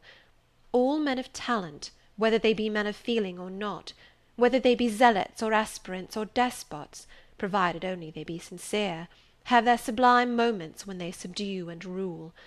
I felt veneration for St. John, veneration so strong that its impetus thrust me at once to the point I had so long shunned. I was tempted to cease struggling with him, to rush down the torrent of his will into the gulf of his existence, and there lose my own. I was almost as hard beset by him now as I had been once before, in a different way, by another. I was a fool both times. To have yielded then would have been an error of principle; to have yielded now would have been an error of judgment. So I think at this hour, when I look back to the crisis through the quiet medium of time, I was unconscious of folly at the instant. I stood motionless under my hierophant's touch. My refusals were forgotten, my fears overcome, my wrestlings paralysed. The impossible, i.e. my marriage with St. John, was fast becoming the possible. All was changing utterly with a sudden sweep. Religion called, angels beckoned, God commanded, life rolled together like a scroll, death's gates opening, showed eternity beyond. It seemed that for safety and bliss there, all here might be sacrificed in a second. The dim room was full of visions. "Could you decide now?" asked the missionary. The inquiry was put in gentle tones. He drew me to him as gently. Oh, that gentleness! How far more potent is it than force! I could resist St. John's wrath. I grew pliant as a reed under his kindness. Yet I knew all the time, if I yielded now, I should not the less be made to repent, some day, of my former rebellion. His nature was not changed by 1 hour of solemn prayer; it was only elevated. "I could decide if I were but certain," I answered. Were I but convinced that it is God's will I should marry you, I could vow to marry you here and now, come afterwards what would." "My prayers are heard," ejaculated St. John. He pressed his hand firmer on my head, as if he claimed me. He surrounded me with his arm, almost as if he loved me. I say almost, I knew the difference, for I had felt what it was to be loved. But like him, I had now put love out of the question, and thought only of duty. I contended with my inward dimness of vision, before which clouds yet rolled. I sincerely, deeply, fervently longed to do what was right, and only that. Show me the path," I entreated of heaven. I was excited more than I had ever been, and whether what followed was the effect of excitement the reader shall judge. All the house was still, for I believe all except St. John and myself were now retired to rest. The one candle was dying out. The room was full of moonlight. My heart beat fast and thick. I heard its throb. Suddenly it stood still to an inexpressible feeling that thrilled it through, and passed at once to my head and extremities. The feeling was not like an electric shock, but it was quite as sharp, as strange, as startling. It acted on my senses as if their utmost activity hitherto had been but torpor, from which they were now summoned and forced to wake. They rose expectant. Eye and ear waited, while the flesh quivered on my bones. "What have you heard? What do you see?" asked St. John. I saw nothing, but I heard a voice somewhere cry, "Jane! Jane! Jane!" Nothing more. "Oh, God! What is it?" I gasped. I might have said, "Where is it?" for it did not seem in the room, nor in the house, nor in the garden. It did not come out of the air, nor from under the earth, nor from overhead. I had heard it. Where or whence, forever impossible to know. And it was the voice of a human being, a known, loved, well-remembered voice, that of Edward Fairfax Rochester, and it spoke in pain and woe, wildly, eerily, urgently. "I am coming," I cried. "Wait for me. Oh, I will come." I flew to the door and looked into the passage. It was dark. I ran out into the garden. It was void. "Where are you?" I exclaimed. The hills beyond Marsh Glen sent the answer faintly back. "Where are you?" I listened. The wind sighed low in the firs. All was moorland loneliness and midnight hush. "Down, superstition!" I commented, as that spectre rose up black by the black yew at the gate. "This is not thy deception, nor thy witchcraft. It is the work of nature. She was roused, and did no miracle, but her best." I broke from St. John, who had followed, and would have detained me. It was my time to assume ascendancy. My powers were in play and in force. I told him to forbear question or remark. I desired him to leave me. I must and would be alone. He obeyed at once. Where there is energy to command well enough, obedience never fails. I mounted to my chamber, locked myself in, fell on my knees, and prayed in my way, a different way to St. John's, but effective in its own fashion. I seemed to penetrate very near a mighty spirit, and my soul rushed out in gratitude at his feet. I rose from the thanksgiving, took a resolve, and lay down, unscared, enlightened, eager but for the daylight. End of chapter 35.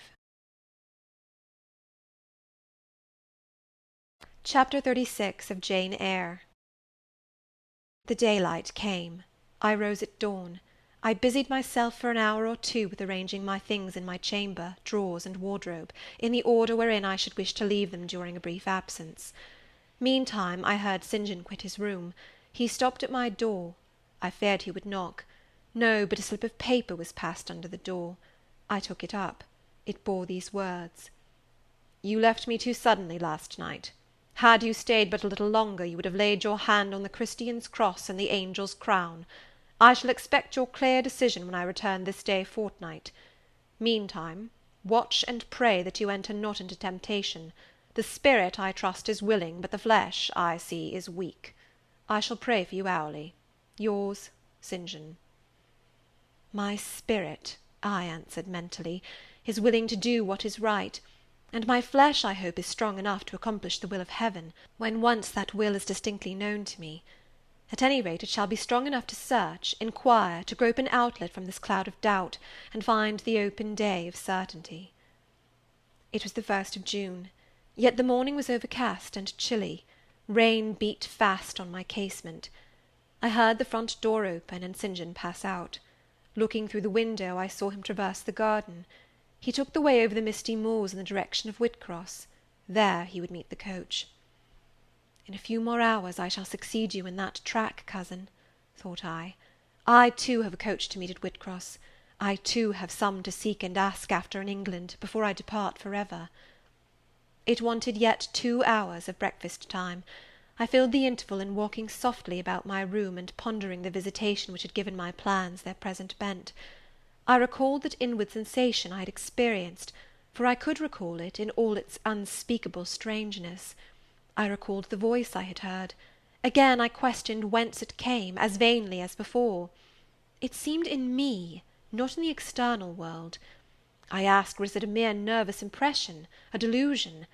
I could not conceive or believe. It was more like an inspiration. The wondrous shock of feeling had come like the earthquake which shook the foundations of Paul and Silas's prison. It had opened the doors of the soul's cell and loosed its bands.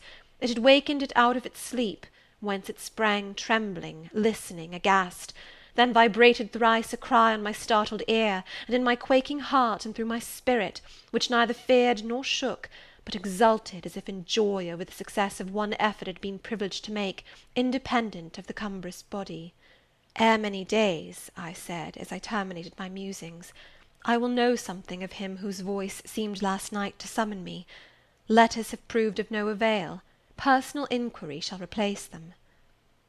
At breakfast I announced to Diana and Mary that I was going a journey, and should be absent at least 4 days. "Alone, Jane?" they asked. Yes, it was to see or hear news of a friend about whom I had for some time been uneasy. They might have said, as I have no doubt they thought, that they had believed me to be without friends, save them; for indeed I had often said so, but with their true natural delicacy they abstained from comment, except that Diana asked me if I was sure I was well enough to travel. I looked very pale, she observed. I replied that nothing ailed me save anxiety of mind, which I hoped soon to alleviate. It was easy to make my further arrangements, for I was troubled with no inquiries, no surmises.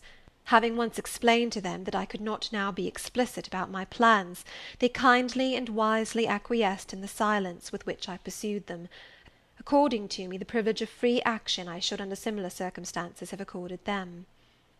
I left Moor House at 3 o'clock P.M., and soon after 4 I stood at the foot of the sign-post of Whitcross, waiting the arrival of the coach which was to take me to distant Thornfield.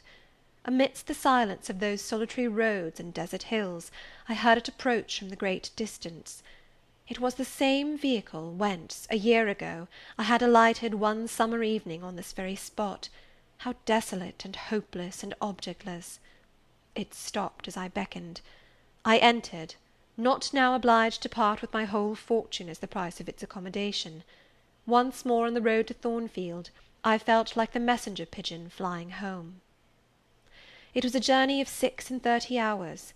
I had set out from Whitcross on a Tuesday afternoon, and early on the succeeding Thursday morning the coach stopped to water the horses at a wayside inn, situated in the midst of scenery whose green hedges and large fields and low pastoral hills, how mild of feature and verdant of hue compared with the stern North Midland moors of Morton, met my eye like the lineaments of a once familiar face. Yes, I knew the character of this landscape. I was sure we were very near my bourne. "How far is Thornfield Hall from here?" I asked of the ostler. "Just 2 miles, mum, across the fields." My journey is closed, I thought to myself. I got out of the coach, gave a box I had into the ostler's charge, to be kept till I called for it, paid my fare, satisfied the coachman, and was going. The brightening day gleamed on the sign of the inn, and I read in gilt letters, "The Rochester Arms." My heart leapt up. I was already on my master's very lands. It fell again. The thought struck it. Your master himself may be beyond the British Channel, for aught you know. And then if he is at Thornfield Hall, towards which you hasten, who besides him is there? His lunatic wife, and you have nothing to do with him. You dare not speak to him or seek his presence. You have lost your labour. You had better go no further," urged the monitor. "Ask information of the people at the inn. They can give you all you seek. They can solve your doubts at once. Go up to that man and inquire if Mr. Rochester be at home." The suggestion was sensible, and yet I could not force myself to act on it. I so dreaded a reply that would crush me with despair. To prolong doubt was to prolong hope. I might yet once more see the Hall under the ray of her star. There was the stile before me, the very fields through which I had hurried, blind, deaf, distracted with revengeful fury, tracking and scourging me on the morning I fled from Thornfield. Ere I well knew what course I had resolved to take, I was in the midst of them. How fast I walked! How I ran sometimes! How I looked forward to catch the first view of the well-known woods! With what feelings I welcomed single trees I knew, and familiar glimpses of meadow and hill between them! At last the woods rose, the rookery clustered dark, a loud cawing broke the morning stillness. Strange delight inspired me, on I hastened. Another field crossed, a lane threaded, and there were the courtyard walls, the back offices, the house itself, the rookery still hid. My first view of it shall be in front, I determined, where its bold battlements will strike the eye nobly at once, and where I can single out my master's very window. Perhaps he will be standing at it. He rises early. Perhaps he is now walking in the orchard, or on the pavement in front. Could I but see him! But a moment! Surely in that case I should not be so mad as to run to him. I cannot tell. I am not certain. And if I did, what then? God bless him, what then? Who would be hurt by my once more tasting the life his glance can give me? I rave. Perhaps at this moment he is watching the sunrise over the Pyrenees, or on the tideless sea of the south. I had coasted along the lower wall of the orchard, turned its angle. There was a gate just there, opening into the meadow between two stone pillars crowned by stone balls. From behind one pillar I could peep round quietly at the full front of the mansion. I advanced my head with precaution, desirous to ascertain if any bedroom window blinds were yet drawn up. Battlements, windows, long front, all from this sheltered station were at my command. The crows sailing overhead perhaps watched me while I took this survey. I wonder what they thought. They must have considered I was very careful and timid at first, and that gradually I grew very bold and reckless. A peep, and then a long stare, and then a departure from my niche and a straying out into the meadow, and a sudden stop full in front of the great mansion, and a protracted hardy gaze towards it. What affectation of diffidence was this at first? They might have demanded. What stupid regardlessness now? Hear an illustration, reader. A lover finds his mistress asleep on a mossy bank. He wishes to catch a glimpse of her fair face without waking her. He steals softly over the grass, careful to make no sound. He pauses, fancying she has stirred. He withdraws, not for worlds would he be seen. All is still. He again advances, he bends above her, a light veil rests on her features. He lifts it, bends lower. Now his eyes anticipate the vision of beauty, warm and blooming and lovely in rest. How hurried was their first glance! But how they fix! How he starts! How he suddenly and vehemently clasps in both arms the form he dared not a moment since touch with his finger!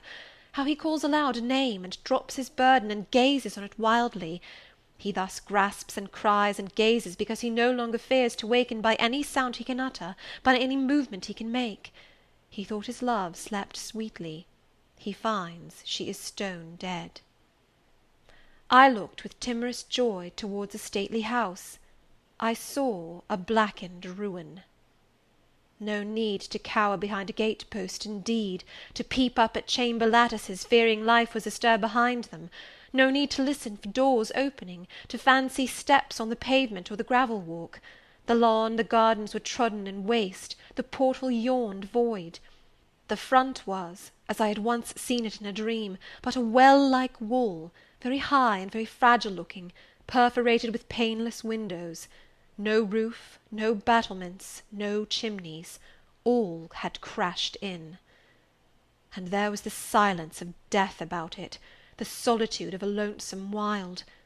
No wonder that letters addressed to people here had never received an answer, as well dispatch epistles to a vault in a church aisle. The grim blackness of the stones told by what fate the hall had fallen, by conflagration. But how kindled? What story belonged to this disaster? What loss besides mortar and marble and woodwork had followed upon it? Had life been wrecked as well as property? If so, whose? Dreadful question! There was no one here to answer it, not even dumb sign, mute token.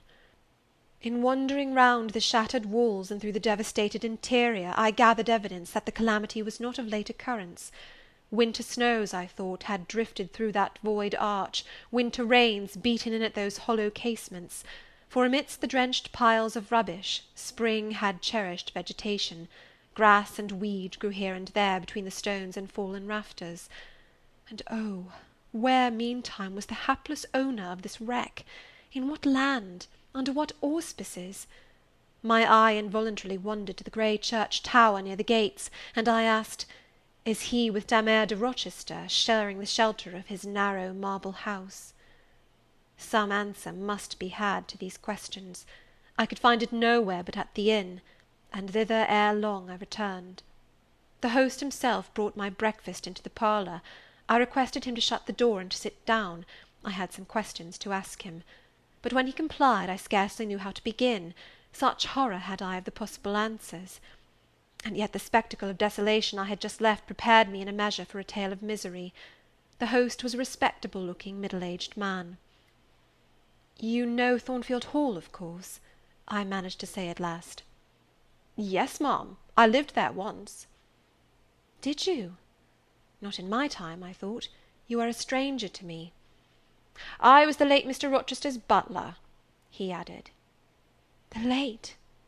I seemed to have received with full force the blow I had been trying to evade. "The late?"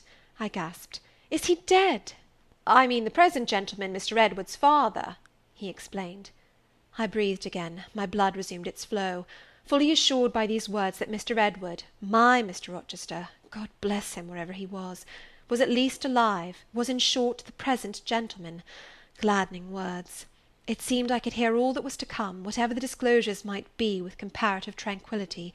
Since he was not in the grave, I could bear, I thought, to learn he was at the Antipodes. "Is Mr. Rochester living at Thornfield Hall now?" I asked, knowing, of course, what the answer would be, but yet desirous of deferring the direct question as to where he really was. "No, mum, oh no, no one is living there. I suppose you are a stranger in these parts, or you would have heard what happened last autumn. Thornfield Hall is quite a ruin. It was burned down just about harvest time. A dreadful calamity. Such an immense quantity of valuable property destroyed. Hardly any of the furniture could be saved. The fire broke out at dead of night, and before the engines arrived from Millcote, the building was one mass of flame. It was a terrible spectacle. I witnessed it myself." "At dead of night," I muttered. Yes, that was ever the hour of fatality at Thornfield. "Was it known how it originated?" I demanded. "They guessed, ma'am, they guessed. Indeed, I should say it was ascertained beyond a doubt. You are not perhaps aware," he continued, edging his chair a little nearer the table and speaking low, "that there was a lady, a lunatic, kept in the house?" "I have heard something of it." "She was kept in very close confinement, ma'am. People even for some years were not absolutely certain of her existence. No one saw her. They only knew by rumour that such a person was at the Hall, and who or what she was, it was difficult to conjecture. They say Mr. Edward had brought her from abroad, and some believed she had been his mistress. But a queer thing happened a year since, a very queer thing." I feared now to hear my own story. I endeavoured to recall him to the main fact. "And this lady?" "This lady, ma'am," he answered, "turned out to be Mr. Rochester's wife. The discovery was brought about in the strangest way. There was a young lady, a governess at the Hall, that Mr. Rochester fell in—" "But the fire," I suggested. "I'm coming to that, ma'am. The Mr. Edward fell in love with. The servants say they never saw anybody so much in love as he was. He was after her continually. They used to watch him. Servants will, you know, ma'am. And he set store on her past everything. For all, nobody but him thought her so very handsome. She was a little small thing, they say, almost like a child. I never saw her myself, but I've heard Leah, the housemaid, tell of her. Leah liked her well enough. Mr. Rochester was about 40, and this governess not 20, And you see, when gentlemen of his age fall in love with girls, they are often as like as if they were bewitched. Well, he would marry her." "You shall tell me this part of the story another time," I said. "But now I have particular reason for wishing to hear all about the fire. Was it suspected that this lunatic, Mrs. Rochester, had any hand in it?" "You've hit it, ma'am. It's quite certain that it was her, and nobody but her, that set it going. She had a woman to take care of her called Mrs. Poole, an able woman in her line, and very trustworthy, but for one fault, a fault common to a deal of them nurses and matrons. She kept a private bottle of gin by her, and now and then took a drop overmuch. It is excusable, for she had a hard life of it, but still it was dangerous, for when Mrs. Poole was fast asleep after the gin and water, the mad lady, who was as cunning as a witch, would take the keys out of her pocket and let herself out of her chamber, and go roaming about the house, doing any wild mischief that came into her head. They say she had nearly burnt her husband in his bed once, but I don't know about that. However, on this night she set fire first to the hangings of the room next her own, and then she got down to a lower story, and made her way to the chamber that had been the governess's. She was like as if she knew somehow matters had gone on, and had a spite at her, and she kindled the bed there, but there was nobody sleeping in it, fortunately. The governess had run away 2 months before, and for all Mr. Rochester sought her as if she'd been the most precious thing he had in the world, he never could hear a word of her, and he grew savage, quite savage on his disappointment. He never was a wild man, but he got dangerous after he lost her. He would be alone, too. He sent Mrs. Fairfax, the housekeeper, away to her friends at a distance, but he did it handsomely, for he settled an annuity on her for life, and she deserved it. She was a very good woman. Miss Adele, a ward he had, was put to school. He broke off acquaintance with all the gentry, and shut himself up like a hermit at the Hall." "What? Did he not leave England?" "Leave England? Bless you, no. He would not cross the door-stones of the house, except at night, when he walked just like a ghost about the grounds and in the orchard, as if he had lost his senses, which it is my opinion he had, for a more spirited, bolder, keener gentleman than he was before that midge of a governess crossed him you never saw, mum. He was not a man given to wine, or cards, or racing, as some are, and he was not so very handsome, but he had a courage and a will of his own, if ever man had. I knew him from a boy, you see, and for my part I have often wished that Miss Eyre had been sunk in the sea before she came to Thornfield Hall." "Then Mr. Rochester was at home when the fire broke out?" "Yes, indeed was he, and he went up to the attics when all was burning above and below, and got the servants out of their beds, and helped them down himself, and went back to get his mad wife out of her cell. And then they called out to him that she was on the roof, and where she was standing, waving her arms above the battlements, and shouting out till they could hear her a mile off. I saw her and heard her with my own eyes. She was a big woman, and had long black hair. We could see it streaming against the flames as she stood. I witnessed, and several more witnessed, Mr. Rochester ascend through the skylight to the roof. We heard him call Bertha. We saw him approach her. And then, mum, she yelled and gave a spring, and the next minute she lay smashed on the pavement." "Dead?" "Dead. Ay, dead as the stones on which her brains and blood were scattered." "Good God!" "You may well say so, ma'am. It was frightful." He shuddered. "And afterwards?" I urged. "Well, ma'am, afterwards the house was burnt to the ground. There are only some bits of walls standing now." "Were any other lives lost?" "No. Perhaps it would have been better if there had." "What do you mean?" "Poor Mr. Edward!" he ejaculated. "I little thought ever to have seen it. Some say it was a just judgment on him for keeping his first marriage secret, and wanting to take another wife while he had one living. But I pity him for my part." "You said he was alive?" I exclaimed. Yes, he is alive, but many think he had better be dead." "Why? How?" My blood was again running cold.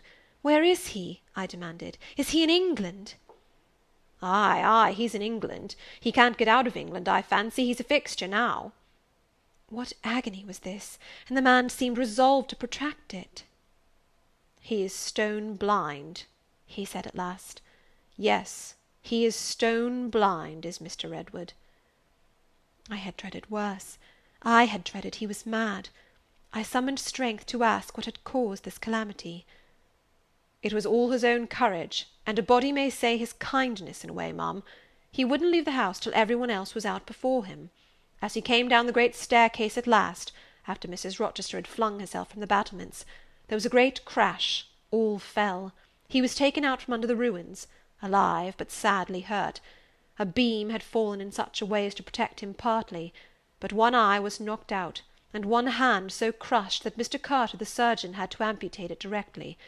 The other eye inflamed, he lost the sight of that also. He is now helpless indeed, blind and a cripple. Where is he? Where does he live now? At Ferndean, a manor house on a farm he has, about 30 miles off. Quite a desolate spot. Who is with him? Old John and his wife. He would have none else. He is quite broken down, they say. Have you any sort of conveyance?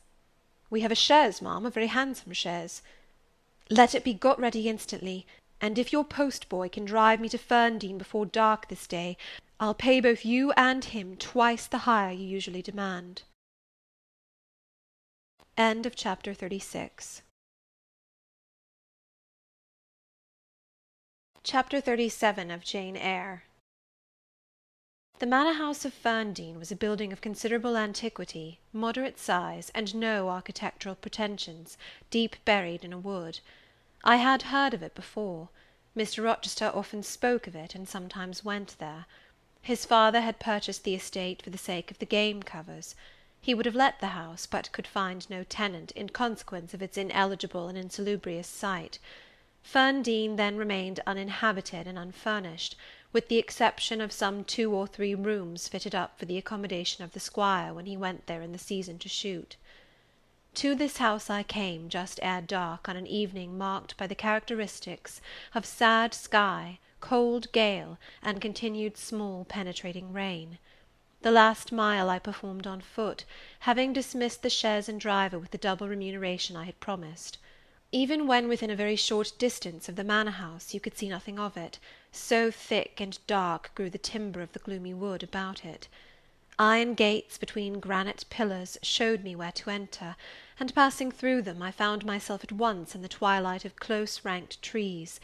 There was a grass-grown track descending the forest aisle between hoar and knotty shafts and under-branched arches. I followed it, expecting soon to reach the dwelling, but it stretched on and on, it would far and farther, no sign of habitation or grounds was visible. I thought I had taken a wrong direction and lost my way. The darkness of natural as well as of sylvan dusk gathered over me. I looked round in search of another road. There was none. All was interwoven stem, columnar trunk, dense summer foliage, no opening anywhere. I proceeded. At last my way opened, the trees thinned a little. Presently I beheld a railing. Then the house, scarce, by this dim light, distinguishable from the trees, so dank and green were its decaying walls. Entering a portal, fastened only by a latch, I stood amidst a space of enclosed ground, from which the wood swept away in a semicircle. There were no flowers, no garden beds, only a broad gravel walk girdling a grass plat, and this set in the heavy frame of the forest. The house presented 2 pointed gables in its front. The windows were latticed and narrow. The front door was narrow too, 1 step led up to it.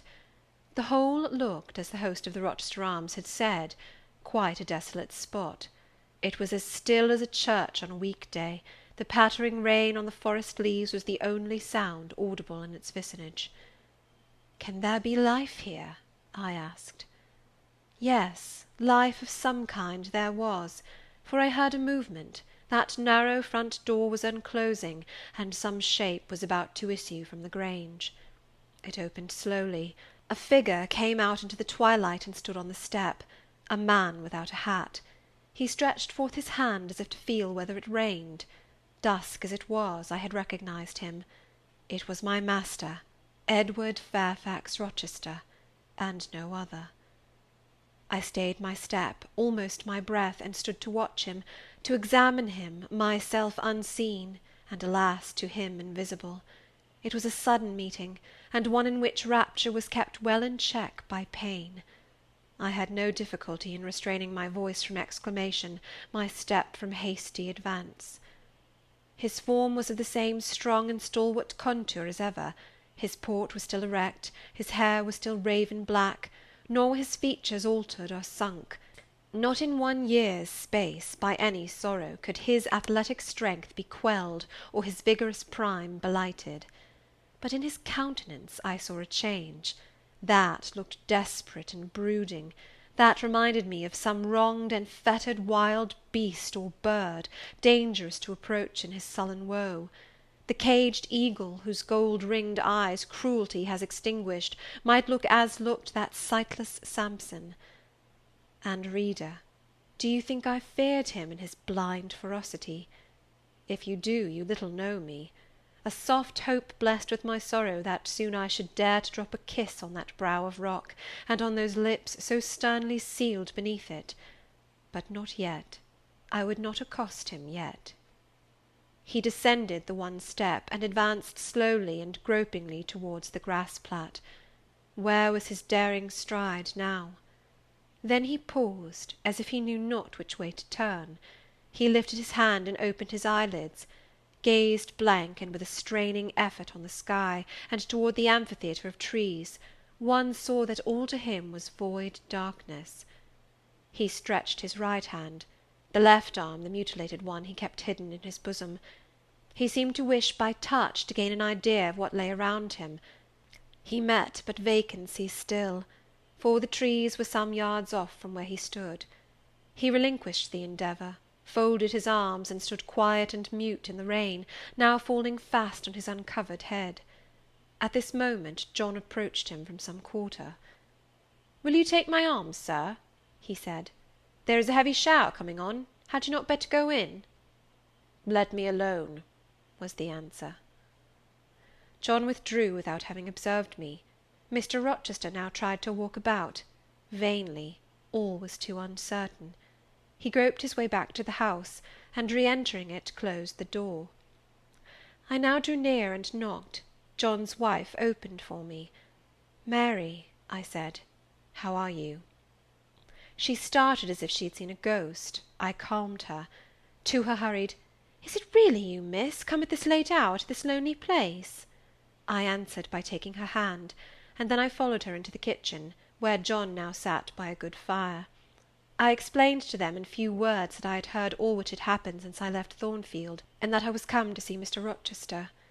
I asked John to go down to the turnpike house where I had dismissed the chaise, and bring my trunk, which I had left there; and while I removed my bonnet and shawl, I questioned Mary as to whether I could be accommodated at the manor house for the night; and finding that arrangements to that effect, though difficult, would not be impossible, I informed her I should stay. Just at that moment the parlour bell rang. "When you go in," said I, "tell your master that a person wishes to speak to him, but do not give my name." "I don't think he will see you," she answered. "He refuses everybody." When she returned, I inquired what he had said. "You are to send in your name and your business," she replied. She then proceeded to fill a glass with water and place it on a tray, together with candles. "Is that what he rang for?" I asked. "Yes. He always has candles brought in at dark, though he is blind." "Give the tray to me. I will carry it in." I took it from her hand. She pointed me out to the parlour door. The tray shook as I held it. The water spilled from the glass. My heart struck my ribs loud and fast. Mary opened the door for me and shut it behind me. This parlour looked gloomy. A neglected handful of fire burnt low in the grate, and leaning over it, with his head supported against the high old-fashioned mantelpiece, appeared the blind tenant of the room. His old dog, Pilot, lay on one side, removed out of the way, and coiled up as if afraid of being inadvertently trodden upon. Pilot pricked up his ears when I came in. Then he jumped up, with a yelp and a whine, and bounded towards me. He almost knocked the tray from my hands. I set it on the table, then patted him, and said softly, "Lie down." Mr. Rochester turned mechanically to see what the commotion was, but as he saw nothing, he returned and sighed. "Give me the water, Mary," he said. I approached him with the now only half-filled glass. Pilot followed me, still excited. "What is the matter?" he inquired. "Down, Pilot," I again said. He checked the water on its way to his lips, and seemed to listen. He drank, and put the glass down. "This is you, Mary, is it not?" "Mary is in the kitchen," I answered. He put out his hand with a quick gesture, but not seeing where I stood, he did not touch me. Who is this? Who is this?" he demanded, trying, as it seemed, to see with those sightless eyes, unavailing and distressing attempt. "Answer me! Speak again!" he ordered, imperiously and aloud. "Will you have a little more water, sir? I spilt half of what was in the glass," I said. "Who is it? What is it? Who speaks?" "Pilot knows me, and John and Mary know I am here. I came only this evening," I answered. Great God! What delusion has come over me? What sweet madness has seized me? "No delusion, no madness. Your mind, sir, is too strong for delusion, your health too sound for frenzy." "And where is the speaker? Is it only a voice? Oh, I cannot see, but I must feel, or my heart will stop and my brain burst. Whatever, whoever you are, be perceptible to the touch, or I cannot live." He groped. I arrested his wandering hand, and prisoned it in both mine. "Her very fingers," he cried, "her small, slight fingers. If so, there must be more of her." The muscular hand broke from my custody, my arm was seized, my shoulder, neck, waist, I was entwined and gathered to him. "Is it Jane? What is it? This is her shape, this is her size?" "And this is her voice," I added. "She is all here, her heart too. God bless you, sir. I am glad to be so near you again." "Jane Eyre, Jane Eyre," was all he said. "My dear master," I answered, "I am Jane Eyre. I have found you out. I am come back to you." "In truth? In the flesh? My living Jane?" "You touch me, sir. You hold me, and fast enough. I am not cold like a corpse, nor vacant like air, am I?" "My living darling. These are certainly her limbs, and these her features. But I cannot be so blessed, after all my misery. It is a dream, such dreams as I have had at night when I have clasped her once more to my heart, as I do now, and kissed her, as thus, and felt that she loved me, and trusted that she would not leave me." "Which I never will, sir, from this day." "Never will," says the vision. But I always woke and found it an empty mockery, and I was desolate and abandoned, my life dark, lonely, hopeless, my soul athirst and forbidden to drink, my heart famished and never to be fed.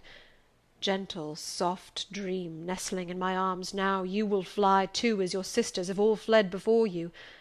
But kiss me before you go. Embrace me, Jane." "There, sir, and there." I pressed my lips to his once brilliant and now rayless eyes. I swept his hair from his brow, and kissed that too. He suddenly seemed to arouse himself. The conviction of the reality of all this seized him. "It is you, is it, Jane? You are come back to me, then?" "I am." "And you do not lie dead in some ditch under some stream? And you are not a pining outcast among strangers?" "No, sir. I am an independent woman now." "Independent? What do you mean, Jane?" "My uncle in Madeira is dead, and he left me £5,000. "Ah, this is practical, this is real," he cried. "I should never dream that. Besides, there is that peculiar voice of hers, so animating and piquant as well as soft. It cheers my withered heart. It puts life into it. What, Janet? Are you an independent woman? A rich woman?" "If you won't let me live with you, I can build a house of my own, close up to your door, and you may come and sit in my parlour when you want company of an evening." "But as you are rich, Jane, you have now, no doubt, friends who will look after you, and not suffer you to devote yourself to a blind lamenter like me." "I told you I am independent, sir, as well as rich. I am my own mistress." "And you will stay with me?" "Certainly, unless you object. I will be your neighbour, your nurse, your housekeeper. I find you lonely. I will be your companion, to read to you, to walk with you, to sit with you, to wait on you, to be eyes and hands to you. Cease to look so melancholy, my dear master. You shall not be left desolate so long as I live." He replied not. He seemed serious, abstracted. He sighed. He half opened his lips as if to speak. He closed them again. I felt a little embarrassed. Perhaps I had too rashly overleaped conventionalities, and he, like St. John, saw impropriety in my inconsiderateness. I had indeed made my proposal from the idea that he wished and would ask me to be his wife.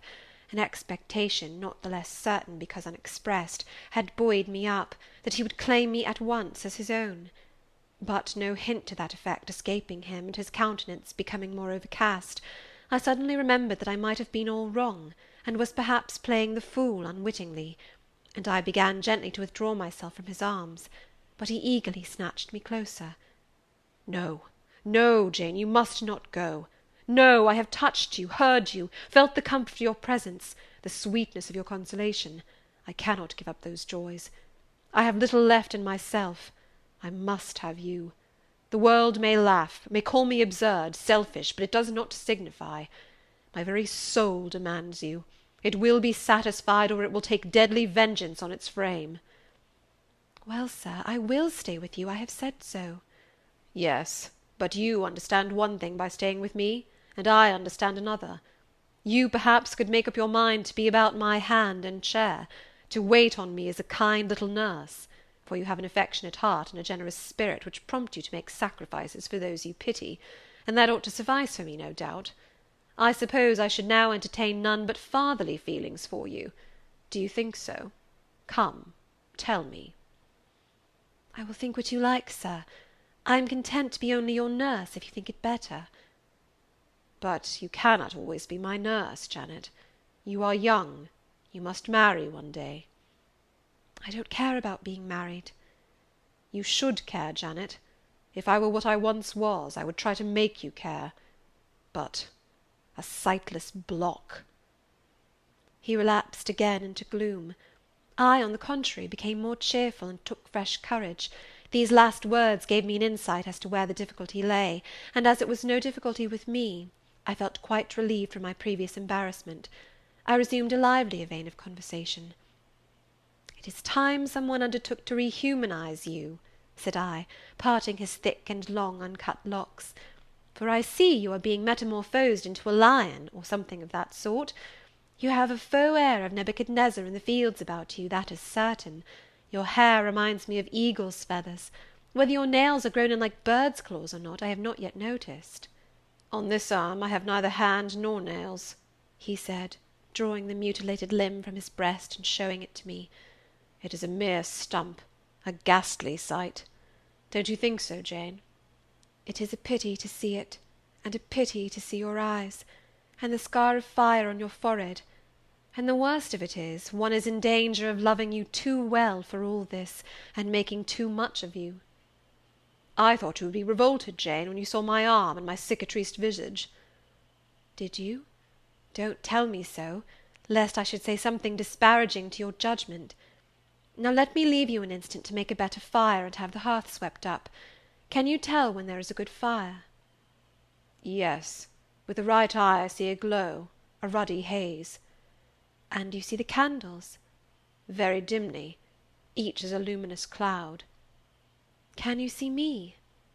"No, my fairy, but I am only too thankful to hear and feel you." "When do you take supper?" "I never take supper." "But you shall have some tonight. I am hungry. So are you, I dare say, only you forget." Summoning Mary, I soon had the room in a more cheerful order. I prepared him likewise a comfortable repast. My spirits were excited, and with pleasure and ease I talked to him during supper, and for a long time after. There was no harassing restraint, no repressing of glee and vivacity with him, for with him I was perfectly at ease, because I knew I suited him. All I said or did seemed either to console or revive him. Delightful consciousness! It brought to life and light my whole nature. In his presence I thoroughly lived, and he in mine. Blind as he was, smiles played over his face, joy dawned on his forehead, his lineaments softened and warmed. After supper he began to ask me many questions, of where I had been, what I had been doing, how I had found him out. But I gave him only partial replies. It was too late to enter into particulars that night. Besides, I wished to touch no deep thrilling chord, to open no fresh well of emotion in his heart. My sole present aim was to cheer him. Cheered, as I have said, he was, and yet but by fits. If a moment's silence broke the conversation, he would turn restless, touch me, then say, "Jane, you are altogether a human being, Jane? You are certain of that?" "I conscientiously believe so, Mr. Rochester." "Yet how on this dark and doleful evening could you so suddenly rise on my lone hearth? I stretched my hand to take a glass of water from a hireling, and it was given me by you. I asked a question, expecting John's wife to answer me, and your voice spoke at my ear." "Because I had come in Mary's stead with the tray." "And there is enchantment in the very hour I am now spending with you. Who can tell what a dark, dreary, hopeless life I have dragged on for months past, doing nothing, expecting nothing, merging night in day, feeling but the sensation of cold when I let the fire go out, of hunger when I forgot to eat, and then a ceaseless sorrow, and at times a very delirium of desire to behold my Jane again. Yes, for her restoration I long, far more than for that of my lost sight. How can it be that Jane is with me and says she loves me? Will she not depart as suddenly as she came? To-morrow I fear I shall find her no more." A commonplace, practical reply, out of the train of his own disturbed ideas, was, I was sure, the best and most reassuring for him in his frame of mind. I passed my finger over his eyebrows, and remarked that they were scorched, and that I would apply something which would make them grow as broad and black as ever. "Where is the use of doing me any good in any way, beneficent spirit, when at some fatal moment you will again desert me, passing like a shadow, whither and how to me unknown, and for me remaining afterwards undiscoverable?" "Have you a pocket comb about you, sir?" "What for, Jane?" "Just to comb out this shaggy black mane. I find you rather alarming, when I examine you close at hand. You talk of me being like a fairy, but I am sure you are more like a brownie." "Am I hideous, Jane?" "Very, sir. You always were, you know." "Humph! The wickedness has not been taken out of you, wherever you have sojourned." "Yet I have been with good people, far better than you, 100 times better people, possessed of ideas and views you never entertained in your life, quite more refined and exalted." "Who the deuce have you been with?" "If you twist in that way, you will make me pull the hair out of your head, and then I think you will cease to entertain doubts of my substantiality." "Who have you been with, Jane?" "You shall not get it out of me to-night, sir. You must wait till to-morrow. To leave my tale half told will, you know, be a sort of security that I shall appear at your breakfast-table to finish it. By the by, I must not mind to rise on your hearth with only a glass of water then. I must bring an egg at the least, to say nothing of fried ham." "You mocking changeling, fairy born and human bred, you make me feel as I have not these 12 months. If Saul could have had you for his David, the evil spirit would have been exorcised without the aid of the harp." "There, sir, you are redd up and made decent. Now I'll leave you. I have been travelling these last 3 days, and I believe I am tired. Good night." "Just one word, Jane. Were there only ladies in the house where you have been?" I laughed and made my escape, still laughing as I ran upstairs. A good idea, I thought with glee. I see I have the means of fretting him out of his melancholy for some time to come. Very early the next morning I heard him up in a stir, wandering from one room to another. As soon as Mary came down, I heard the question, "Is Miss Eyre here?" Then, "Which room did you put her into? Was it dry? Is she up? Go and ask if she wants anything, and when she will come down." I came down as soon as I thought there was a prospect of breakfast. Entering the room very softly, I had a view of him before he discovered my presence. It was mournful indeed to witness the subjugation of that vigorous spirit to a corporeal infirmity. He sat in his chair, still, but not at rest, expectant evidently, the lines of now habitual sadness marking his strong features. His countenance reminded one of a lamp quenched, waiting to be relit, and alas! it was not himself that could now kindle the lustre of animated expression. He was dependent on another for that office. I had meant to be gay and careless, but the powerlessness of the strong man touched my heart to the quick. Still I accosted him with what vivacity I could. "It is a bright sunny morning, sir," I said. "The rain is over and gone, and there is a tender shining after it. You shall have a walk soon." I had wakened the glow. His features beamed. "Oh, you are indeed there, my skylark. Come to me. You are not gone, not vanished. I heard one of your kind an hour ago singing high over the wood, but its song had no music for me, any more than the rising sun had rays. All the melody on earth is concentrated in my Jane's tongue to my ear. I am glad it is not naturally a silent one. All the sunshine I can feel is in her presence." The water stood in my eyes to hear this avowal of his dependence, just as if a royal eagle, chained to a perch, should be forced to entreat a sparrow to become its purveyor. But I would not be lachrymose. I dashed off the salt drops, and busied myself with preparing breakfast. Most of the morning was spent in the open air. I led him out of the wet and wild wood into some cheerful fields. I described to him how brilliantly green they were, how the flowers and hedges looked refreshed, how sparklingly blue was the sky. I sought a seat for him in a hidden and lovely spot, a dry stump of a tree. Nor did I refuse to let him, when seated, place me on his knee. Why should I, when both he and I were happier near than apart? Pilot lay beside us. All was quiet. He broke out suddenly while clasping me in his arms.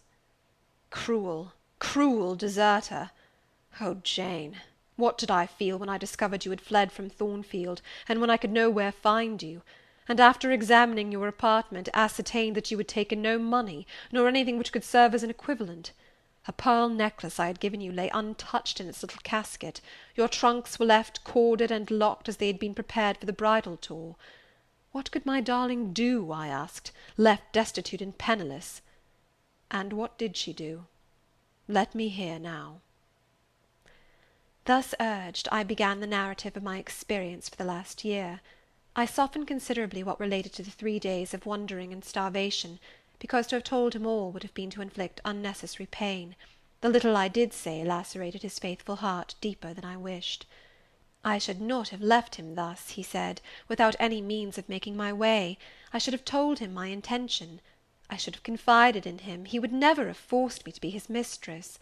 Violent as he had seemed in his despair, he in truth loved me far too well and too tenderly to constitute himself my tyrant. He would have given me half his fortune, without demanding so much as a kiss in return, rather than I should have flung myself friendless on the wide world. I had endured, he was certain, more than I had confessed to him. Well, whatever my sufferings had been, they were very short, I answered. And then I proceeded to tell him how I had been received at Moor House, how I had obtained the office of schoolmistress, etc. The accession of fortune, the discovery of my relations, followed in due order. Of course, St. John Rivers' name came in frequently in the progress of my tale. When I had done, that name was immediately taken up. "This St. John, then, is your cousin?" "Yes." "You have spoken of him often. Do you like him?"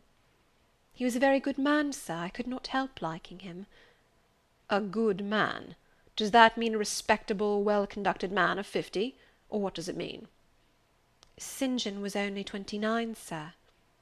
"Jeune encore, as the French say. Is he a person of low stature, phlegmatic and plain? A person whose goodness consists rather in his guiltlessness of vice than in his prowess in virtue?" "He is untiringly active. Great and exalted deeds are what he lives to perform." "But his brain, that is probably rather soft. He means well, but you shrug your shoulders to hear him talk." "He talks little, sir. What he does say is ever to the point. His brain is first rate. I should think not impressible, but vigorous." "Is he an able man, then?" "Truly able." "A thoroughly educated man?" "St. John is an accomplished and profound scholar." "His manners, I think you said, are not to your taste, priggish and parsonic?" "I never mentioned his manners, but unless I had a very bad taste, they must suit it. They are polished, calm, and gentlemanlike." "His appearance, I forget what description you gave of his appearance. A sort of raw curate, half strangled with his white neckcloth, and stilted up on his thick-soled high-lows, eh?" "St. John dresses well. He is a handsome man, tall, fair, with blue eyes and a Grecian profile." Aside. "Damn him." to me. Did you like him, Jane? Yes, Mr. Rochester, I liked him, but you asked me that before. I perceived, of course, the drift of my interlocutor. Jealousy had got hold of him. She stung him, but the sting was salutary. It gave him respite from the gnawing fang of melancholy. I would not, therefore, immediately charm the snake. Perhaps you would not rather sit any longer on my knee, Miss Eyre? Was the next somewhat unexpected observation. Why not, Mr. Rochester? The picture you have just drawn is suggestive of rather a too overwhelming contrast. Your words have delineated very prettily a graceful Apollo. He is present to your imagination, tall, fair, blue-eyed, with a Grecian profile.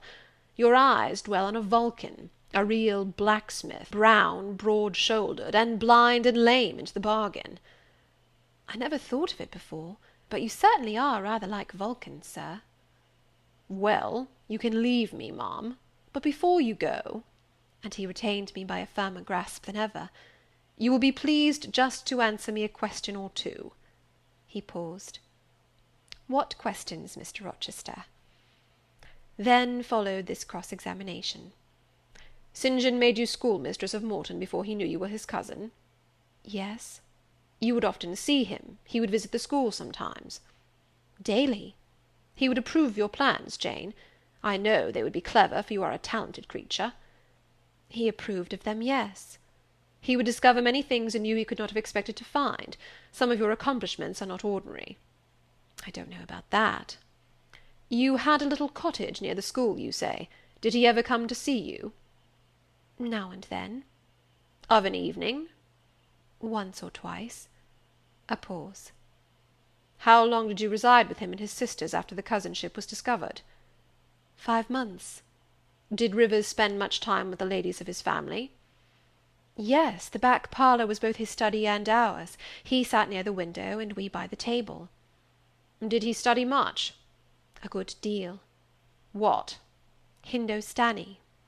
And what did you do meantime? I learnt German at first. Did he teach you? He did not understand German. Did he teach you nothing? A little Hindostani. Rivers taught you Hindostani? Yes, sir. And his sisters also? No. Only you? Only me. Did you ask to learn?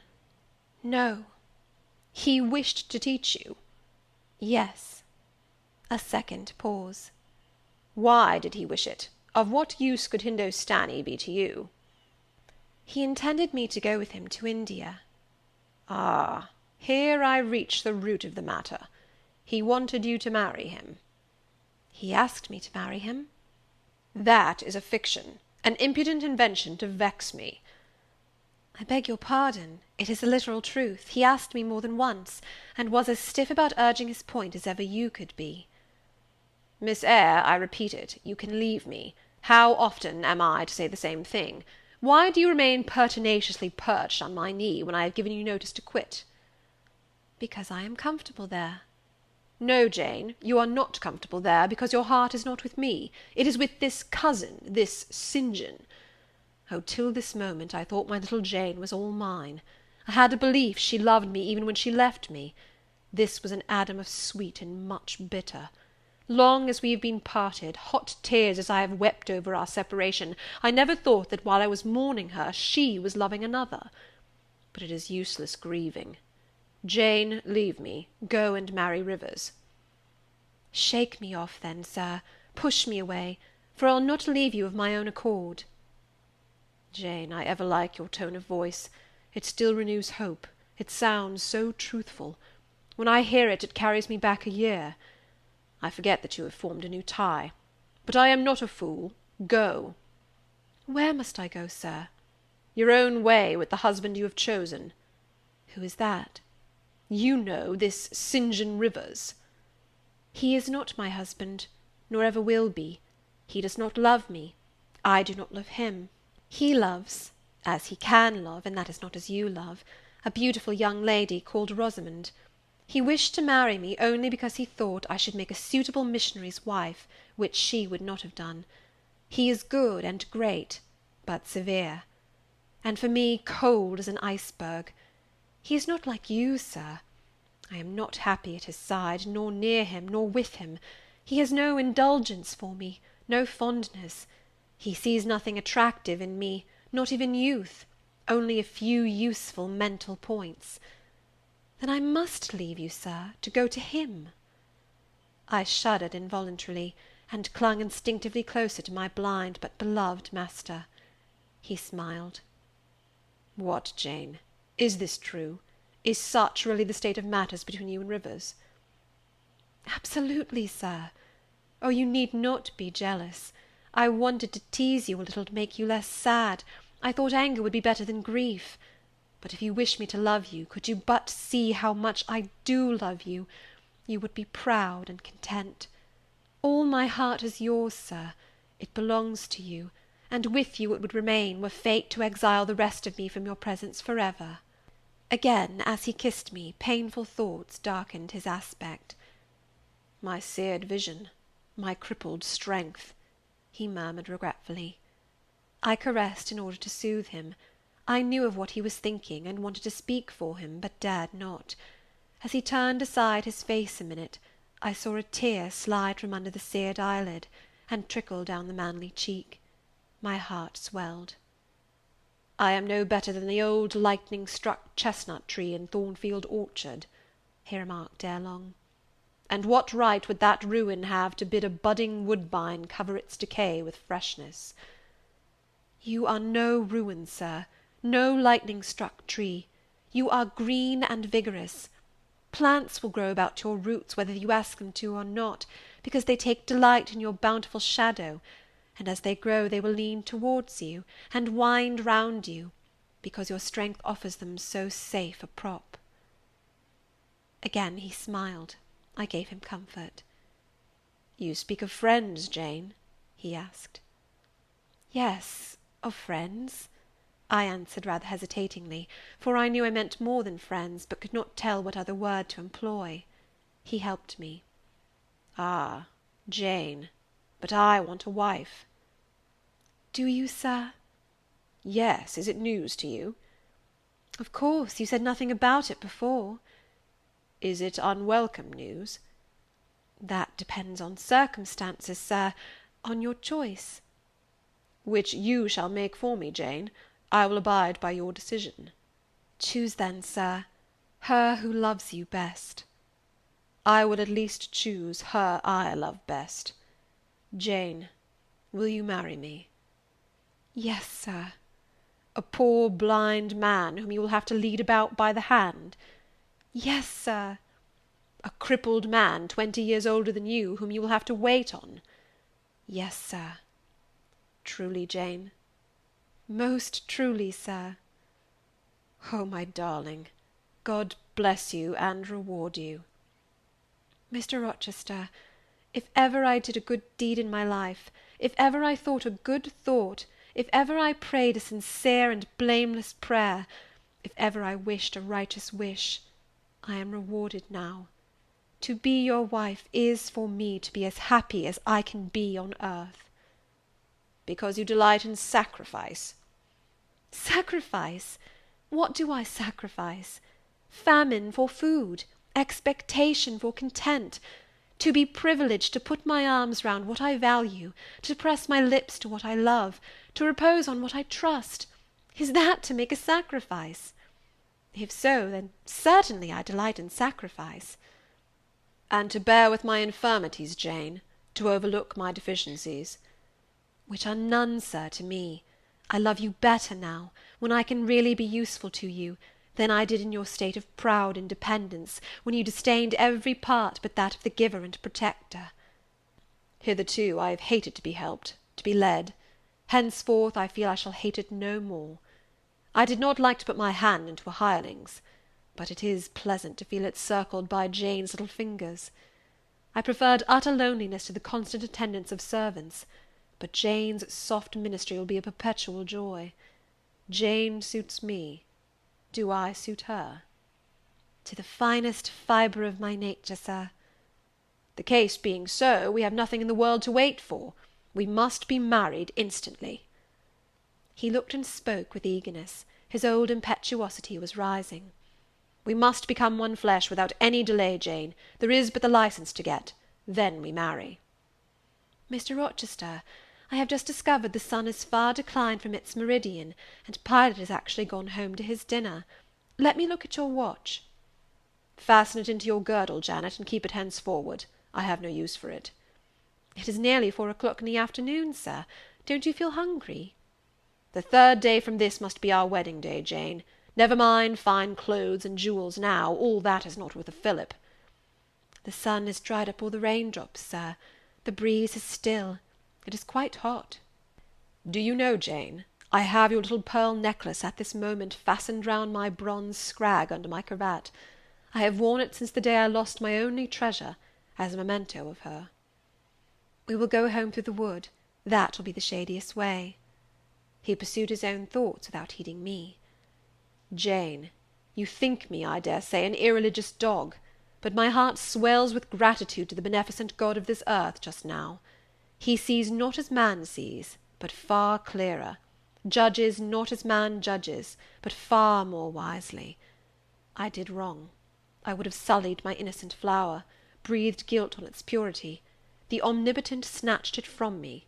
I, in my stiff-necked rebellion, almost cursed the dispensation. Instead of bending to the decree, I defied it. Divine justice pursued its course. Disasters came thick on me. I was forced to pass through the valley of the shadow of death.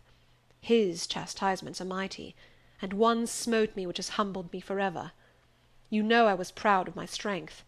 But what is it now, when I must give it over to foreign guidance as a child does its weakness?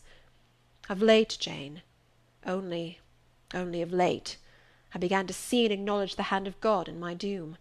I began to experience remorse, repentance, the wish for reconcilement to my Maker. I began sometimes to pray. Very brief prayers they were, but very sincere. Some days since, nay, I can number them, 4, it was last Monday night, a singular mood came over me, one in which grief replaced frenzy, sorrow sullenness. I had long had the impression that since I could nowhere find you, you must be dead. Late that night, perhaps it might be between 11 and 12 o'clock, ere I retired to my dreary rest, I supplicated God, that if it seemed good to him, I might soon be taken from this life, and admitted to that world to come, where there was still hope of rejoining Jane. I was in my own room, and sitting by the window, which was open.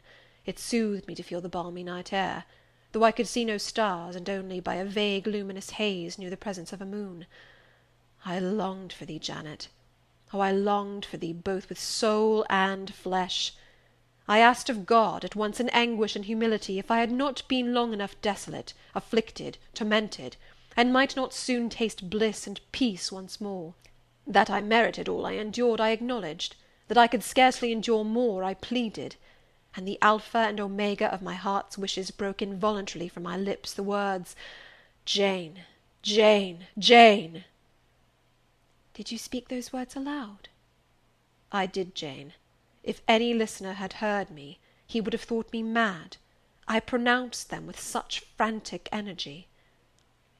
"And it was last Monday night, somewhere near midnight?" "Yes, but the time is of no consequence. What followed is the strange point. You will think me superstitious. Some superstition I have in my blood, and always had. Nevertheless, this is true. True at least it is that I heard what I now relate. As I exclaimed, 'Jane, Jane, Jane!' a voice, I cannot tell whence the voice came, but I know whose voice it was, replied, 'I am coming, wait for me,' and a moment after went whispering on the wind the words, 'Where are you?' I'll tell you if I can, the idea, the picture these words opened to my mind, yet it is difficult to express what I want to express.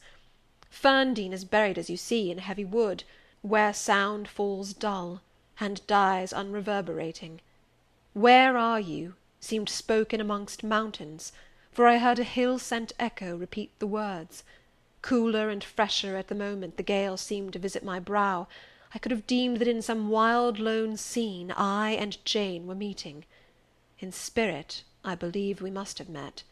You no doubt were at that hour in unconscious sleep, Jane. Perhaps your soul wandered from its cell to comfort mine, for those were your accents, as certain as I live. they were yours. Reader, it was on Monday night, near midnight, that I too had received the mysterious summons. Those were the very words by which I replied to it. I listened to Mr. Rochester's narrative, but made no disclosure in return. The coincidence struck me as too awful and inexplicable to be communicated or discussed. If I told anything, my tale would be such as must necessarily make a profound impression on the mind of my hearer, and that mind, yet from its sufferings too prone to gloom, needed not the deeper shade of the supernatural.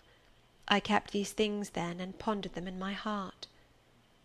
You cannot now wonder, continued my master, that when you rose upon me so unexpectedly last night, I had difficulty in believing you any other than a mere voice and vision, something that would melt to silence and annihilation, as the midnight whisper and mountain echo had melted before. Now I thank God, I know it to be otherwise. Yes, I thank God. He put me off his knee, rose, and reverently lifting his hat from his brow, and bending his sightless eyes to the earth, he stood in mute devotion. Only the last words of the worship were audible. I thank my Maker, that in the midst of judgment he has remembered mercy. I humbly entreat my Redeemer to give me strength to lead henceforth a purer life than I have done hitherto. Then he stretched his hand out to be led. I took that dear hand, held it a moment to my lips, then let it pass round my shoulder. Being so much lower of stature than he, I served both for his prop and guide. We entered the wood, and wended homeward. End of chapter 37. Chapter 38 of Jane Eyre. Conclusion. Reader, I married him. A quiet wedding we had. He and I, the parson and clerk, were alone present. When we got back from church, I went into the kitchen of the manor house, where Mary was cooking the dinner and John cleaning the knives, and I said, "Mary, I have been married to Mr. Rochester this morning." The housekeeper and her husband were both of that decent, phlegmatic order of people, to whom one may at any time safely communicate a remarkable piece of news without incurring the danger of having one's ears pierced by some shrill ejaculation, and subsequently stunned by a torrent of wordy wonderment. Mary did look up, and she did stare at me. The ladle with which she was basting a pair of chickens roasting at the fire did for some 3 minutes hang suspended in the air, and for the same space of time John's knives also had rest from the polishing process. But Mary, bending again over the roast, said only, "Have you, miss? Well, for sure." A short time after she pursued, "I seed you go out with the master, but I didn't know you were gone to church to be wed," and she basted away. John, when I turned to him, was grinning from ear to ear. "I telled Mary how it would be," he said. "I knew what Mr. Edward—" John was an old servant, and had known his master when he was the cadet of the house, therefore he often gave him his Christian name. "I knew what Mr. Edward would do, and I was sure he would not wait long neither, and he's done right for aught I know. I wish you joy, miss." And he politely pulled his forelock. "Thank you, John. Mr. Rochester told me to give you and Mary this." I put into his hand a £5 note. Without waiting to hear more, I left the kitchen. In passing the door of that sanctum some time after, I caught the words, "She'll happen do better for 'em nor ony of them grand ladies." And again, "If she ben't one of the handsomest, she's known foul and very good-natured, and a his een she's fair beautiful, onybody may see that." I wrote to Moor House and to Cambridge immediately to say what I had done, fully explaining also why I had thus acted. Diana and Mary approved the step unreservedly. Diana announced that she would just give me time to get over the honeymoon, and then she would come and see me. "She had better not wait till then, Jane," said Mr. Rochester, when I read her letter to him. "If she does, she'll be too late, for our honeymoon will shine our life long. Its beams will only fade over your grave or mine." How St. John received the news I don't know. He never answered the letter in which I communicated it. Yet 6 months after he wrote to me, without, however, mentioning Mr. Rochester's name or alluding to my marriage. His letter was then calm, and, though very serious, kind. He has maintained a regular, though not frequent, correspondence ever since. He hopes I am happy, and trusts I am not of those who live without God in the world, and only mind earthly things. You have not quite forgotten little Adele, have you, reader? I had not. I soon asked and obtained leave of Mr. Rochester to go and see her at the school where he had placed her. Her frantic joy at beholding me again moved me much. She looked pale and thin. She said she was not happy. I found the rules of the establishment were too strict, its course of study too severe for a child of her age. I took her home with me. I meant to become her governess once more, but I soon found this impracticable. My time and cares were now required by another. My husband needed them all. So I sought out a school conducted on a more indulgent system, and near enough to permit of my visiting her often, and bringing her home sometimes. I took care she should never want for anything that could contribute to her comfort. She soon settled in her new abode, became very happy there, and made fair progress in her studies. As she grew up, a sound English education corrected in great measure her French defects, and when she left school, I found in her a pleasing and obliging companion, docile, good-tempered, and well-principled. By her grateful attention to me and mine, she has long since well repaid any little kindness I ever had it in my power to offer her. My tale draws to its close.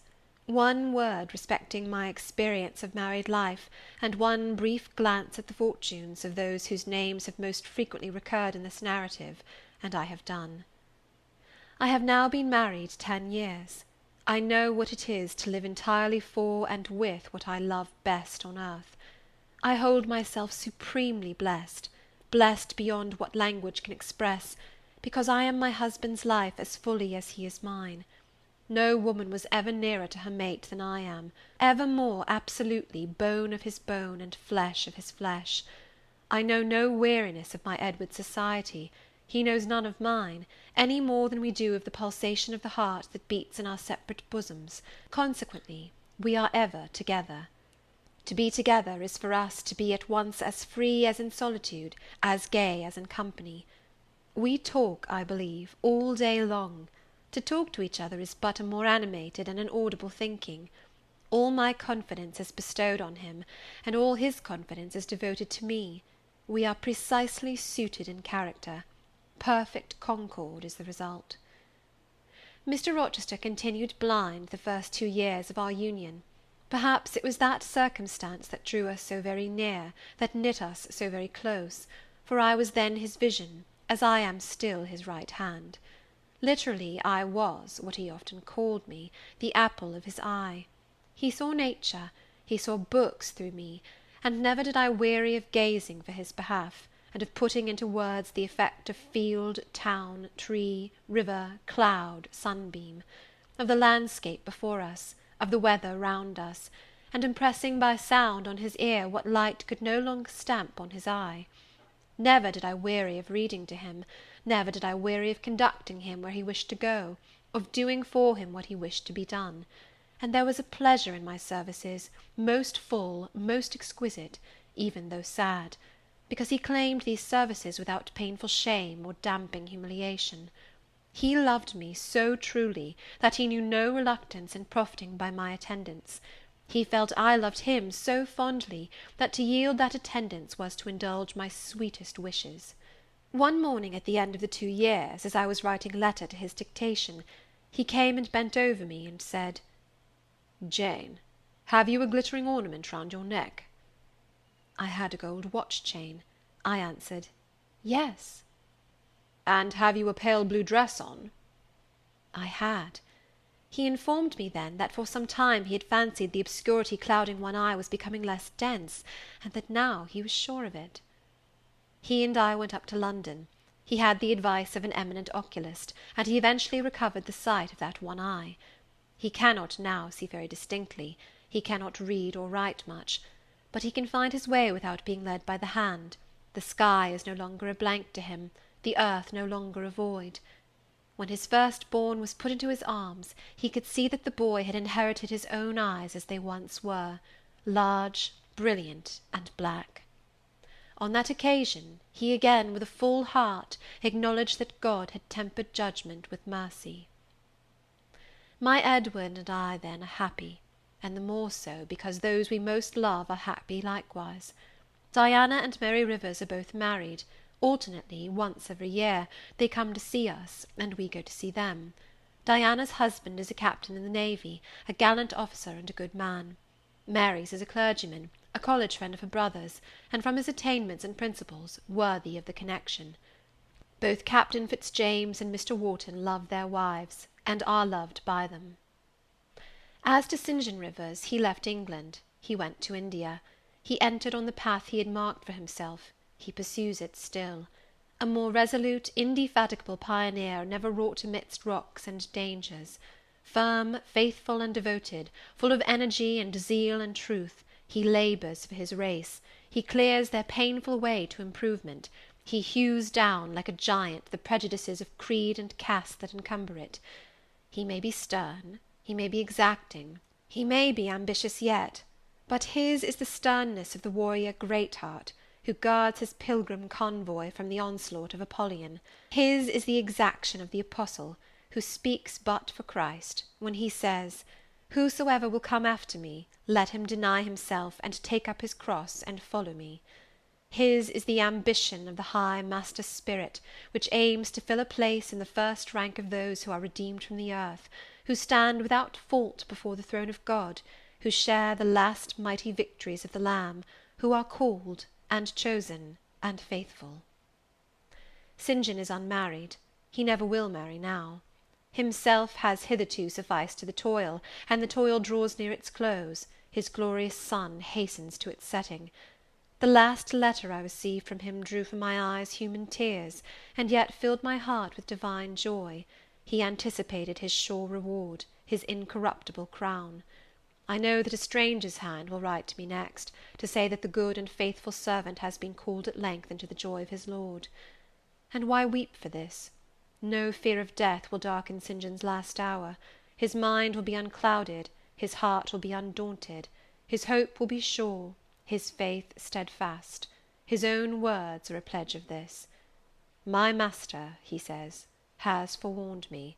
Daily he announces more distinctly, 'Surely I come quickly,' and hourly I more eagerly respond, 'Amen, even so come, Lord Jesus.'" End of Jane Eyre, by Charlotte Brontë.